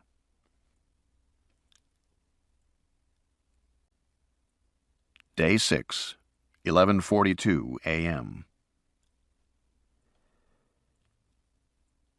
That was how, with a splitting headache, I found myself on the phone to the hospital in San Jose. "Julia Foreman, please." I spelled the name for the operator. "She's in the ICU?" the operator said. "Yes, that's right." "I'm sorry, but direct calls are not allowed." "Then the nursing station." "Thank you. Please hold." I waited. No one was answering the phone. I called back, went through the operator again, and finally got through to the ICU nursing station. The nurse told me Julia was an X-ray and didn't know when she would be back. I said Julia was supposed to be back by now. The nurse said rather testily that she was looking at Julia's bed right now and she could assure me Julia wasn't in it. I said I'd call back. I shut the phone and turned to David. What was Julia doing in all this? "Helping us, Jack." "I'm sure, but how exactly?" "In the beginning, she was trying to coax it back," he said. "We needed the swarm close to the building to take control again by radio, so Julia helped us keep it close." "How?" "Well, she entertained it." "She what?" "I guess you'd call it that. It was very quickly obvious that the swarm had rudimentary intelligence. It was Julia's idea to treat it like a child. She went outside with bright blocks, toys, things a kid would like, and the swarm seemed to be responding to her. She was very excited about it." "The swarm was safe to be around at that time?" "Yes, completely safe. It was just a particle cloud." David shrugged. "Anyway, after the first day or so, she decided to go a step further and formally test it. Test it like a child psychologist." "You mean teach it?" I said. "No, her idea was to test it." "David," I said, "that swarm's a distributed intelligence. It's a goddamn net. It'll learn from whatever you do. Testing is teaching.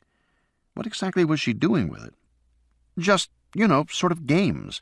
She'd lay out 3 colored blocks on the ground, 2 blue and 1 yellow, see if it would choose the yellow, then with squares and triangles, stuff like that." "But David," I said, "you all knew this was a runaway, evolving, outside the laboratory. Didn't anybody think to just go out and destroy it?" "Sure, we all wanted to. Julia wouldn't allow it." "Why?"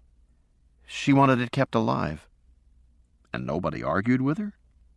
"She's a vice president of the company, Jack. She kept saying the swarm was a lucky accident, that we had stumbled onto something really big, that it could eventually save the company, and we mustn't destroy it. She was, I don't know, she was really taken with it. I mean, she was proud of it, like it was her invention. All she wanted to do was rein it in. Her words. Yeah, well, how long ago did she say that? Yesterday, Jack? David shrugged. You know, she only left here yesterday afternoon. It took me a moment to realize that he was right. Just a single day had passed since Julia had been here, and then had had her accident. And in that time, the swarms had already advanced enormously. How many swarms were there yesterday? 3, but we only saw 2. I guess one was hiding. He shook his head. You know, one of the swarms had become like a pet to her. It was smaller than the others. It'd wait for her to come outside, and it always stuck close to her. Sometimes, when she came out, it swirled around her like it was excited to see her. She talked to it, too, like it was a dog or something. I pressed my throbbing temples. She talked to it, I repeated. Jesus Christ. Don't tell me the swarms have auditory sensors, too. No, they don't. So talking was a waste of time.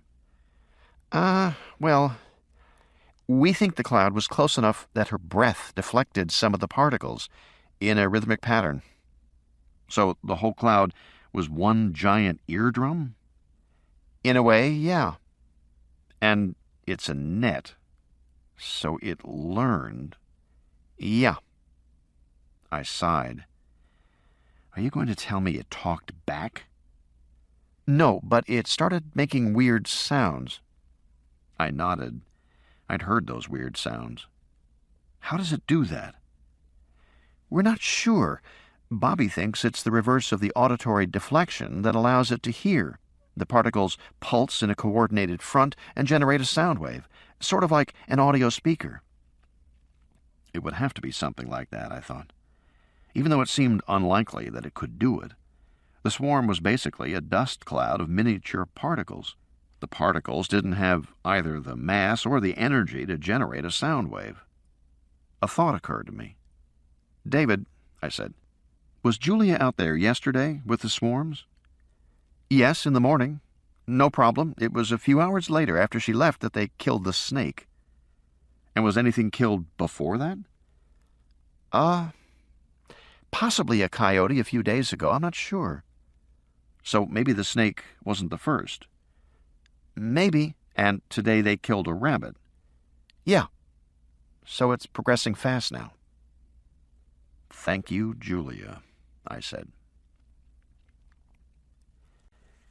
I was pretty sure the accelerated behavior of the swarms that we were seeing was a function of past learning. This was a characteristic of distributed systems, and, for that matter, a characteristic of evolution, which could be considered a kind of learning if you wanted to think of it in those terms. In either case, it meant that systems experienced a long, slow starting period, followed by ever-increasing speed. You could see that exact speed-up in the evolution of life on Earth. The first life shows up 4 billion years ago as single-cell creatures. Nothing changes for the next 2 billion years. Then nuclei appear in the cells. Things start to pick up. Only a few 100 million years later, multicellular organisms. A few 100 million years after that, explosive diversity of life, and more diversity.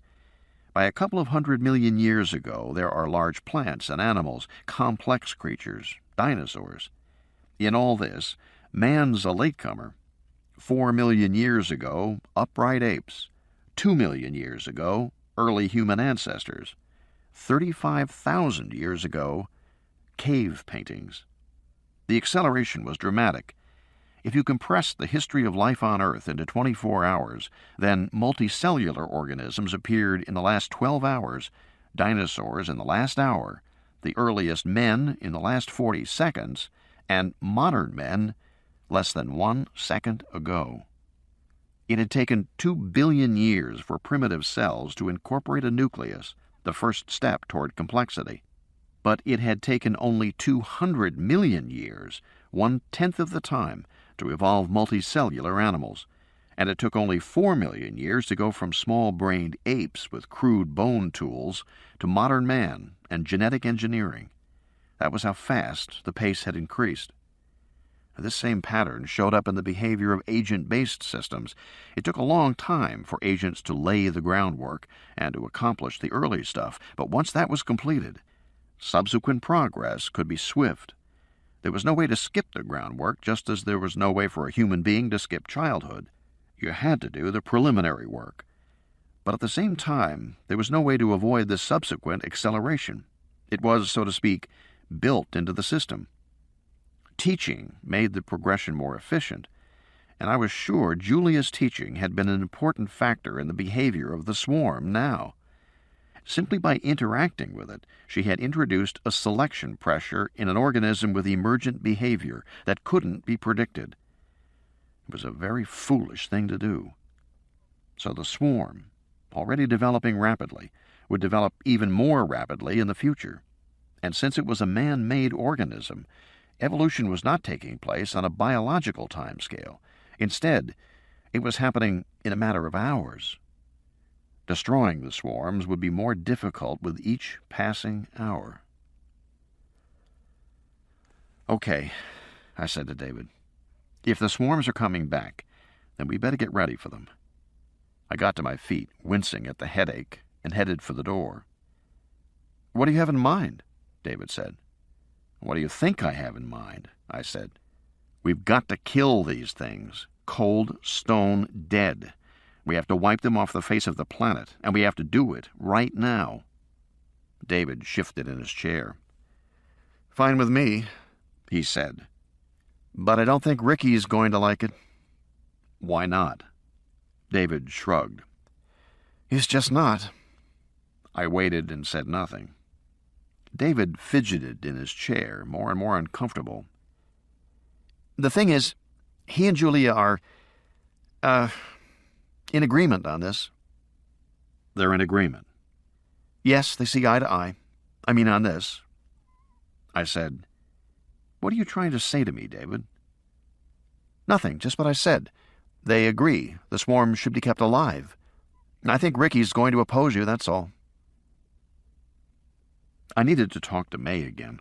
I found her in the biology lab, hunched over a computer monitor, looking at images of white bacterial growth on dark red media.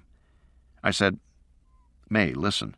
I've talked to David, and I need to—" "May? Have you got a problem?" She was looking fixedly at the screen. "I think we do," she said. "A problem with the feedstock." "What kind of problem?" "The latest Theta D stocks aren't growing properly." She pointed to an image in the upper corner of the monitor, which showed bacteria growing in smooth white circles. "That's normal coliform growth," she said. "That's how it's supposed to look. But here—" She brought up another image in the center of the screen. The round forms appeared moth-eaten, ragged and misshapen. "That's not normal growth," she said, shaking her head. "I'm afraid it's phage contamination." "You mean a virus?" I said. A phage was a virus that attacked bacteria. "Yes," she said. "Coli are susceptible to a very large number of phages. T4 phage is, of course, the most common, but Theta D was engineered to be T4 resistant, so I suspect it's a new phage that's doing this." "A new phage? You mean it's newly evolved?" "Yes. Probably a mutant of an existing strain that somehow gets around the engineered resistance. But it's bad news for manufacturing. If we have infected bacterial stocks, we'll have to shut down production. Otherwise, we'll just be spewing viruses out." "Frankly," I said, "shutting down production might be a good idea." "I'll probably have to. I'll try to isolate it, but it looks aggressive. I may not be able to get rid of it without scrubbing the kettle, starting over with fresh stock. Ricky's not going to like it." "Have you told him about this?" "Not yet." She shook her head. "I don't think he needs more bad news right now. And besides—" She stopped as if she had thought better of what she was going to say. "Besides what?" "Ricky has a huge stake in the success of this company." She turned to face me. "Bobby heard him on the phone the other day, talking about his stock options, and sounding worried. I think Ricky sees Zymos as his last big chance to score. He's been here 5 years. If this doesn't work out, he'll be too senior to start over at a new company. He's got a wife and baby. He can't gamble another 5 years, waiting to see if the next company clicks. So he's really trying to make this happen, really driving himself. He's up all night, working, figuring. He isn't sleeping more than 3 or 4 hours. Frankly, I worry it's affecting his judgment. I can imagine, I said. The pressure must be terrible. He's so sleep-deprived it makes him erratic, May said.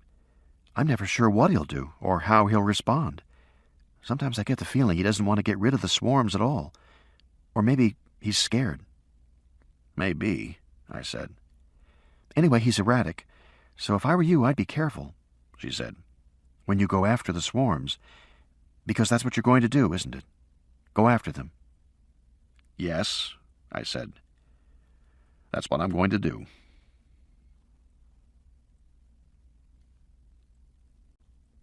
Day 6, 1:12 p.m. They had all gathered in the lounge, with the video games and pinball machines. Nobody was playing them now. They were watching me with anxious eyes as I explained what we had to do. The plan was simple enough. The swarm itself was dictating what we had to do, although I was skipping that uncomfortable truth.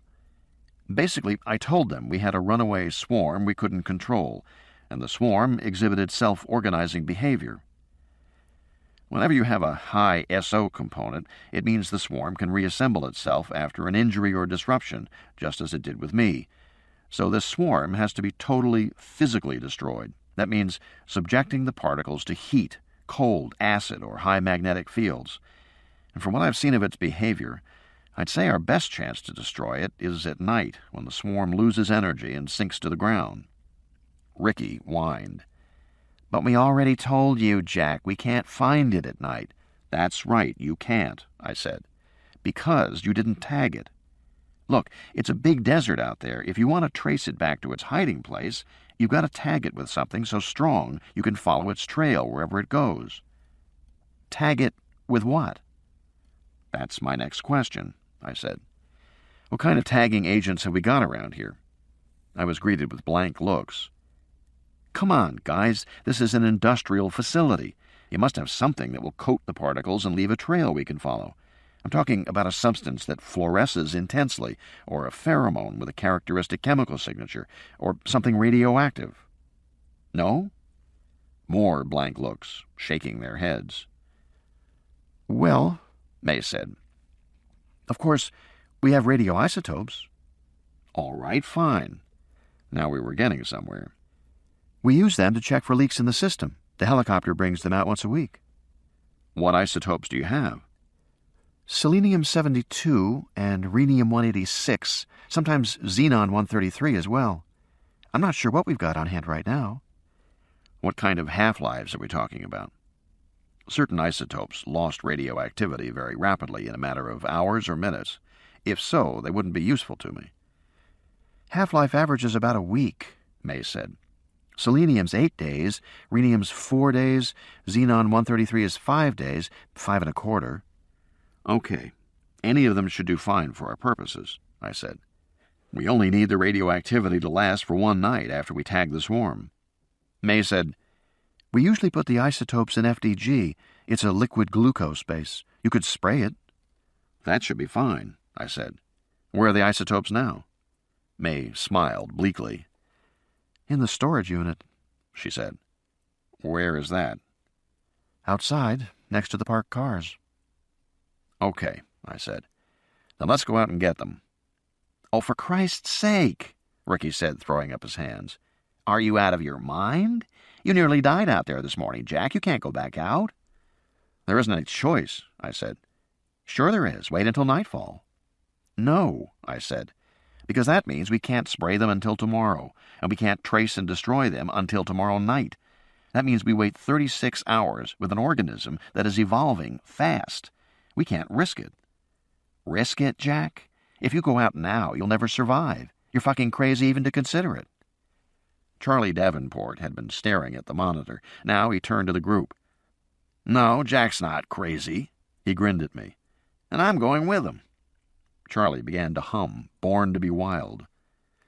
I'm going too, May said. I know where the isotopes are stored. I said, It's not really necessary, May. You can tell me. No, I'm coming. We'll need to improvise a spray apparatus of some kind. David Brooks was rolling up his sleeves carefully. Presumably remotely controlled. That's Rosie's specialty. Okay, I'll come too, Rosie Castro said, looking at David. You're all going? Ricky stared from one to another of us, shaking his head.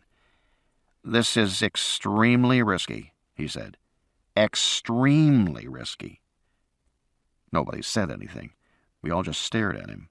Then Ricky said, Charlie, will you shut the fuck up? He turned to me. I don't think I can allow this, Jack. I don't think you have a choice, I said. I'm in charge here. Not now, I said. I felt a burst of annoyance. I felt like telling him he'd screwed the pooch by allowing a swarm to evolve in the environment, but I didn't know how many critical decisions Julia had made. In the end, Ricky was obsequious to management, trying to please them like a child pleasing a parent. He did it charmingly. That was how he had moved ahead in life. That was also his greatest weakness.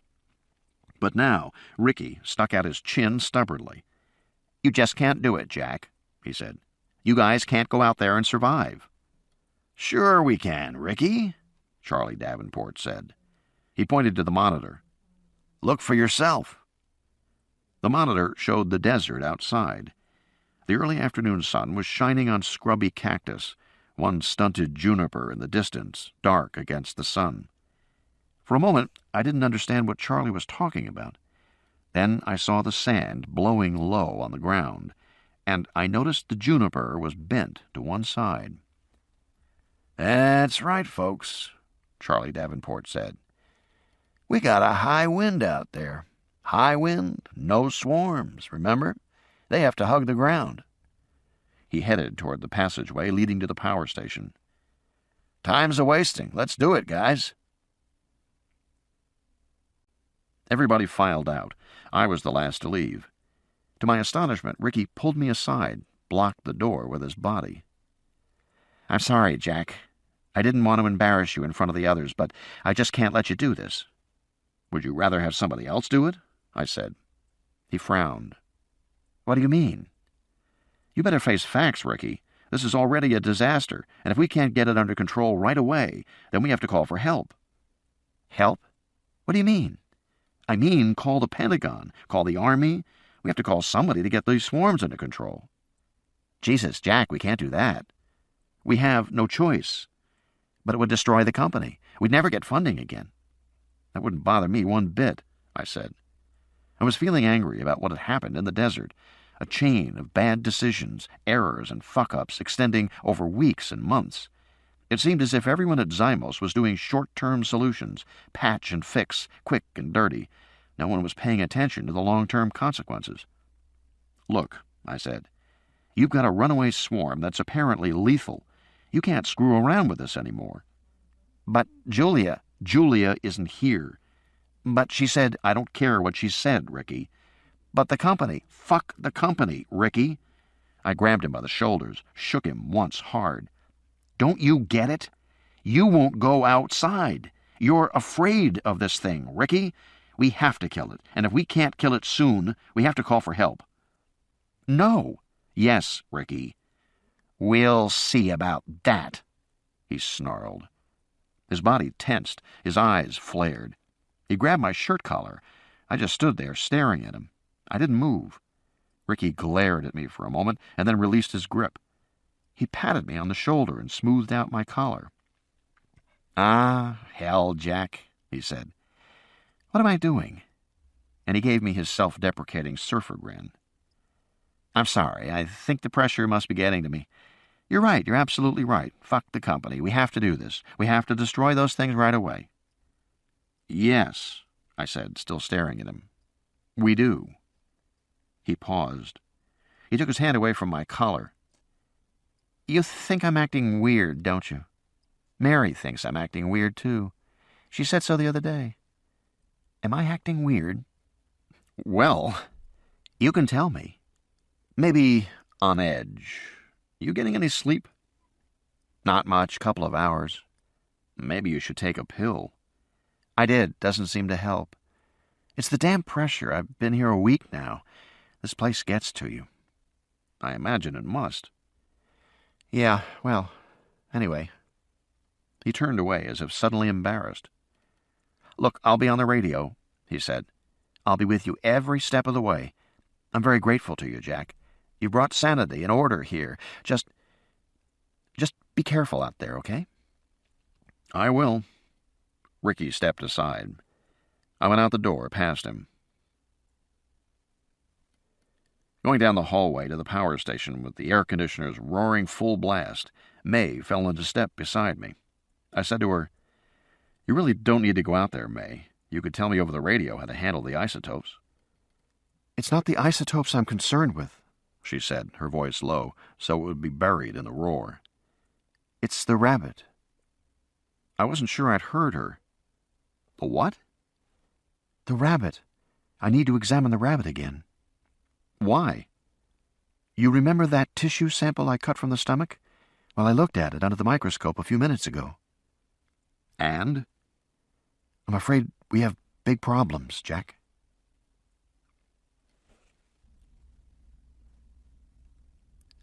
Day 6, 2:52 p.m. I was the first one out the door, squinting in the desert sunlight. Even though it was almost 3 o'clock, the sun seemed as bright and hot as ever. A hot wind ruffled my trousers and shirt. I pulled my headset mouthpiece closer to my lips and said, Bobby, you reading? I read you, Jack. Got an image? Yes, Jack. Charlie Davenport came out and laughed. He said, You know, Ricky, you really are a stupid schmuck. You know that? Over my headset, I heard Ricky say, Save it. You know I don't like compliments. Just get on with it. May came through the door next. She had a backpack slung over one shoulder. She said to me, For the isotopes. Are they heavy? The containers are. Then David Brooks came out with Rosie close behind him. She made a face as she stepped onto the sand. Jesus, it's hot, she said. Yeah, I think you'll find deserts tend to be that way, Charlie said. No shit, Charlie. I wouldn't shit you, Rosie. He belched. I was busy scanning the horizon, but I saw nothing. The cars were parked under a shed about 50 yards away. The shed ended in a square white concrete building with narrow windows. That was the storage unit. We started toward it. Rosie said, Is that place air-conditioned? Yes, May said. But it's still hot. It's poorly insulated. Is it airtight? I said. Not really. That means no, Davenport said, laughing. He spoke into the headset. Bobby, what wind do we have? 17 knots, Bobby Lembeck said. Good strong wind. And how long until the wind dies? Sunset? Probably, yeah. Another 3 hours. I said, That'll be plenty of time. I noticed that David Brooks was not saying anything. He just trudged toward the building. Rosie followed close behind him. But you never know, Davenport said. We could all be toast any minute now. He laughed again in his irritating way. Ricky said, Charlie, why don't you shut the fuck up? Why don't you come out and make me, big boy? Charlie said. What's the matter? Your veins clogged with chicken shit? I said, Let's stay focused, Charlie. Hey, I'm focused. The wind was blowing sand, creating a brownish blur just above the ground. May walked beside me. She looked across the desert and said abruptly, I want to have a look at the rabbit. You all go ahead if you want. She headed off to the right toward the carcass. I went with her, and the others turned in a group and followed us. It seemed everybody wanted to stay together. The wind was still strong. Charlie said, Why do you want to see it, May? I want to check something. She was pulling on gloves as she walked. The headset crackled. Ricky said, Would somebody please tell me what the hell is going on? We're going to see the rabbit, Charlie said. What for? May wants to see it. She saw it before. Guys, you're very exposed out there. I wouldn't be waltzing around. Nobody's waltzing around, Ricky. By now, I could see the rabbit in the distance, partially obscured by the blowing sand. In a few moments, we were all standing over the carcass. The wind had blown the body over on its side. May crouched down, turned it on its back, laid open the carcass. Jeez, Rosie said. I was startled to see that the exposed flesh was no longer smooth and pink. Instead, it was roughened everywhere, and in a few places looked as if it had been scraped, and it was covered by a milky white coating. "Looks like it was dipped in acid," Charlie said. "Yes, it does," May said. She sounded grim. I glanced at my watch. All this had occurred in 2 hours. What happened to it? May had taken out her magnifying glass and was bent close to the animal. She looked here and there, moving the glass quickly. Then she said, "It's been partially eaten." "Eaten? By what?" "Bacteria." "Wait a minute," Charlie Davenport said. "You think this is caused by Theta D? You think the E. coli is eating it?" "We'll know soon enough," she said. She reached into a pouch and pulled out several glass tubes containing sterile swabs. "But it's only been dead a short time." "Long enough," May said, "and high temperatures accelerate growth." She daubed the animal with one swab after another, replacing each in a glass tube.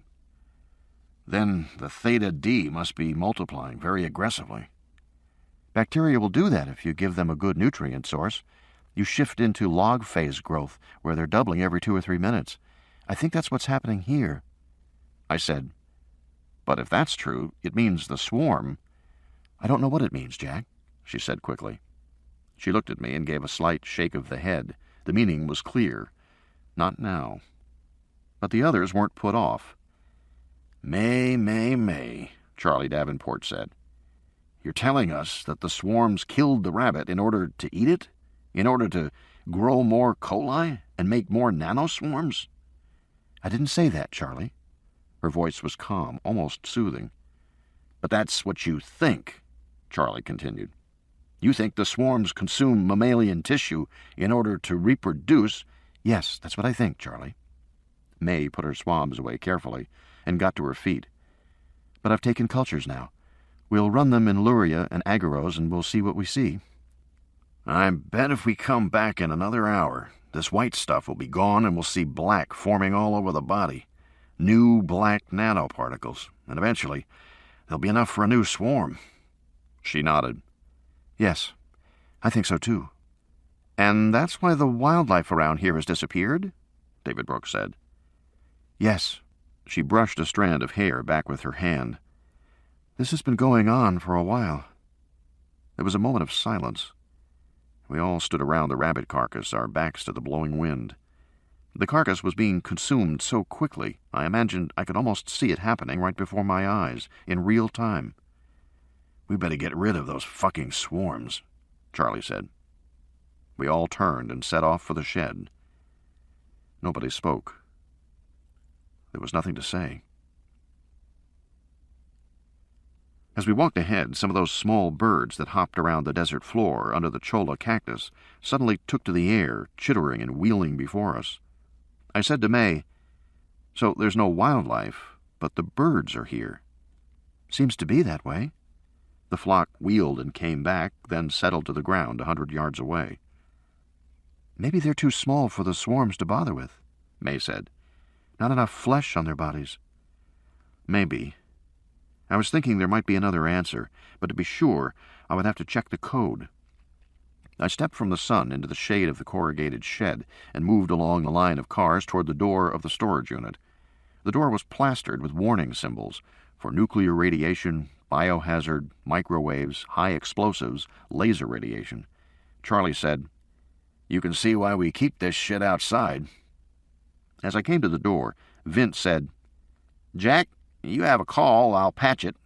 My cell phone rang. It was probably Julia. I flipped it open. "Hello?" "Dad?" It was Eric, with that emphatic tone that he got when he was upset. I sighed. "Yes, Eric." "When are you coming back?" "I'm not sure, son." "Will you be here for dinner?" "I'm afraid not. Why? What's the problem?" "She is such an asshole." "Eric, just tell me what the problem—" "Aunt Ellen sticks up for her all the time. It's not fair." "I'm kind of busy now, Eric, so just tell me." "Why? What are you doing?" "Just tell me what's wrong, son." "Never mind," he said, turning sulky. "If you're not coming home, it doesn't matter. Where are you, anyway? Are you in the desert? Yes. How did you know that? I talked to Mom. Aunt Ellen made us go to the hospital to see her. It's not fair. I didn't want to go. She made me anyway. Uh-huh. How is Mom? She's checking out of the hospital. She's finished all her tests? The doctors wanted her to stay, Eric said, but she wants to get out. She has a cast on her arm, that's all. She says everything else is fine. Dad, why do I always have to do what Aunt Ellen says? It's not fair. Let me talk to Ellen. She isn't here. She took Nicole to buy a new dress for her play. Who's with you at the house? Maria. Okay, I said. Have you done your homework? Not yet. Well, get busy, son. I want your homework done before dinner. It was amazing how these lines just popped out of a parent's mouth. By now I had reached the storage room door. I stared at all the warning signs. There were several I didn't know, like a diamond made up of 4 different colored squares inside, each with a number. May unlocked the door and went in. Dad? Eric started to cry. When are you coming home? I don't know, I said. I hope by tomorrow. Okay. Promise? I promise. I could hear him sniffling, and then through the phone a long snarf sound as he wiped his nose on his shirt. I told him he could call me later if he wanted to. He seemed better and said okay, and then said goodbye. I hung up and entered the storage building. The interior was divided into 2 large storage rooms with shelves on all 4 walls and freestanding shelves in the middle of the rooms. Concrete walls, concrete floor. There was another door in the second room with a corrugated roll-up door for truck deliveries. Hot sunlight came in through wood frame windows. The air conditioning rumbled noisily, but as May had said, the rooms were still hot. I closed the door behind me and looked at the seal. It was just ordinary weather stripping. The shed was definitely not airtight. I walked along the shelves stacked with bins of spare parts for the fabrication machinery and the labs. The second room had more mundane items, cleaning supplies, toilet paper, bars of soap, boxes of cereal, and a couple of refrigerators filled with food. I turned to May. Where are the isotopes? Over here. She led me around a set of shelves to a steel lid set in the concrete floor. The lid was about 3 feet in diameter. It looked like a buried garbage can, except for the glowing LED and keypad in the center. May dropped to one knee and punched in a code quickly. The lid lifted with a hiss. I saw a ladder that led down into a circular steel chamber. The isotopes were stored in metal containers of different sizes.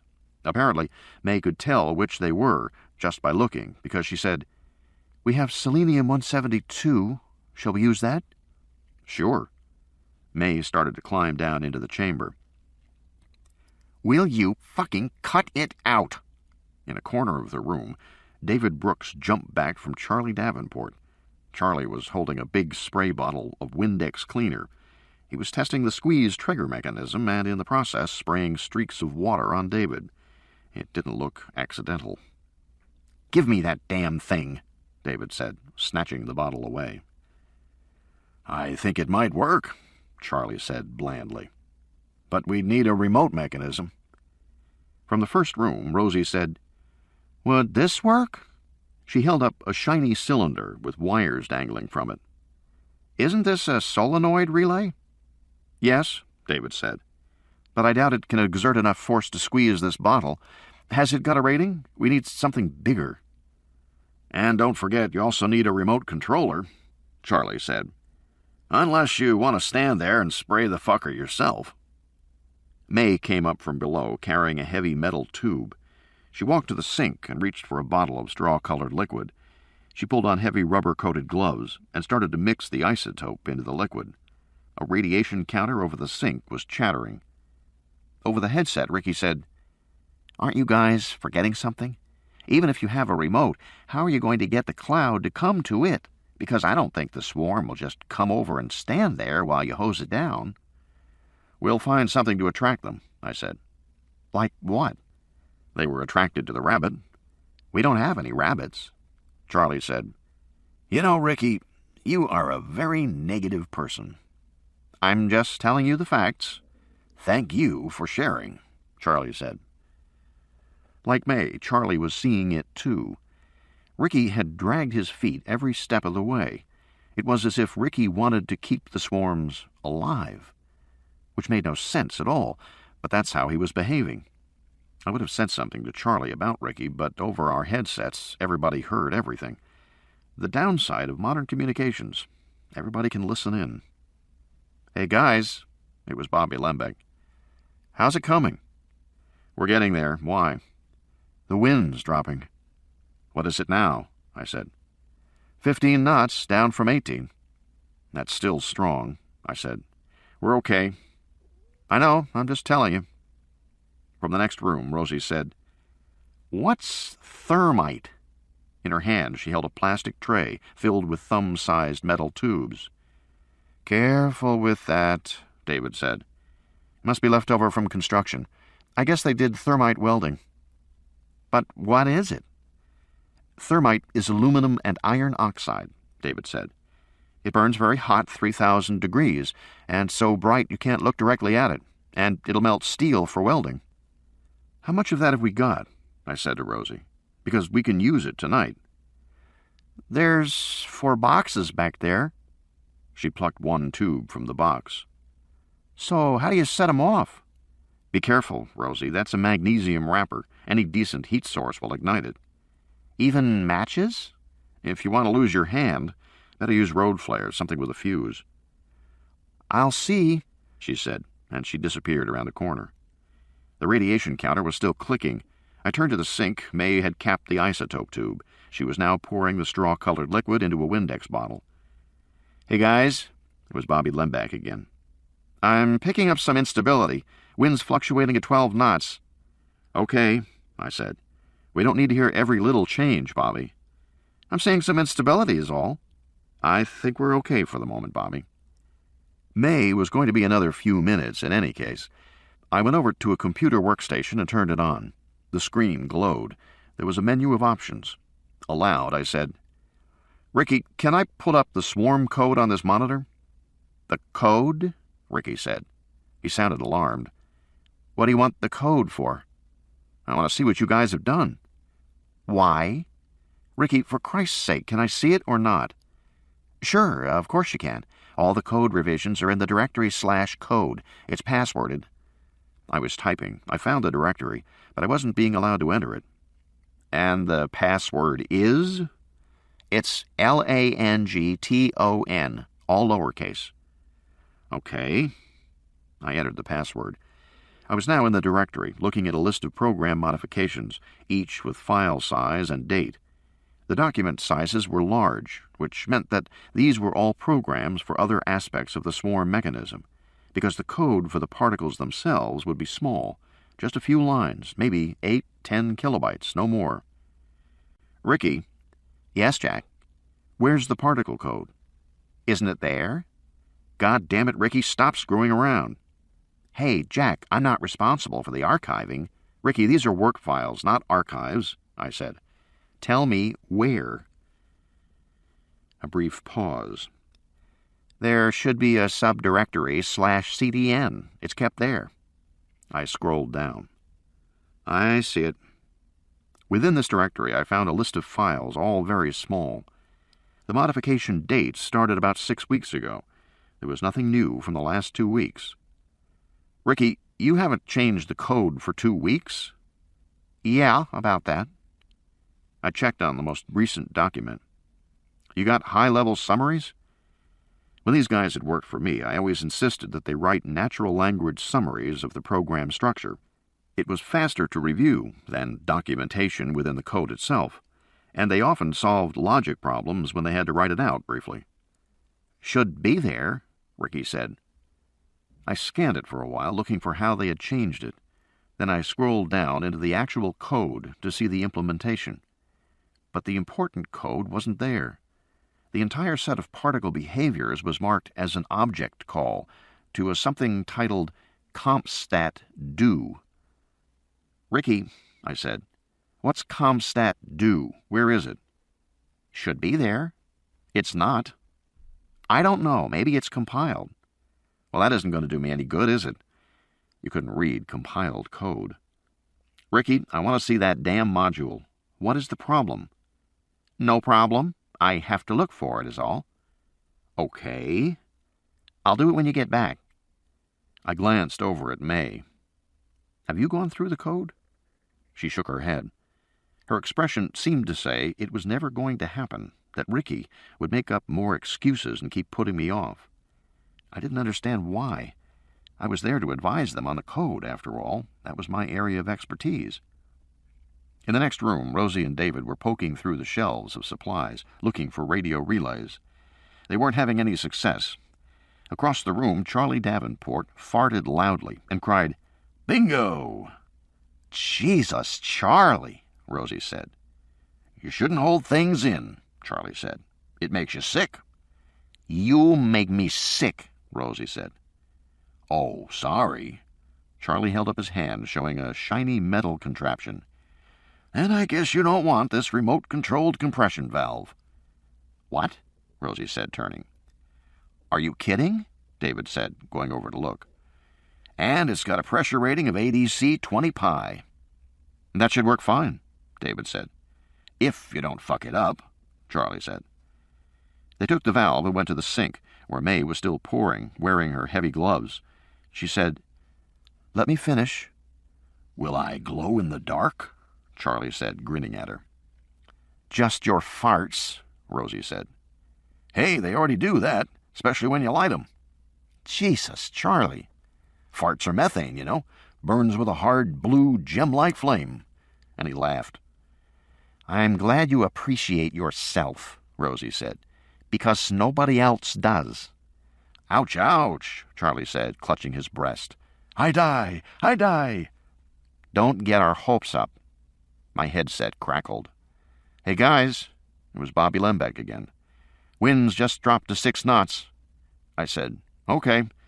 I turned to the others. "Let's finish up, guys." David said, "We're waiting for May. Then we'll fit this valve." "Let's fit it back in the lab," I said. "Well, I just want to make sure." "Back at the lab," I said. "Pack it up, guys." I went to the window and looked out. The wind was still ruffling the juniper bushes, but there was no longer a layer of sand blowing across the ground. Ricky came on the headset. "Jack, get your fucking team out of there." "We're doing it now," I said. David Brooks said in a formal tone, "Guys, there's no point in leaving until we have a valve that we know fits this bottle." "I think we better go," May said. "Finished or not." "What good would that do?" David said. "Pack up," I said. "Stop talking and pack it up, now." Over the headset, Bobby said, 4 knots and falling, fast." "Let's go, everybody," I said. I was herding them toward the door. Then Ricky came on. "No." "What?" "You can't leave now." "Why not?" "Because it's too late. They're here." Day 6, 3:12 p.m. Everyone went to the window. We banged heads, trying to look out in all directions. As far as I could see, the horizon was clear. I saw nothing at all. "Where are they?" I said. "Coming from the south. We have them on the monitors." "How many?" Charlie said. 4. 4? "Yeah, 4. The main building was south of us. There were no windows in the south wall of the shed. David said, "We don't see anything. How fast are they coming?" "Fast." "Do we have time to run for it?" "I don't think so." David frowned. He doesn't think so, Jesus. And before I could say anything, David had bolted for the far door, opened it, and stepped out into the sunlight. Through the rectangle of the open door, we saw him look to the south, shading his eyes with his hand. We all spoke at once. "David! David, what the fuck are you doing?" "David, you asshole!" "I'm trying to see—" "Get back here, you stupid bastard!" But Brooks remained where he was, hands over his eyes. "I don't see anything yet," he said. "And I don't hear anything.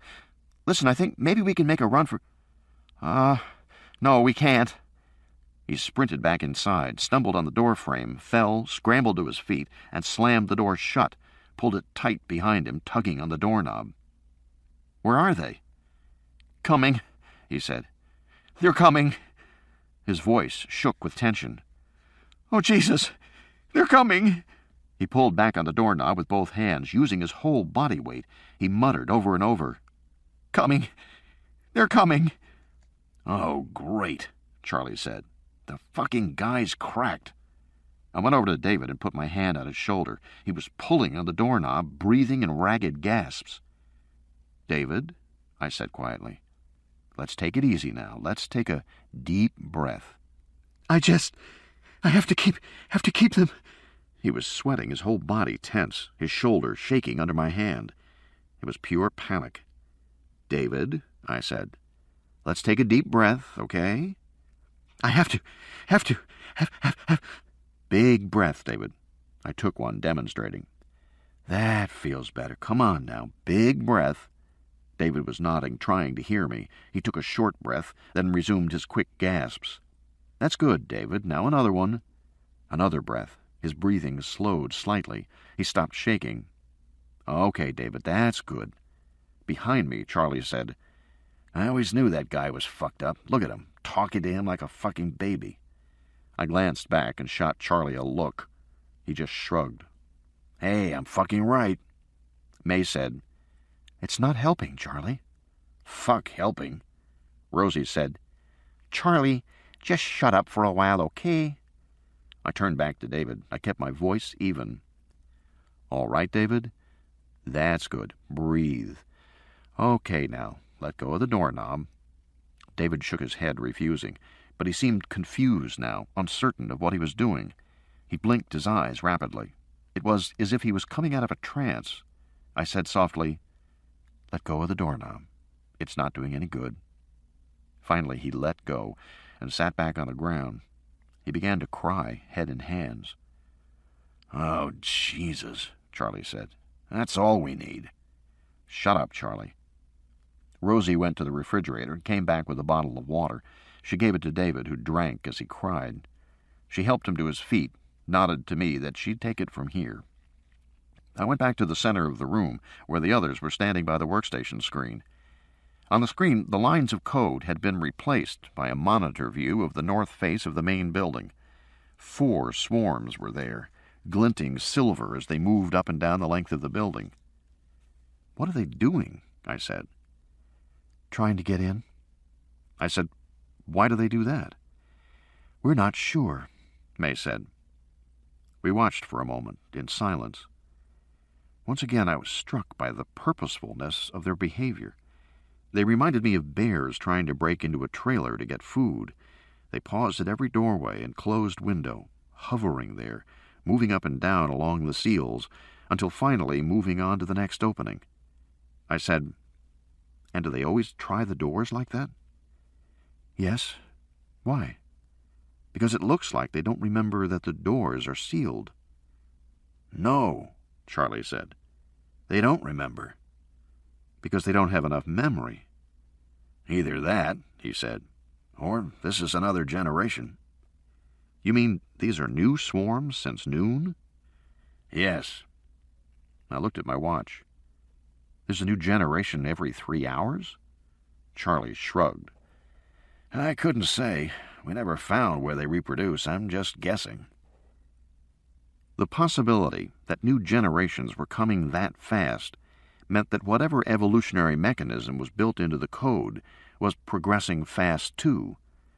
Ordinarily, genetic algorithms, which modeled reproduction to arrive at solutions, ordinarily they ran between 500 and 5,000 generations to arrive at an optimization. If these swarms were reproducing every 3 hours, it meant they had turned over something like 100 generations in the last 2 weeks, and with 100 generations, the behavior would be much sharper. May watched them on the monitor and said, "At least they're staying by the main building. It seems like they don't know we're here." "How would they know?" I said. "They wouldn't," Charlie said. "Their main sensory modality is vision. They may have picked up a little auditory over the generations, but it's still primarily vision. If they don't see it, it doesn't exist for them." Rosie came over with David. He said, "I'm really sorry, guys." "No problem." "It's okay, David." I don't know what happened. I just couldn't stand it. Charlie said, "Don't worry, David, we understand. You're a psycho and you cracked. We get the picture, no problem." Rosie put her arm around David, who blew his nose loudly. She stared at the monitor. "What's happening with them now?" Rosie said. "They don't seem to know we're here." "Okay. We're hoping it stays that way." "Uh-huh, and if it doesn't?" Rosie said. I had been thinking about that. If it doesn't, we rely on the holes in the pred-prey assumptions. We exploit the weaknesses in the programming. "Which means?" "We flock," I said. Charlie gave a hoarse laugh. "Yeah, right. We flock. And pray like hell." "I'm serious," I said. Over the last 30 years, scientists had studied predator-prey interactions in everything from the lion to the hyena to the warrior ant. There was now a much better understanding of how prey defended themselves. Animals like zebras and caribou didn't live in herds because they were sociable. Herding was a defense against predation. Large numbers of animals provided increased vigilance, and attacking predators were often confused when the herd fled in all directions. Sometimes they literally stopped cold. Show a predator too many moving targets, and it often chased none. The same thing was true of flocking birds and schooling fish. Those coordinated group movements made it harder for predators to pick out a single individual. Predators were drawn to attack an animal that was distinctive in some way.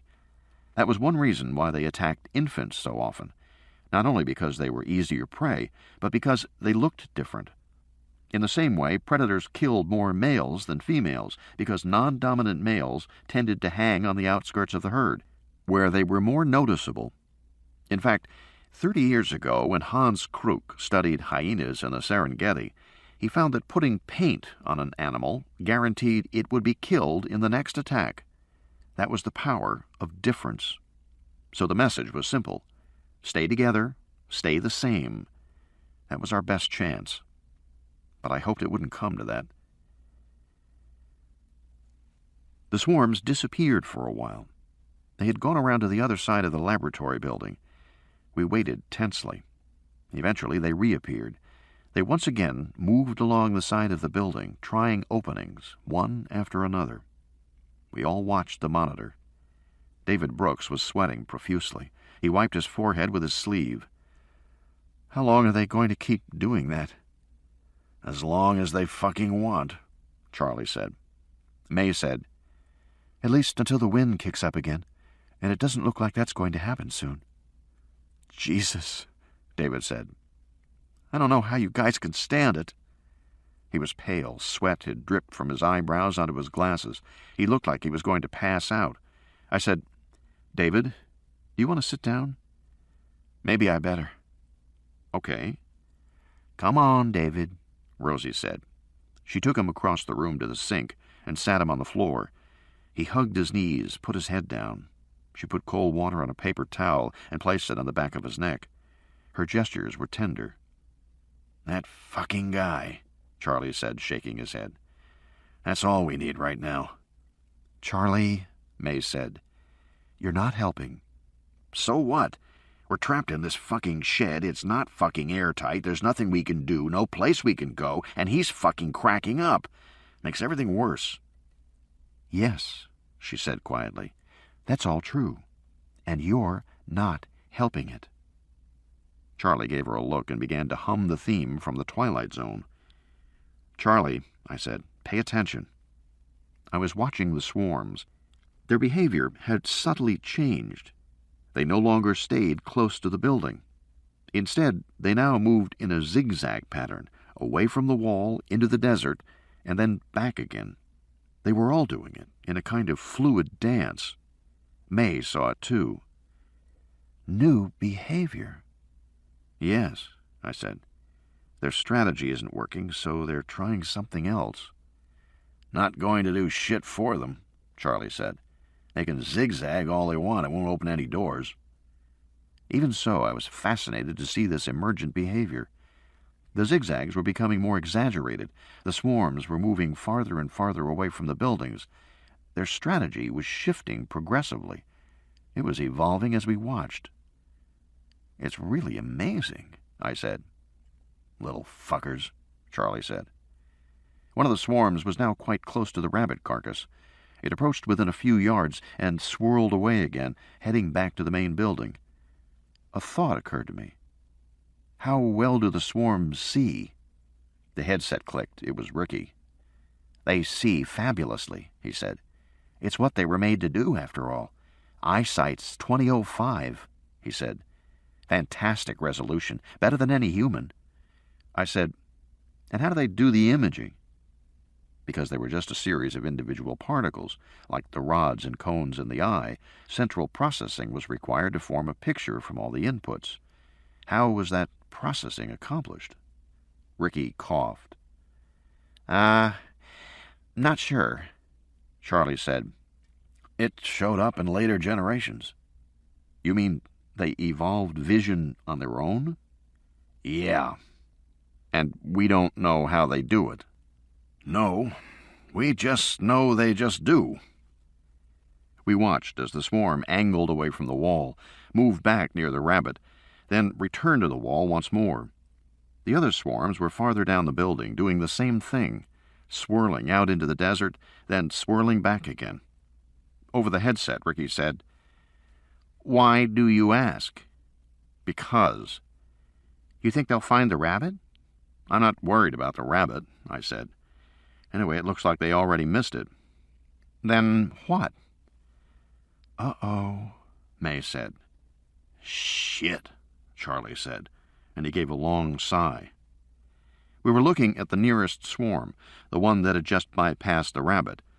That swarm had moved out into the desert again, perhaps 10 yards away from the rabbit, but instead of turning back in its usual pattern, it had paused in the desert.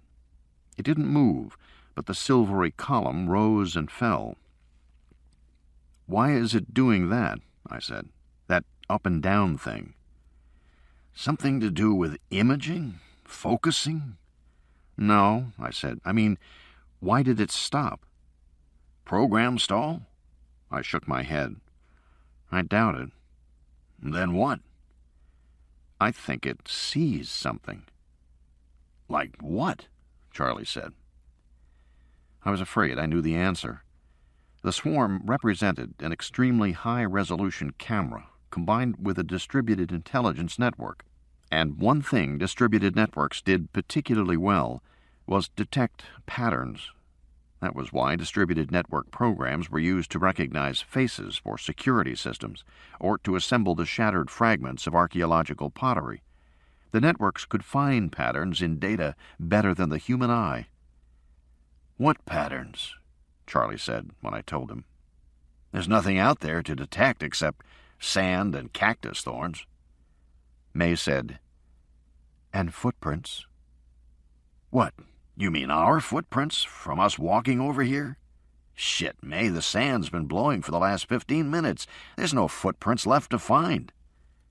We watched the swarm hang there, rising and falling like it was breathing.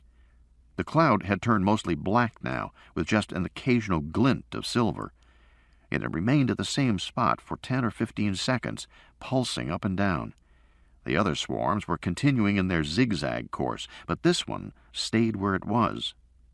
Charlie bit his lip. "You really think it sees something?" "I don't know," I said. "Maybe." Suddenly the swarm rose up and began to move again, but it wasn't coming toward us. Instead, it moved on a diagonal over the desert, heading back toward the door in the power building. When it came to the door, it stopped and swirled in place. "What the hell?" Charlie said. I knew what it was. So did May. "It just tracked us," she said. "Backward." The swarm had followed the path we had originally taken from the door to the rabbit. The question was, what would it do next? The next 5 minutes were tense. The swarm retraced its path, going back to the rabbit. It swirled around the rabbit for a while, moving in slow semicircles back and forth. Then once again it retraced the route back to the power station door. It stayed at the door for a while, then returned to the rabbit. The swarm repeated this sequence 3 times. Meanwhile, the other swarms had continued their zigzagging around the building and were now out of sight. The solitary swarm returned to the door, then headed back to the rabbit again. "It's stuck in a loop," Charlie said. "It just does the same thing over and over again." "Lucky for us," I said. I was waiting to see if the swarm would modify its behavior. So far it hadn't, and if it had very little memory, then it might be like an Alzheimer's patient, unable to remember it had done all this before. Now it was going around the rabbit, moving in semicircles. "Definitely stuck in a loop," Charlie said. I waited. I hadn't been able to review all the changes they'd made to PredPrey because the central module was missing, but the original program had a randomizing element built into it to handle situations exactly like this. Whenever PredPrey failed to attain its goal, and there were no specific environmental inputs to provoke new action, then its behavior was randomly modified. This was a well-known solution. For example, psychologists now believed a certain amount of random behavior was necessary for innovation.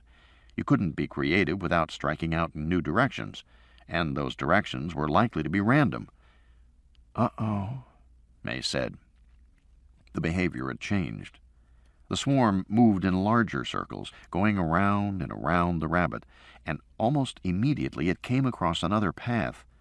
It paused a moment, and then suddenly rose up and began to move directly toward us. It was following exactly the same path we had taken, walking to the shed. "Shit," Charlie said.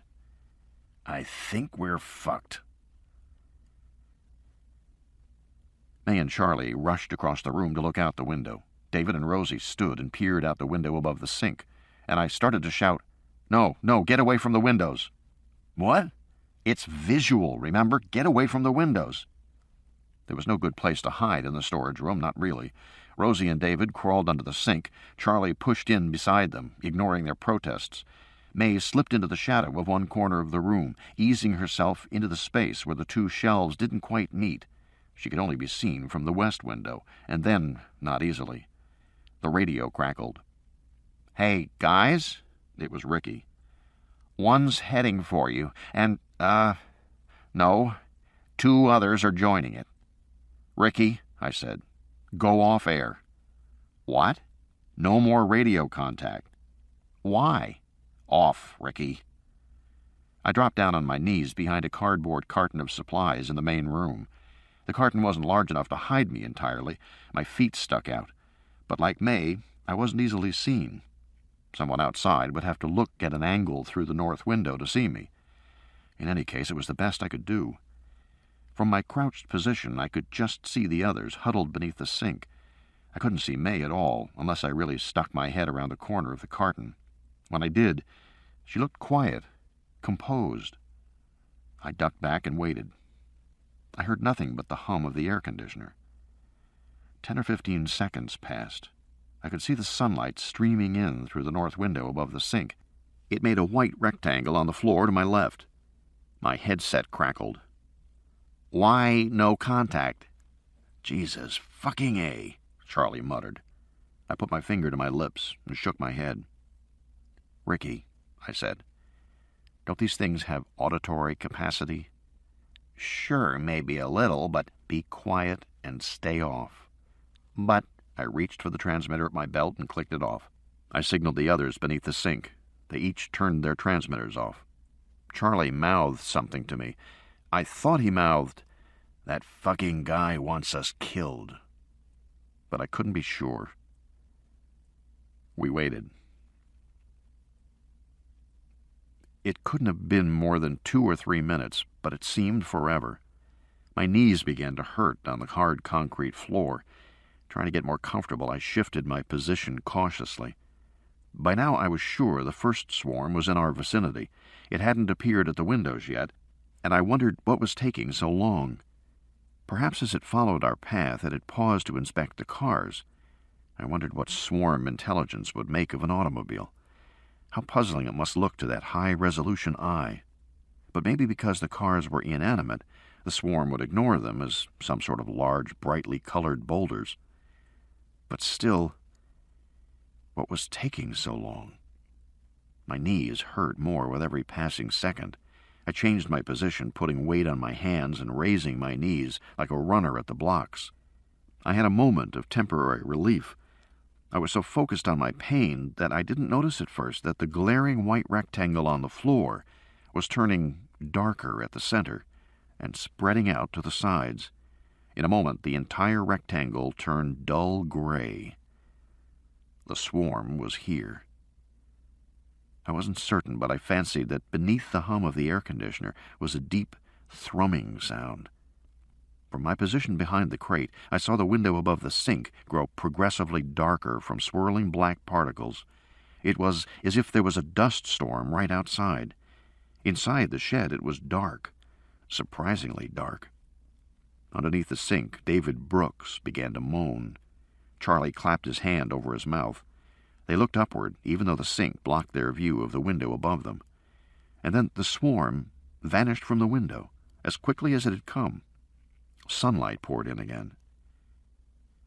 Nobody moved. We waited. Moments later, the window in the west wall turned dark in the same way. I wondered why the swarm didn't enter. The window wasn't airtight. The nanoparticles could slide through the cracks without difficulty, but they didn't even seem to try. Perhaps this was an instance where network learning was on our side. Perhaps the swarms had been trained by their experience at the lab to think doors and windows were impermeable. Maybe that's why they weren't trying. The thought gave me a hopeful feeling that helped counteract the pain in my knees.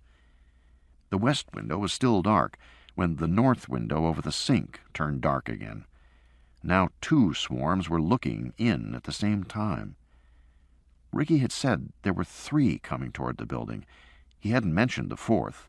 I wondered where the 3rd swarm was. A moment later, I knew. Like a silent black mist, nanoparticles began to come into the room underneath the west door. Soon more particles entered, all around the doorframe. Inside the room, the particles appeared to spin and swirl aimlessly, but I knew they would self-organize in a few moments. Then at the north window, I saw more particles flooding through the cracks. Through the air conditioning vents in the ceiling, still more particles rushed downward. There was no point in waiting any longer.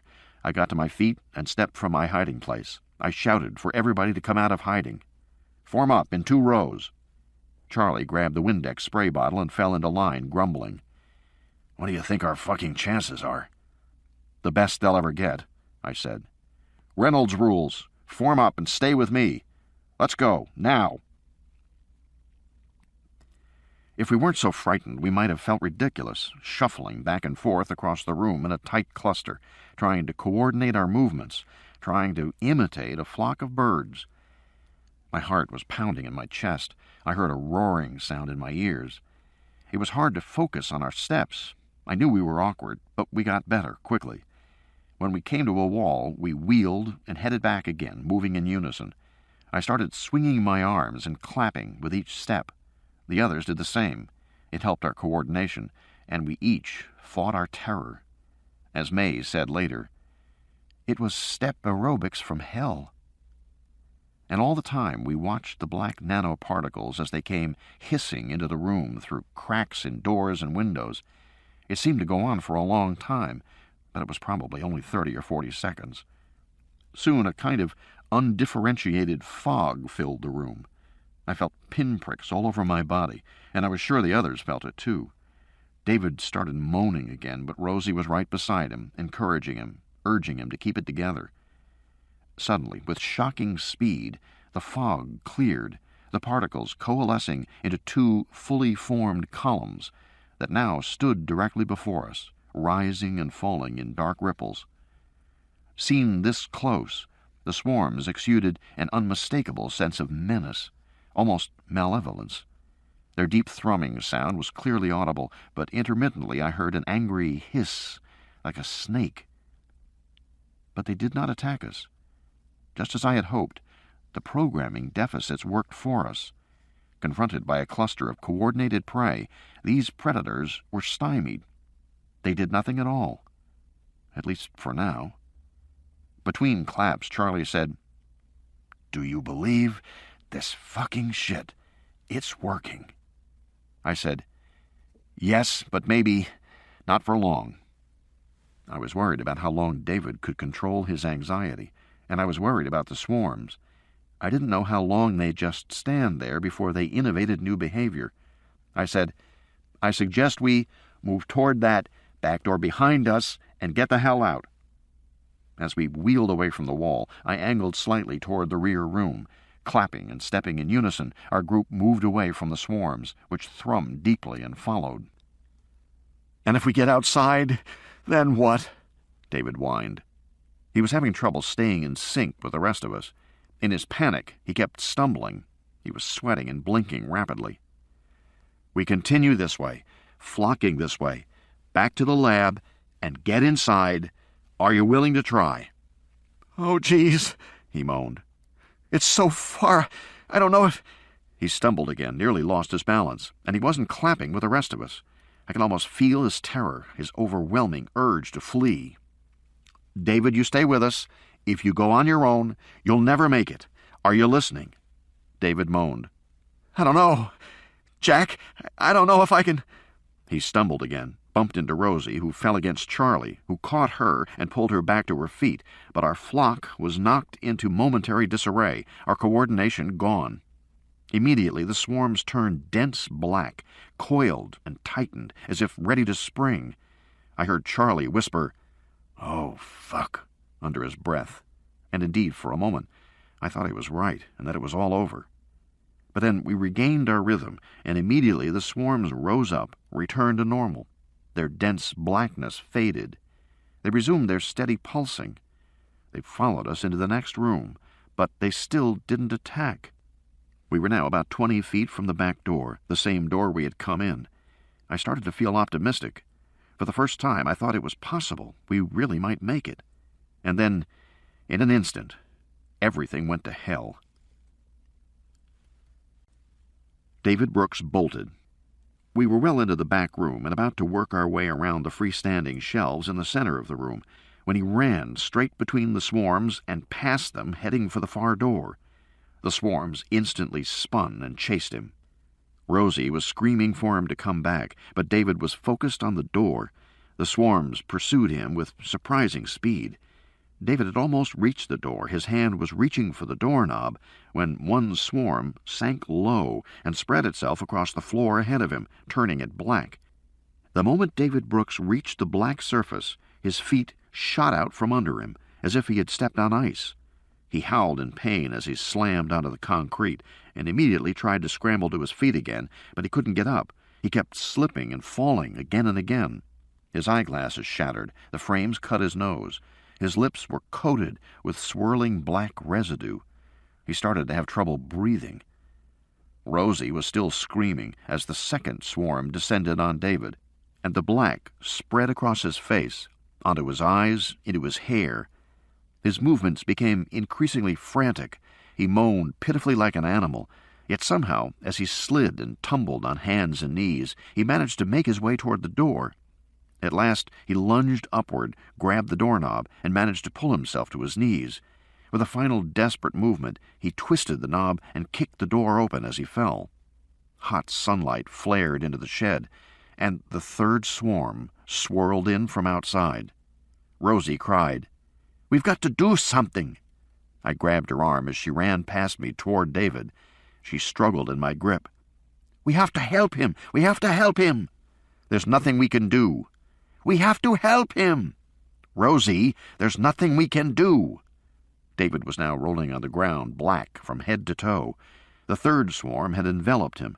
It was difficult to see through the dancing particles. It looked as though David's mouth was a dark hole, his eyeballs completely black. I thought he might be blind. His breath came in ragged gasps with little choking sounds. The swarm was flowing into his mouth like a black river. His body began to shudder. He clutched at his neck. His feet drummed on the floor. I was sure he was dying. "Come on, Jack," Charlie said. "Let's get the fuck out of here." "You can't leave him," Rosie shouted. "You can't! You can't!" David was sliding out the door into the sunlight. His movements were less vigorous now. His mouth was moving, but we heard only gasps. Rosie struggled to get free. Charlie grabbed her shoulder and said, "God damn it, Rosie! Fuck you!" She wrenched free from his grip. She stamped on my foot, and in my moment of surprise I let go, and she sprinted across the shed into the next room, shouting, "David! David!" His hand, black as a miner's, stretched toward her. She grabbed his wrist, and in the same moment she fell, slipping on the black floor just as he had done. She kept saying his name until she began to cough, and a black rim appeared on her lips. Charlie said, "Let's go, for Christ's sake, I can't watch." I felt unable to move my feet, unable to leave. I turned to May. Tears were running down her cheeks. She said, "Go." Rosie was still calling out David's name as she hugged him, pulled his body to her chest, but he didn't seem to be moving on his own anymore. Charlie leaned close to me and said, "It's not your fucking fault." I nodded slowly. I knew what he was saying was true. "Hell, this is your first day on the job." Charlie reached down to my belt, flicked my headset on. "Let's go." I turned toward the door behind me, and we went outside.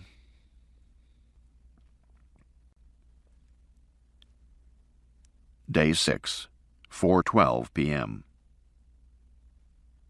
Beneath the corrugated roof, the air was hot and still. The line of cars stretched away from us. I heard the whir of a video camera motor up by the roof. Ricky must have seen us coming out on the monitors. Static hissed in my headset.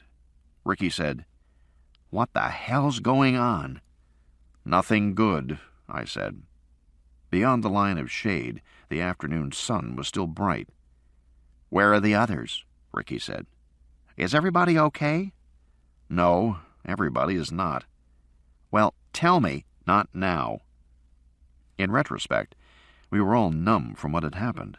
We didn't have any reaction except to try to get to safety. The lab building stood across the desert 100 yards to our right. We could reach the power station door in 30 or 40 seconds. We set off toward it at a brisk jog. Ricky was still talking, but we didn't answer him. We were all thinking about the same thing. In another half a minute, we would reach the door in safety. But we had forgotten the fourth swarm. "Oh, fuck," Charlie said. The fourth swarm swirled out from the side of the lab building and started straight toward us. We stopped, confused. "What do we do?" May said. "Flock?" "No." I shook my head. "There's only 3 of us." We were too small a group to confuse a predator, but I couldn't think of any other strategy to try. All the predator-prey studies I had ever read began to play back in my head. Those studies agreed on one thing. Whether you modeled warrior ants or Serengeti lions, the studies confirmed one major dynamic. Left to their own devices, predators would kill all the prey until none remained, unless there was a prey refuge. In real life, the prey refuge might be a nest in a tree, or an underground den, or a deep pool in a river. If the prey had a refuge, they'd survive. Without a refuge, the predators would kill them all. "I think we're fucked," Charlie said. We needed a refuge. The swarm was bearing down on us. I could almost feel the pinpricks on my skin and taste the dry, ashen taste in my mouth. We had to find some kind of shelter before the swarm reached us. I turned full circle, looking in all directions, but there was nothing I could see except... "Are the cars locked?" My headset crackled. "No, they shouldn't be." We turned and ran. The nearest car was a blue Ford sedan. I opened the driver's door, and May opened the passenger side. The swarm was right behind us. I could hear the thrumming sound as I slammed the door shut, as May slammed hers. Charlie, still holding the Windex spray, was trying to open the rear passenger door, but it was locked. May twisted in the seat to unlock the door, but Charlie had already turned to the next car, a Land Cruiser, and climbed inside and slammed the door. "Yow," he said. "Fucking hot." "I know," I said. The inside of the car was like an oven. May and I were both sweating. The swarm rushed past us and swirled over the front windshield, pulsating, shifting back and forth. Over the headset, a panicked Ricky said, "Guys? Where are you? Guys? We're in the cars." "Which cars?" "What fucking difference does it make?" Charlie said. "We're in 2 of the fucking cars, Ricky." The black swarm moved away from our sedan over to the Toyota. We watched as it slid from one window to another, trying to get in. Charlie grinned at me through the glass. "It's not like the shed. These cars are airtight, so fuck 'em." "What about the air vents?" I said. "I shut mine." "But they aren't airtight, are they?" "No," he said. "But you'd have to go under the hood to begin to get in, or maybe through the trunk, and I'm betting this overbred buzzball can't figure that out." Inside our car, May was snapping closed the dashboard air ducts one after another. She opened the glove compartment, glanced inside, shut it again. I said, "You find any keys?" She shook her head no. Over the headset, Ricky said, "Guys, you got more company." I turned to see 2 additional swarms coming around the shed. They immediately swirled over our car, front and back. I felt like we were in a dust storm. I looked at May. She was sitting very still, stony-faced, just watching. The 2 new clouds finished circling the car, then came to the front. One was positioned just outside May's passenger door window. It pulsed, glinting silver.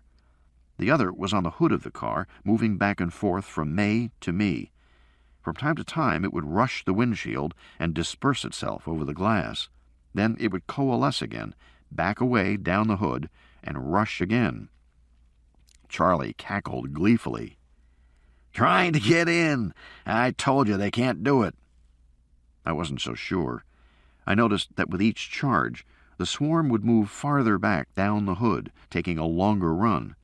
Soon it would back itself up to the front grill, and if it started inspecting the grill, it could find the opening to the air vents, and then it would be over.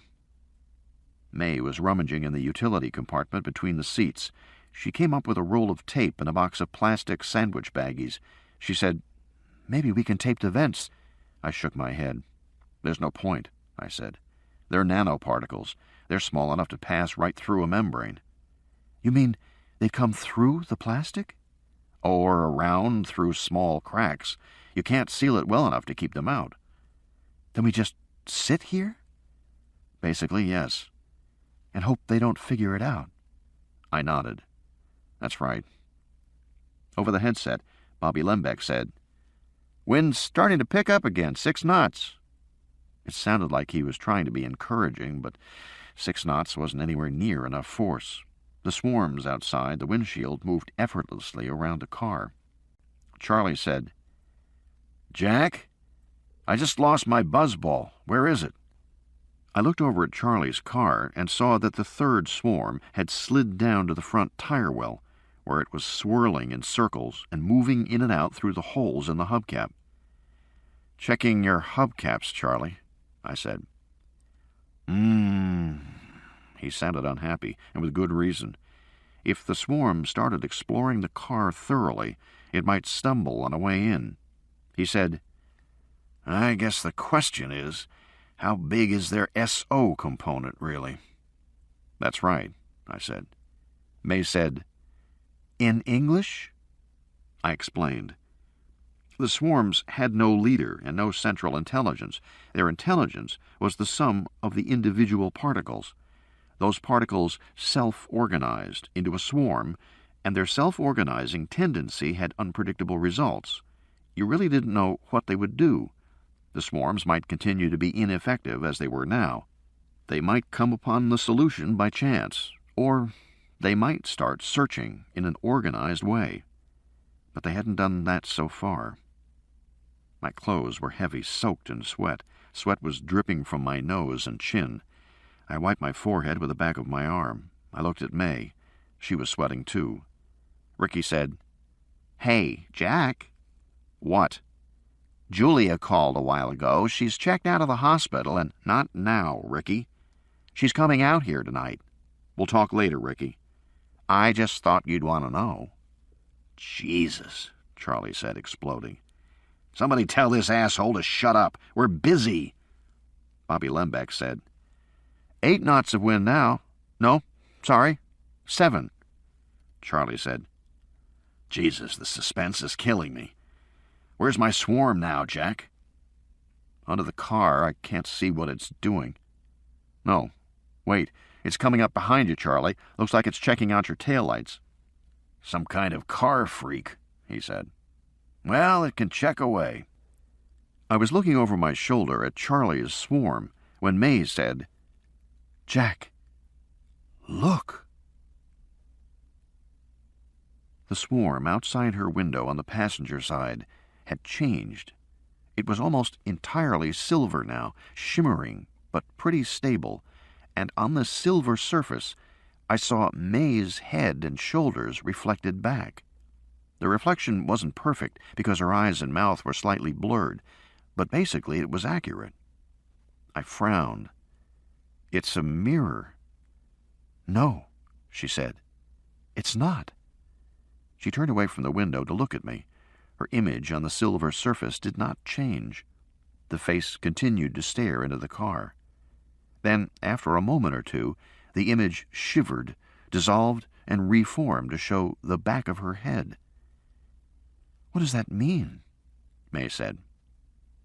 I've got a pretty good idea, but the swarm on the front hood was doing the same thing, except that its silver surface showed the two of us sitting side by side in the car, looking very frightened. Again, the image was somewhat blurred, and now it was clear to me that the swarm was not a literal mirror. The swarm itself was generating the image by the precise positioning of individual particles, which meant bad news, Charlie said. I know, I said. They're innovating. What do you figure? Is it one of the presets? Basically, yes. I assume it's imitation. May shook her head, not understanding. The program presets certain strategies to help attain goals. The strategies model what real predators do. So, one preset strategy is to freeze where you are and wait to ambush. Another is to random walk until you stumble on your prey, and then pursue. A third is to camouflage yourself by taking on some element of the environment so you blend in. And a fourth is to mimic the prey's behavior, to imitate it. She said, You think this is imitation? I think this is a form of imitation, yes. It's trying to make itself appear like us? Yes. This is emergent behavior? It's evolved on its own? Yes, I said. Bad news, Charlie said mournfully. Bad news. Sitting in the car, I started to get angry, because what the mirror imaging meant to me was that I didn't know the real structure of the nanoparticles. I'd been told there was a piezo wafer that would reflect light, so it wasn't surprising that the swarm occasionally flashed silver in the sun. That didn't call for sophisticated orientation of the particles. In fact, you would expect that sort of silvery ripple as a random effect, just the way heavily trafficked highways will clog up and then flow freely again. The congestion was caused by random speed changes from one or two motorists, but the effect rippled down the entire highway. The same would be true of the swarms. A chance effect would pass like a wave down the swarm, and that's what we had seen. But this mirroring behavior was something entirely different. The swarms were now producing images in color and holding them fairly stable. Such complexity wasn't possible from the simple nanoparticle I'd been shown. I doubted you could generate a full spectrum from a silver layer. It was theoretically possible that the silver could be precisely tilted to produce prismatic colors, but that implied enormous sophistication of movement. It was more logical to imagine that the particles had another method to create colors, and that meant I hadn't been told the truth about the particles either. Ricky had lied to me yet again, so I was angry. I had already concluded something was wrong with Ricky, and in retrospect the problem lay with me, not him. Even after the debacle in the storage shed, I still failed to grasp that the swarms were evolving faster than our ability to keep pace with them. I should have realized what I was up against when the swarms demonstrated a new strategy, making the floor slippery to disable their prey and to move them. Among ants, that would be called collective transport. The phenomenon was well known. But for these swarms, it was unprecedented, newly evolved behavior. Yet at the time, I was too horrified to recognize its true significance. Now, sitting in the hot car, it wasn't useful to blame Ricky, but I was scared and tired, and I wasn't thinking clearly. "Jack?" May nudged my shoulder and pointed to Charlie's car. Her face was grim. The swarm, by the taillight of Charlie's car, was now a black stream that curved high in the air and then disappeared in the seam where the red plastic joined the metal. Over the headset, I said, "Hey, Charlie, I think it's found a way." "Yeah, I see it. Fuck a duck." Charlie was scrambling into the back seat. Already particles were beginning to fill the inside of the car, making a gray fog that rapidly darkened. Charlie coughed. I couldn't see what he was doing. He was down below the window. He coughed again. "Charlie?" He didn't answer, but I heard him swearing. "Charlie, you better get out." "Fuck these guys." And then there was an odd sound, which at first I couldn't place. I turned to May, who was pressing her headset to her ear. It was a strange, rhythmic rasping. She looked at me questioningly. "Charlie?" "I'm spraying these little bastards. Let's see how they do when they're wet." May said, "You're spraying the isotope?"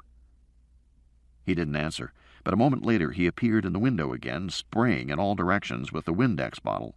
Liquid streaked across the glass and dripped down. The interior of the car was growing darker as more and more particles entered. Soon we couldn't see him at all. His hand emerged from the black, pressed against the glass, then disappeared again. He was coughing continuously, a dry cough. "Charlie," I said, "run for it." Fuck. What's the point?" Bobby Lembeck said, "Wind's 10 knots. Go for it." 10 knots wasn't enough, but it was better than nothing. "Charlie? You here?" We heard his voice from the black interior. "Yeah. Okay. I'm looking. Can't find... Fucking door handle, can't feel... Where's the goddamn door handle on this?" He broke into a spasm of coughing. Over the headset, I heard voices inside the lab, all speaking rapidly. Ricky said, "He's in the Toyota. Where's the handle in the Toyota?" Bobby Lembeck, "I don't know. It's not my car." "Whose car is it? Vince?" "Vince." No. It's that guy with the bad eyes." "Who?" "The engineer, the guy who blinks all the time." "David Brooks?" "Yeah, him." Ricky said, "Guys, we think it's David's car." I said, "That's not going to do us any..." And then I broke off, because May was pointing behind her to the back seat of our car. From the seam where the seat cushion met the back, particles were hissing into the car like black smoke. I looked closer and saw a blanket on the floor of the back seat. May saw it too and threw herself bodily into the back, diving between the seats. She kicked me in the head as she went, but she had the blanket and began stuffing it into the crack. My headset came off and caught on the steering wheel as I tried to climb back to help her. It was cramped in the car. I heard a tinny voice from the earpieces. "Come on," May said. "Come on." I was bigger than she was. There wasn't room for me back there. My body jackknifed over the driver's seat as I grabbed the blanket and helped her stuff it. I was vaguely aware that the passenger door banged open on the Toyota, and I saw Charlie's foot emerge from the black. He was going to try his luck outside. Maybe we should too, I thought, as I helped her with the blanket. The blanket wouldn't do any good. It was just a delaying tactic. Already, I sensed the particles were sifting right through the cloth. The car was continuing to fill. The air was getting darker and darker. I felt the pinpricks all over my skin. "May, let's run." She didn't answer. She just kept pushing the blanket harder into the cracks. Probably she knew we'd never make it if we went outside. The swarms would run us down, get in our path, make us slip and fall, and once we fell, they would suffocate us, just as they did to the others. The air was thicker. I started to cough. In the semi-darkness, I kept hearing a tinny voice from the headsets. I couldn't tell where it was coming from. May's headset had fallen off, too, and I thought I had seen it on the front seat, but now it was becoming too dark to see. My eyes burned. I coughed continuously. May was coughing too. I didn't know if she was still stuffing the blanket. She was just a shadow in the fog. I squeezed my eyes against the sharp pain. My throat was tightening, and my cough was dry. I felt dizzy again. I knew we couldn't survive more than a minute or so, perhaps less. I looked back at May, but couldn't see her. I heard her coughing. I waved my hand, trying to clear the fog so I could see her. It didn't work.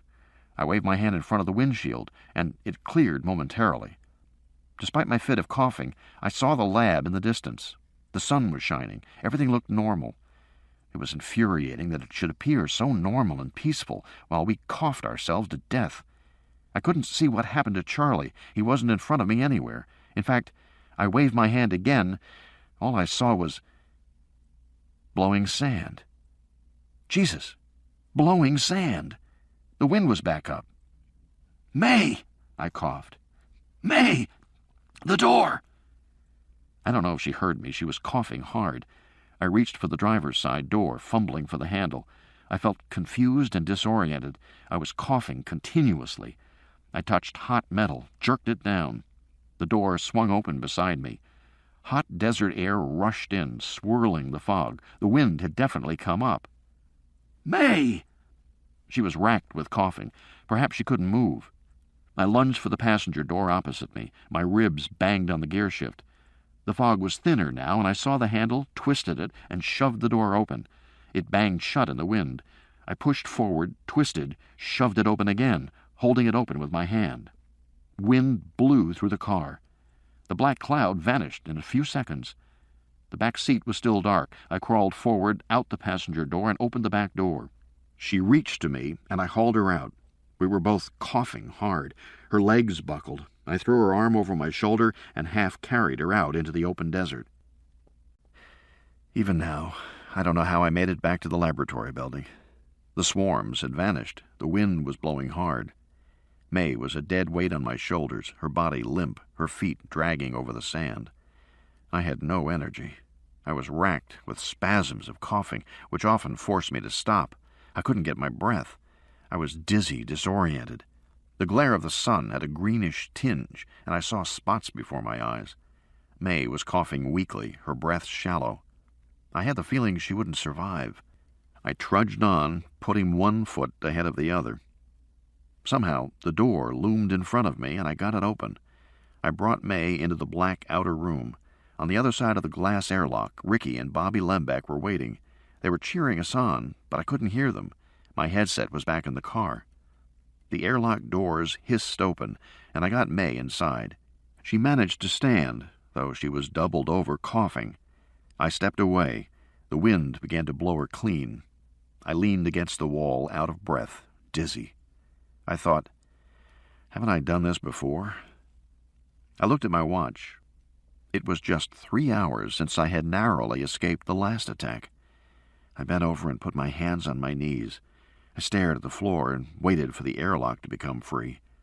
I glanced over at Ricky and Bobby. They were yelling, pointing to their ears. I shook my head. Couldn't they see I didn't have a headset? I said, "Where's Charlie?" They answered, but I couldn't hear them. "Did he make it? Where's Charlie?"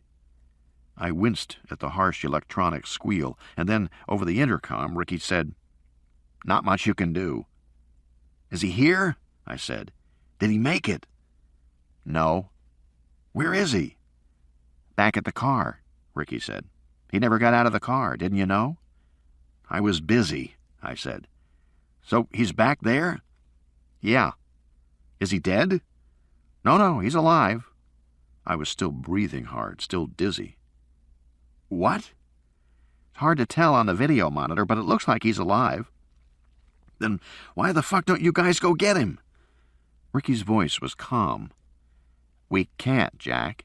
We have to take care of May." "Someone here could go." "We don't have anyone to spare." "I can't go," I said. "I'm in no shape to go." "Of course not," Ricky said, turning on his soothing voice, the Undertaker's voice.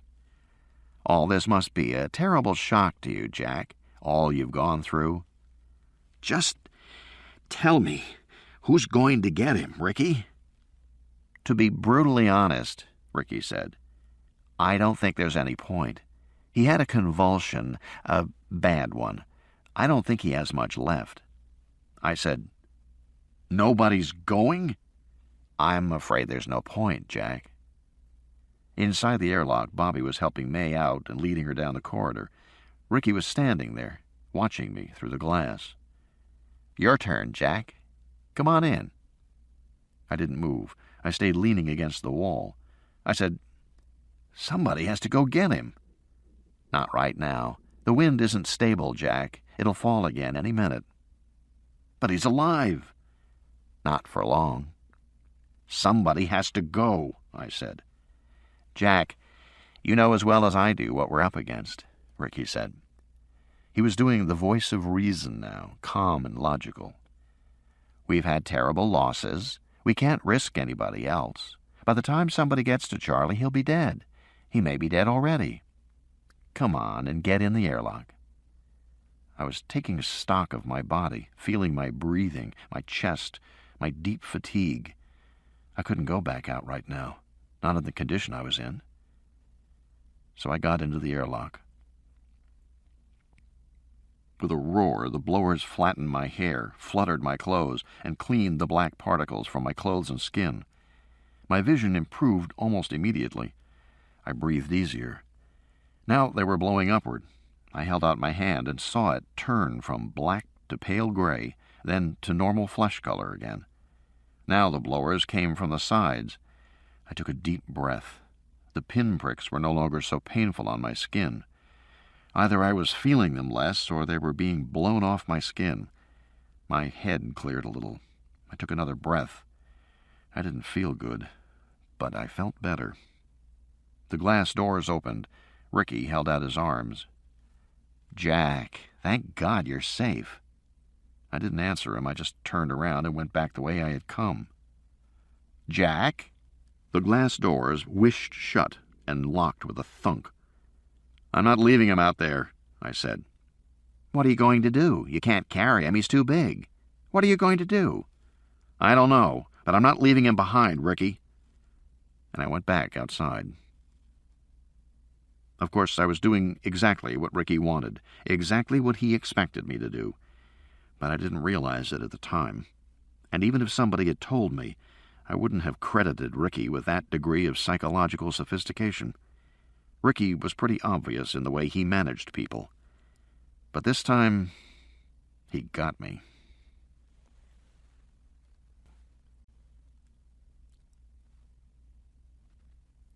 Day 6, 4:22 p.m. The wind was blowing briskly. There was no sign of the swarms, and I crossed to the shed without incident. I didn't have a headset, so I was spared Ricky's commentary. The back passenger door of the Toyota was open. I found Charlie lying on his back, motionless. It took me a moment to see he was still breathing, although shallowly. With an effort, I managed to pull him into a sitting position. He stared at me with dull eyes. His lips were blue, and his skin was chalky gray. A tear ran down his cheek. His mouth moved. Don't try to talk, I said. Save your energy. Grunting, I pulled him over to the edge of the seat by the door and swung his legs around so he was facing out. Charlie was a big guy, 6 feet tall, and at least 20 pounds heavier than I was. I knew I couldn't carry him back, but behind the back seat of the Toyota, I saw the fat tires of a dirt bike. That might work. Charlie, can you hear me? An almost imperceptible nod. Can you stand up? Nothing, no reaction. He wasn't looking at me, he was staring into space. Charlie, I said, do you think you can stand? He nodded again, then straightened his body so he slid off the seat and landed on the ground. He stood shakily for a moment, his legs trembling, and then he collapsed against me, clutching me to hold himself up. I sagged under his weight. Okay, Charlie. I eased him back to the car and sat him down on the running board. Just stay there, okay? I let go of him, and he remained sitting. He still stared into space, unfocused. I'll be right back. I went around to the back of the Land Cruiser and popped the trunk. There was a dirt bike, all right. the cleanest dirt bike I had ever seen. It was encased in a heavy mylar bag, and it had been wiped down after it was used. That would be David's way, I thought. He was always so clean, so organized. I pulled the bike out of the car and set it on the ground. There was no key in the ignition. I went to the front of the Toyota and opened the passenger door. The front seats were spotless and carefully ordered. David had one of those suction cup notepads on the dashboard, a cradle for his cell phone, and a telephone headset mounted on a little hook. I opened his glove box and saw that the interior was neatly arranged, too. Registration papers in an envelope, beneath a small plastic tray divided into compartments containing lip balm, Kleenex, Band-Aids.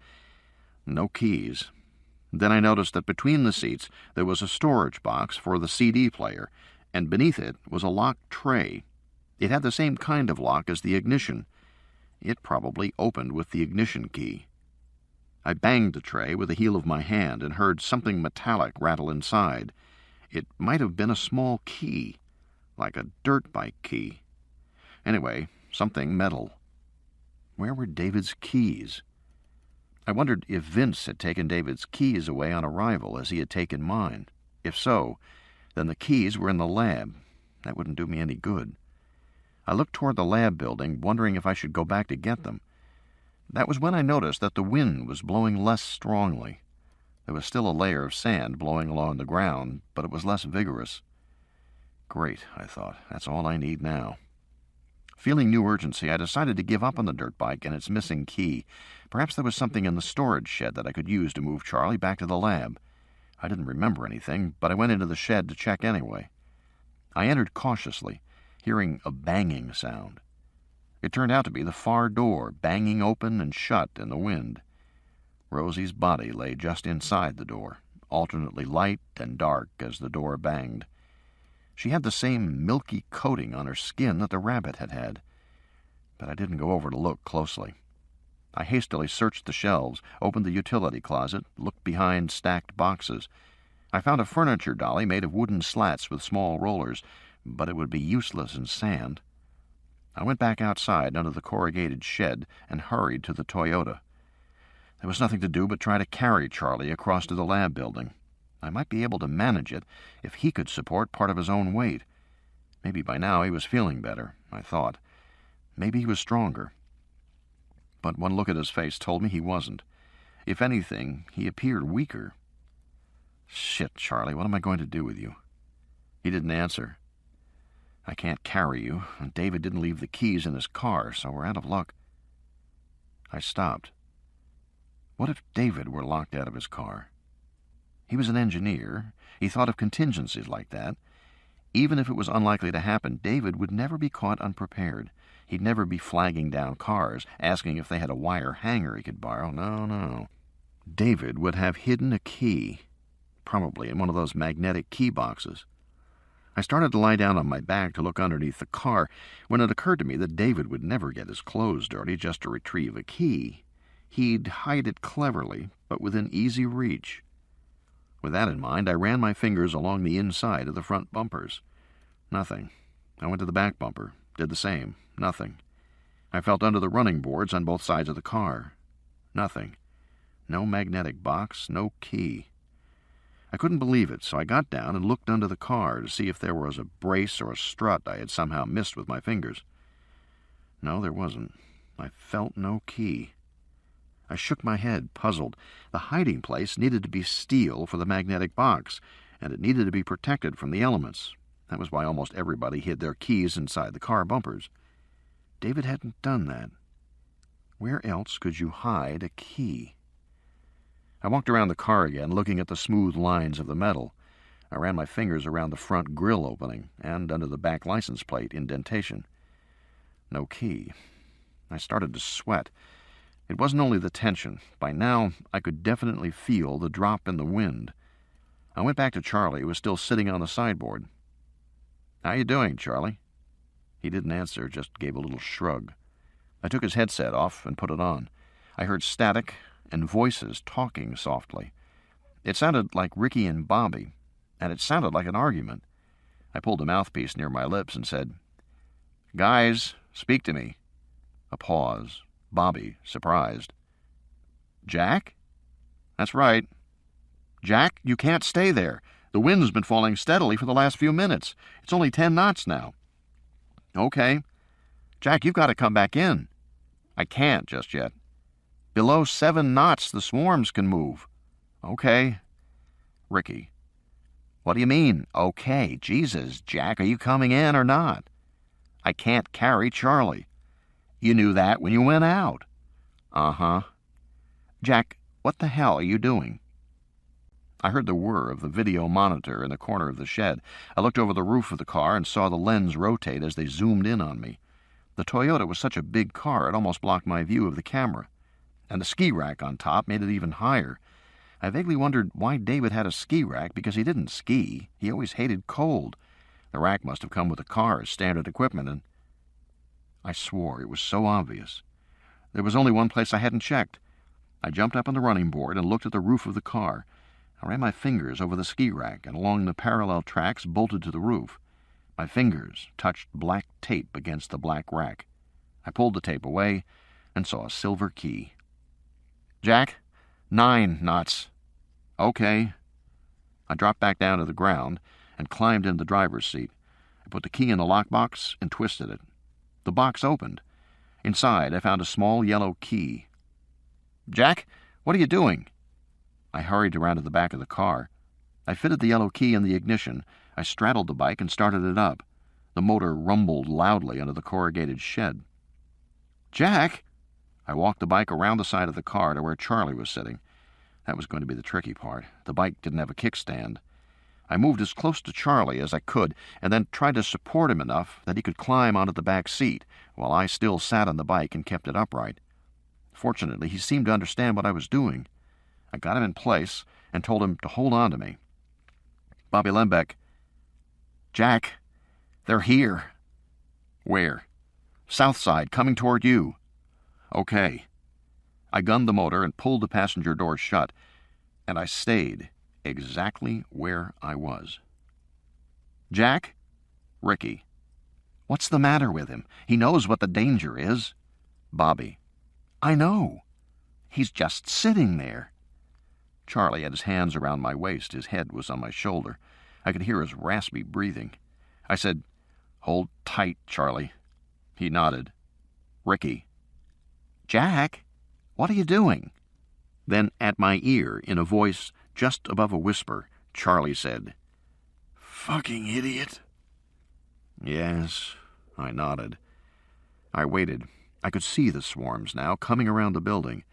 This time there were 9 swarms, and they headed straight for me in a V formation. Their own flocking behavior. 9 swarms, I thought. Soon there would be 30 swarms, and then 200. Bobby. Jack, do you see them? I see them. Of course I saw them. And of course they were different from before. They were denser now, the columns thicker and more substantial. Those swarms didn't weigh 3 pounds anymore. I sensed they were closer to 10 or 20 pounds, maybe even more than that, maybe 30 pounds. They would have real weight now, and real substance. I waited. I stayed where I was. Some detached part of my brain was wondering what the formation would do when it reached me. Would they circle me? Would some of the swarms hang back and wait? What did they make of the noisy bike?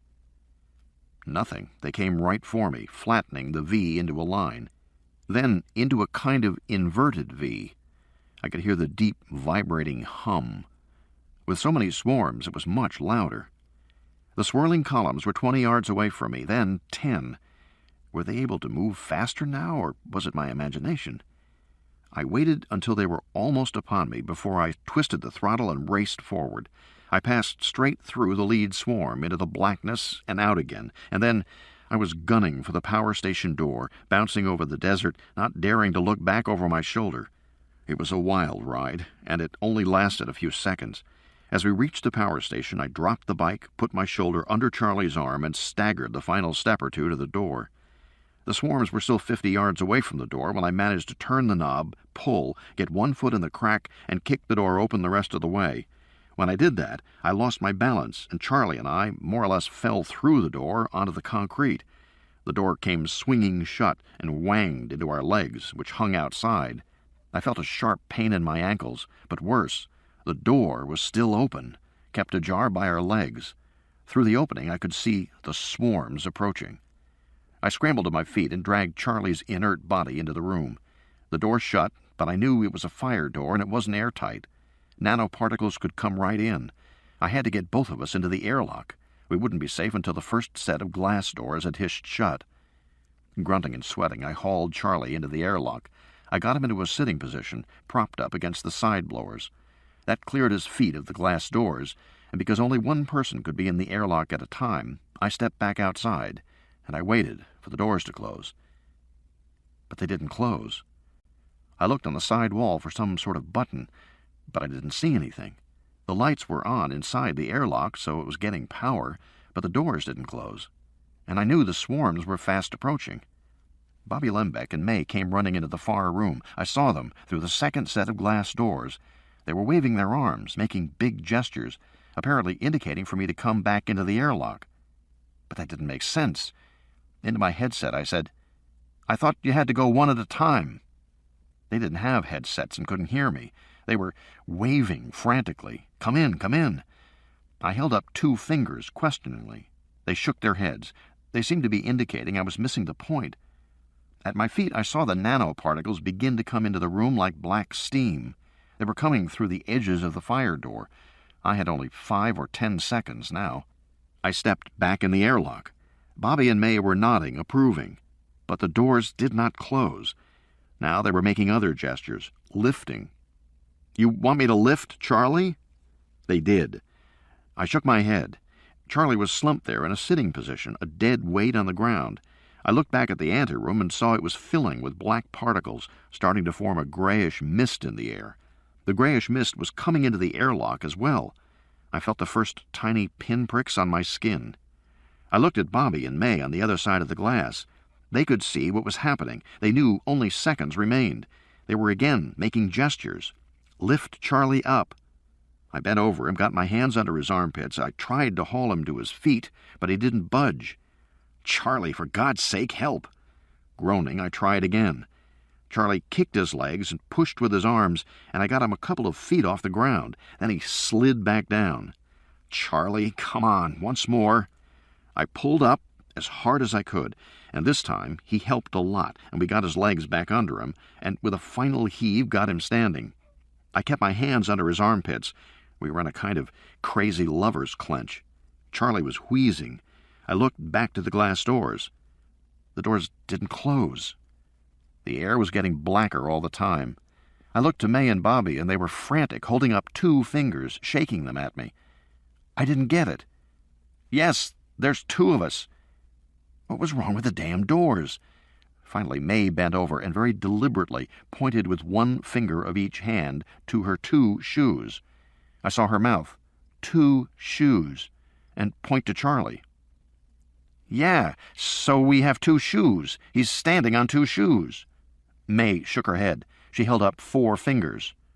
4 shoes? The pinpricks were irritating, making it difficult to think. I felt the old confusion begin to seep over me. My brain felt sluggish. What did she mean, 4 shoes? It was beginning to get dark in the airlock. It was becoming harder to see May and Bobby. They were pantomiming something else, but I didn't get it. They began to feel distant to me, distant and trivial. I was without energy and without care. 2 shoes, 4 shoes. And then I got it. I turned my back to Charlie, leaned against him, and said, "Put your hands around my neck." He did, and I grabbed his legs and lifted his feet off the floor. Instantly, the door hissed shut. That was it, I thought. The blowers began to blast down on us. The air rapidly cleared. I strained to hold Charlie up, and I managed until I saw the second set of doors unlock and slide open. May and Bobby hurried into the airlock. And I just fell down. Charlie landed on top of me. I think it was Bobby who dragged him off me, I'm not sure. From that point on, I don't remember much at all.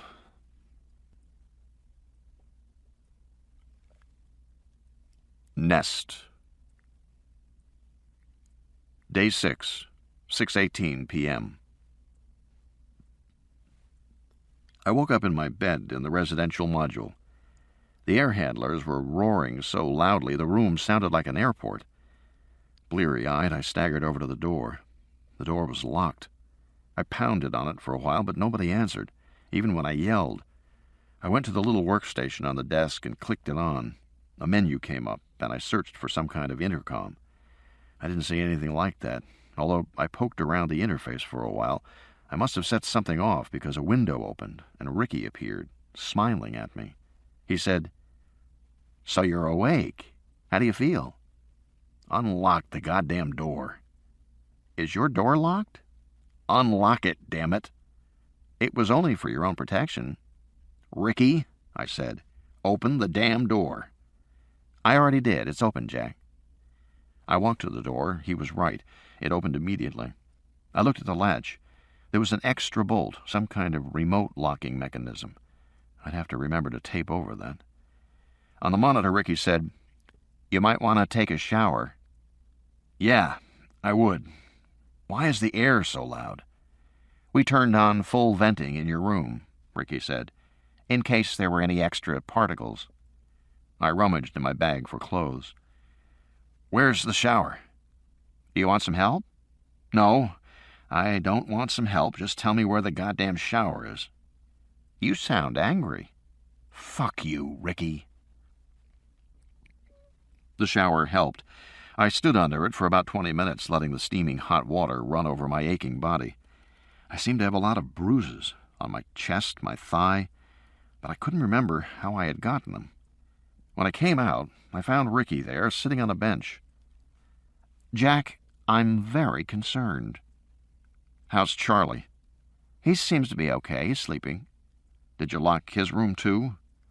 "Jack, I know you've been through an ordeal, and I want you to know we're all very grateful for what you've done. I mean, the company is grateful, and fuck the company. Jack, I understand how you might be angry." "Cut the crap, Ricky. I got no goddamn help at all, not from you and not from anybody else in this place."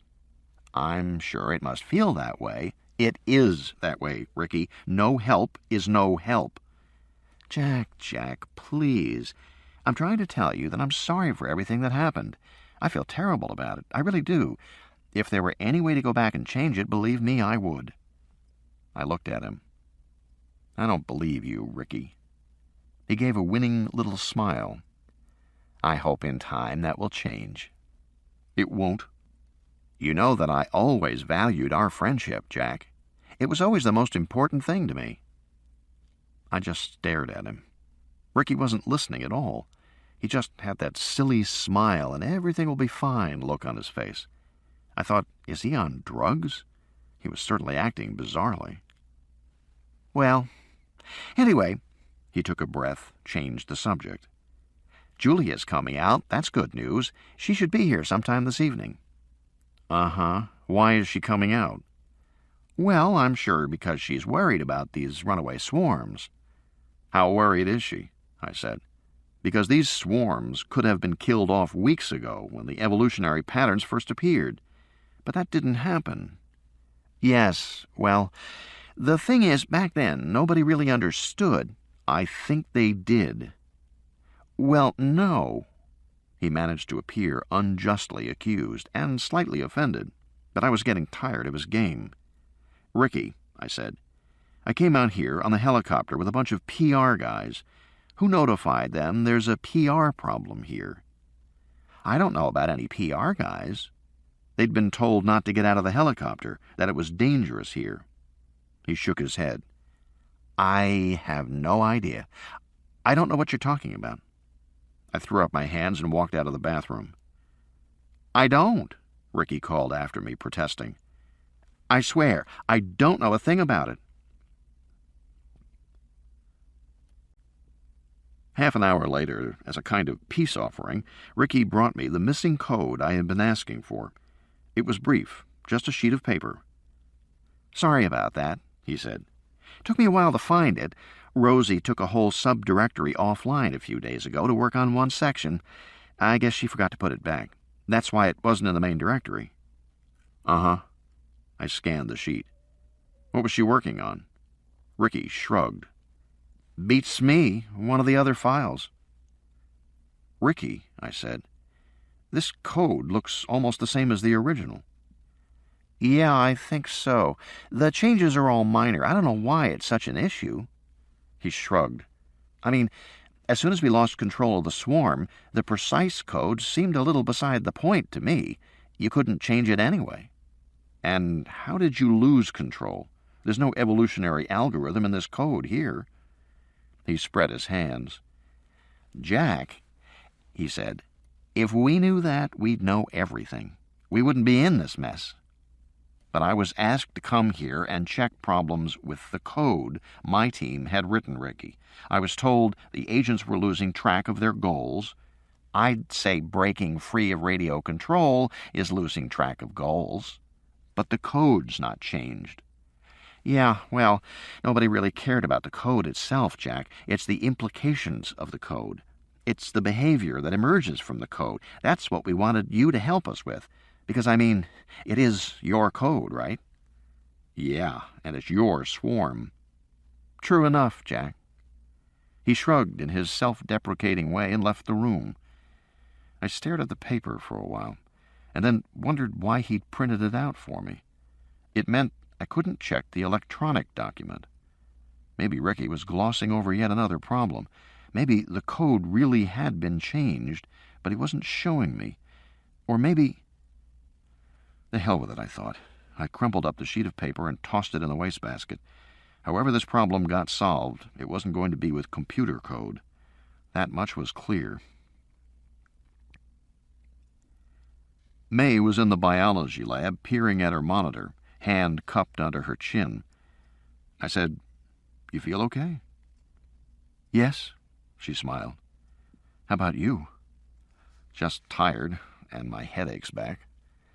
"I have one too, but I think mine's from this phage."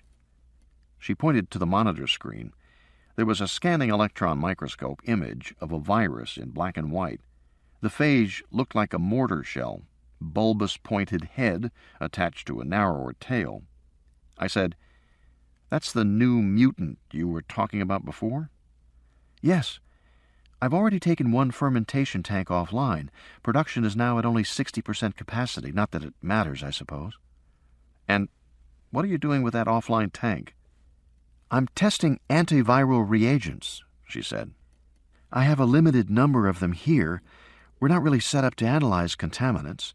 Protocol is just to go offline and scrub any tank that goes bad." "Why haven't you done that?" "I probably will eventually, but since this is a new mutant, I thought I'd better try and find a counteragent, because they'll need it for future production. I mean, the virus will be back." "You mean it will reappear again? Re-evolve?" "Yes. Perhaps more or less virulent, but essentially the same." I nodded. I knew about this from work with genetic algorithms, programs that were specifically designed to mimic evolution. Most people imagined evolution to be a one-time-only process, a confluence of chance events. If plants hadn't started making oxygen, animal life would never have evolved. If an asteroid hadn't wiped out the dinosaurs, mammals would never have taken over. If some fish hadn't come onto land, we'd all still be in the water, and so on. All that was true enough, but there was another side of evolution, too.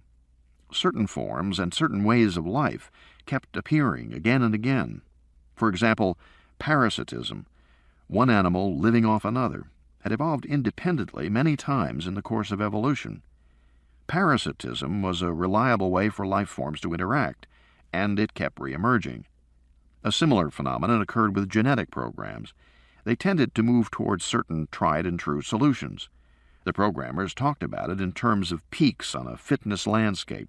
They could model it as a three-dimensional false-color mountain range.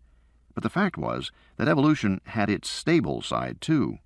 And one thing you could count on was that any big, hot broth of bacteria was likely to get contaminated by a virus.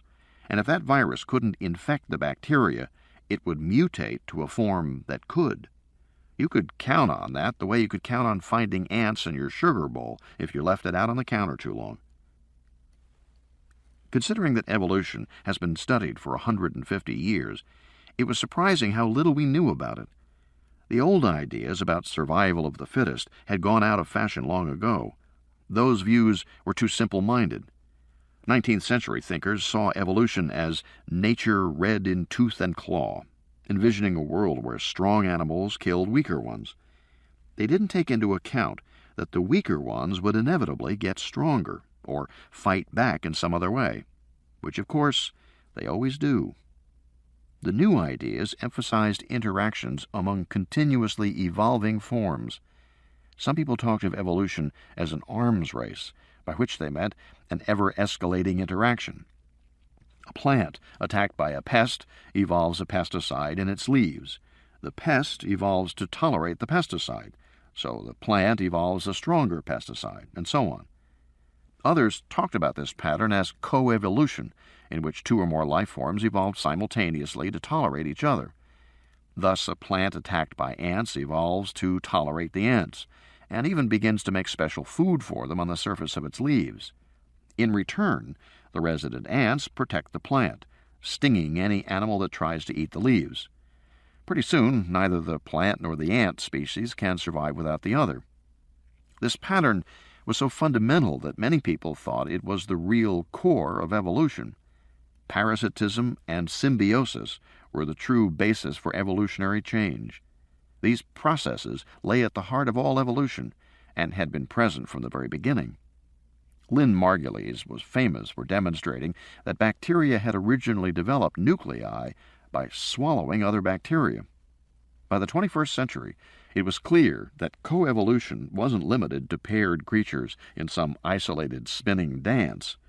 There were coevolutionary patterns with 3, 10, or N life forms, where N could be any number at all. A cornfield contained many kinds of plants, was attacked by many pests, and evolved many defenses. The plants competed with weeds. The pests competed with other pests. Larger animals ate both the plants and the pests. The outcome of this complex interaction was always changing, always evolving. And it was inherently unpredictable. That was, in the end, why I was so angry with Ricky. He should have known the dangers when he found he couldn't control the swarms. It was insanity to sit back and allow them to evolve on their own. Ricky was bright. He knew about genetic algorithms. He knew the biological background for current trends in programming. He knew that self-organization was inevitable. He knew that emergent forms were unpredictable. He knew that evolution involved interaction with N forms. He knew all that, and he did it anyway. He did, or Julia did. I checked on Charlie. He was still asleep in his room, sprawled out on the bed. Bobby Lembeck walked by. "How long has he been asleep?" "Since you got back, 3 hours or so." "Do you think we should wake him up, check on him?" "Nah, let him sleep. We'll check him after dinner." "When is that?" "Half an hour." Bobby Lembeck laughed. "I'm cooking." That reminded me. I was supposed to call home around dinner time, so I went into my room and dialed. Ellen answered the phone. "Hello. What is it?" She sounded harried. I heard Amanda crying and Eric yelling at Nicole in the background. Ellen said, "Nicole, do not do that to your brother." I said, "Hi, Ellen." "Oh, thank God," she said. "You have to speak to your daughter." "What's going on?" "Just a minute. Nicole, it's your father." I could tell she was holding out the phone to her. A pause, then, "Hi, Dad." "What's going on, Nick?" "Nothing. Eric is being a brat," matter-of-factly. "Nick, I want to know what you did to your brother." "Dad." She lowered her voice to a whisper. I knew she was cupping her hand over the phone. "Aunt Ellen is not very nice." "I heard that," Ellen said in the background. But at least the baby had stopped crying. She'd been picked up. "Nicole," I said, "you're the oldest child. I'm counting on you to help keep things together while I'm gone." I'm trying, Dad, but he is a majorly turkey butt. From the background, I am not. Up yours, weasel poop. Dad, you see what I'm up against? Eric, up your hole with a 10-foot pole. I looked at the monitor in front of me. It showed views of the desert outside, rotating images from all the security cameras. One camera showed my dirt bike lying on its side, near the door to the power station. Another camera showed the outside of the storage shed, with the door swinging open and shut, revealing the outline of Rosie's body inside. 2 people had died today. I had almost died.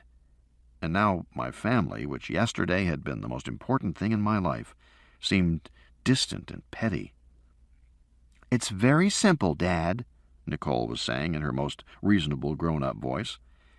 I came home with Aunt Ellen from the store, I got a very nice blouse for the show, and then Eric came into my room and knocked all my books on the floor.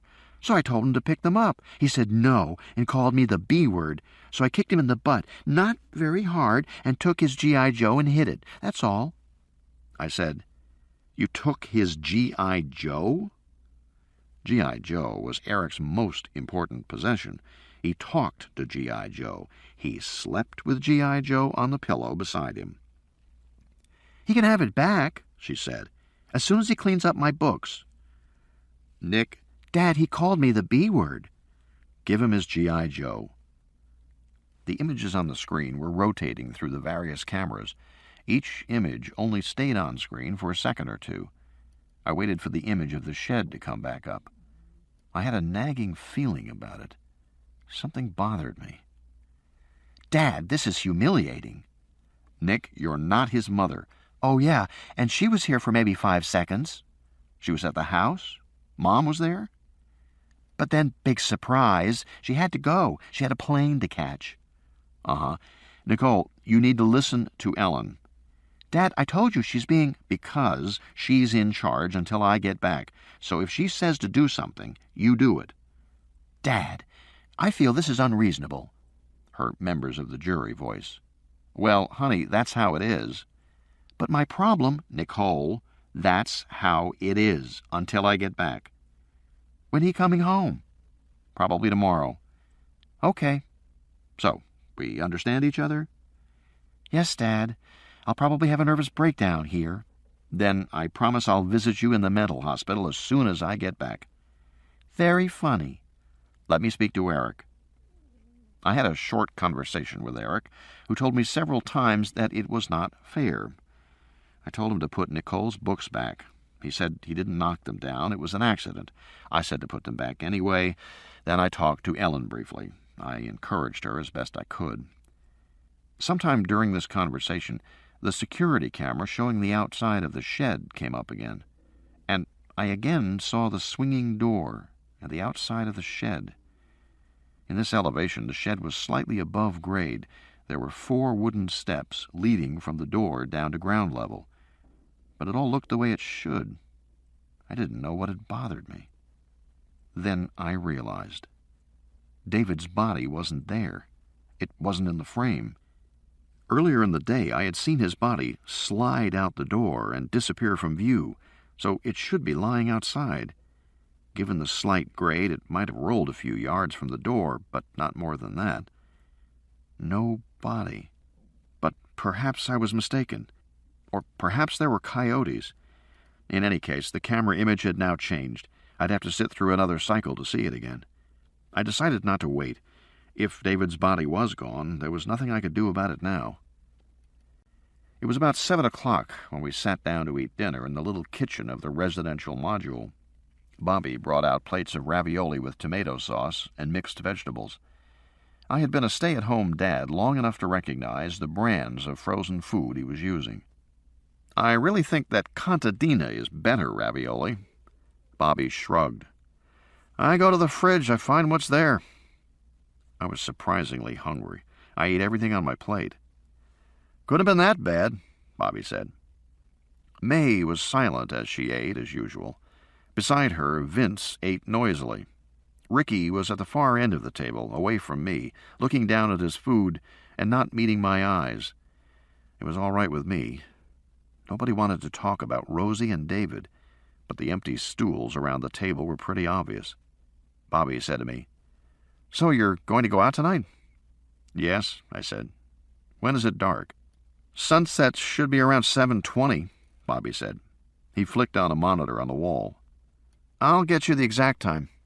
I said, "So we can go out 3 hours after that, sometime after 10. Bobby said, "And you think you can track the swarm?" "We should." Charlie sprayed one swarm pretty thoroughly. "As a result of which, I glow in the dark," Charlie said, laughing. He came into the room and sat down. Everyone greeted him enthusiastically. If nothing else, it felt better to have another body at the table. I asked him how he felt. "Okay, a little weak, and I have a fucking headache from hell." "I know, me too." "And me," May said. "It's worse than the headache Ricky gives me," Charlie said, looking down the table. "Lasts longer, too." Ricky said nothing, just continued eating. "Do you suppose these things get into your brain?" Charlie said. "I mean, they're nanoparticles. They can get inhaled, cross the blood-brain barrier, and go into the brain?" Bobby pushed a plate of pasta in front of Charlie. He immediately ground pepper all over it. "Don't you want to taste it?" "No offense, but I'm sure it needs it." He started to eat.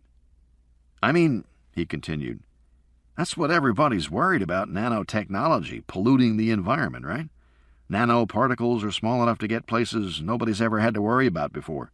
They can get into the synapses between neurons. They can get into the cytoplasm of cardiac cells. They can get into cell nuclei. They're small enough to go anywhere inside the body, so maybe we're infected, Jack." "You don't seem that worried about it," Ricky said. "Hey, what can I do about it now? Hope I give it to you is about all. Hey, this spaghetti's not bad." "Ravioli," Bobby said. "Whatever, just needs a little pepper." He ground some more over the top. "Sundown is 7:27, Bobby said, reading the time off the monitor. He went back to eating. "And it does not need pepper." "Fucking does." "I already put in pepper." "Needs more." I said, "Guys, are we missing anybody?" "I don't think so. Why?" I pointed to the monitor. "Who's that standing out in the desert?"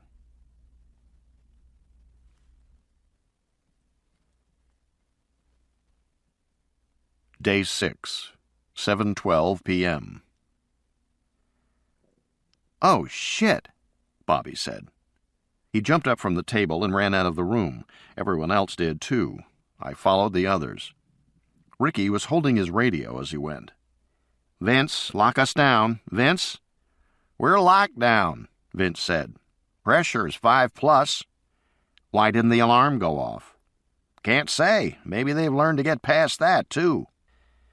I followed everybody into the utility room, where there were large wall-mounted liquid crystal displays showing the outside video cameras, views of the desert from all angles.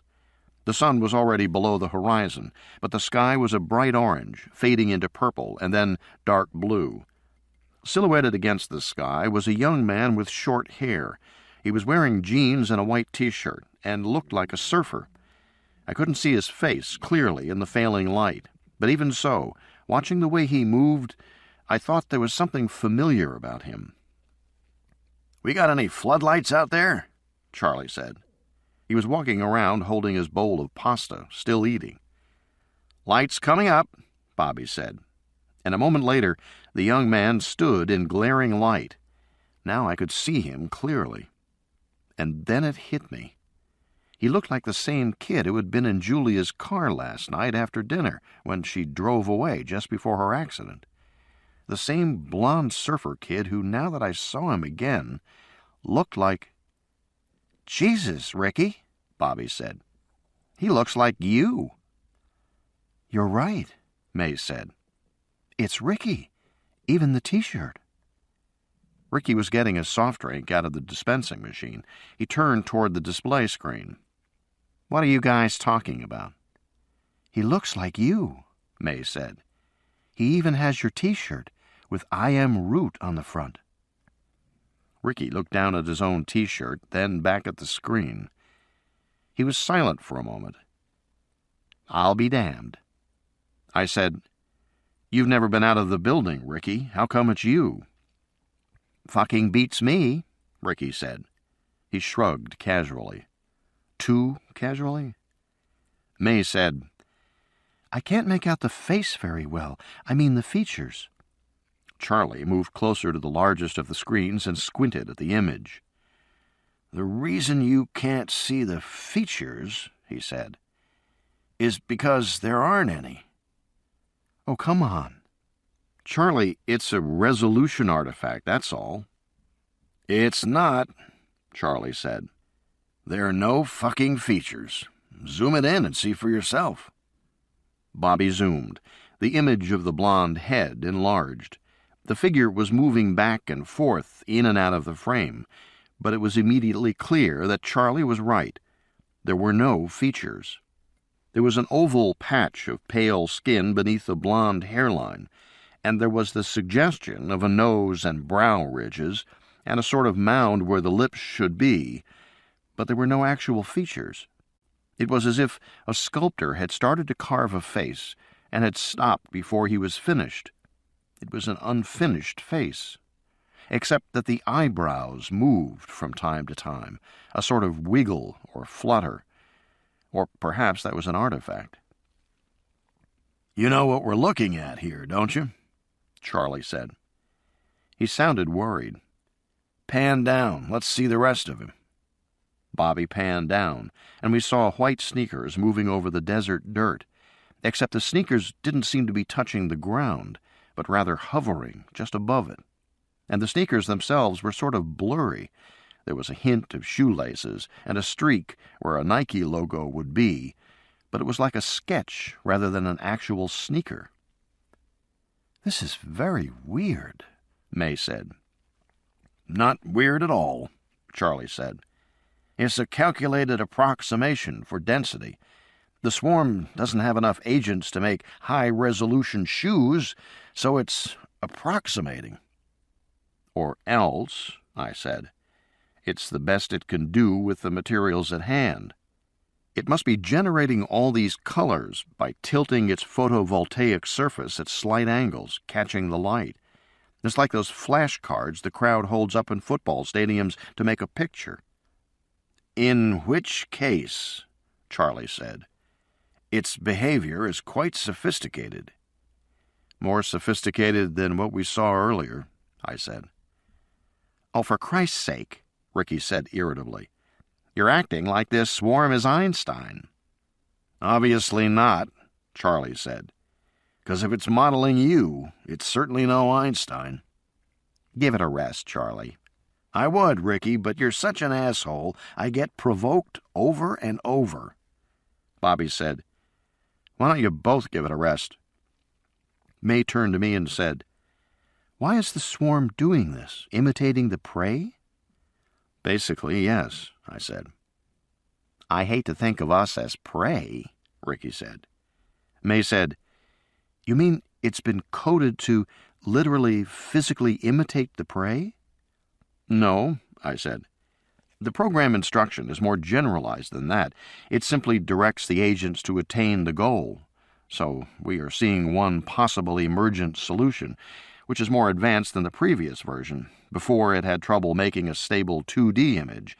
Now, it's modeling in 3 dimensions. I glanced at the programmers. They had stricken looks on their faces. They knew exactly how big an advance they were witnessing. The transition to 3 dimensions meant that not only was the swarm now imitating our external appearance, it was also imitating our behavior, our walks, our gestures, which implied a far more complicated internal model. May said, "And the swarm decided this on its own?" "Yes," I said, "although I'm not sure 'decided' is the right term. The emergent behavior is the sum of individual agent behaviors. There isn't anybody there to decide anything. There's no brain, no higher control in that swarm." "Group mind?" May said. "Hive mind?" "In a way," I said. "The point is there is no central control." But it looks so controlled, she said. It looks like a defined, purposeful organism. Yeah, well, so do we, Charlie said with a harsh laugh. Nobody else laughed with him. If you want to think about it that way, a human being is actually a giant swarm. Or more precisely, it's a swarm of swarms, because each organ, blood, liver, kidneys, is a separate swarm. What we refer to as a body is really the combination of all these organ swarms. We think our bodies are solid, but that's only because we can't see what is going on at the cellular level. If you could enlarge the human body, blow it up to a vast size, you would see that it was literally nothing but a swirling mass of cells and atoms clustered together into smaller swirls of cells and atoms. Who cares? Well, it turns out a lot of processing occurs at the level of the organs. Human behavior is determined in many places. The control of our behavior is not located in our brains. It's all over our bodies. So you could argue that swarm intelligence rules human beings, too. Balance is controlled by the cerebellar swarm and rarely comes to consciousness. Other processing occurs in the spinal cord, the stomach, the intestine. A lot of vision takes place in the eyeballs, long before the brain is involved. And for that matter, a lot of sophisticated brain processing occurs beneath awareness, too. An easy proof is object avoidance. A mobile robot has to devote a tremendous amount of processing time simply to avoid obstacles in the environment. Human beings do too, but they're never aware of it until the lights go out. Then they learn painfully just how much processing is really required. So there's an argument that the whole structure of consciousness and the human sense of self-control and purposefulness is a user illusion. We don't have conscious control over ourselves at all. We just think we do. Just because human beings went around thinking of themselves as I didn't mean that it was true. And for all we knew, this damned swarm had some sort of rudimentary sense of itself as an entity, or if it didn't, it might very soon start to. Watching the faceless man on the monitor, we saw that the image was now becoming unstable. The swarm had trouble keeping the appearance solid. Instead, it fluctuated. At moments, the face and shoulders seemed to dissolve into dust, then re-emerge as solid again. It was strange to watch it. Losing its grip? Bobby said. No, I think it's getting tired, Charlie said. You mean it's running out of power? Yeah, probably. It'd take a lot of extra juice to tilt all those particles into exact orientations. Indeed, the swarm was reverting back to a cloud appearance again. So, this is a low-power mode? I said. Yeah, I'm sure they were optimized for power management. Or they are now, I said. It was getting darker quickly now. The orange was gone from the sky. The monitor was starting to lose definition. The swarm turned and swirled away. I'll be goddamned, Charlie said. I watched the swarm disappear into the horizon. 3 hours, I said, and their history.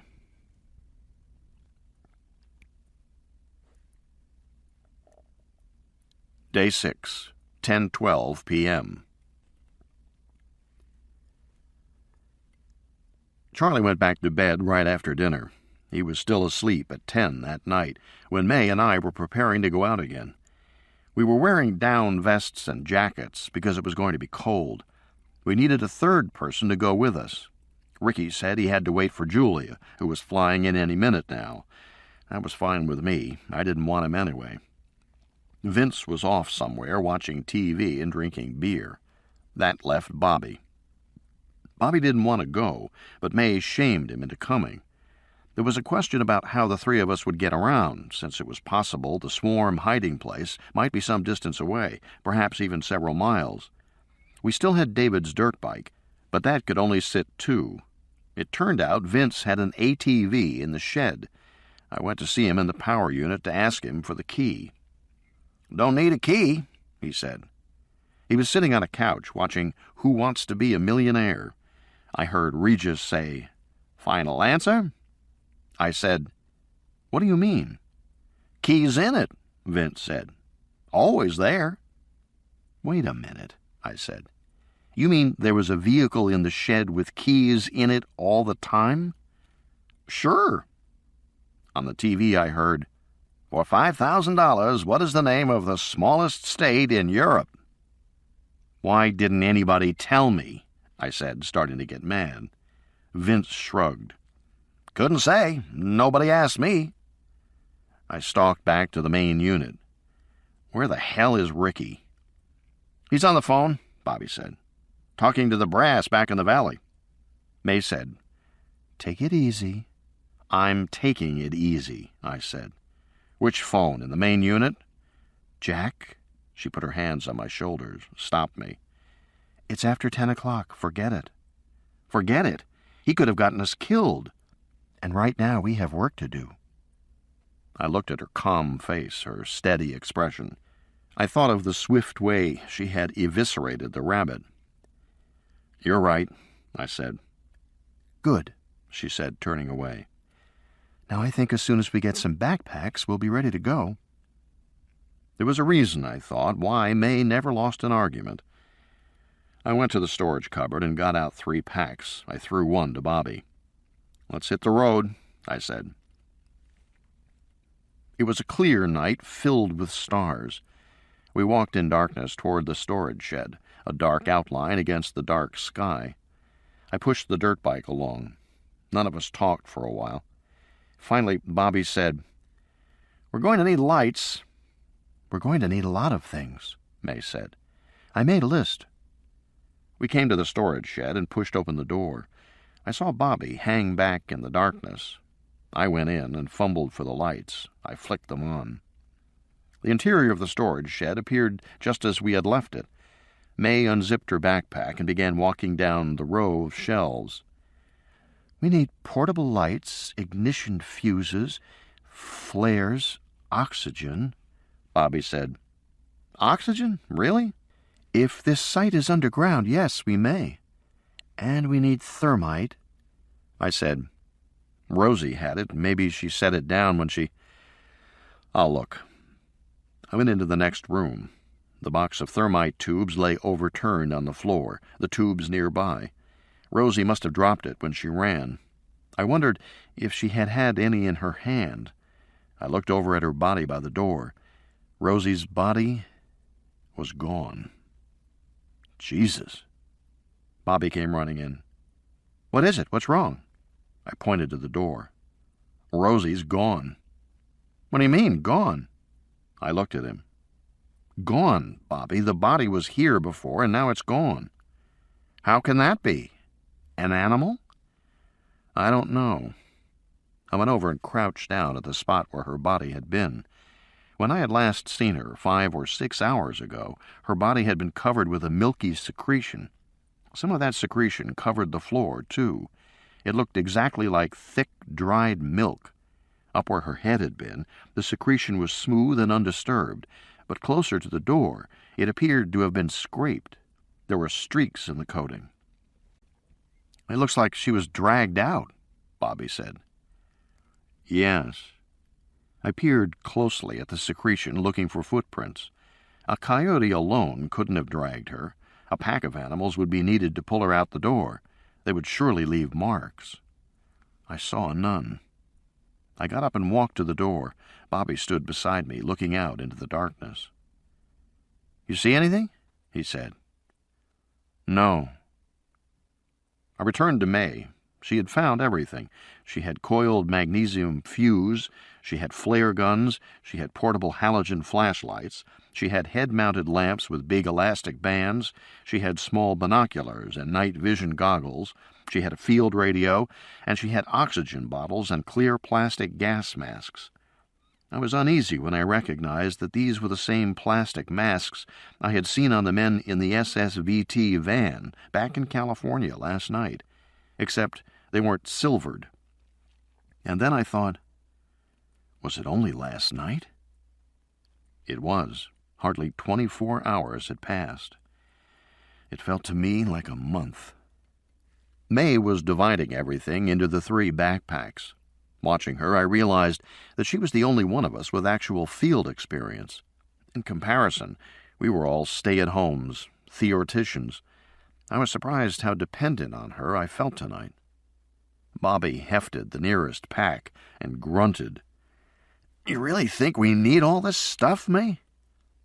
"It's not like you have to carry it. We're driving, and yes, better safe than sorry."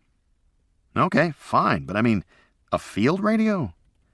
"You never know." "Who are you going to call?"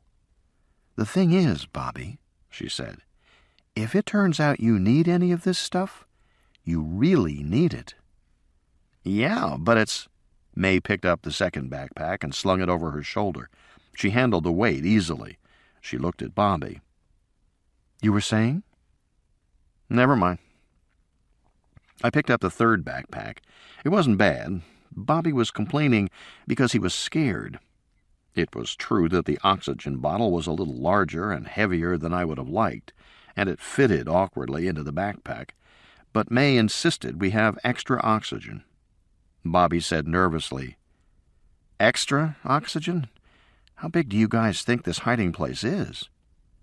"I have no idea," May said, "but the most recent swarms are much larger." She went to the sink and picked up the radiation counter, but when she unplugged it from the wall, she saw the battery was dead.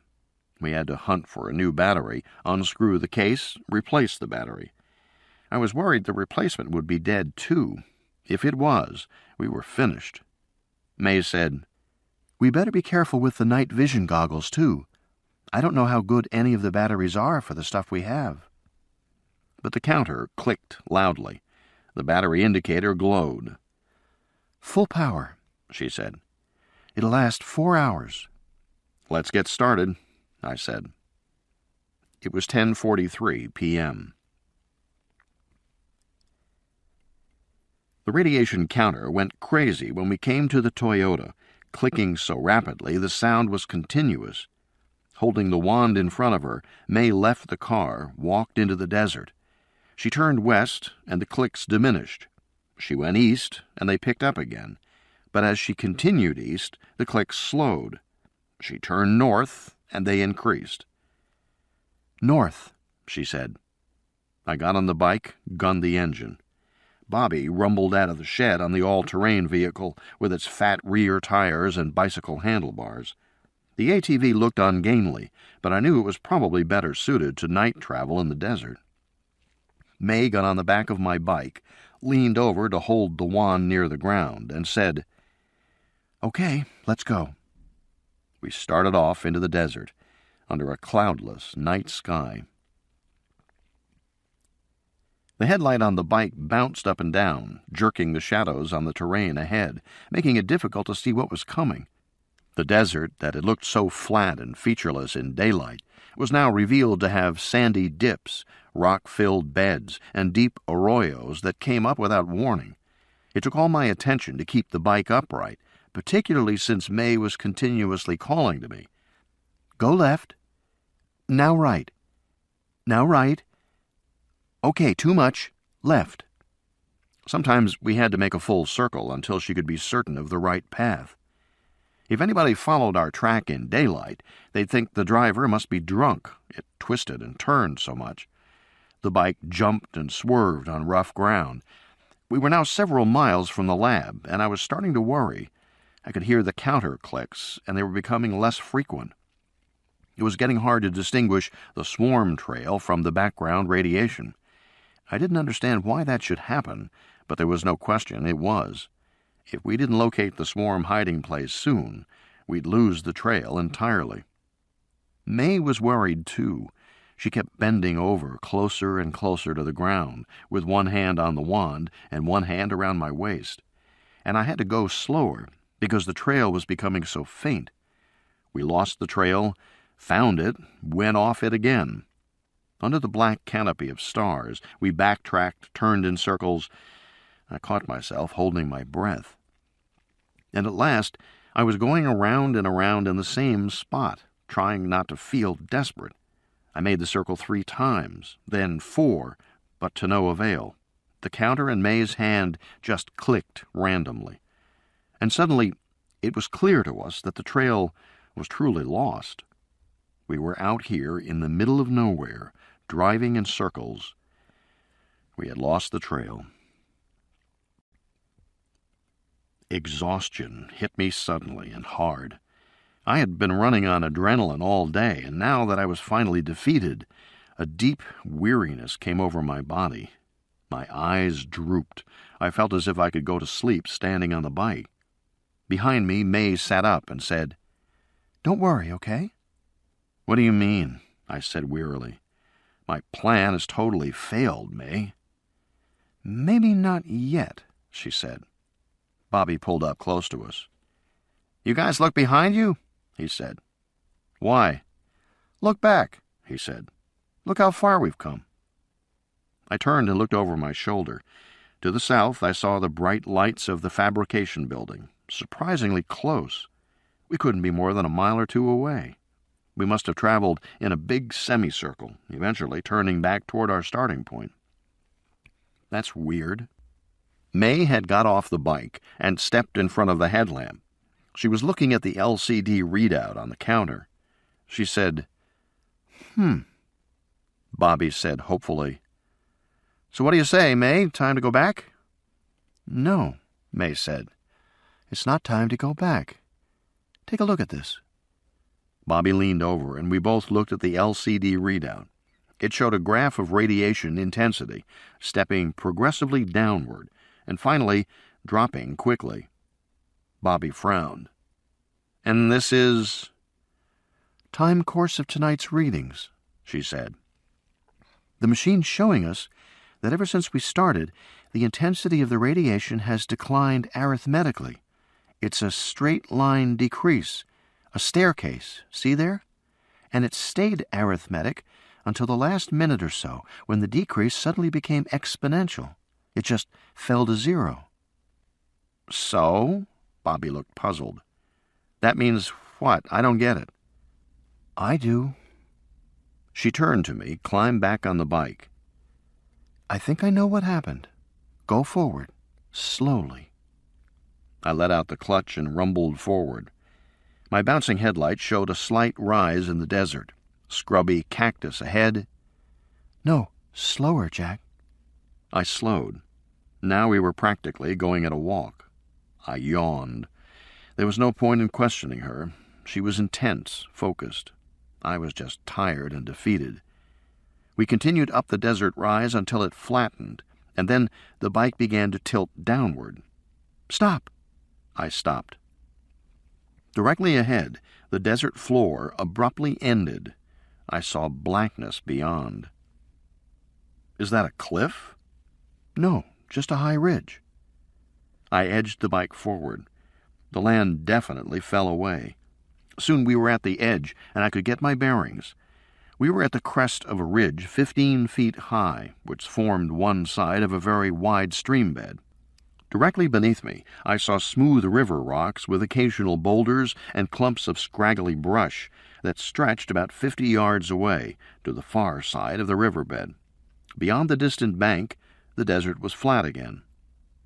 "I understand now," I said. "The swarm jumped." "Yes," she said. "It became airborne, and we lost the trail." "But then it must have landed somewhere down there," Bobby said, pointing to the stream bed. "Maybe," I said, "and maybe not." I was thinking it would take us many minutes to find a safe route down. Then we would spend a long time searching among the bushes and rocks of the stream bed before picking up the trail again. It might take hours. We might not find it at all. From our position up here on top of the ridge, we saw the daunting expanse of desert stretching out before us. I said, "The swarm could have touched down in the stream bed, or it could have come down just beyond the bed, or it could have gone a quarter-mile beyond." May was not discouraged. "Bobby, you stay here," she said. "You'll mark the position where it jumped. Jack and I will find a path down, go out into that plain, and run in a straight line east-west until we pick up the trail again. Sooner or later we'll find it. Okay, Bobby said. Got you. Okay, I said. We might as well do it. We had nothing to lose. But I had very little confidence we would succeed. Bobby leaned forward over his ATV. What's that? What? An animal. I saw glowing eyes. Where? In that brush over there. He pointed to the center of the stream bed. I frowned. We both had our headlights trained down the ridge. We were lighting a fairly large arc of desert. I didn't see any animals. There, May said. I don't see anything. She pointed. It just went behind that juniper bush. See the bush that looks like a pyramid, that has the dead branches on one side? I see it, I said. But I didn't see an animal. It's moving left to right. Wait a minute, and it'll come out again. We waited, and then I saw a pair of bright green glowing spots close to the ground, moving right. I saw a flash of pale white, and almost immediately I knew that something was wrong. So did Bobby. He twisted his handlebars, moving the headlamp to point directly to the spot. He reached for binoculars. That's not an animal, he said. Moving among the low bushes, we saw more white, flesh white. But we saw only glimpses, and then I saw a flat white surface that I realized with a shock was a human hand dragging along the ground. A hand with outstretched fingers. Jesus, Bobby said, staring through the binoculars. What? What is it? It's a body being dragged, he said. And then, in a funny voice, he said, It's Rosie.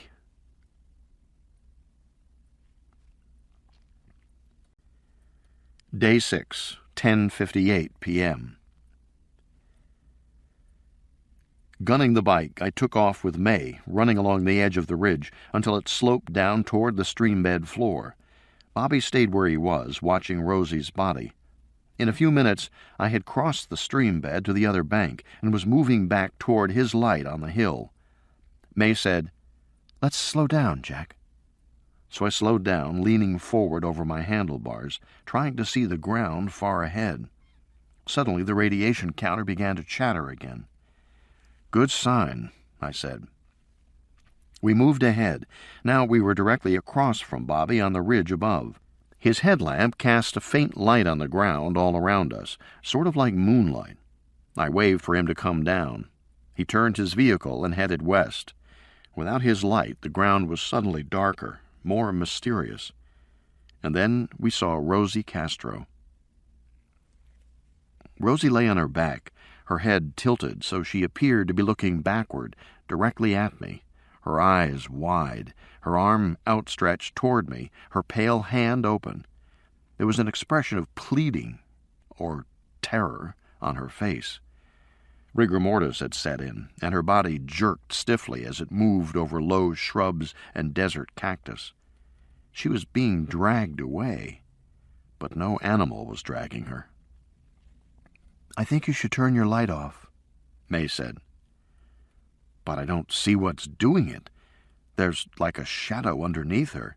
That's not a shadow, May said. It's them. They're dragging her? She nodded. Turn your light off. I flicked off the headlamp. We stood in darkness. I said, I thought swarms couldn't maintain power more than 3 hours. That's what Ricky said. He's lying again? Or they've overcome that limitation in the wild.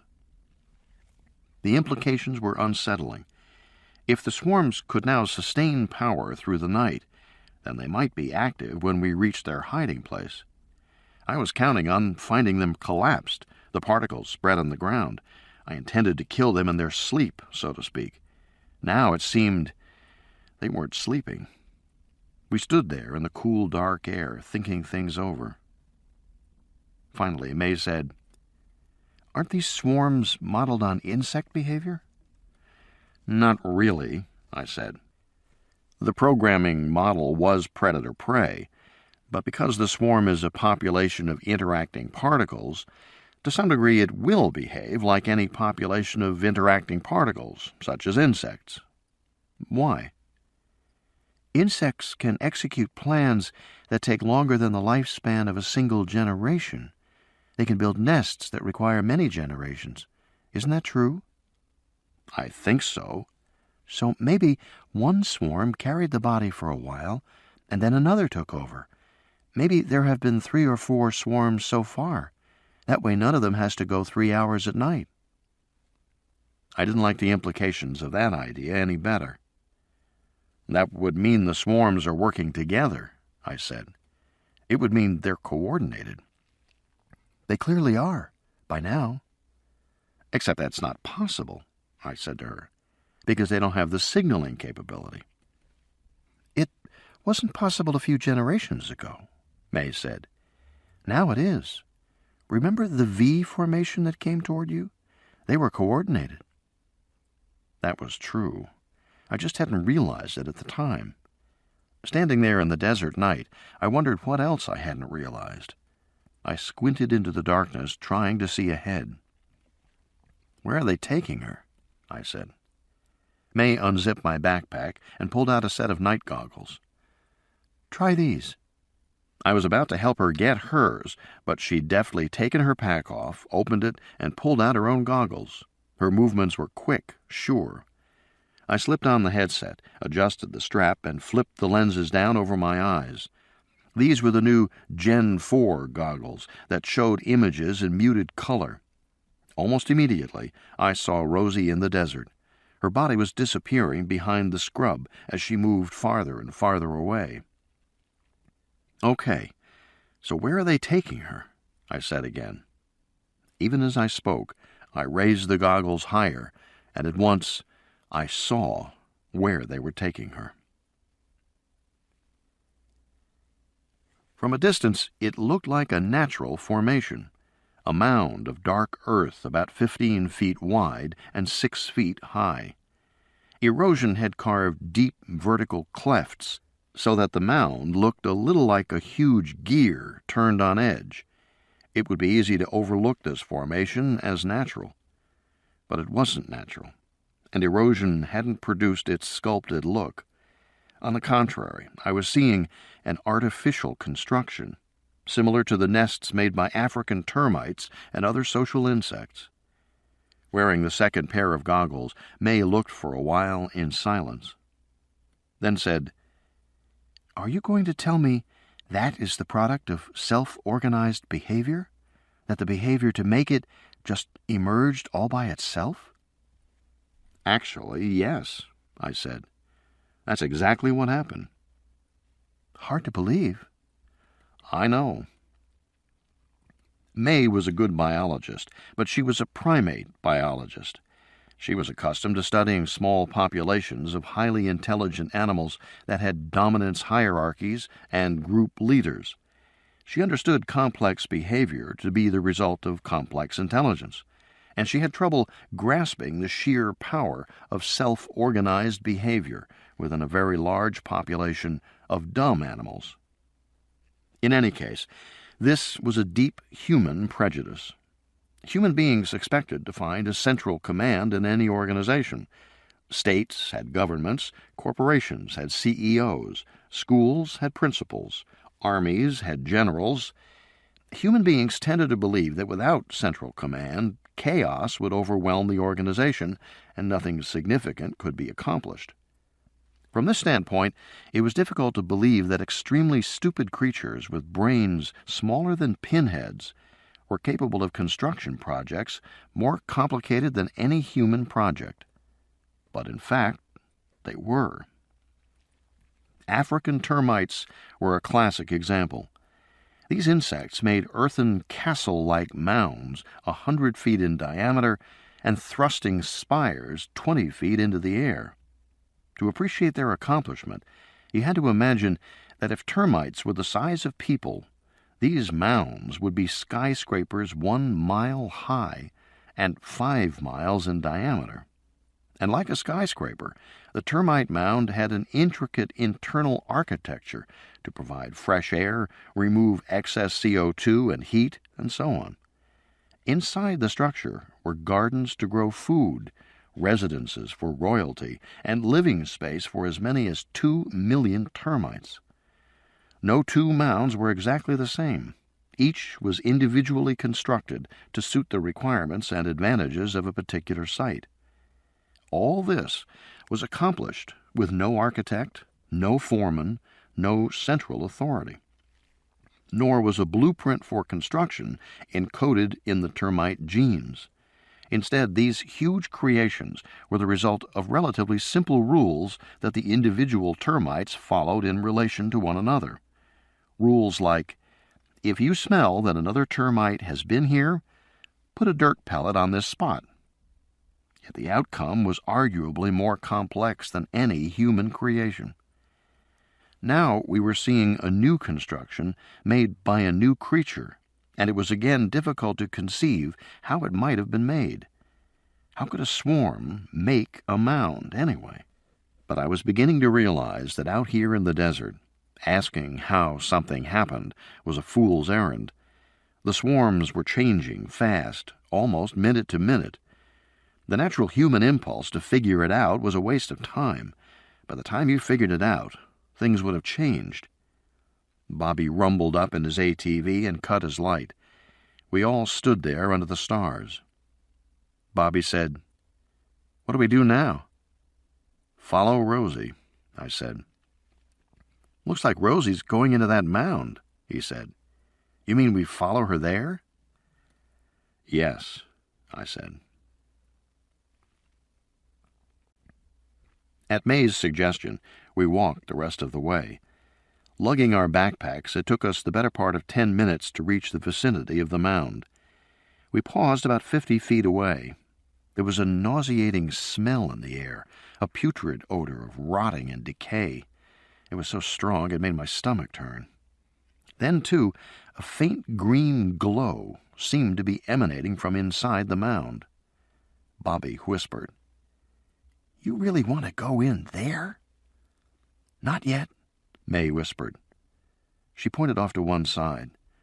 Rosie's body was moving up the slope of the mound. As she came to the rim, her rigid legs pointed into the air for a moment. Then her body toppled over, and she fell into the interior. But she stopped before she disappeared entirely. For several seconds, her head remained above the rim, her arm outstretched, as if she were reaching for air. Then, slowly, she slid the rest of the way down and vanished. Bobby shivered. May whispered, "Okay, let's go."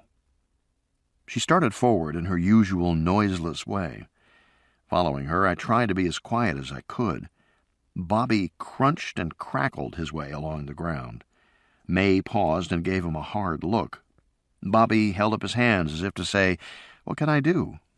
She whispered, "Watch where you put your feet." He whispered, "I am." "You're not. It's dark, I can't see." "You can if you try."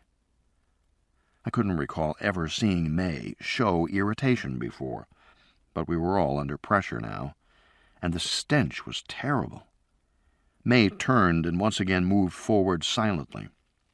Bobby followed, making just as much noise as before. We had only gone a few steps before May turned, held up her hand, and signaled for him to stay where he was. He shook his head no. He clearly didn't want to be left alone.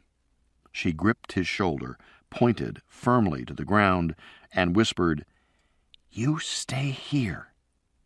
"No," she whispered. "You'll get us all killed."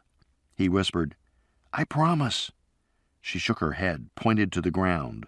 "Sit." Finally, Bobby sat down. May looked at me. I nodded. We set out again. By now we were 20 feet from the mound itself. The smell was almost overpowering. My stomach churned. I was afraid I might be sick. And this close, we began to hear the deep thrumming sound. More than anything, it was that sound that made me want to run away. But May kept going. We crouched down as we climbed the mound, and then lay flat along the rim. I could see May's face in the green glow coming from inside. For some reason, The stench didn't bother me anymore, probably because I was too frightened. May reached into the side pouch of her pack and withdrew a small thumb-sized camera on a thin telescoping stick. She brought out a tiny LCD screen and set it on the ground between us. Then she slid the stick over the rim. On the screen, we saw a green interior of smooth, undulating walls. Nothing seemed to be moving. She turned the camera this way and that. All we saw were green walls. There was no sign of Rosie. May looked at me, pointed to her eyes. "Want to take a look now?" I nodded. We inched forward slowly until we could look over the rim. It wasn't what I expected at all. The mound simply narrowed, an existing opening that was huge, 20 feet wide or more, revealing a rock slide that sloped downward from the rim and ended at a gaping hole in the rock to our right. The green light was coming from somewhere inside this gaping hole. What I was seeing was the entrance to a very large cave. From our position on the rim, we couldn't see into the cave itself, but the thrumming sound suggested activity within. May opened the telescoping stick to its full length and gently lowered the camera into the hole. Soon we could see further into the cave. It was undoubtedly natural and large, perhaps 8 feet high, 10 feet wide. The rock walls were pale white and appeared to be covered with the milky substance we'd seen on Rosie. And Rosie's body was only a short distance inside. We could see her hand sticking out around a bend in the rock wall, but we could see nothing beyond the bend. May signaled me. "Want to go down?" I nodded slowly. I didn't like how this felt. I didn't like that I had no idea what was beyond the bend. But we really had no choice. She pointed back toward Bobby. "Get him?" I shook my head no. He wouldn't help us here. She nodded and started very slowly to slide out of her backpack, making no sound at all, when she suddenly froze. Literally froze. She didn't move a muscle. I looked at the screen, and I froze too. A figure had walked from behind the bend and now stood alertly at the entrance of the cave, looking around. It was Ricky. He was behaving as if he had heard a sound or had been alerted for some other reason. The video camera still dangled down the rim of the mound. It was pretty small. I didn't know if he would see it. I watched the screen tensely. The camera didn't have good resolution, and the screen was the size of my palm, but it was still clear that the figure was Ricky. I didn't understand what he was doing here, or even how he had gotten here. Then another man came around the bend. He was also Ricky. I glanced at May, but she remained utterly still, a statue. Only her eyes moved. I squinted at the screen. Within the limits of video resolution, the two figures appeared to be identical in every respect. Same clothes, same movements, same gestures and shrugs. I couldn't see the faces well, but I had the impression they were more detailed than before. They didn't seem to notice the camera. They looked up at the sky and then at the rock slide for a while, and then they turned their backs on us and returned to the interior of the cave. Still, May didn't move. She had been motionless for almost a minute already, and in that time she hadn't even blinked. Now the men were gone, and another figure came around the corner. It was David Brooks. He moved awkwardly, stiffly at first, but he quickly became more fluid. I had the feeling I was watching a puppeteer perfect his moves, animating the figure in a more lifelike way. Then David became Ricky, and then David again, and the David figure turned and went away. Still, May waited. She waited fully 2 more minutes, and then finally withdrew the camera. She jerked her thumb, indicating we should go back. Together we crept away from the rim, back down the mound, and moved away silently into the desert night. We gathered 100 yards to the west, near our vehicles. May was rummaging in her backpack. She pulled out a clipboard with a felt marker. She flicked on her pen light and began to draw. "This is what you're up against," she said. "The cave has an opening like this, which you saw. Past the bend, there's a big hole in the floor, and the cave spirals downward for maybe 100 yards. That brings you into one large chamber that is maybe 100 feet high and a couple of 100 feet wide. Single big room, that's all. There are no passages leading off, at least none that I saw." "That you saw?" "I've been in there," she said, nodding. "When?" "A couple of weeks ago, back when we first started looking for the swarm's hiding place. I found that cave and went in there in daylight. I didn't find any indication of a swarm then." She explained that the cave was filled with bats, the whole ceiling covered with them, packed together in a pink, squirming mass, all the way out to the entrance. "Ugh," Bobby said. "I hate bats." "I didn't see any bats there tonight." "You think they've been driven away?" "Eaten, probably." "Jesus, guys," Bobby said, shaking his head. "I'm just a programmer. I don't think I can do this. I don't think I can go in there." May ignored him. She said to me, "If we go in," she said, "we'll have to set off thermite and keep doing it all the way down to the chamber. I'm not sure we have enough thermite to do that." "Maybe not," I said. I had a different concern. "We're wasting our time unless we destroy all the swarms and all the assemblers that are making them, right?" They both nodded.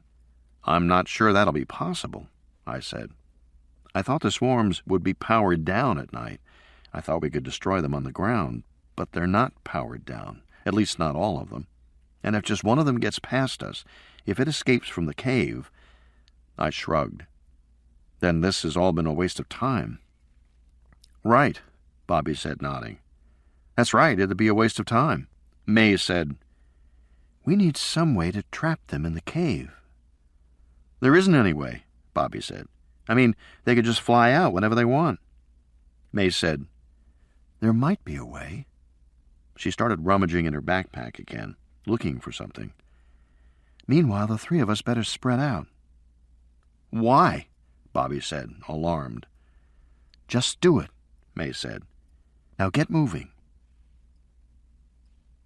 I tightened my backpack and adjusted the strap so it wouldn't rattle. I locked the night vision goggles up on my forehead and I started forward. I had gotten about halfway to the mound when I saw a dark figure climb out into the night. I dropped down as quietly as I could. I was in a thick patch of sagebrush 3 feet high, so I was reasonably well concealed. I looked over my shoulder, but I didn't see either May or Bobby. They'd dropped to the ground, too. I didn't know if they had separated yet. Cautiously, I pushed aside a plant in front of me and looked toward the mound. The legs of the figure were silhouetted against the faint green glow. The upper body was black against the night stars. I flipped down the goggles and waited a moment while they flared blue, and then saw the image resolve. This time it was Rosie, walking around in the night, looking in all directions, her body vigilant and alert, except that she didn't move like Rosie. She moved more like a man. Then after a moment the silhouette changed into Ricky, and it moved like Ricky. The figure crouched down and appeared to be looking over the tops of the sage. I wondered what had brought it out of the mound. I didn't have to wait long to find out. Behind the figure, a white light appeared on the western horizon. It grew rapidly in brilliance, and soon I heard the thumping of helicopter blades. That would be Julia coming from the valley, I thought. I wondered what was so urgent that she had had to leave the hospital against orders and fly out here in the middle of the night. As the helicopter approached, it switched on its searchlight. I watched the circle of blue-white light as it rippled over the ground toward us. The Ricky figure watched too, then slid down out of sight. And then the helicopter roared over me, blinding me for a moment in the halogen light. Almost immediately it banked sharply and circled back. What the hell was going on? The helicopter made a slow arc, passing over the mound, but not stopping. then coming to a stop right above where I was hiding. I was caught in the blue glow. I rolled onto my back and waved to the helicopter, pointing repeatedly toward the lab. I mouthed, "Go," and pointed away. The helicopter descended, and for a moment I thought it was going to land right beside me. Then it abruptly banked again and moved away low to the ground, heading south toward the concrete pad. The sound faded. I decided I had better change my position fast. I got to my knees and in a crouch moved crabwise 30 yards to the left. Then I dropped down again. When I looked back at the mound, I saw 4 figures coming out of the interior. They moved apart, each heading to a different area of the mound. They all looked like Ricky. I watched as they went down the slope of the mound and moved out into the bush. My heart began to pound in my chest. One of the figures was coming in my direction. As it approached, I saw it veer off to the right. It was going to the place where I had been before. When it reached my last hiding place, it stopped and turned in all directions. It was not far from me at all. I could see through the goggles that this new Ricky figure now had a complete face, and the clothing was much more detailed. In addition, this figure moved with a sensation of real body weight. It might be an illusion, of course, but I guessed that the swarm had increased mass and now weighed 50 pounds, maybe more, maybe twice that. If so, then the swarm now had enough mass to jolt you with a physical impact, even knock you off your feet. Through the goggles, I saw the figure's eyes move and blink. The surface of the face now had the texture of skin. The hair appeared to be composed of individual strands. The lips moved. The tongue licked nervously. All in all, this face looked very much like Ricky, disturbingly like Ricky. When the head turned in my direction, I felt that Ricky was staring right at me. And I suppose it was, because the figure began to move directly toward me. I was trapped. My heart was thumping in my chest. I hadn't planned for this. I had no protection, no sort of defense. I could get up and run, of course, but there was nowhere to go. I was surrounded by miles of desert, and the swarms would hunt me down. In a few moments I would be... With a roar, the helicopter came back. The Ricky figure looked toward it as it came, and then turned and fled, literally flying over the ground, not bothering any longer to animate the legs and feet. It was creepy to see this human replica suddenly floating over the desert. But the other 3 Ricky figures were running too, running hard, conveying a distinct sense of panic. Did the swarms fear the helicopter? It seemed they did, and as I watched, I understood why. Even though the swarms were now heavier and more substantial, they were still vulnerable to strong winds. The helicopter was 100 feet in the air, but the downdraft was powerful enough to deform the running figures, flattening them partially as they fled. It was as if they were being hammered down. The figures vanished into the mound. I looked back at May. She was standing up in the stream bed now, talking on her radio to the helicopter. She'd needed that radio all right. She yelled to me, "Let's go!" and began running toward me. I was dimly aware of Bobby running away from the mound, back to his ATV, but there was no time to worry about him. The helicopter hung, poised right above the mound itself. Dust whipped up, stinging my eyes. Then May was beside me. Removing our goggles, we pulled on our oxygen masks. She turned me, twisted the tank valve behind me. I did the same for her. Then we put the night goggles back on. It seemed like a lot of contraptions jiggling and rattling around my face. She clipped a halogen flashlight to my belt and another to her own. She leaned close, shouted, "Ready?" "I'm ready." "Okay, let's go." There was no time to think. It was better that way. The helicopter downdraft roared in my ears. Together we clawed our way up the slope of the mound, our clothes whipping around us. We arrived at the edge, barely visible in the thick, swirling dust. We couldn't see anything beyond the rim. We couldn't see what was below. May took my hand, and we jumped.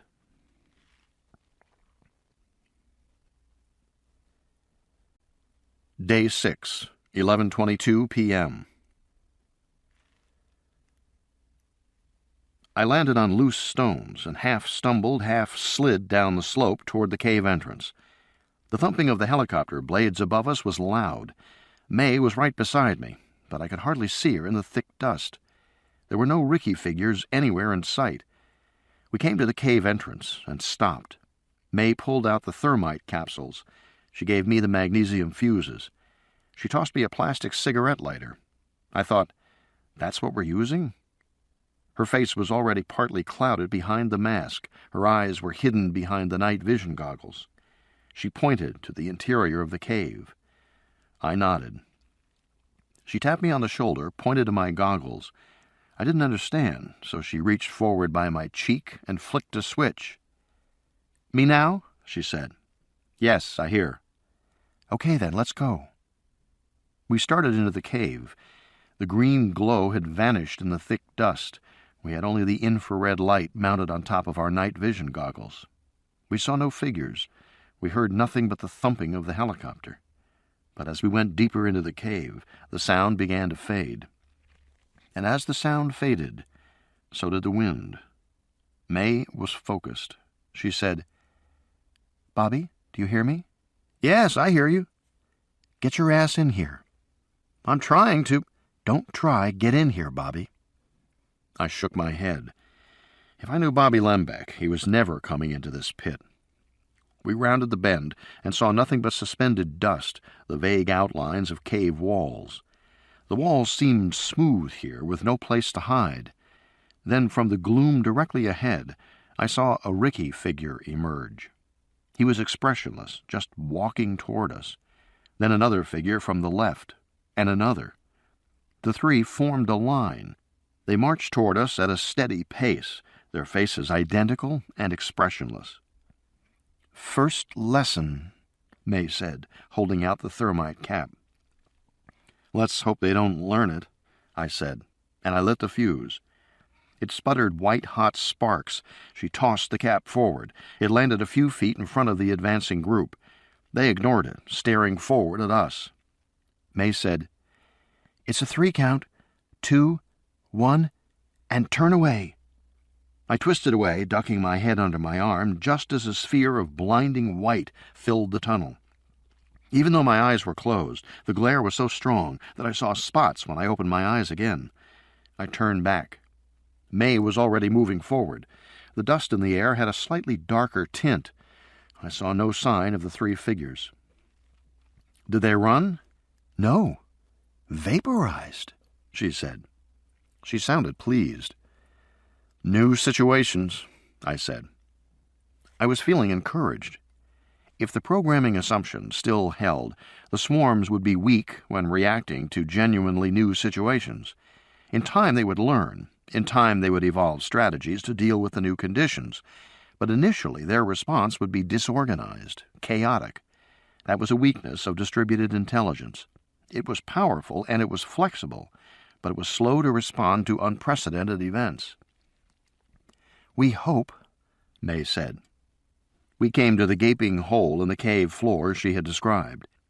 In the night goggles, I saw a sort of sloping ramp. 4 or 5 figures were coming up toward us, and there seemed to be more behind. They all looked like Ricky, but many of them were not so well formed, and those in the rear were just swirling clouds. The thrumming sound was loud. "Second lesson." May held out a cap. It sizzled white when I lit it. She rolled it gently down the ramp. The figures hesitated when they saw it. "Damn," I said. But then it was time to duck away and shield my eyes from the explosive flash. Inside the confined space, there was a roar of expanding gas. I felt a burst of intense heat on my back. When I looked again, most of the swarms beneath us had vanished, but a few hung back, apparently undamaged. They were learning. Fast. "Next lesson," May said, holding 2 caps this time. I lit both, and she rolled one and threw the second one deeper down the ramp. The explosions roared simultaneously, and a huge gust of hot air rolled upward past us. My shirt caught fire. May pounded it out with the flat of her hand, smacking me with rapid strokes. When we looked again, there were no figures in sight, and no dark swarms. We went down the ramp. heading deeper into the cave. We had started with 20 thermite caps. We had 16 left, and we had gone only a short distance down the ramp toward the large room at the bottom. May moved quickly now. I had to hurry to catch up with her, but her instincts were good. The few swarms that materialized before us all quickly backed away at our approach. We were herding them into the lower room. May said, "Bobby, where are you?" The headset crackled. "Try and get—" "Bobby, come on, damn it." But all the while we were moving deeper into the cave, and soon we heard only static. Down here, dust hung suspended in the air, diffusing the infrared beams. We could see clearly the walls and ground directly in front of us, but beyond that there was total blackness. The sense of darkness and isolation was frightening. I couldn't tell what was on either side of me unless I turned my head, sweeping my beam back and forth. I began to smell that rotten odor again, sharp and nauseating. We were coming to level ground. May stayed calm. When a half-dozen swarms buzzed before us, she held out another cap for me to light. Before I could light the fuse, the swarms backed off. She advanced at once. "Sort of like lion taming," she said. "So far," I said. I didn't know how long we could keep this up. The cave was large, much larger than I had imagined.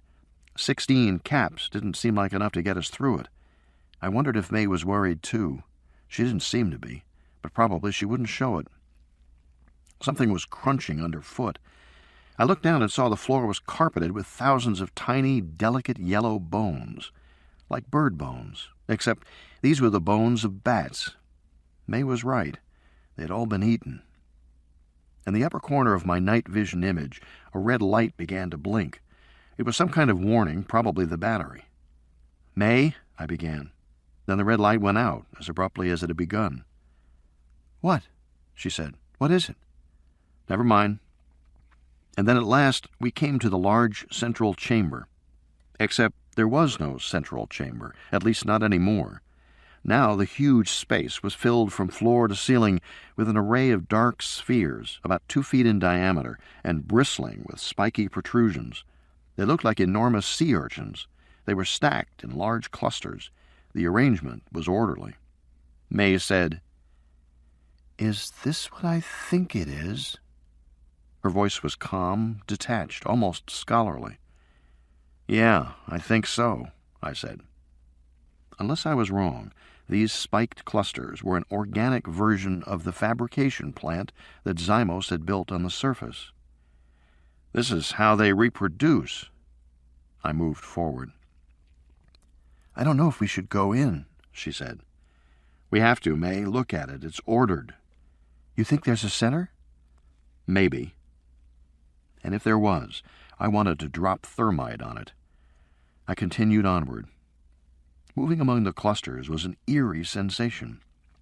Thick, mucus-like liquid dripped from the tips of the spikes, and the spheres seemed to be coated with a kind of thick gel that quivered, making the whole cluster seem to be moving, alive. I paused to look more closely. Then I saw that the surface of the spheres really was alive.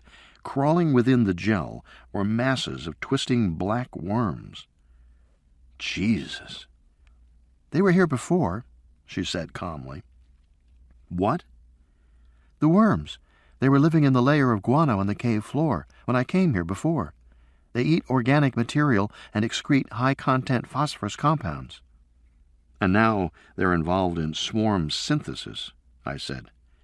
"That didn't take long, just a few days. Coevolution in action.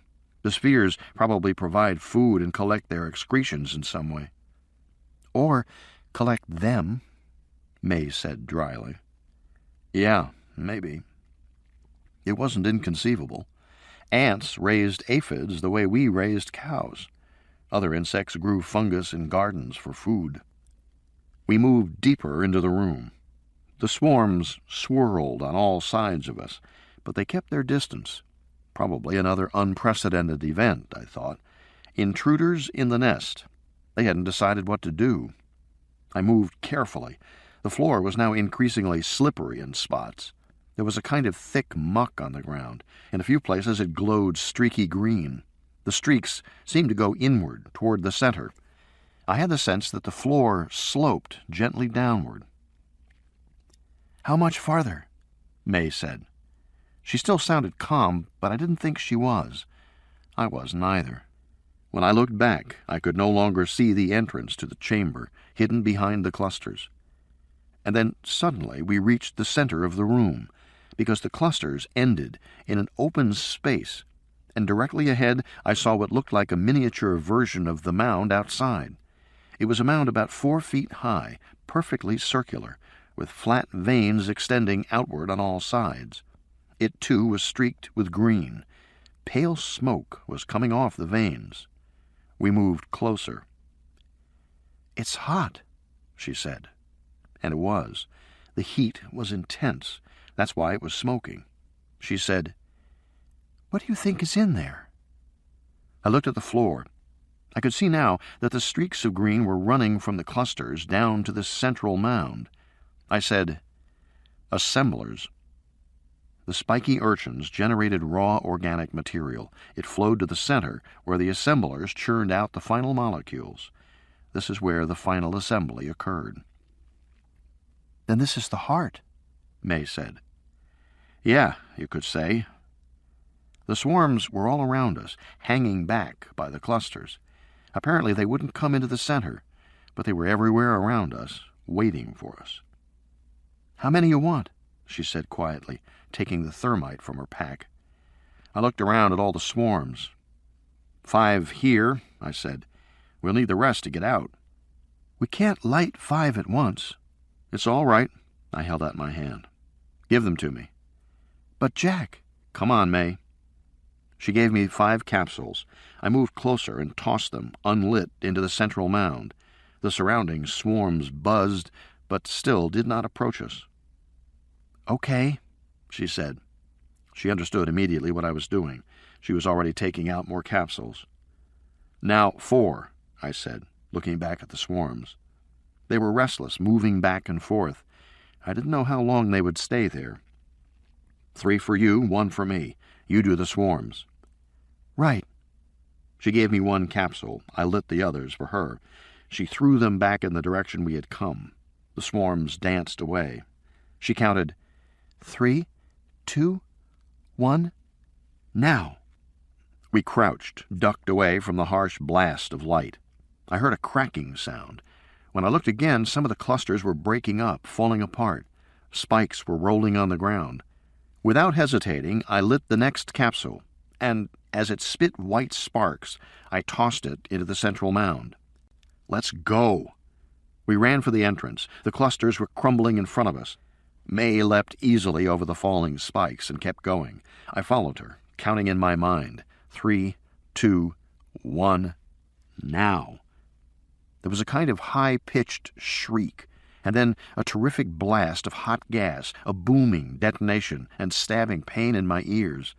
The shockwave knocked me flat on the ground, sent me skidding forward in the sludge. I felt the spikes sticking in my skin all over my body. My goggles were knocked away, and I was surrounded by blackness. Blackness. I could see nothing at all. I wiped the sludge from my face. I tried to get to my feet, slipped and fell. "May," I said. "May."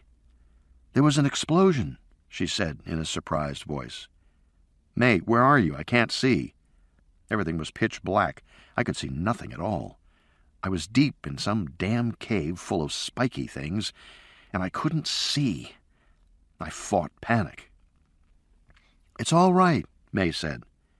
In the darkness, I felt her hand gripping my arm. Apparently, she could see me. She said, "The flashlight's on your belt."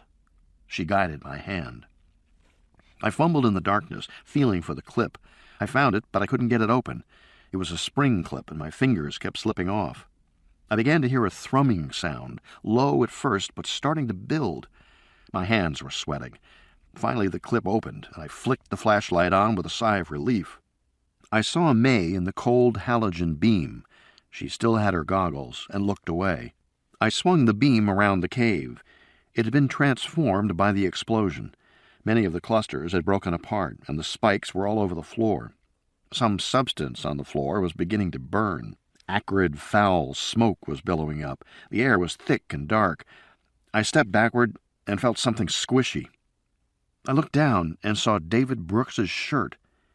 Then I realized I was standing on what was left of David's torso, which had turned into a kind of whitish jelly. My foot was right in his abdomen. His rib cage scraped against my shin, leaving a white streak on my pants. I looked back and saw David's face, ghostly white and eroded, his features eaten away until he looked as featureless as the faces on the swarms. I felt instant nausea and tasted bile. "Come on," May said, grabbing my arm, squeezing it hard. "Come on, Jack." With a sucking sound, my foot pulled free of the body. I tried to scrape my shoe on the floor to get clean of the white muck.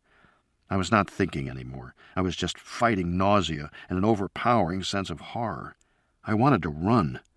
May was talking to me, but I didn't hear her.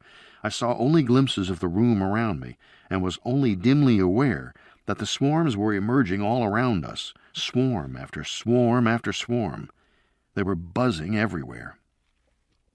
"I need you, Jack," May said, holding out 4 caps, and somehow, fumbling with the flashlight, I managed to light them, and she flung them in all directions.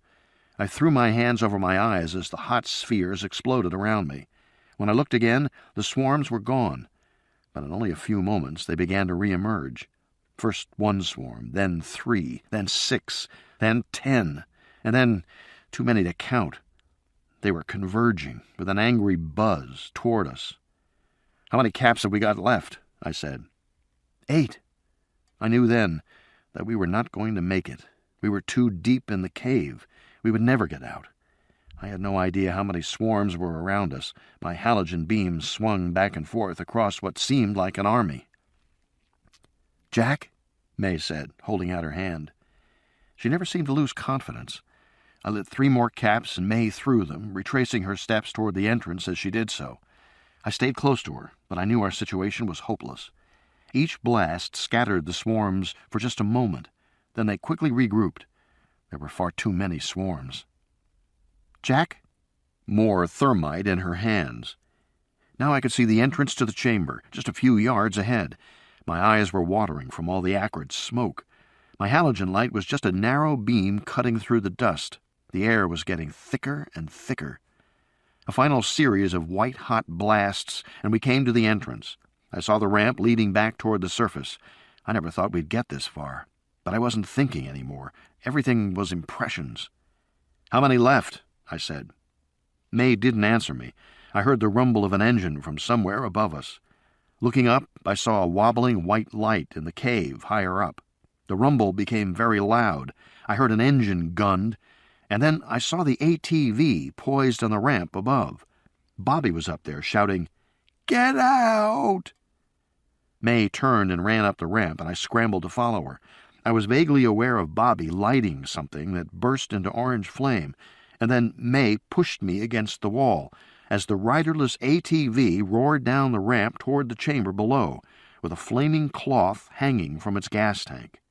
It was a motorized Molotov cocktail. As soon as it passed, May shoved me hard in the back. "Run!" I sprinted the last few yards up the ramp. Bobby was reaching down for us, hauling us up over the lip to the level above. I fell and scraped my knee, but hardly felt it as he dragged me onto my feet again. Then I was running, hard, toward the cave entrance, and had almost reached the opening when a fiery blast knocked us off our feet, and I went tumbling through the air and smashed against one of the cave walls. I got to my feet, head ringing. My flashlight was gone. I heard a kind of strange screaming sound from somewhere behind me, or thought I did. I looked at May and Bobby. They were getting to their feet. With the helicopter still thumping above us, we clambered up the incline and collapsed over the lip of the mound and tumbled down the slopes out into the cool black desert night. The last thing I saw was May waving the helicopter away, gesturing for it to go, go, go. And then the cave exploded. The ground jumped beneath my feet, knocking me over. I fell to the ground just as the shock wave caused sharp pain in my ears. I heard the deep rumble of the explosion. From the mouth of the cave, an enormous angry fireball billowed upward, orange, laced in black. I felt a wave of heat rolling down toward me, and then it was gone, and everything was suddenly quiet, and the world around me was black. How long I lay there beneath the stars, I'm not sure. I must have lost consciousness, because the next thing I remember was Bobby pushing me up into the back seat of the helicopter. May was already inside, and she leaned over to buckle me in. They were both looking at me with expressions of concern. I wondered dully if I had been injured. I didn't feel any pain. The door slammed beside me, and Bobby got in the front next to the pilot. We had done it. We had succeeded. I could hardly believe it was over. The helicopter rose into the air, and I saw the lights of the lab in the distance.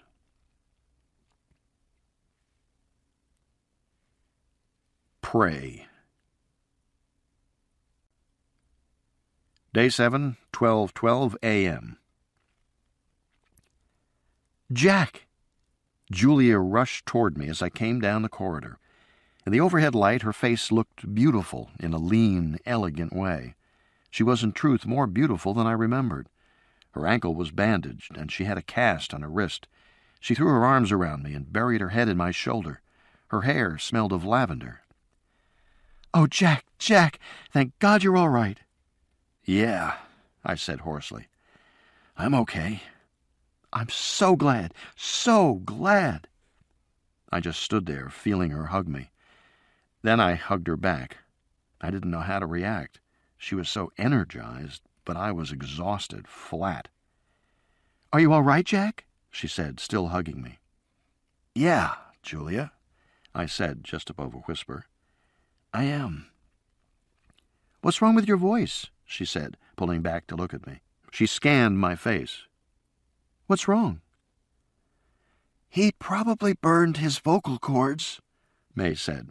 She was hoarse, too. Her face was blackened with soot. She had a cut on her cheek and another on her forehead.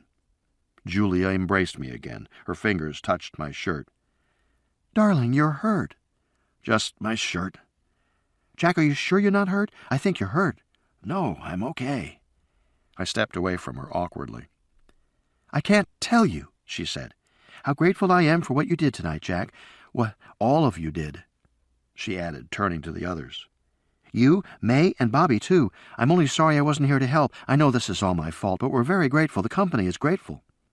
I thought, the company? But all I said was, "Yeah, well, it had to be done." "It did. Yes, it certainly did. Quickly and decisively. And you did it, Jack. Thank God." Ricky was standing in the background, head bobbing up and down. He was like one of those mechanical birds that drinks from a water glass, bobbing up and down. I felt unreal, as if I was in a play. "I think we should all have a drink to celebrate," Julia was saying as we went down the corridor. "There must be some champagne around here. Ricky, is there?" "Yes, I want to celebrate what you guys have done." "I just want to sleep," I said. "Oh, come on, just one glass." It was typical Julia, I thought, involved in her own world, not noticing how anyone around her was feeling. The last thing any of us wanted to do right now was drink champagne. "Thanks anyway," May said, shaking her head. "Are you sure? Really? It'd be fun. How about you, Bobby?" "Maybe tomorrow," Bobby said. "Oh, well, okay, after all. You're the conquering heroes. We'll do it tomorrow, then." I noticed how fast she was talking, how quick her body movements were. I remembered Ellen's comment about her taking drugs. It certainly seemed like she was on something, but I was so tired I just didn't give a damn. "I've told the news to Larry Handler, the head of the company," she said, "and he's very grateful to you all." "That's nice," I said. "Is he going to notify the Army?" "Notify the Army? About what?" "About the runaway experiment." "Well, Jack, that's all taken care of now. You've taken care of it." "I'm not sure we have," I said. "Some of the swarms might have escaped, or there might be another nest out there. To be safe, I think we should call in the Army." I didn't really think we had missed anything, but I wanted to get outsiders in here. I was tired. I wanted somebody else to take over. "The Army?" Julia's eyes flicked to Ricky, then back to me. "Jack, you're absolutely right," she said firmly. "This is an extremely serious situation. If there is the slightest chance something was missed, we must notify them at once." "I mean tonight." "Yes, I agree, Jack, tonight. In fact, I'll do it right now." I glanced back at Ricky. He was walking along, still nodding in that mechanical way. I didn't get it.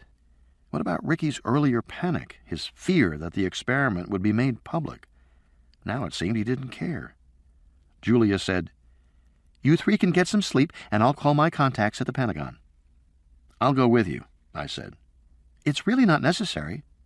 "I want to," I said. She glanced at me and smiled. "You don't trust me?" "It's not that," I said. "But they might have questions I could answer for them."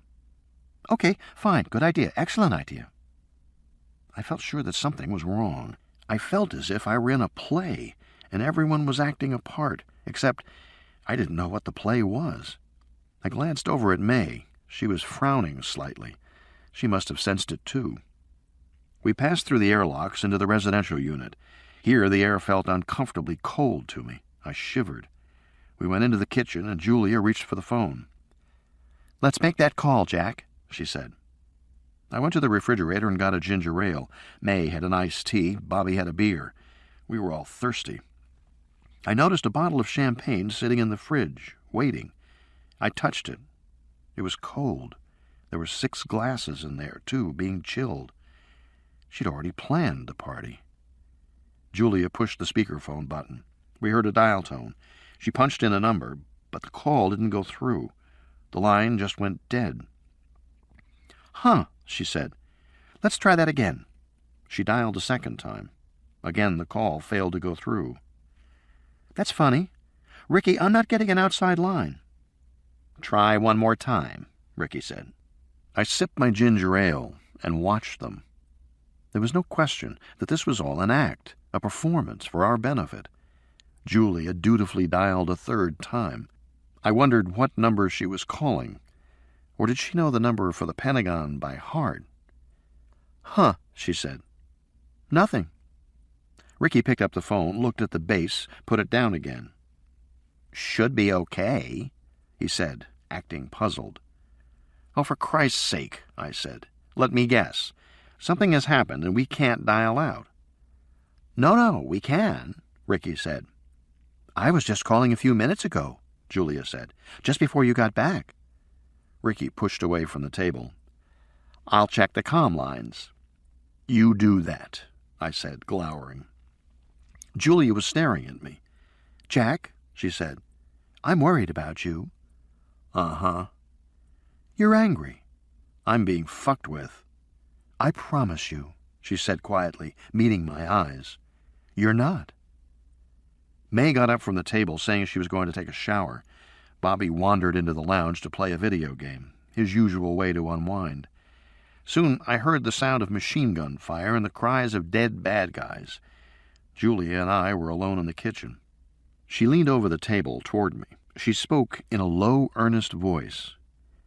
"Jack," she said, "I think I owe you an explanation." "No," I said. "You don't." "I mean, for my behavior, my decisions these past days." "It doesn't matter." "It does to me." "Maybe later, Julia." "I need to tell you now. You see, the thing is, I just wanted to save the company, Jack. That's all. The camera failed and we couldn't fix it. We lost our contract, and the company was falling apart. I've never lost a company before. I never had one shot out from underneath me, and I didn't want Zymos to be the first. I was invested. I had a stake, and I guess I had my pride. I wanted to save it. I know, I didn't use good judgment. I was desperate. It's nobody else's fault. They all wanted to stop it. I pushed them to go on. It was my crusade." She shrugged.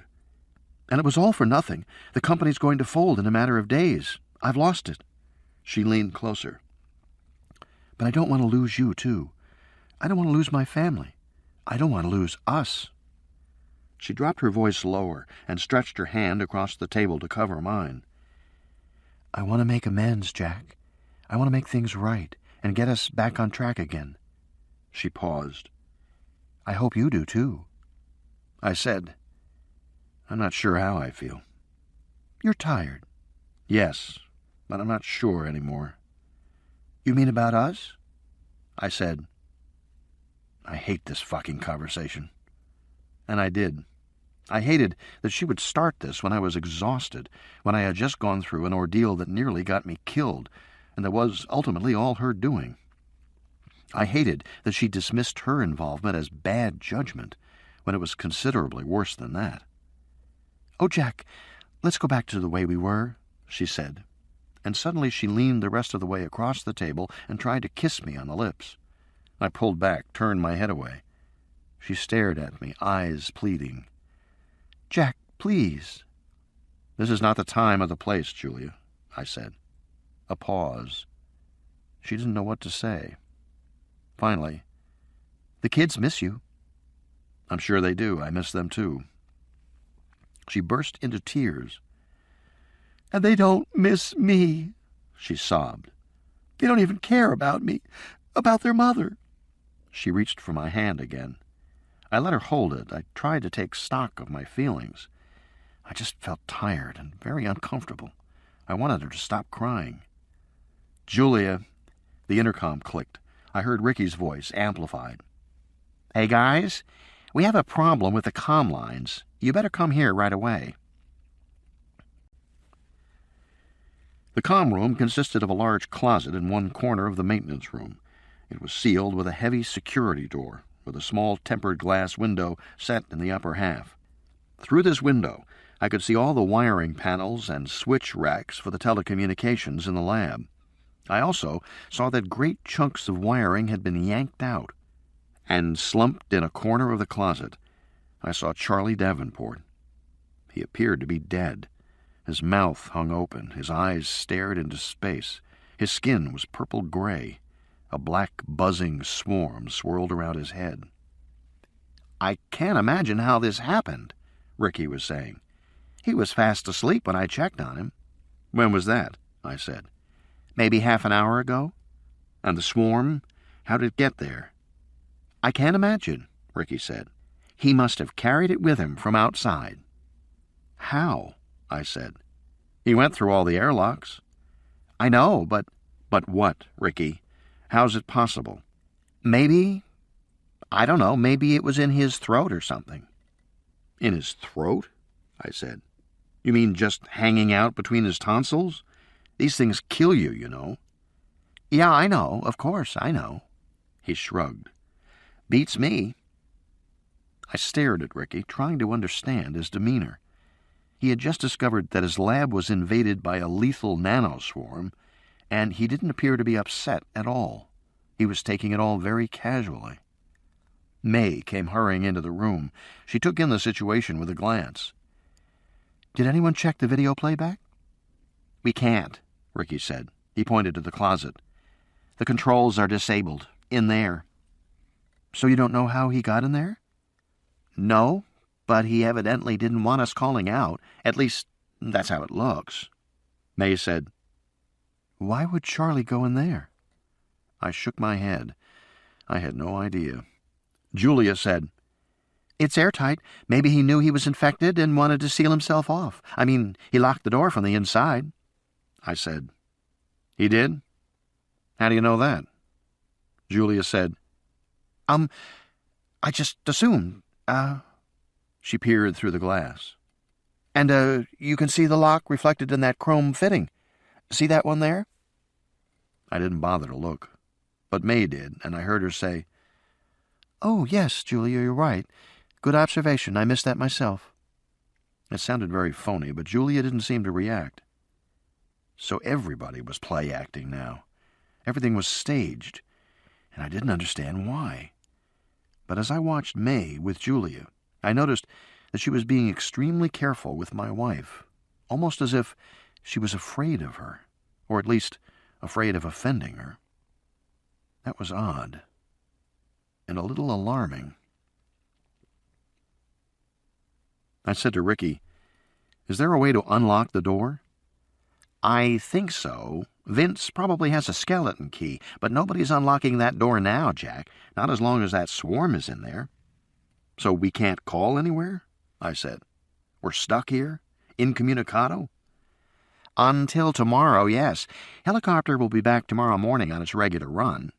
Ricky peered in through the glass at the destruction. Geez, Charlie really did a job on those switching panels. I said, "Why do you think he would do that?" Ricky shook his head. Charlie was a little crazy, you know. I mean, he was colorful, but all that farting and humming, he was a few fries short of a Happy Meal, Jack.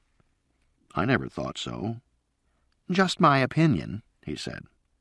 I stood beside Ricky and looked through the glass. The swarm was buzzing around Charlie's head, and I was starting to see the milky coating form on his body. The usual pattern. I said, "What about pumping liquid nitrogen in there, freezing the swarm?" "We could probably do that," Ricky said, "but I'm afraid we'd damage the equipment." "Can you turn the air handlers up enough to suck the particles out?" "Handlers are going full bore now." "And you wouldn't want to use a fire extinguisher?" He shook his head. "Extinguishers are halon, won't affect the particles." "So we're effectively kept out of that room?" "Far as I can tell, yes." "Cell phones?" He shook his head. "Antennas route through that room. Every form of communication we have. Cells, internet, high-speed data trunks. Everything goes through that room." Julia said, "Charlie knew that room was airtight. I bet he went there to protect the rest of us. It was a selfless act, a courageous act." She was developing her theory about Charlie, fleshing it out, adding details. It was a little distracting, considering the main problem was still unanswered: how to unlock the door and disable the swarm. I said, "Is there another window in that closet?" "No." "This window in the door is the only one?" "Yes." "Okay, then," I said. "Let's black out the window and turn the lights out in there, and wait a few hours until the swarm loses power." "Geez, I don't know," Ricky said doubtfully. "What do you mean, Ricky?" Julia said. "I think it's a great idea. It's certainly worth a try. Let's do it right now." "Okay, fine," Ricky said, immediately deferring to her. "But you're going to have to wait 6 hours." I said, "I thought it was 3 hours." "It is, but I want extra hours before I open that door. If that swarm gets loose in here, we've all had it." In the end, that was what we decided to do. We got black cloth and taped it over the window, and put black cardboard over that. We turned out the lights and taped the light switch in the off position. At the end of that time, exhaustion hit me again. I looked at my watch. It was 1 o'clock in the morning. I said, "I have to go to bed." "We should all get some sleep," Julia said. "We can revisit this in the morning." We all headed off toward the residence module. May sidled up alongside me. "How are you feeling?" she said. "Okay, my back's starting to hurt a little." She nodded. "You better let me take a look at it." "Why?" "Just let me take a look before you go to bed." "Oh, Jack, darling," Julia cried. "You poor baby." "What is it?" I was sitting on the kitchen table with my shirt off. Julia and May were behind me, clucking. "What is it?" I said again. "There's some blistering," May said. "Blistering?" Julia said. "His whole back is covered. I think we have dressings," May said, interrupting her, reaching for the first aid kit beneath the sink. "Yes, I hope so," Julia smiled at me. "Jack, I can't tell you how sorry I am that you had to go through this." "This may sting a little," May said. I knew that May wanted to talk to me alone, but there was no opportunity. Julia was not going to leave us alone for a minute. She had always been jealous of May, even years ago when I first hired May in my company, and now she was competing with her for my attention. I wasn't flattered. The dressings were cool at first as May applied them, but within moments they stung bitterly. I winced. "I don't know what painkillers we have," May said. "You've got a good area of second-degree burns." Julia rummaged frantically through the first aid kit, tossing contents out right and left. Tubes and canisters clattered to the floor. "There's morphine," she said at last, holding up a bottle. She smiled at me brightly. "That should do it." "I don't want morphine," I said. What I really wanted to say was that I wanted her to go to bed. Julia was annoying me. Her frantic edge was getting on my nerves, and I wanted to talk to May alone. "There's nothing else," Julia said, "except aspirin." "Aspirin is fine." "I'm worried it won't be." "Aspirin is fine." "You don't have to bite my head off." "I'm sorry, I don't feel well." "Well, I'm only trying to help." Julia stepped back. "I mean, if you two want to be alone, you should just say so." "No," I said. "We don't want to be alone." "Well, I'm only trying to help." She turned back to the medicine kit. "Maybe there is something else." Containers of tape and plastic bottles of antibiotics fell to the floor. "Julia," I said, "please stop." "What am I doing? What am I doing that is so awful?" "Just stop."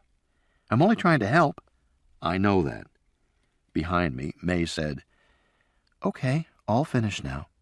That should hold you until tomorrow." She yawned. "And now, if you don't mind, I'm going to bed." I thanked her and watched her leave the room. When I turned back, Julia was holding a glass of water and 2 aspirins for me. "Thank you," I said. "I never liked that woman," she said. "Let's get some sleep," I said. "There's only single beds here." "I know." She moved closer. "I'd like to be with you, Jack." "I'm really tired. I'll see you in the morning, Julia." I went back to my room and looked at the bed. I didn't bother taking off my clothes. I don't remember my head touching the pillow.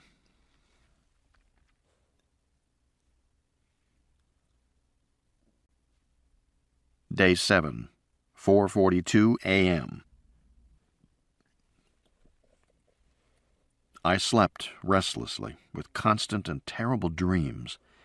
I dreamed that I was back in Monterey, marrying Julia again, and I was standing in front of the minister when she came up alongside me in her bridal gown, and when she lifted the veil, I was shocked by how beautiful and young and slender she was. She smiled at me, and I smiled back, trying to conceal my uneasiness, because now I saw she was more than slender. Her face was thin, almost emaciated, almost a skull. Then I turned to the minister in front of us, but it was May, and she was pouring colored liquids back and forth in test tubes. When I looked back at Julia, she was very angry and said she never liked that woman. Somehow it was my fault. I was to blame. I woke up, briefly, sweating. The pillow was soaked. I turned it over and went back to sleep. I saw myself sleeping on the bed, and I looked up and saw that the door to my room was open. Light came in from the hallway outside. A shadow fell across my bed. Ricky came into the room and looked down at me. His face was backlit and dark. I couldn't see his expression, but he said, "I always loved you, Jack." He leaned over to whisper something in my ear, and I realized as his head came down that he was going to kiss me instead. He was going to kiss me on the lips, passionately. His mouth was open. His tongue licked his lips. I was very upset. I didn't know what to do, but at that moment Julia came in and said, "What's going on?" And Ricky hastily pulled away and made some kind of evasive comment. Julia was very angry and said, "Not now, you fool." And Ricky made another evasive comment. And then Julia said, "This is completely unnecessary. It will take care of itself." And Ricky said, "There are constriction coefficients for deterministic algorithms if you do interval global optimization." And she said, "It won't hurt you if you don't fight it." She turned on the light in the room and walked out. Then I was suddenly back in my Monterey wedding. Julia was standing beside me in white, and I turned to look back at the audience, and I saw my 3 kids sitting in the first row, smiling and happy. And as I watched, a black line appeared around their mouths and swept down their bodies until they were cloaked in black. They continued to smile, but I was horrified. I ran to them, but I couldn't rub the black cloak off. And Nicole said calmly, "Don't forget the sprinklers, Dad." I woke up, tangled up in the sheets, drenched in sweat. The door to my room was open. A rectangle of light fell across my bed from the hallway outside. I looked over at the workstation monitor. It said 4:55 a.m. I closed my eyes and lay there for a while, but I couldn't go back to sleep. I was wet and uncomfortable. I decided to take a shower. Shortly before 5 in the morning, I got out of bed. The hallway was silent. I walked down the corridor to the bathrooms. The doors to all the bedrooms were open, which seemed strange. I could see everybody sleeping as I walked past, and the lights were on in all the bedrooms. I saw Ricky asleep, I saw Bobby, and I saw Julia and Vince. May's bed was empty, and of course Charlie's bed was empty. I stopped in the kitchen to get a ginger ale from the refrigerator. I was very thirsty, my throat painful and parched, and my stomach felt a little queasy. I looked at the champagne bottle. I suddenly had a funny feeling about it, as if it might have been tampered with. I took it out and looked closely at the cap, at the metal foil that covered the cork. It looked entirely normal. No tampering, no needle marks, no nothing. Just a bottle of champagne. I put it back and closed the refrigerator door. I began to wonder if I had been unfair to Julia. Maybe she really did believe she'd made a mistake and wanted to put things right. Maybe she just wanted to show her gratitude. Maybe I was being too tough on her, too unforgiving. Because when you thought about it, what had she done that was suspicious or wrong? She'd been glad to see me, even if she was over the top. She'd accepted responsibility for the experiment, and she'd apologized for it. She'd immediately agreed to make the call to the army. She'd agreed with my plan to kill the swarm in the comm room. She'd done everything she could do to show she supported me and was on my side. But I still was uneasy. And of course there was the matter of Charlie and his swarm. Ricky's idea that Charlie had somehow been carrying the swarm inside his body, in his mouth or under his armpit or something, didn't make a lot of sense to me. Those swarms killed within seconds, so it left a question. How did the swarm get into the comm room with Charlie? Did it get in from outside? Why hadn't it attacked Julia and Ricky and Vince? I forgot about my shower. I decided to go down to the utility room and look around outside the comm room door. Maybe there was something I had missed. Julia had been talking a lot, interrupting my train of thought, almost as if she hadn't wanted me to figure something out. There I was again, being hard on Julia. I went through the airlock, down the corridor, through another airlock. When you were tired, it was annoying to have that wind blowing on you. I came out into the utility area and went toward the comm room door. I didn't notice anything. I heard the sound of a clicking keyboard and looked into the biology lab. May was there at her workstation. I said, "What are you doing?" "Checking the video playback." "I thought we couldn't do that because Charlie pulled the wires." "That's what Ricky said, but it isn't true." I started to come around the lab bench to look over her shoulder. She held up her hand. "Jack," she said, "maybe you don't want to look at this."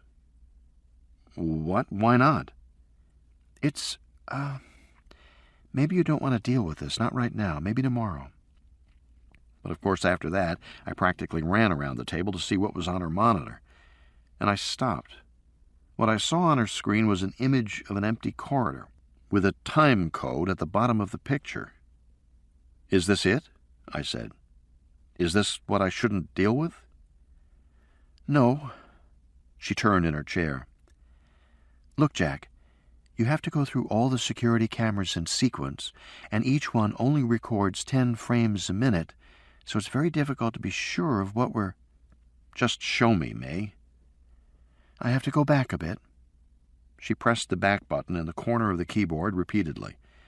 Like many new control systems, the Zymos system was modeled on Internet browser technology. You could go backward in work, retracing your steps. The frames jumped backward until she came to the place she wanted. Then she ran it forward, the security images jumping from one camera to the next in rapid succession.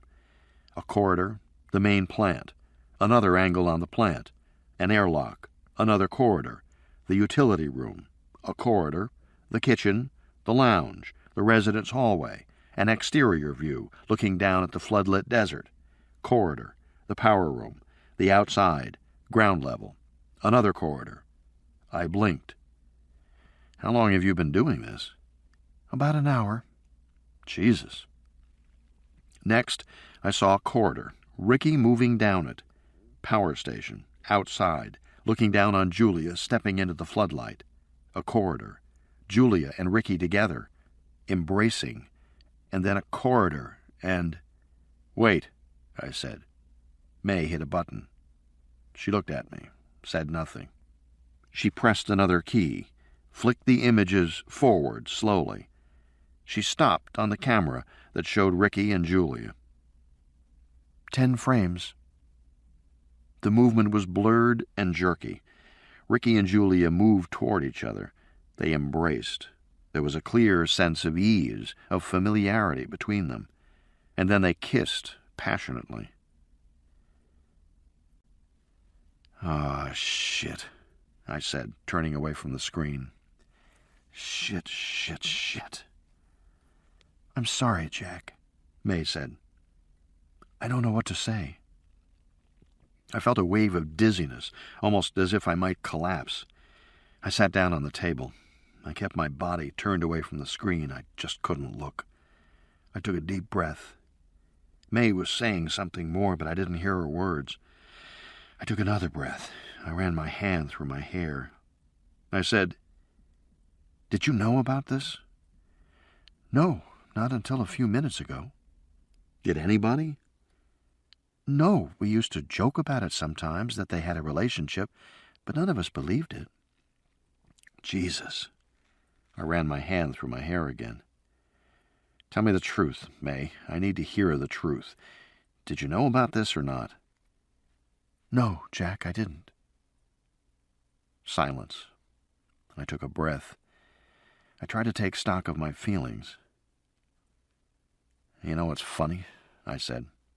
What's funny is that I've suspected this for a while now. I mean, I was pretty sure it was happening. I just didn't know who. I mean, even though I expected it, it's still kind of a shock. I'm sure. I never would have figured Ricky, I said. He's such a, I don't know, smarmy kind of guy. And he's not a big power guy. Somehow, I would have thought she'd pick someone more important, I guess. As I said it, I remembered my conversation with Ellen after dinner. Are you so sure about Julia's style? That was after I'd seen the guy in the car. The guy whose face I couldn't really make out. Ellen. It's called denial, Jack. Jesus, I said, shaking my head. I felt angry, embarrassed, confused, furious. It kept changing every second. May waited.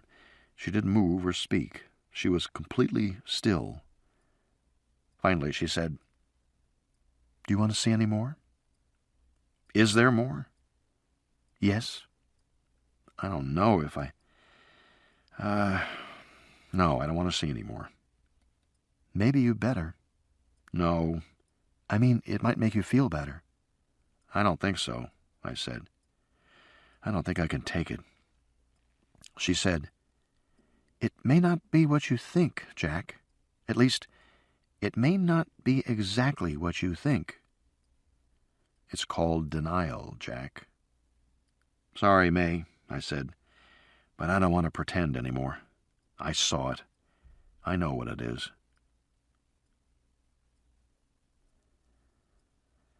I thought I'd be with Julia forever. I thought we loved the kids together. We had a family, a house, a life together. And Ricky had a new baby of his own. It just was weird. It didn't make sense to me, but then things never turn out the way you think they will. I heard May typing quickly on the keyboard. I turned so I could see her, but not the screen. What are you doing? Trying to find Charlie. See if I can track what happened to him over the last few hours. She continued typing. I took a breath. She was right. Whatever was going on in my personal life was already well advanced. There was nothing I could do about it. At least not right now. I turned all the way around and faced the screen. Okay, I said. Let's look for Charlie. It was disorienting to watch the camera images flash by, repeating in sequence. People popped in and out of images. I saw Julia in the kitchen. The next time I saw her and Ricky in the kitchen. The refrigerator door was open, then shut. I saw Vince in the main plant room. Then he popped out. I saw him in a corridor, then gone. I don't see Charlie. Maybe he's still asleep, May said. Can you see in the bedrooms? Yes, there are cameras there, but I'd have to change security cycle. Ordinary cycle doesn't go into the bedrooms. How big a deal is it to change the security cycle? I'm not sure. This is really Ricky's area. The system here is pretty complicated. Ricky's the only one who really knows how to work it. Let's see if we find Charlie in the regular cycle. So that's what we did, waiting to see if he appeared in any of the standard camera images. We searched for about 10 minutes more. From time to time, I had to look away from the images, though it never seemed to bother May. But sure enough, we saw him in the residential hallway, walking down the corridor, rubbing his face. He'd just woken up. Okay, May said. We got him. What's the time? She froze the image so we could read it. It was 12:10 a.m. I said, That's only about half an hour before we got back. Yes. She ran the images forward. Charlie disappeared from the hallway, but we saw him briefly heading into the bathroom. Then we saw Ricky and Julia in the kitchen. I felt my body tense. But they were just talking. Then Julia put the champagne in the refrigerator, and Ricky started handing her glasses to put in beside the bottle. It was difficult to be sure what happened next because of the frame rate. 10 frames a second of video meant that you only got an image every 6 seconds, so events appeared blurred and jumpy when things moved fast, because too much happened between the frames. But this is what I thought happened. Charlie showed up and began talking to the two of them. He was smiling, cheerful.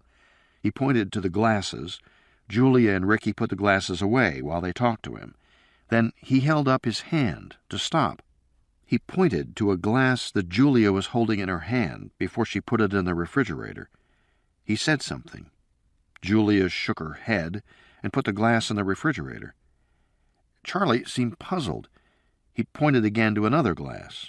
Julia shook her head. Then Charlie hunched his shoulders and thrust out his chin as if he were getting angry. He poked the table repeatedly with his finger, making a point. Ricky stepped forward between Julia and Charlie. He acted like someone interrupting an argument. He held his hands up soothingly to Charlie. Take it easy. Charlie wasn't taking it easy. He was pointing to the sink, heaped with unwashed dishes. Ricky shook his head and put his hand on Charlie's shoulder. Charlie brushed it off. The two men began to argue. Meanwhile, Julia calmly put the rest of the glasses into the refrigerator. She seemed indifferent to the argument a few feet from her, almost as if she didn't hear it. Charlie was trying to get around Ricky to the refrigerator, but Ricky kept moving to block him and held his hands up each time. Ricky's whole demeanor suggested that he didn't regard Charlie as rational. He was treating Charlie in that careful way you do when someone's out of control. May said, Is Charlie being affected by the swarm? Is that why he's acting that way? I can't tell. I looked closer at the screen. I don't see any swarm. No, she said, but he's pretty angry. What does he want them to do? I said. May shook her head. Put the glasses back? Wash them? Use different glasses? I can't tell. I said, Charlie doesn't care about that stuff. He'd eat out of a dirty plate somebody else had used. I smiled. I've seen him do it. Suddenly, Charlie stepped several paces back. For a moment, he was completely still, as if he had discovered something that stunned him. Ricky said something to him. Charlie began pointing and shouting at both of them. Ricky tried to approach him. Charlie kept backing away, and then he turned to the phone mounted on the wall. He lifted the receiver. Ricky came forward very quickly, his body a blur, and slammed the phone down. He shoved Charlie back hard. Ricky's strength was surprising. Charlie was a big guy, but he went down to the floor and skidded backward a few feet. Charlie got to his feet, continued to yell, then he turned and ran out of the room. Julia and Ricky exchanged a glance. Julia said something to him. Immediately, Ricky ran after Charlie. Julia ran after Ricky. "Where are they going?" I said. May released the hold button, and the screen flashed, "Updating time." And then we started seeing images from all the cameras again, in sequence. We saw Charlie running down a corridor, and we saw Ricky start after him. We waited impatiently for the next cycle, but nobody was visible there. Another cycle. Then we saw Charlie in the utility room dialing the phone. He glanced over his shoulder. A moment later, Ricky came in, and Charlie hung up the phone. They argued, circling around each other. Charlie picked up a shovel and swung it at Ricky. The first time, Ricky dodged away. The second time, it caught him on the shoulder and knocked him to the floor. Charlie swung the shovel over his head and slammed it down on Ricky's head. The gesture was brutal, the intention clearly murderous. Ricky managed to duck back just as the shovel smashed into the concrete. "My God," May said. Ricky was getting to his feet when Charlie turned and saw Julia enter the room. Julia held out her hand, pleading with Charlie to put down the shovel. Charlie looked from one of them to the other, and then Vince entered the room, too. Now that they were all in the room, he seemed to lose his urge to fight. They were circling him, closing in. Suddenly, Charlie dashed for the comm room, stepped inside, and tried to shut the door behind him. Ricky was on him in a flash. He had his foot in the door, and Charlie couldn't get it closed. Charlie's face looked angry through the glass. Vince came right alongside Ricky. With both of them at the door, I couldn't see what was happening. Julia seemed to be giving orders. I thought I saw her reach her hand through the crack in the door, but it was difficult to be sure. In any case, the door opened, and both Vince and Ricky entered the room. The action that came next was swift, blurred on the video, but apparently the three men were fighting, and Ricky managed to get behind Charlie and get him in a hammerlock. Vince pulled Charlie's arm behind his back, and together the two men subdued Charlie. He stopped fighting. The image was less blurred. "What's happening?" May said. "They never told us any of this." Ricky and Vince were holding Charlie from behind. Charlie was panting, his chest heaving, but he no longer struggled. Julia came into the room. She looked at Charlie and had some conversation with him. And then Julia walked up to Charlie and kissed him full and long on the lips.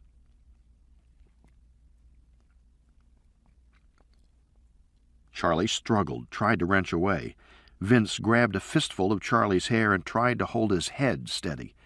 Julia continued to kiss him. Then she stepped away, and as she did, I saw a river of black between her mouth and Charlie's. It was only there for a moment, and then it faded. "Oh, my God," May said. Julia wiped her lips and smiled. Charlie sagged, dropped to the ground. He appeared dazed. A black cloud came out of his mouth and swirled around his head. Vince patted him on the head and left the room. Ricky went over to the panels and pulled out wiring by the handful. He literally ripped the panels apart. Then he turned back to Charlie, said something else, and walked out of the comm room. At once Charlie sprang to his feet, closed the door, and locked it. But Ricky and Julia just laughed as if this was a futile gesture. Charlie sagged again. From then on, he was out of sight. Ricky threw his arm around Julia's shoulder, and they walked out of the room together. "Well, you two are certainly up bright and early." I turned. Julia was standing in the doorway.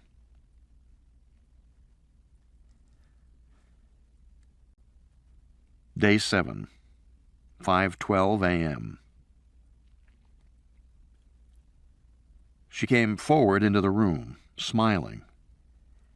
"You know, Jack," she said, "if I didn't trust you so completely, I'd think there was something going on between the two of you."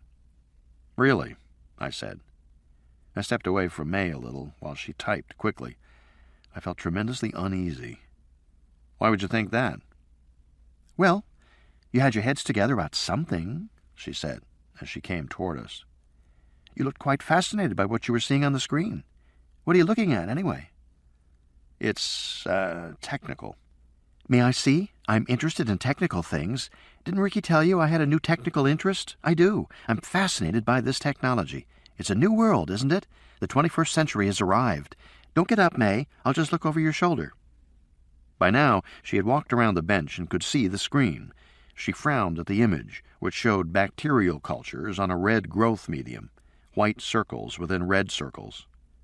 What's this? May said, Bacterial colonies. We've got some contamination of the coli stock. I had to take one tank offline. We're trying to figure out what's wrong.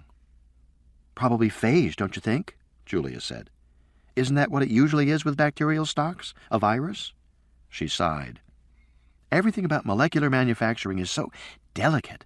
Things go wrong so easily and so often. You have to keep alert for trouble. She glanced at me and at May. But surely this isn't what you've been looking at all this time. Actually, it is, I said. What, pictures of mold? Bacteria. Yes, bacteria. You've been looking at this the whole time, May? She shrugged, nodded.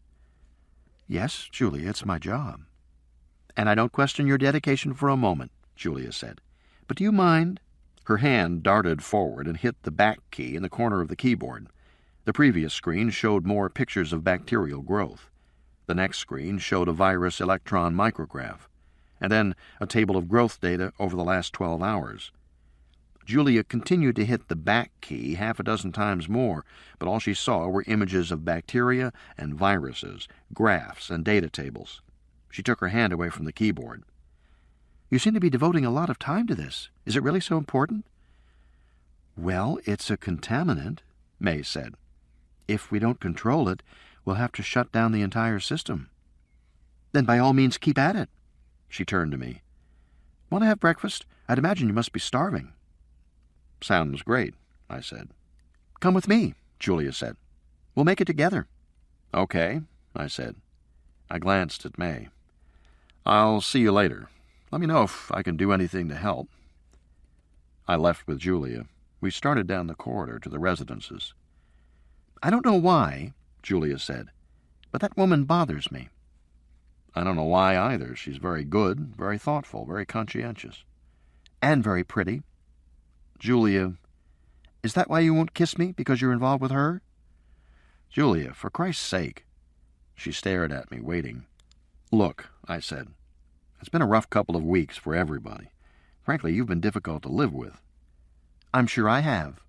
And frankly, I've been pretty angry with you. With good reason. I know. I'm sorry for what I put you through. She leaned over, kissed me on the cheek. But it feels so distant now. I don't like the tension between us. What do you say we kiss and make up? Maybe later, I said. We have a lot to do now. She got playful, puckering her lips, kissing air. Ooh, come on, sweetie, just a little smooch. Come on, it won't kill you. Later, I said. She sighed and gave up. We continued down the corridor in silence for a while.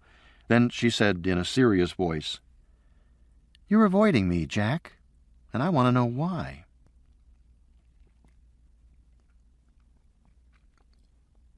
I didn't answer her. I just gave a long-suffering sigh and kept walking, acting like what she'd said was beneath response. In fact, I was badly worried. I couldn't keep refusing to kiss her forever. Sooner or later, she'd figure out what I knew. Maybe she already had. Because even when Julia was acting girlish, she seemed sharper, more alert than she'd ever been before. I had the feeling she didn't miss anything. And I had the same feeling about Ricky. It was as if they were tuned up, ultra-aware. And I was worried about what I'd seen on May's monitor. The black cloud that seemed to come from Julia's mouth. Had it really been there on the video? Because as far as I knew, swarms killed their prey on contact. They were merciless. Now Julia seemed to be harboring a swarm. How could that be? Did she have some sort of immunity, or was the swarm tolerating her, not killing her for some reason? And what about Ricky and Vince? Did they have immunity too? One thing was clear. Julia and Ricky did not want us to call anybody. They had deliberately isolated us in the desert, knowing that they would have only a few hours until the helicopter arrived. So apparently, that's all the time they needed. To do what? Kill us? Or just infect us? What? Walking down the corridor next to my wife, I felt as if I was walking with a stranger, with somebody I didn't know anymore. Somebody who was immensely dangerous. I glanced at my watch. The helicopter would be here in less than 2 hours now. Julia smiled. Got an appointment? No, just thinking it's time for breakfast. Jack, she said, why won't you be honest with me? I'm being honest. No, you were wondering how long until the helicopter comes. I shrugged. 2 hours, she said, and she added, I bet you'll be glad to get out of here, won't you? Yes, I said, but I'm not leaving until everything is done. Why? What's left to be done? By now we had reached the residential unit. I could smell bacon and eggs cooking. Ricky came around the corner. He smiled heartily when he saw me. Hey, Jack, how'd you sleep?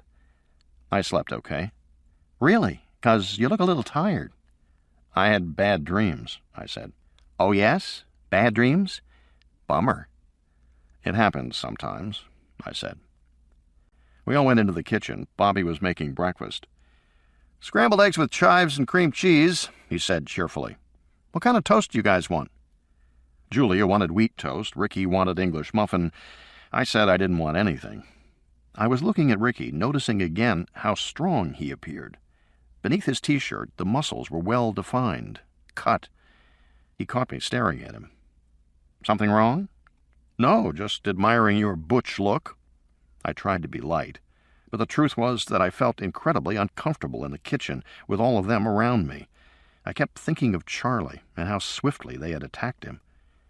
I wasn't hungry. I just wanted to get out of there. But I couldn't see how to do it without arousing suspicion. Julia went to the refrigerator, opened the door. The champagne was in there. You guys ready to celebrate now? Sure, Bobby said. Sounds great. A little mimosa in the morning? Absolutely not, I said. Julia, I'm going to insist you take this situation seriously. We're not out of the woods yet. We have to get the army in here, and we haven't been able to call. It's not time to break out the champagne. She pouted. Oh, you're such a spoil sport. Spoil sport, hell, you're being ridiculous. Oh, baby, don't get mad. Just kiss me, kiss me. She puckered her lips again and leaned across the table. But it seemed like getting angry was the only move I had. God damn it, Julia, I said, raising my voice. The only reason we're in this mess is because you didn't take it seriously in the first place. You had a runaway swarm out there in the desert for, 2 weeks? And instead of eradicating it, you played with it. You fooled around until it got out of control, and as a result, 3 people are dead. This is not a goddamn celebration, Julia. It's a disaster, and I'm not drinking any fucking champagne while I am here, and neither is anyone else. I took the bottle to the sink and smashed it. I turned back to her. Got it? Stony-faced, she said, That was completely unnecessary. I saw Ricky looking at me thoughtfully, as if he was trying to decide something. Bobby turned his back while he cooked, as if he was embarrassed by a marital spat. Had they gotten to Bobby? I thought I saw a thin black line at his neck, but I couldn't be sure, and I didn't dare stare. Unnecessary, I said, full of outrage. Those people were my friends, and they were your friends, Ricky, and yours, Bobby, and I don't want to hear this celebration shit anymore. I turned and stomped out of the room. As I left, Vince was coming in. Better take it easy, pal, Vince said. You'll give yourself a stroke. Fuck off, I said. Vince raised his eyebrows. I brushed past him. You're not fooling anybody, Jack, Julia called after me. I know what you're really up to. My stomach flipped, but I kept walking. I can see right through you, Jack. I know you're going back to her. Damn right, I said. Was that what Julia really thought? I didn't believe it for a moment. She was just trying to mislead me, to keep me off guard until... What? What were they going to do? There were 4 of them, and only 2 of us. At least, There were two if they hadn't already gotten to May. May wasn't in the biology laboratory. I looked around and saw that a side door was ajar, leading downstairs to the underground level where the fermentation chambers were installed. Up close, they were much larger than I had realized. Giant stainless spheres about 6 feet across. They were surrounded by a maze of pipes and valves and temperature control units. It was warm here and very noisy. May was standing by the third unit, making notes on a clipboard and shutting a valve. She had a rack of test tubes at her feet. I went down and stood beside her. She looked at me, then shot a glance toward the ceiling, where a security camera was mounted. She walked around to the other side of the tank, and I followed her. Over here, the tank blocked the camera. She said, "They slept with the lights on." I nodded. I knew what it meant now. "They're all infected," she said. "Yes." "And it's not killing them." "Yes," I said. "But I don't understand why." "It must have evolved," she said, "to tolerate them." "That fast?" "Evolution can happen fast," she said. "You know the Ewald studies." I did. Paul Ewald had studied cholera. What he found was that the cholera organism would quickly change to sustain an epidemic. In places where there were no sanitary water supplies, but perhaps a ditch running through a village, the cholera was virulent, prostrating the victim and killing him where he fell from massive, overwhelming diarrhea. The diarrhea contained millions of cholera organisms. It would run into the water supply and infect others in the village. In this way, the cholera reproduced, and the epidemic continued. But when there was a sanitary water supply, the virulent strain could not reproduce. The victim would die where he fell, but his diarrhea would not enter the water supply. Others would not be infected, and the epidemic would fade. Under those circumstances, the epidemic evolved to a milder form, enabling the victim to walk around and spread the milder organisms by contact, dirty linens, and so on. May was suggesting that the same thing had happened to the swarms. They had evolved to a milder form, which could be transmitted from one person to another. "It's creepy," I said. She nodded. "But what can we do about it?" And then she began to cry silently, tears running down her cheeks. May was always so strong. Seeing her upset unnerved me now. She was shaking her head.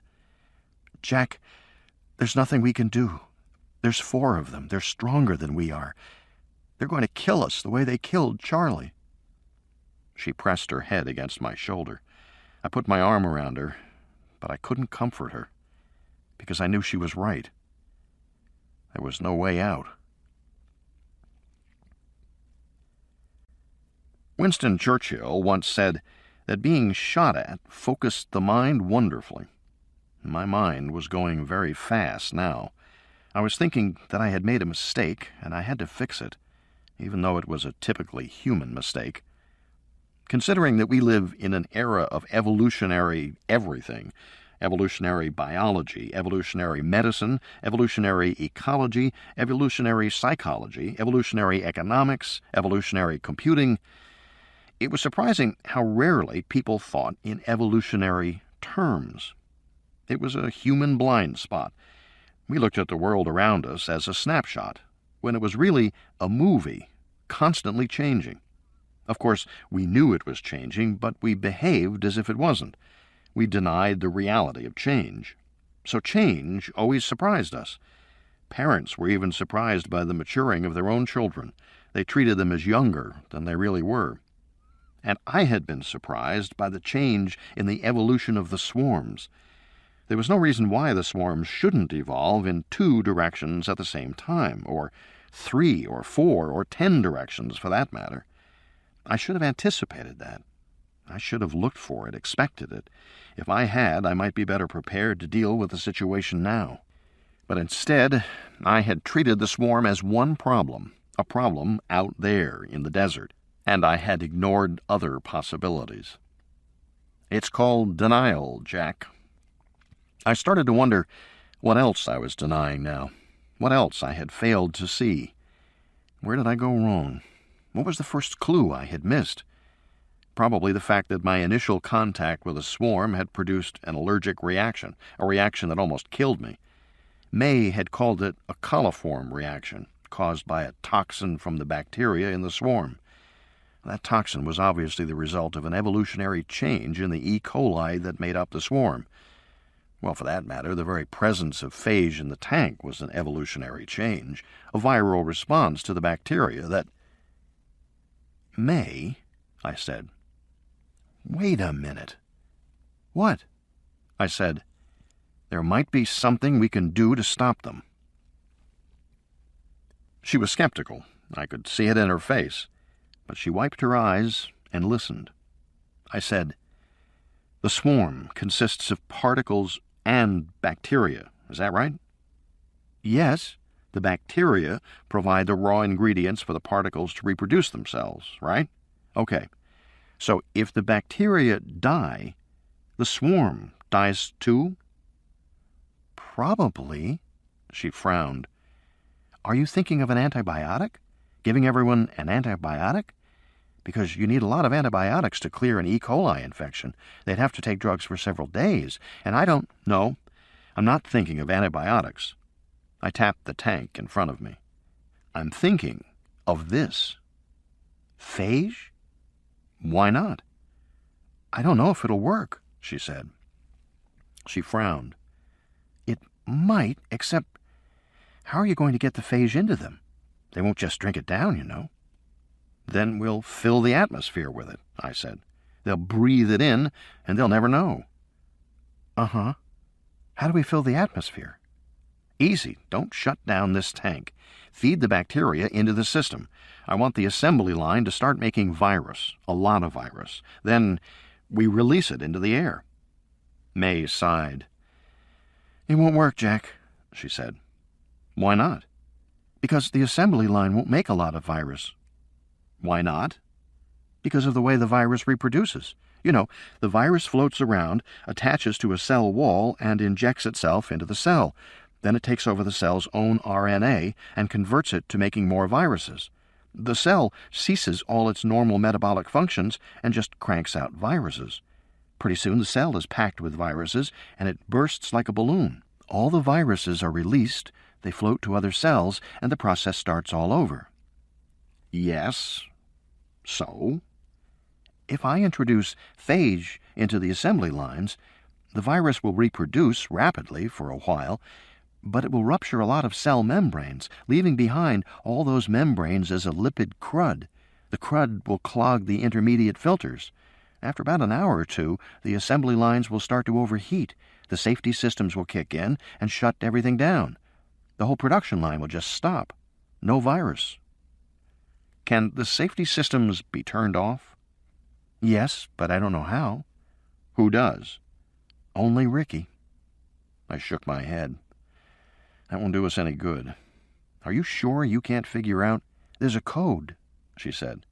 Ricky's the only one who knows it. Oh. Anyway, Jack, it'd be too dangerous to turn off the safeties. Parts of that system operate at high temperature and high voltages, and there's a lot of ketones and methane produced in the arms. It's continuously monitored and drawn off to keep the levels below a certain concentration, but if it isn't drawn off, and you start high-voltage sparking... She paused, shrugged. What are you saying? It could explode? No, Jack, I'm saying it will explode in a matter of minutes after the safeties are shut off. 6, maybe 8 minutes at most. And you wouldn't want to be there when that happens. So you can't use the system to produce a lot of virus. Safety's on or safety's off. It just won't work. Silence. Frustration. I looked around the room.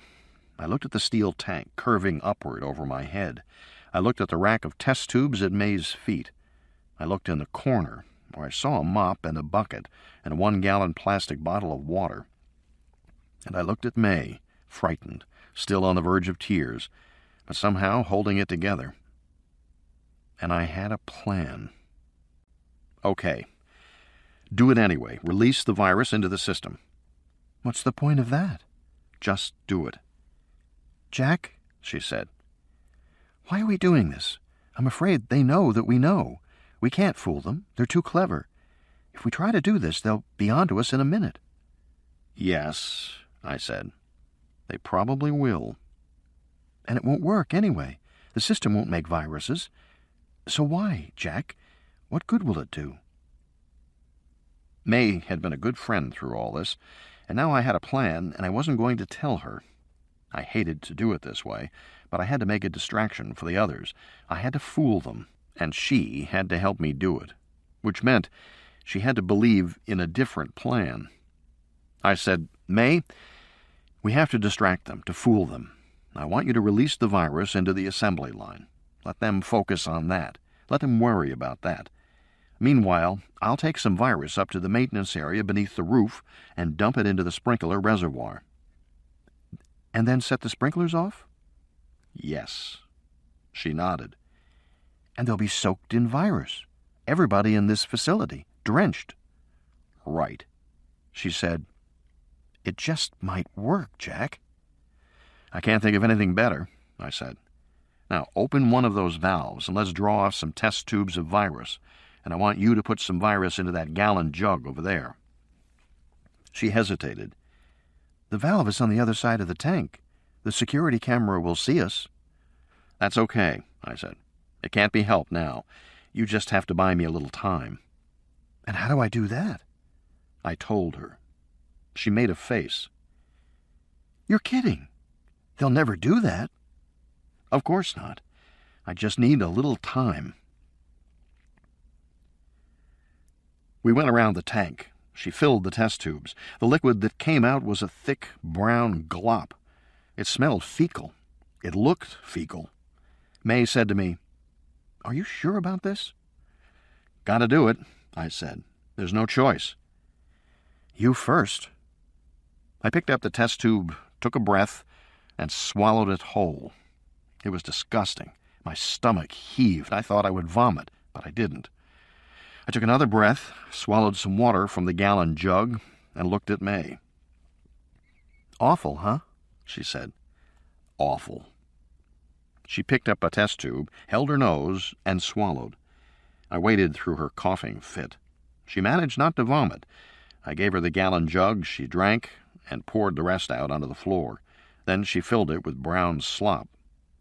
The last thing she did was twist the handle of a big flow valve. "There," she said. "It's going into the system now." "Okay," I said. I took 2 test tubes and stuck them in my shirt pocket. I took the gallon jug. It said Arrowhead Pure Water on the label. "See you later." And I hurried off. As I went down the hallway, I figured there was 1 chance in 100 that I would succeed. Maybe only 1 chance in 1,000. But I had a chance. Later on, I watched the entire scene on the security camera, so I knew what happened to May. She walked into the kitchen, carrying her rack of brown test tubes. The others were all there, eating. Julia gave her a frosty look. Vince ignored her. Ricky said, "What have you got there, May?" "Phage," she said. "What for?" Now Julia looked over. May said, "It's from the fermentation tank." "Ew, no wonder it stinks." "Jack just drank one. He made me drink one." Ricky snorted. "What did you do that for? Geez, I'm surprised you didn't puke." "I almost did. Jack wants all of you to drink one, too." Bobby laughed. "Yeah, what for?" "To make sure none of you is infected." Ricky frowned. "Infected? What do you mean, infected?" "Jack says that Charlie was harboring the swarm inside his body, so maybe the rest of us are too. Or some of us. So you drink this virus, and it'll kill the bacteria inside you and kill the swarm." Bobby said, "Are you serious? Drink that crap? No way, May." She turned to Vince. "Smells like shit to me," Vince said. "Let someone else try it first." May said, "Ricky, you want to be the first?" Ricky shook his head. "I'm not drinking that. Why should I?" "Well, for one thing, you'd be assured you weren't infected. And for another, we would be assured too. What do you mean? It's a test? May shrugged. That's what Jack thinks. Julia frowned. She turned to May. Where is Jack now? She said. I don't know. The last time I saw him was by the fermentation chambers. I don't know where he is now. Yes, you do, Julia said coldly. You know exactly where he is. I don't. He didn't tell me. He did tell you. He tells you everything, Julia said. In fact, you and he planned this little interlude, didn't you? You couldn't seriously expect us to drink that stuff. Where is Jack, May? I told you I don't know. Julia said to Bobby, Check the monitors, find him. She came around the table. Now then, May. Her voice was calm, but full of menace. I want you to answer me, and I want you to tell me the truth. May backed away from her. Ricky and Vince were closing in on either side of her. May backed against the wall. Julia advanced slowly. Tell me now, May, she said. It will be much better for you if you cooperate. From the other side of the room, Bobby said, I found him. He's going through the fab room. He's carrying a jug of the crap, looks like. Tell me, May, Julia said, leaning close to May. She was so close, their lips were almost touching. May squeezed her eyes, and her lips tightly shut. Her body was beginning to shake with fear. Julia caressed her hair. Don't be afraid. There's nothing to be afraid of.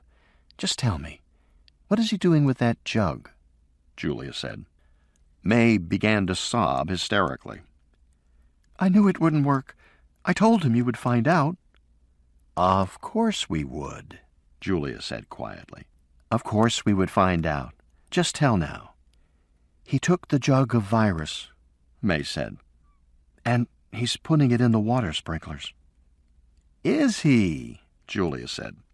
That's really very clever of him. Thank you, sweetie. And she kissed May on the mouth. May squirmed, but her back was against the wall, and Julia held her head. When Julia finally stepped back, she said, Try and stay calm. Just remember, it won't hurt if you don't fight against it. And she walked out of the room. Day 7, 6:12 a.m. Things happened faster than I expected. I could hear them running toward me down the corridor. I hastily hid the jug, then ran back and continued crossing the fabrication room. That was when they all came after me. I started to run. Vince tackled me, and I hit the concrete floor hard.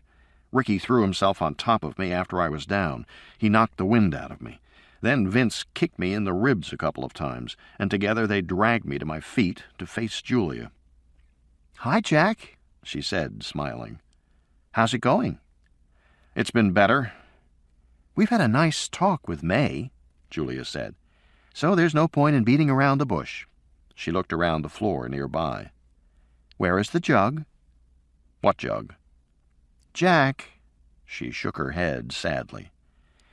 Why do you bother? Where is the jug of phase you were going to put in the sprinkler system? I don't have any jug. She stepped close to me. I could feel her breath on my face. Jack? I know that look on your face, Jack. You have a plan, don't you? Now tell me where the jug is. What jug? Her lips brushed mine. I just stood there, still as a statue. Jack, darling, she whispered. You know better than to play with dangerous things. I want the jug. I stood there. Jack, just one kiss. She was close, seductive. Ricky said, Forget it, Julia. He's not afraid of you. He drank the virus, and he thinks it'll protect him. Will it? Julia said, stepping back. Maybe, Ricky said.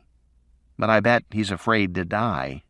And then he and Vince began dragging me across the fabrication room. They were taking me to the high-mag field room. I began to struggle. That's right, Ricky said. You know what's coming, don't you? This was not in my plan. I hadn't expected it. I didn't know what I could do now. I struggled harder, kicking and twisting, but they were both immensely strong. They just dragged me forward. Julia opened the heavy steel door to the mag room. Inside, I saw the circular drum of the magnet, 6 feet in diameter. They shoved me in roughly. I sprawled on the ground in the room, my head banged against the steel shielding. I heard the door click and lock. I got to my feet. I heard the rumble of the cooling pumps as they started up. The intercom clicked. I heard Ricky's voice. "Ever wonder why these walls are made out of steel, Jack? Pulsed magnets are dangerous. Run them continuously and they blow apart, get ripped apart by the field they generate. We got a 1-minute load time, so you've got 1 minute to think it over." I had been in this room before, when Ricky showed me around. I remembered there was a knee plate, a safety cutoff. I hit it with my knee. "Won't work, Jack," Ricky said laconically. "I inverted the switching. Now it turns the magnet on instead of off. Thought you'd like to know." The rumbling was louder. The room began to vibrate slightly. The air grew swiftly colder. In a moment I could see my breath. "Sorry if you're uncomfortable, but that's only temporary," Ricky said. "Once the pulses get going, the room will heat up fast. Let's see, 47 seconds. The sound was a rapid chunk, chunk, chunk, like a muffled jackhammer. It was loud and getting louder. I could hardly hear Ricky over the intercom. "Now, Jack," he said, "you have a family that needs you, so think about your choices very carefully." I said, "Let me speak to Julia." "No, Jack, she doesn't want to talk to you right now. She's very disappointed in you, Jack." "Let me speak to her." "Jack, aren't you listening to me? She says no, not until you tell her where the virus is." Chunk, chunk, chunk. The room was starting to get warmer. I could hear the gurgle of the coolant as it went through the piping. I kicked the safety plate with my knee. "I told you, Jack. It'll only turn the magnet on. Are you having trouble hearing me?" "Yes," I yelled. "I am." "Well, that's too bad," Ricky said. "I'm sorry to hear that." At least, I thought that's what he was saying. The chunk, chunk, chunk seemed to fill the room, to make the very air vibrate. It sounded like an enormous MRI, those giant pumps. My head hurt. I stared at the magnet, at the heavy bolts that held the plates together. Those bolts would soon become missiles. "We're not fucking around, Jack," Ricky said. "We'd hate to lose you. 20 seconds. The load time was the time it took to charge the magnet capacitors, so that millisecond pulses of electricity could be delivered. I wondered how long after loading it would take for the pulses to blow the magnet apart. Probably a few seconds at most. So time was running out for me. I didn't know what to do. Everything had gone horribly wrong, and the worst part was that I had lost the only advantage I ever had, because they now recognized the importance of the virus. Earlier they hadn't focused on it as a threat, but now they understood and were demanding I hand it over. Soon they would think to destroy the fermentation tank. They would eradicate the virus very thoroughly, I felt sure. And there was nothing I could do about it. Not now. I wondered how May was, and whether they had hurt her. I wondered if she was still alive. I felt detached, indifferent. I was sitting in an oversized MRI, that was all. This big, terrifying sound. It must have been how Amanda felt when she was in the MRI. My mind drifted, uncaring. 10 seconds, Ricky said. "Come on, Jack, don't be a hero. It's not your style. Tell us where it is. 6 seconds, 5. Jack, come on." The chunk, chunk, chunk stopped, and there was a whang and a scream of rending metal. The magnet had switched on for a few milliseconds. "First pulse," Ricky said. "Don't be an asshole, Jack." Another whang, whang, whang. The pulses were coming faster and faster. I saw the jacketing on the coolant beginning to indent with each pulse. They were coming too fast. Whang, whang. I couldn't take it anymore. I shouted, "Okay, Ricky, I'll tell you." Whang. "Go ahead, Jack." Whang! I'm waiting. No, turn it off first, and I only tell Julia. Whang! Whang! Very unreasonable of you, Jack. You're in no position to bargain. Whang! You want the virus, or you want it to be a surprise? Whang! Whang! Whang! And then, abruptly, silence. Nothing but the low swoosh of the coolant flowing through the jacketing.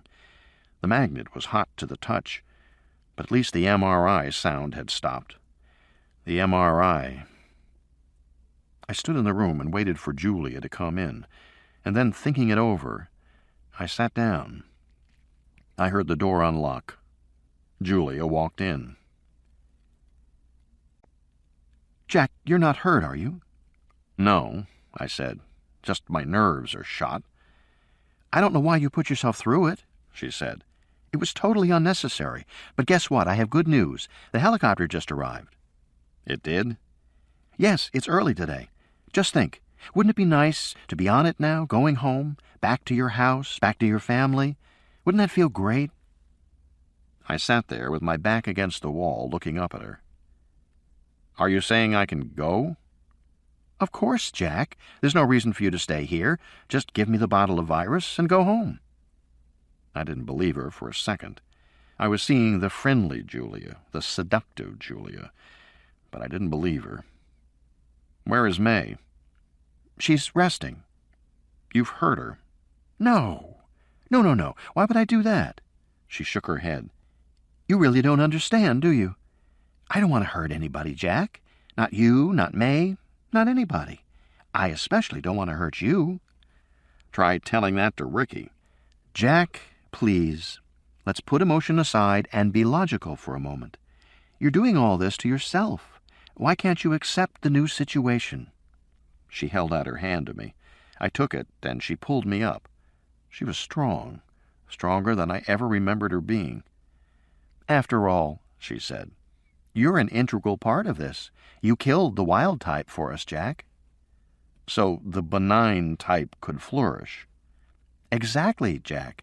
So the benign type could flourish and create a new synergy with human beings." The synergy that you have now, for example. "That's right, Jack." She smiled. It was a creepy smile. "You are, what, coexisting? Co-evolving?" "Symbiotic." She was still smiling. "Julia, this is all bullshit," I said. "This is a disease." "Well, of course you would say that, because you don't know any better yet. You haven't experienced it." She came forward and hugged me. I let her do it. "You have no idea what's ahead of you." "Story of my life," I said. "Stop being so stubborn for once. Just go along with it. You look tired, Jack." I sighed. "I am tired," I said.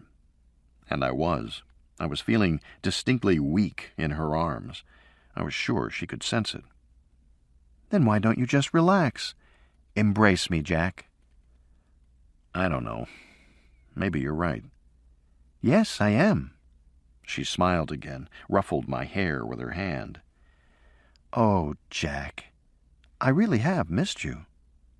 "Me too," I said. "I missed you." I gave her a hug, squeezed her, held her close. Our faces were close. She looked beautiful, her lips parted, her eyes staring up at me, soft, inviting. I felt her relax.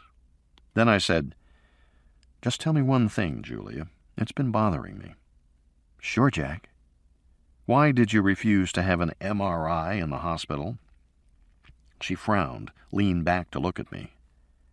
"What? What do you mean?" "Are you like Amanda?"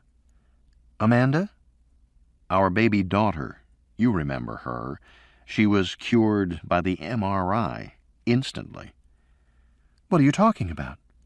"Julia, does the swarm have some problem with magnetic fields?" Her eyes widened. She began to struggle in my grip. "Let go of me! Ricky! Ricky!" "Sorry, hon," I said. I kicked the plate with my knee, and there was a loud whang as the magnet pulsed. Julia screamed. Her mouth was open as she screamed, a steady, continuous sound, her face rigid with tension.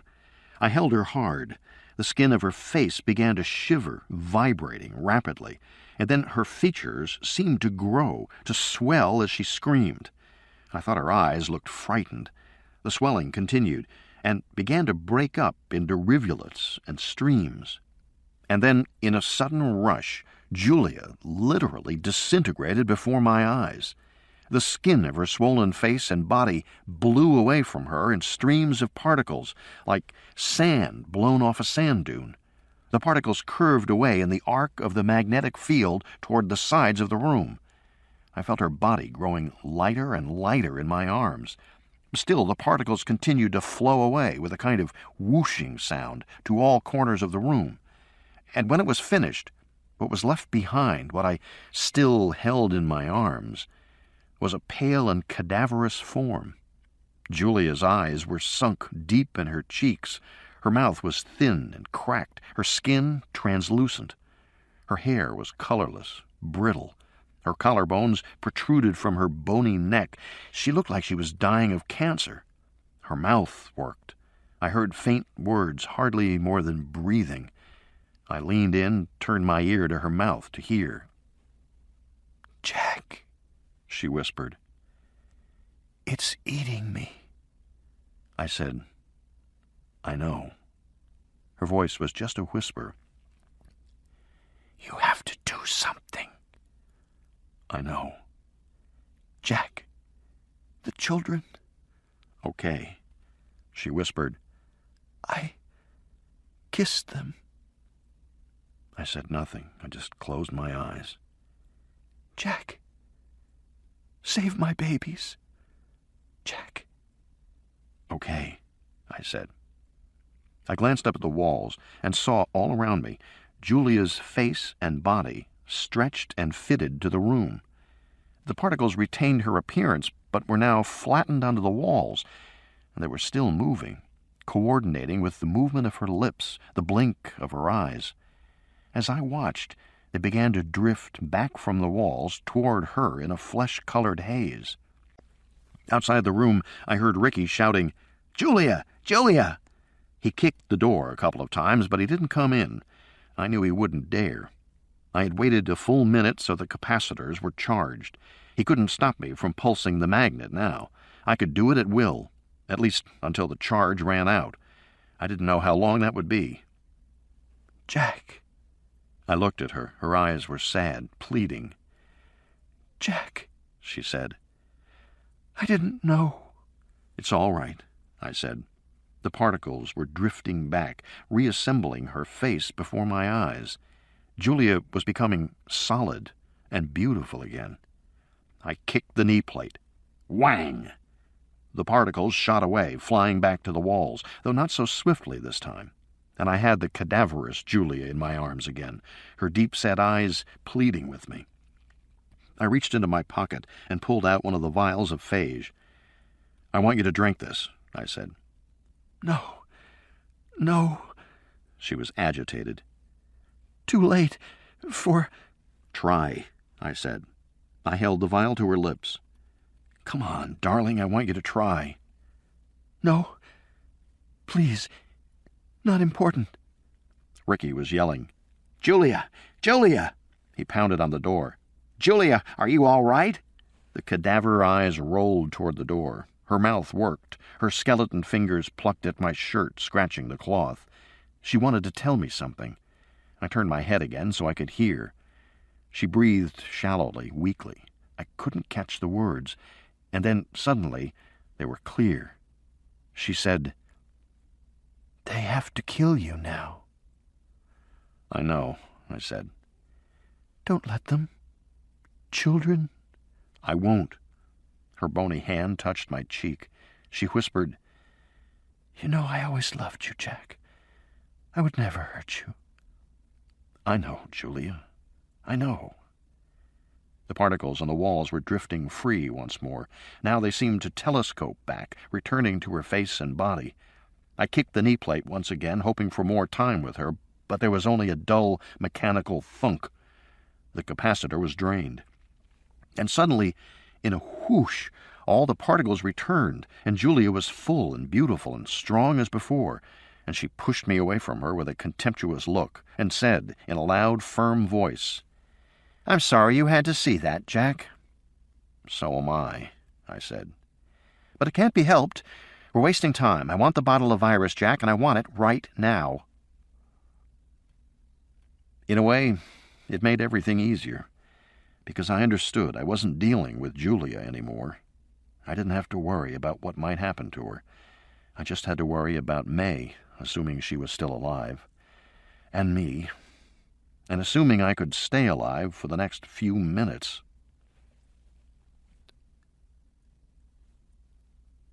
Day 7, 7:12 a.m.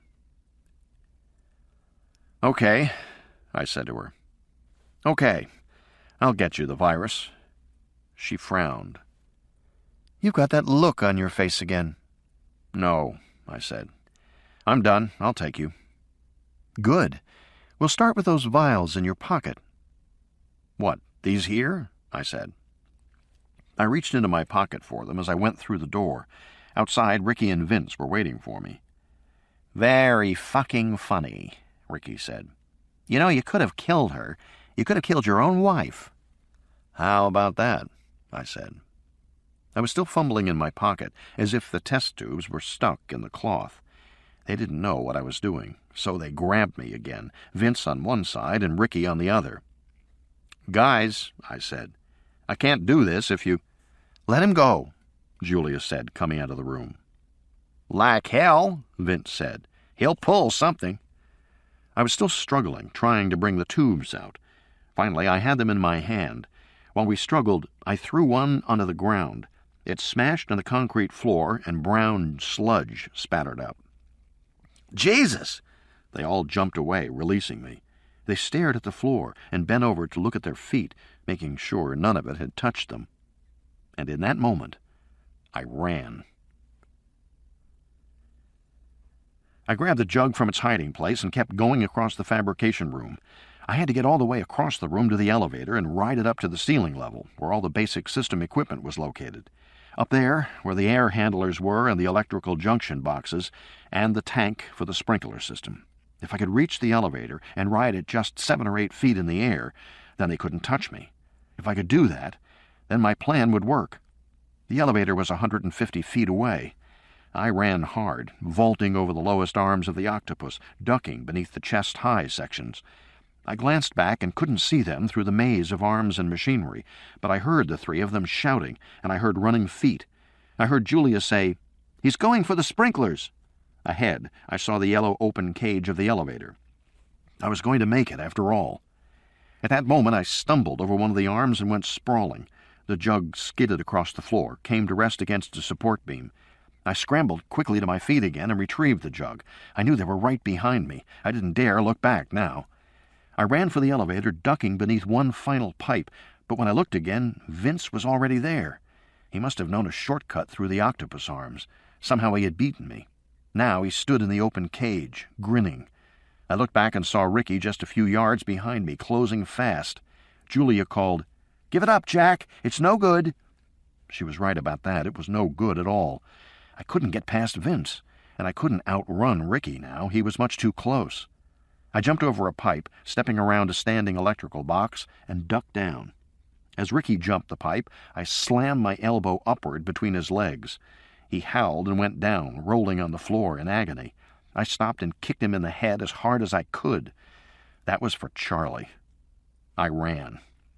At the elevator, Vince stood in a half-crouch, fists bunched. He was relishing a fight. I ran straight toward him, and he grinned broadly in anticipation. And at the last moment, I swerved left. I jumped and started climbing the ladder on the wall. Julia screamed, "Stop him! Stop him!" It was difficult climbing because I had my thumb hooked through the jug. The bottle kept banging painfully against the back of my right hand as I went up. I focused on the pain.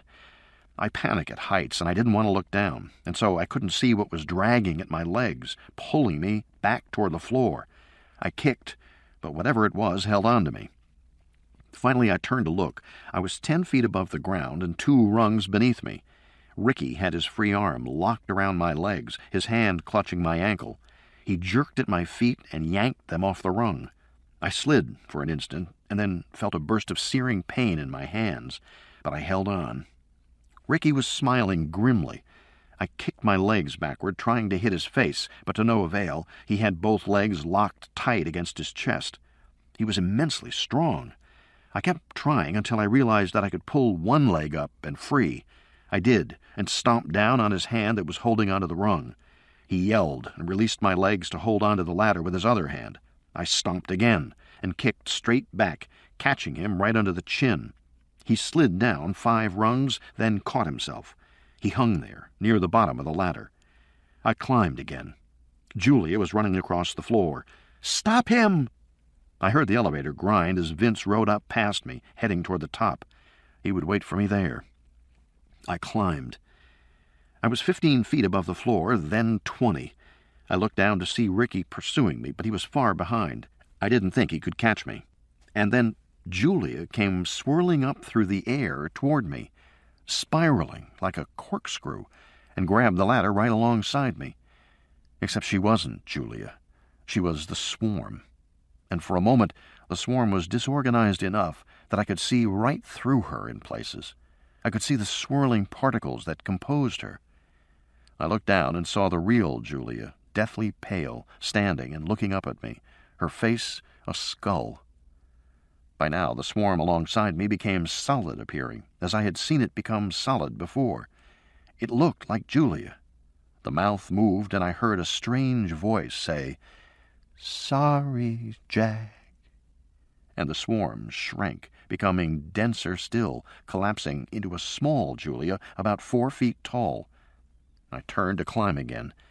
The small Julia swung back and slammed hard against my body. I felt like I was hit by a sack of cement. The wind knocked out of me. My grip loosened from the ladder, and I barely managed to hang on as the Julia's swarm smashed against me again. I ducked and dodged, grunting in pain, and kept going despite the impacts. The swarm had enough mass to hurt me, but not enough to knock me off the ladder. The swarm must have realized it, too, because now the small Julia swarm compressed itself into a sphere and slid smoothly forward to envelop my head in a buzzing cloud. I was totally blind. I could see nothing at all. It was as if I was in a dust storm. I groped for the next rung on the ladder, and the next after that. Pinpricks stung my face and hands, the pain becoming more intense, sharper. Apparently the swarm was learning how to focus pain, but at least it hadn't learned to suffocate. The swarm did nothing to interfere with my breathing. I kept on. I climbed in darkness. And then I felt Ricky pulling at my legs again. And in that moment, finally, I didn't see how I could go on. I was 25 feet in the air, hanging onto a ladder for dear life, dragging a jug of brown sludge up with me, with Vince above waiting and Ricky below dragging, and a swarm buzzing around my head, blinding me and stinging me like hell. I was exhausted and defeated, and I could feel my energy draining away. My fingers felt shaky on the rungs. I couldn't hold my grip much longer. I knew that all I had to do was release my grip and fall, and it would be over in an instant. I was finished anyway. I felt for the next rung, gripped it, and hauled my body up, but my shoulders burned. Ricky was pulling down fiercely. I knew he would win. They would all win. They were always going to win. And then I thought of Julia, pale as a ghost and brittle thin, saying in a whisper, "Save my babies." I thought of the kids waiting for me to come back. I saw them sitting around the table waiting for dinner. And I knew I had to go on no matter what. So I did. It's not clear to me now what happened to Ricky. Somehow he pulled my legs off the rungs, and I hung in the air from my arms, kicking wildly. And I must have kicked him in the face and broken his nose, because in an instant Ricky let go of me, and I heard a thump-thump-thumping as his body went down the ladder, and he desperately tried to grab the rungs as he fell. I heard, "Ricky, no!" and the cloud vanished from my head. I was completely free again. I looked down and saw the Julia swarm alongside Ricky, who had caught himself about 12 feet above the floor. He looked up angrily. His mouth and nose were gushing blood. He started toward me, but the Julia swarm said, "No, Ricky. No, you can't. Let Vince."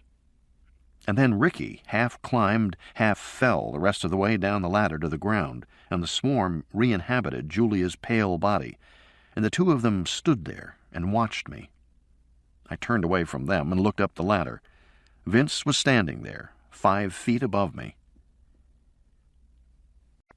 His feet were on the top rungs, and he was leaning over, blocking my way. There was no possible way I could get past him. I paused to take stock, shifted my weight in the ladder, got one leg up to the next rung, hooked my free arm around the rung nearest my face. But as I raised my leg, I felt the lump in my pocket. I paused. I had one more vial of phage. I reached into my pocket and drew it out to show him. I pulled out the cork with my teeth. "Hey, Vince," I said, "how about a shit shower?" He didn't move, but his eyes narrowed. I moved up another rung. "Better get back, Vince," I said. I was panting so hard I couldn't manage the proper menace. "Get on back before you get wet." One more rung. I was only 3 rungs below him. "It's your call, Vince." I held the vial in my other hand. "I can't hit your face from down here, but I'll sure as hell hit your legs and shoes. Do you care?" One more rung. Vince stayed where he was. "Maybe not," I said. "You like to live dangerously?" I paused. If I advanced another rung, he could kick me in the head. If I stayed where I was, he would have to come down to me, and I could get him. So I stayed. "What do you say, Vince? Going to stay or go?" He frowned. His eyes flicked back and forth, from my face to the vial and back again. And he stepped away from the ladder. "Good boy, Vince." I came up one rung. He had stepped back so far that now I couldn't see where he was. I thought he was probably planning to rush me at the top, so I got ready to duck down and swing laterally. Last rung. And now I saw him. He wasn't planning anything. Vince was shaking with panic, a cornered animal, huddled back in the dark recess of the walkway. I couldn't read his eyes, but I saw his body tremble. "Okay, Vince," I said. "I'm coming up." I stepped onto the mesh platform. I was right at the top of the stairs, surrounded by roaring machinery. Not 20 paces away, I saw the paired steel tanks for the sprinkler system.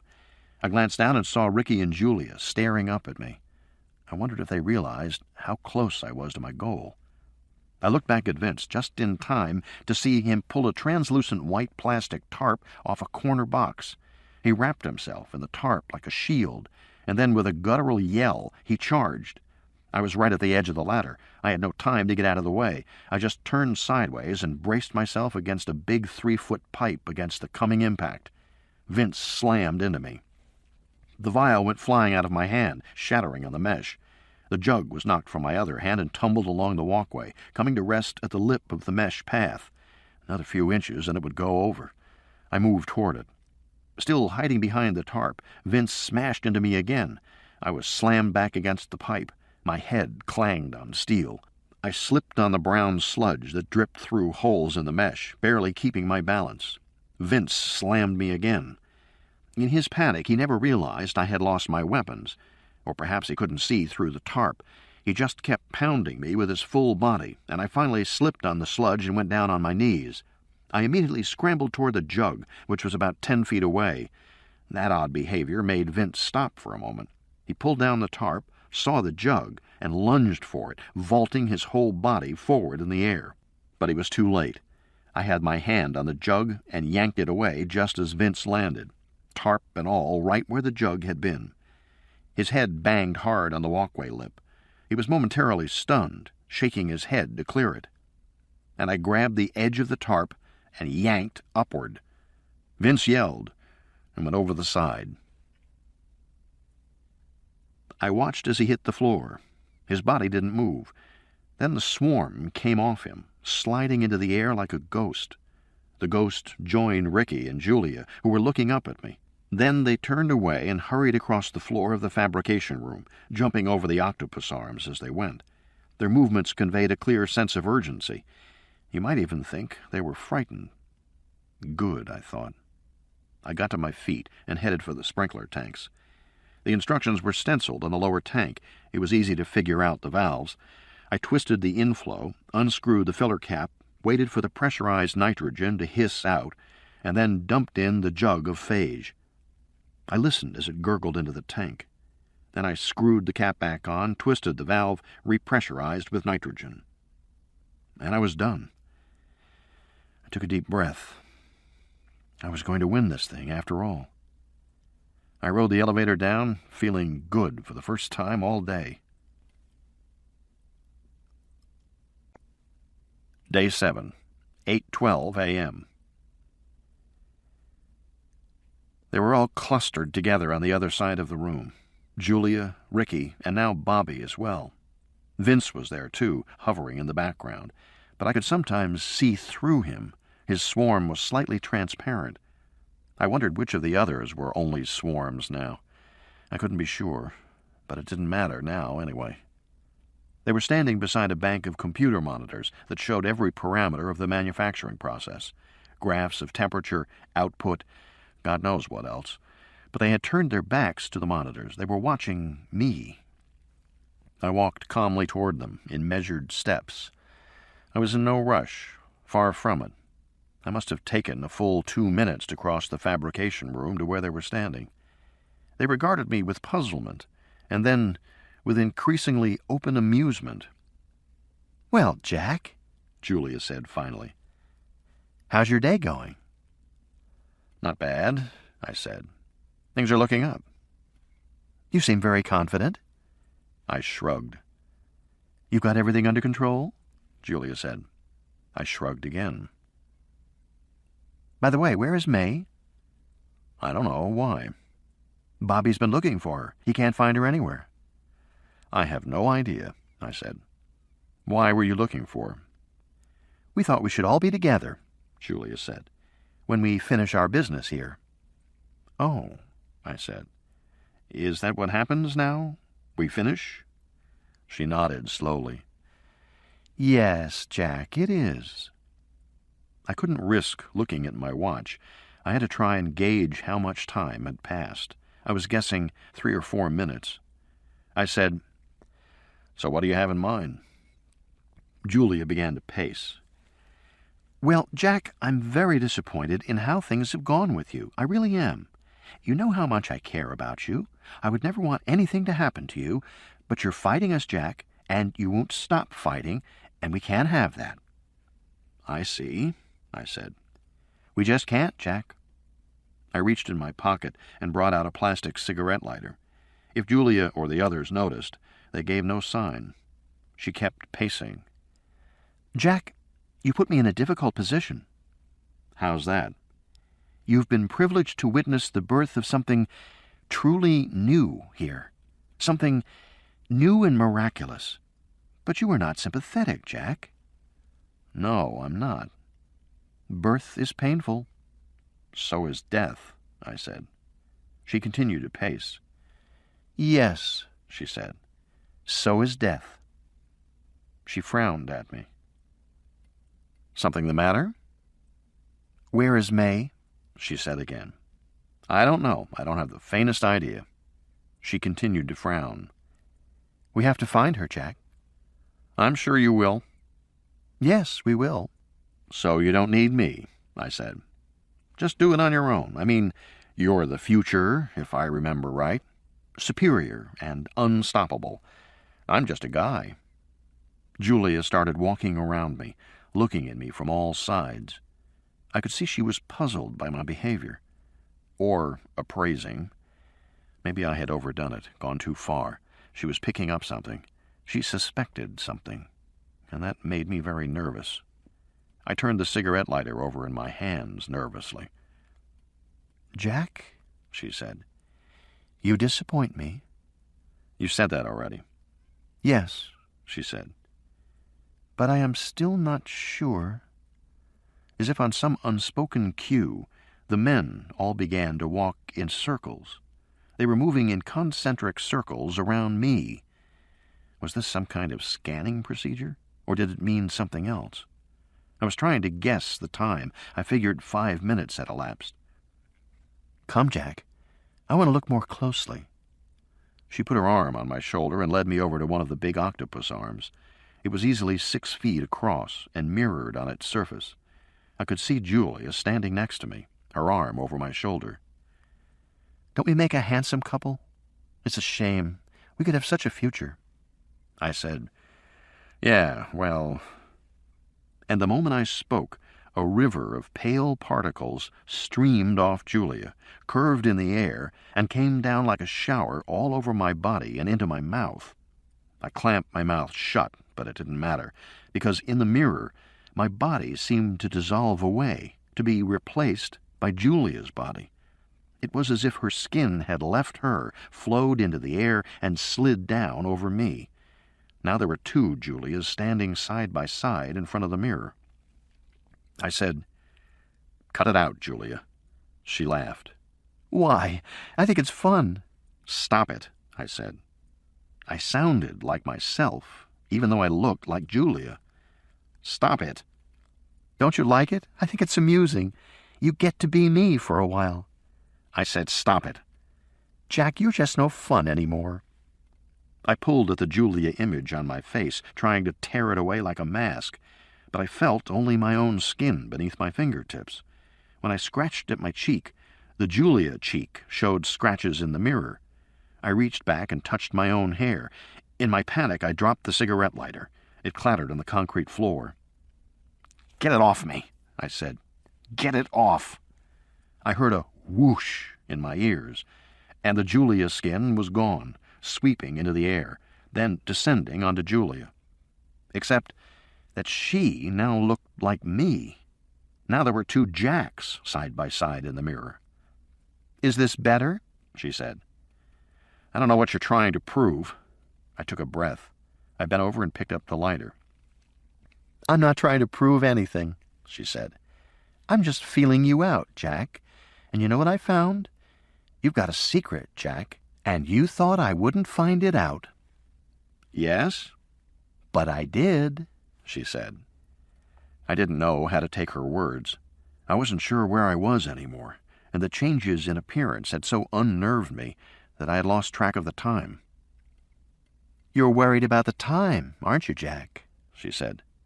"You needn't be. We have plenty of time. Everything is under control here. Are you going to tell us your secret, or do we have to make you tell?" Behind her, I could see the stacked monitor screens of the control station. The corner ones had a flashing bar along the top, with lettering that I couldn't read. I could see that some of the graphs were rising steeply, their lines turning from blue to yellow to red as they climbed. I did nothing. Julia turned to the men. "Okay," she said. "Make him tell." The 3 men converged toward me. It was time to show them. It was time to spring my trap. "No problem," I said. I raised my lighter, flicked the flame, and held it under the nearest sprinkler head. The men stopped in their tracks. They watched me. I held the lighter steady, the sprinkler head blackened with the smoke, and nothing happened. The flame was melting the soft metal tab beneath the sprinkler head. Splotches of silver were dripping on the ground at my feet, and still nothing happened. The sprinklers didn't come on. "Oh, shit," I said. Julia was watching me thoughtfully. "It was a nice try. Very inventive, Jack. Good thinking, but you forgot one thing." "What's that?" "There's a safety system for the plant, and when we saw you going for the sprinklers, Ricky turned the system off. Safety's off, sprinklers off." She shrugged. "Guess you're out of luck, Jack." I flicked the lighter off. There was nothing for me to do. I just stood there, feeling foolish. I thought I smelled a faint odor in the room, a kind of Swedish, nauseating odor, but I couldn't be sure. "It was a nice try, though," Julia said. "But enough is enough." She turned to the men and jerked her head. The 3 of them walked toward me. I said, "Hey, guys, come on." They didn't react. Their faces were impassive. They grabbed me, and I started to struggle. Hey, come on now. I pulled free of them. Hey! Ricky said, "Don't make it any harder for us, Jack." And I said, "Fuck you, Ricky." And I spit in his face just as they threw me to the floor. I was hoping the virus would get in his mouth. I was hoping I would delay him, that we would have a fight, anything for a delay. But they threw me to the floor, and then they all fell on me and began to strangle me. I could feel their hands on my neck. Bobby had his hands over my mouth and nose. I tried to bite him. He just kept his hands firmly in place and stared at me. Ricky smiled distantly at me. It was as if he didn't know me, had no feeling for me. They were all strangers, killing me efficiently and quickly. I pounded on them with my fists until Ricky got his knee on one of my arms, pinning it down, and Bobby got the other arm. Now I couldn't move at all. I tried to kick my legs, but Julia was sitting on my legs, helping them out. I saw the world start to turn misty before my eyes, a faint and misty gray. Then there was a faint popping sound, almost like popcorn or glass cracking, and then Julia screamed. "What is that?"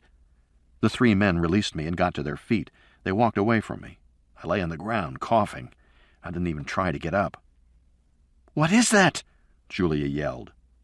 The first of the octopus tubes burst open high above us. Brown liquid steam hissed out. Another tube popped open, and another. The sound of hissing filled the room. The air was turning dark, foggy brown, billowing brown. Julia screamed, "What is that?" "It's the assembly line," Ricky said. "It's overheated, and it's blowing." "How? How can that happen?" I sat up, still coughing, and got to my feet. I said, "No safety systems, remember? You turned them off. Now it's blowing virus all through this room." "Not for long," Julia said. "We'll have the safeties back in 2 seconds." Ricky was already standing at the control board, frantically hitting keys. "Good thinking, Julia," I said. I lit my cigarette lighter and held it under the sprinkler head. Julia screamed, "Stop! Ricky, stop!" Ricky stopped. I said, "Damned if you do, damned if you don't." Julia turned in fury and hissed, "I hate you." Already her body was turning shades of gray, fading to a kind of monochrome. So was Ricky, the color washing out of him. It was the virus in the air already affecting their swarms. There was a brief crackle of sparks from high in the octopus arms, then another short lightning arc. Ricky saw it and yelled, "Forget it, Julia. We take our chances." He hit the keys and turned the safety system back on. Alarms started to sound. The screens flashed red with the excess concentrations of methane and other gases. The main screen showed "Safety Systems On," and the sprinklers burst into cones of brown spray. They screamed as the water touched them. They were writhing and beginning to shrink, to shrivel, right before my eyes. Julia's face was contorted. She stared at me with pure hatred, but already she was starting to dissolve. She fell to her knees and then onto her back. The others were all rolling on the floor, screaming in pain. "Come on, Jack." Someone was tugging at my sleeve. It was May. "Come on," she said. "This room is full of methane. You have to go." I hesitated, still looking at Julia. Then we turned and ran.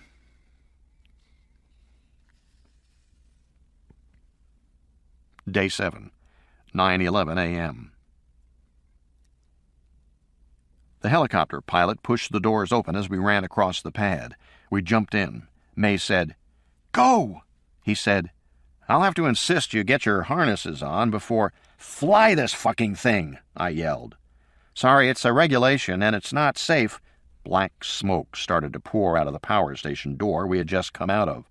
It billowed into the blue desert sky. The pilot saw it and said, "Hang on." We lifted off and headed north, swinging wide of the building. Now there was smoke coming from all the exhaust vents near the roof. A black haze was rising into the air. May said, "Fire burns the nanoparticles and the bacteria, too. Don't worry." The pilot said, "Where are we going?" "Home." He headed west, and within minutes we had left the building behind. It disappeared below the horizon. May was sitting back in her seat, eyes closed. I said to her, "I thought it was going to blow up, but they turned the safety system back on again, so I guess it won't." She said nothing. I said, "So what was the big rush to get out of there? And where were you, anyway? Nobody could find you." She said, "I was outside in the storage shed." "Doing what?" "Looking for more thermite." "Find any?" There was no sound, just a flash of yellow light that spread across the desert horizon for an instant and then faded. You could almost believe it never happened, but the helicopter rocked and jolted as the shock wave passed us. The pilot said, "Holy Mother of God, what was that?" "Industrial accident," I said. "Very unfortunate." He reached for his radio. "I better report it." "Yes," I said. "You better do that." We flew west, and I saw the green line of the forest and the rolling foothills of the Sierras as we crossed into California.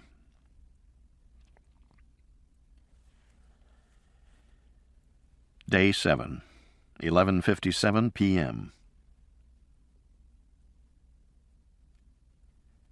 It's late, almost midnight. The house is silent around me. I'm not sure how this will turn out. The kids are all desperately sick, throwing up after I gave them the virus. I can hear my son and daughter retching in separate bathrooms. I went in to check on them a few minutes ago to see what was coming up. Their faces were deathly pale. I can see they were afraid because they know I'm afraid. I haven't told them about Julia yet. They haven't asked. They're too sick to ask right now. I'm worried most about the baby because I had to give her the virus too. It was her only hope. Ellen's with her now, but Ellen is vomiting too. The baby has yet to throw up. I don't know whether that's good or bad. Young kids react differently. I think I'm okay, at least for the moment. I'm dead tired. I think I've been dozing off from time to time all night. Right now, I'm sitting here looking out the back window, waiting for May. She hopped the fence at the end of my backyard and is probably scrambling around in the brush on the slope that goes down behind the property, where the sprinklers are.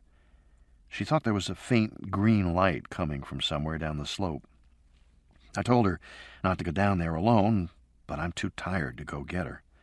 If she waits until tomorrow, the army can come here with flamethrowers and blast the hell out of whatever it is.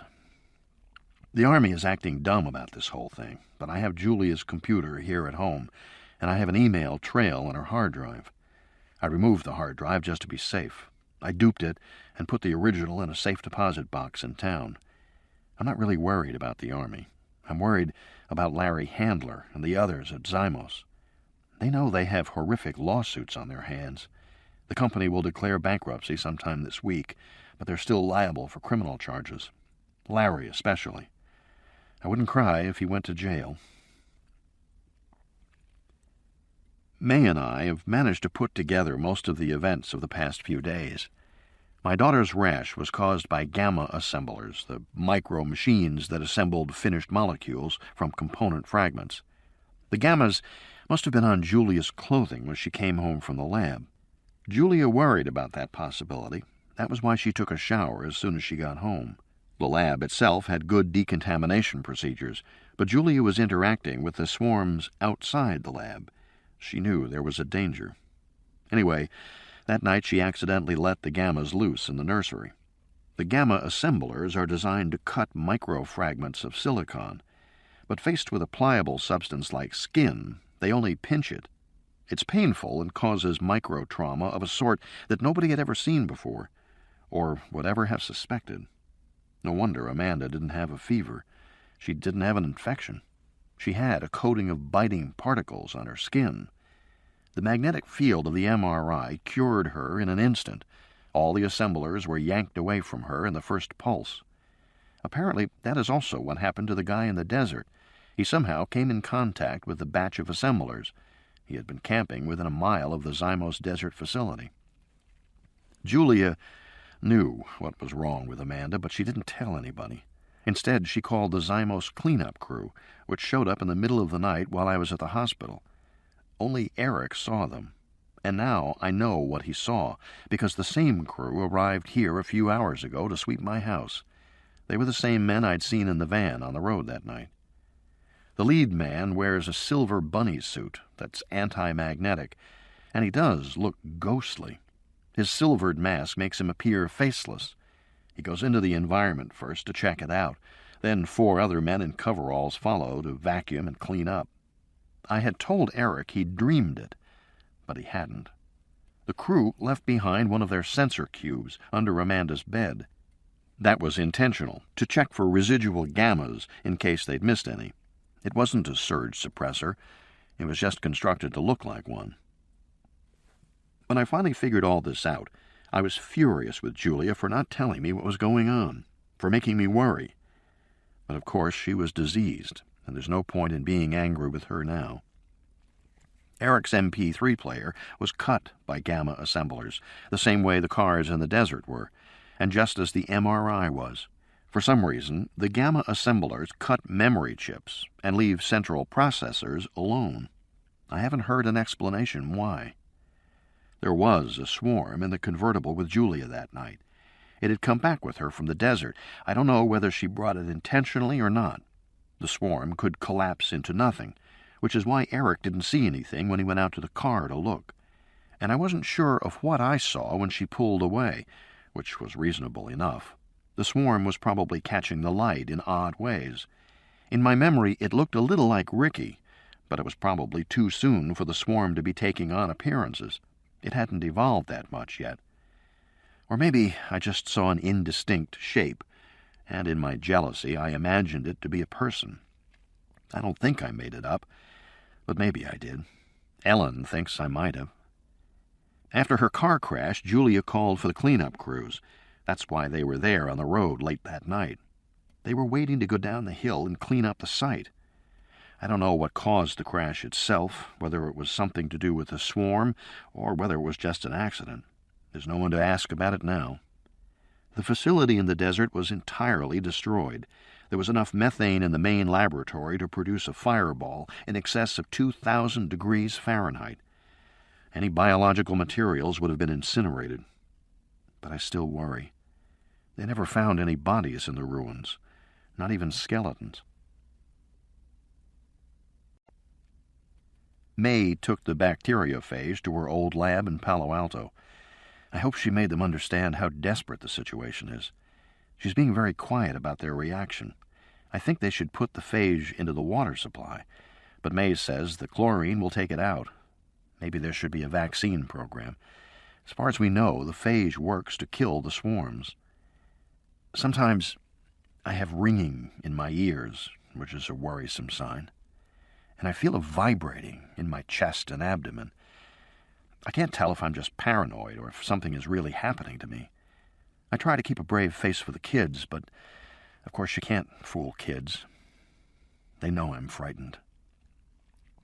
The last mystery to be cleared up was why the swarms always returned to the laboratory.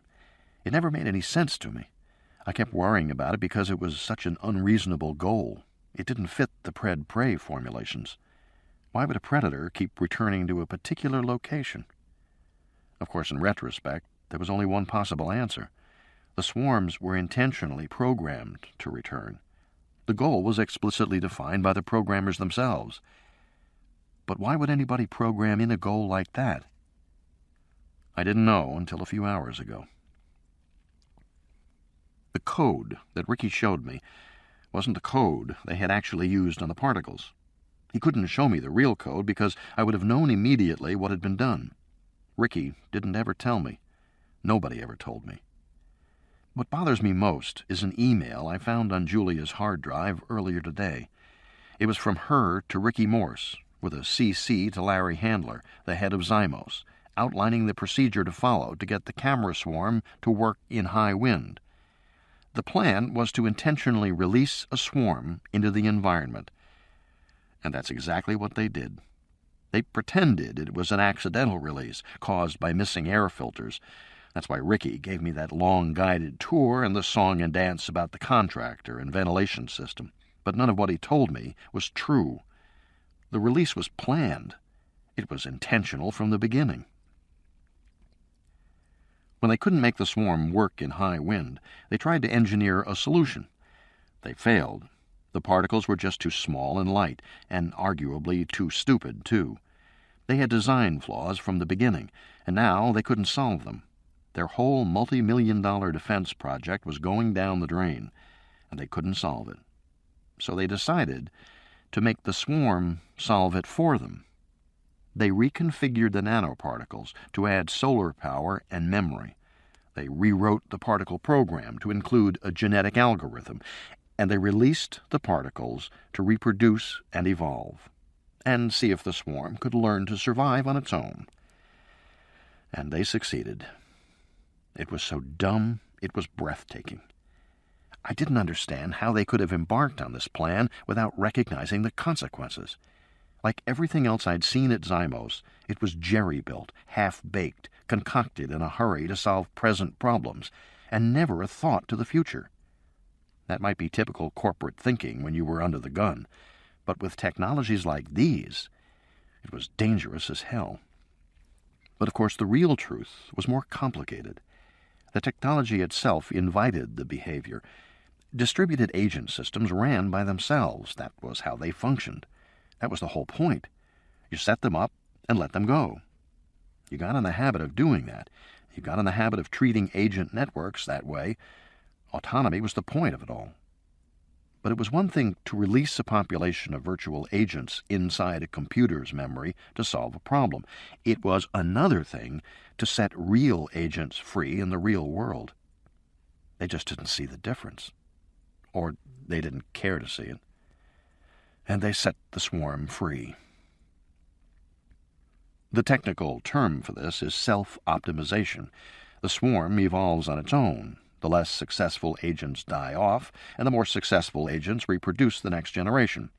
After 10 or 100 generations, the swarm evolves toward a best solution, an optimum solution. This kind of thing is done all the time inside the computer. It's even used to generate new computer algorithms.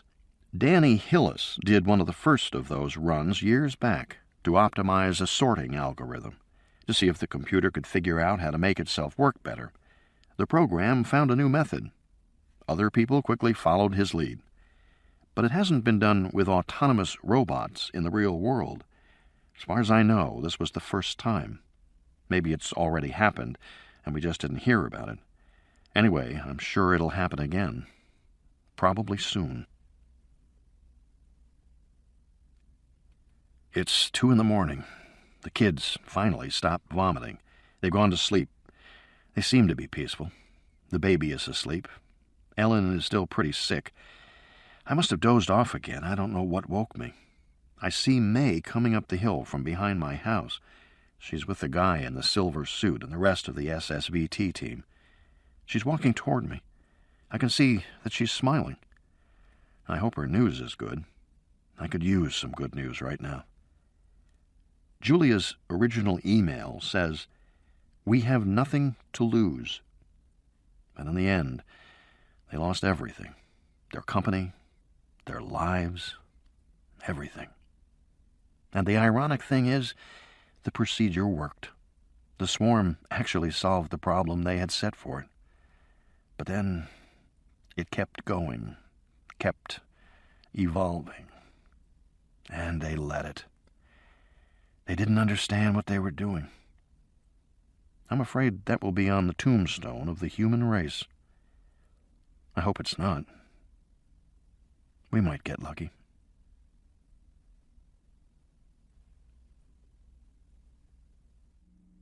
The end. We hope you've enjoyed this program from Harper Audio. To order additional cassettes or to receive a complete catalog of Harper Audio and Cadman titles, please call us at 1-800-331-3761. That's 1-800-331-3761. Thank you.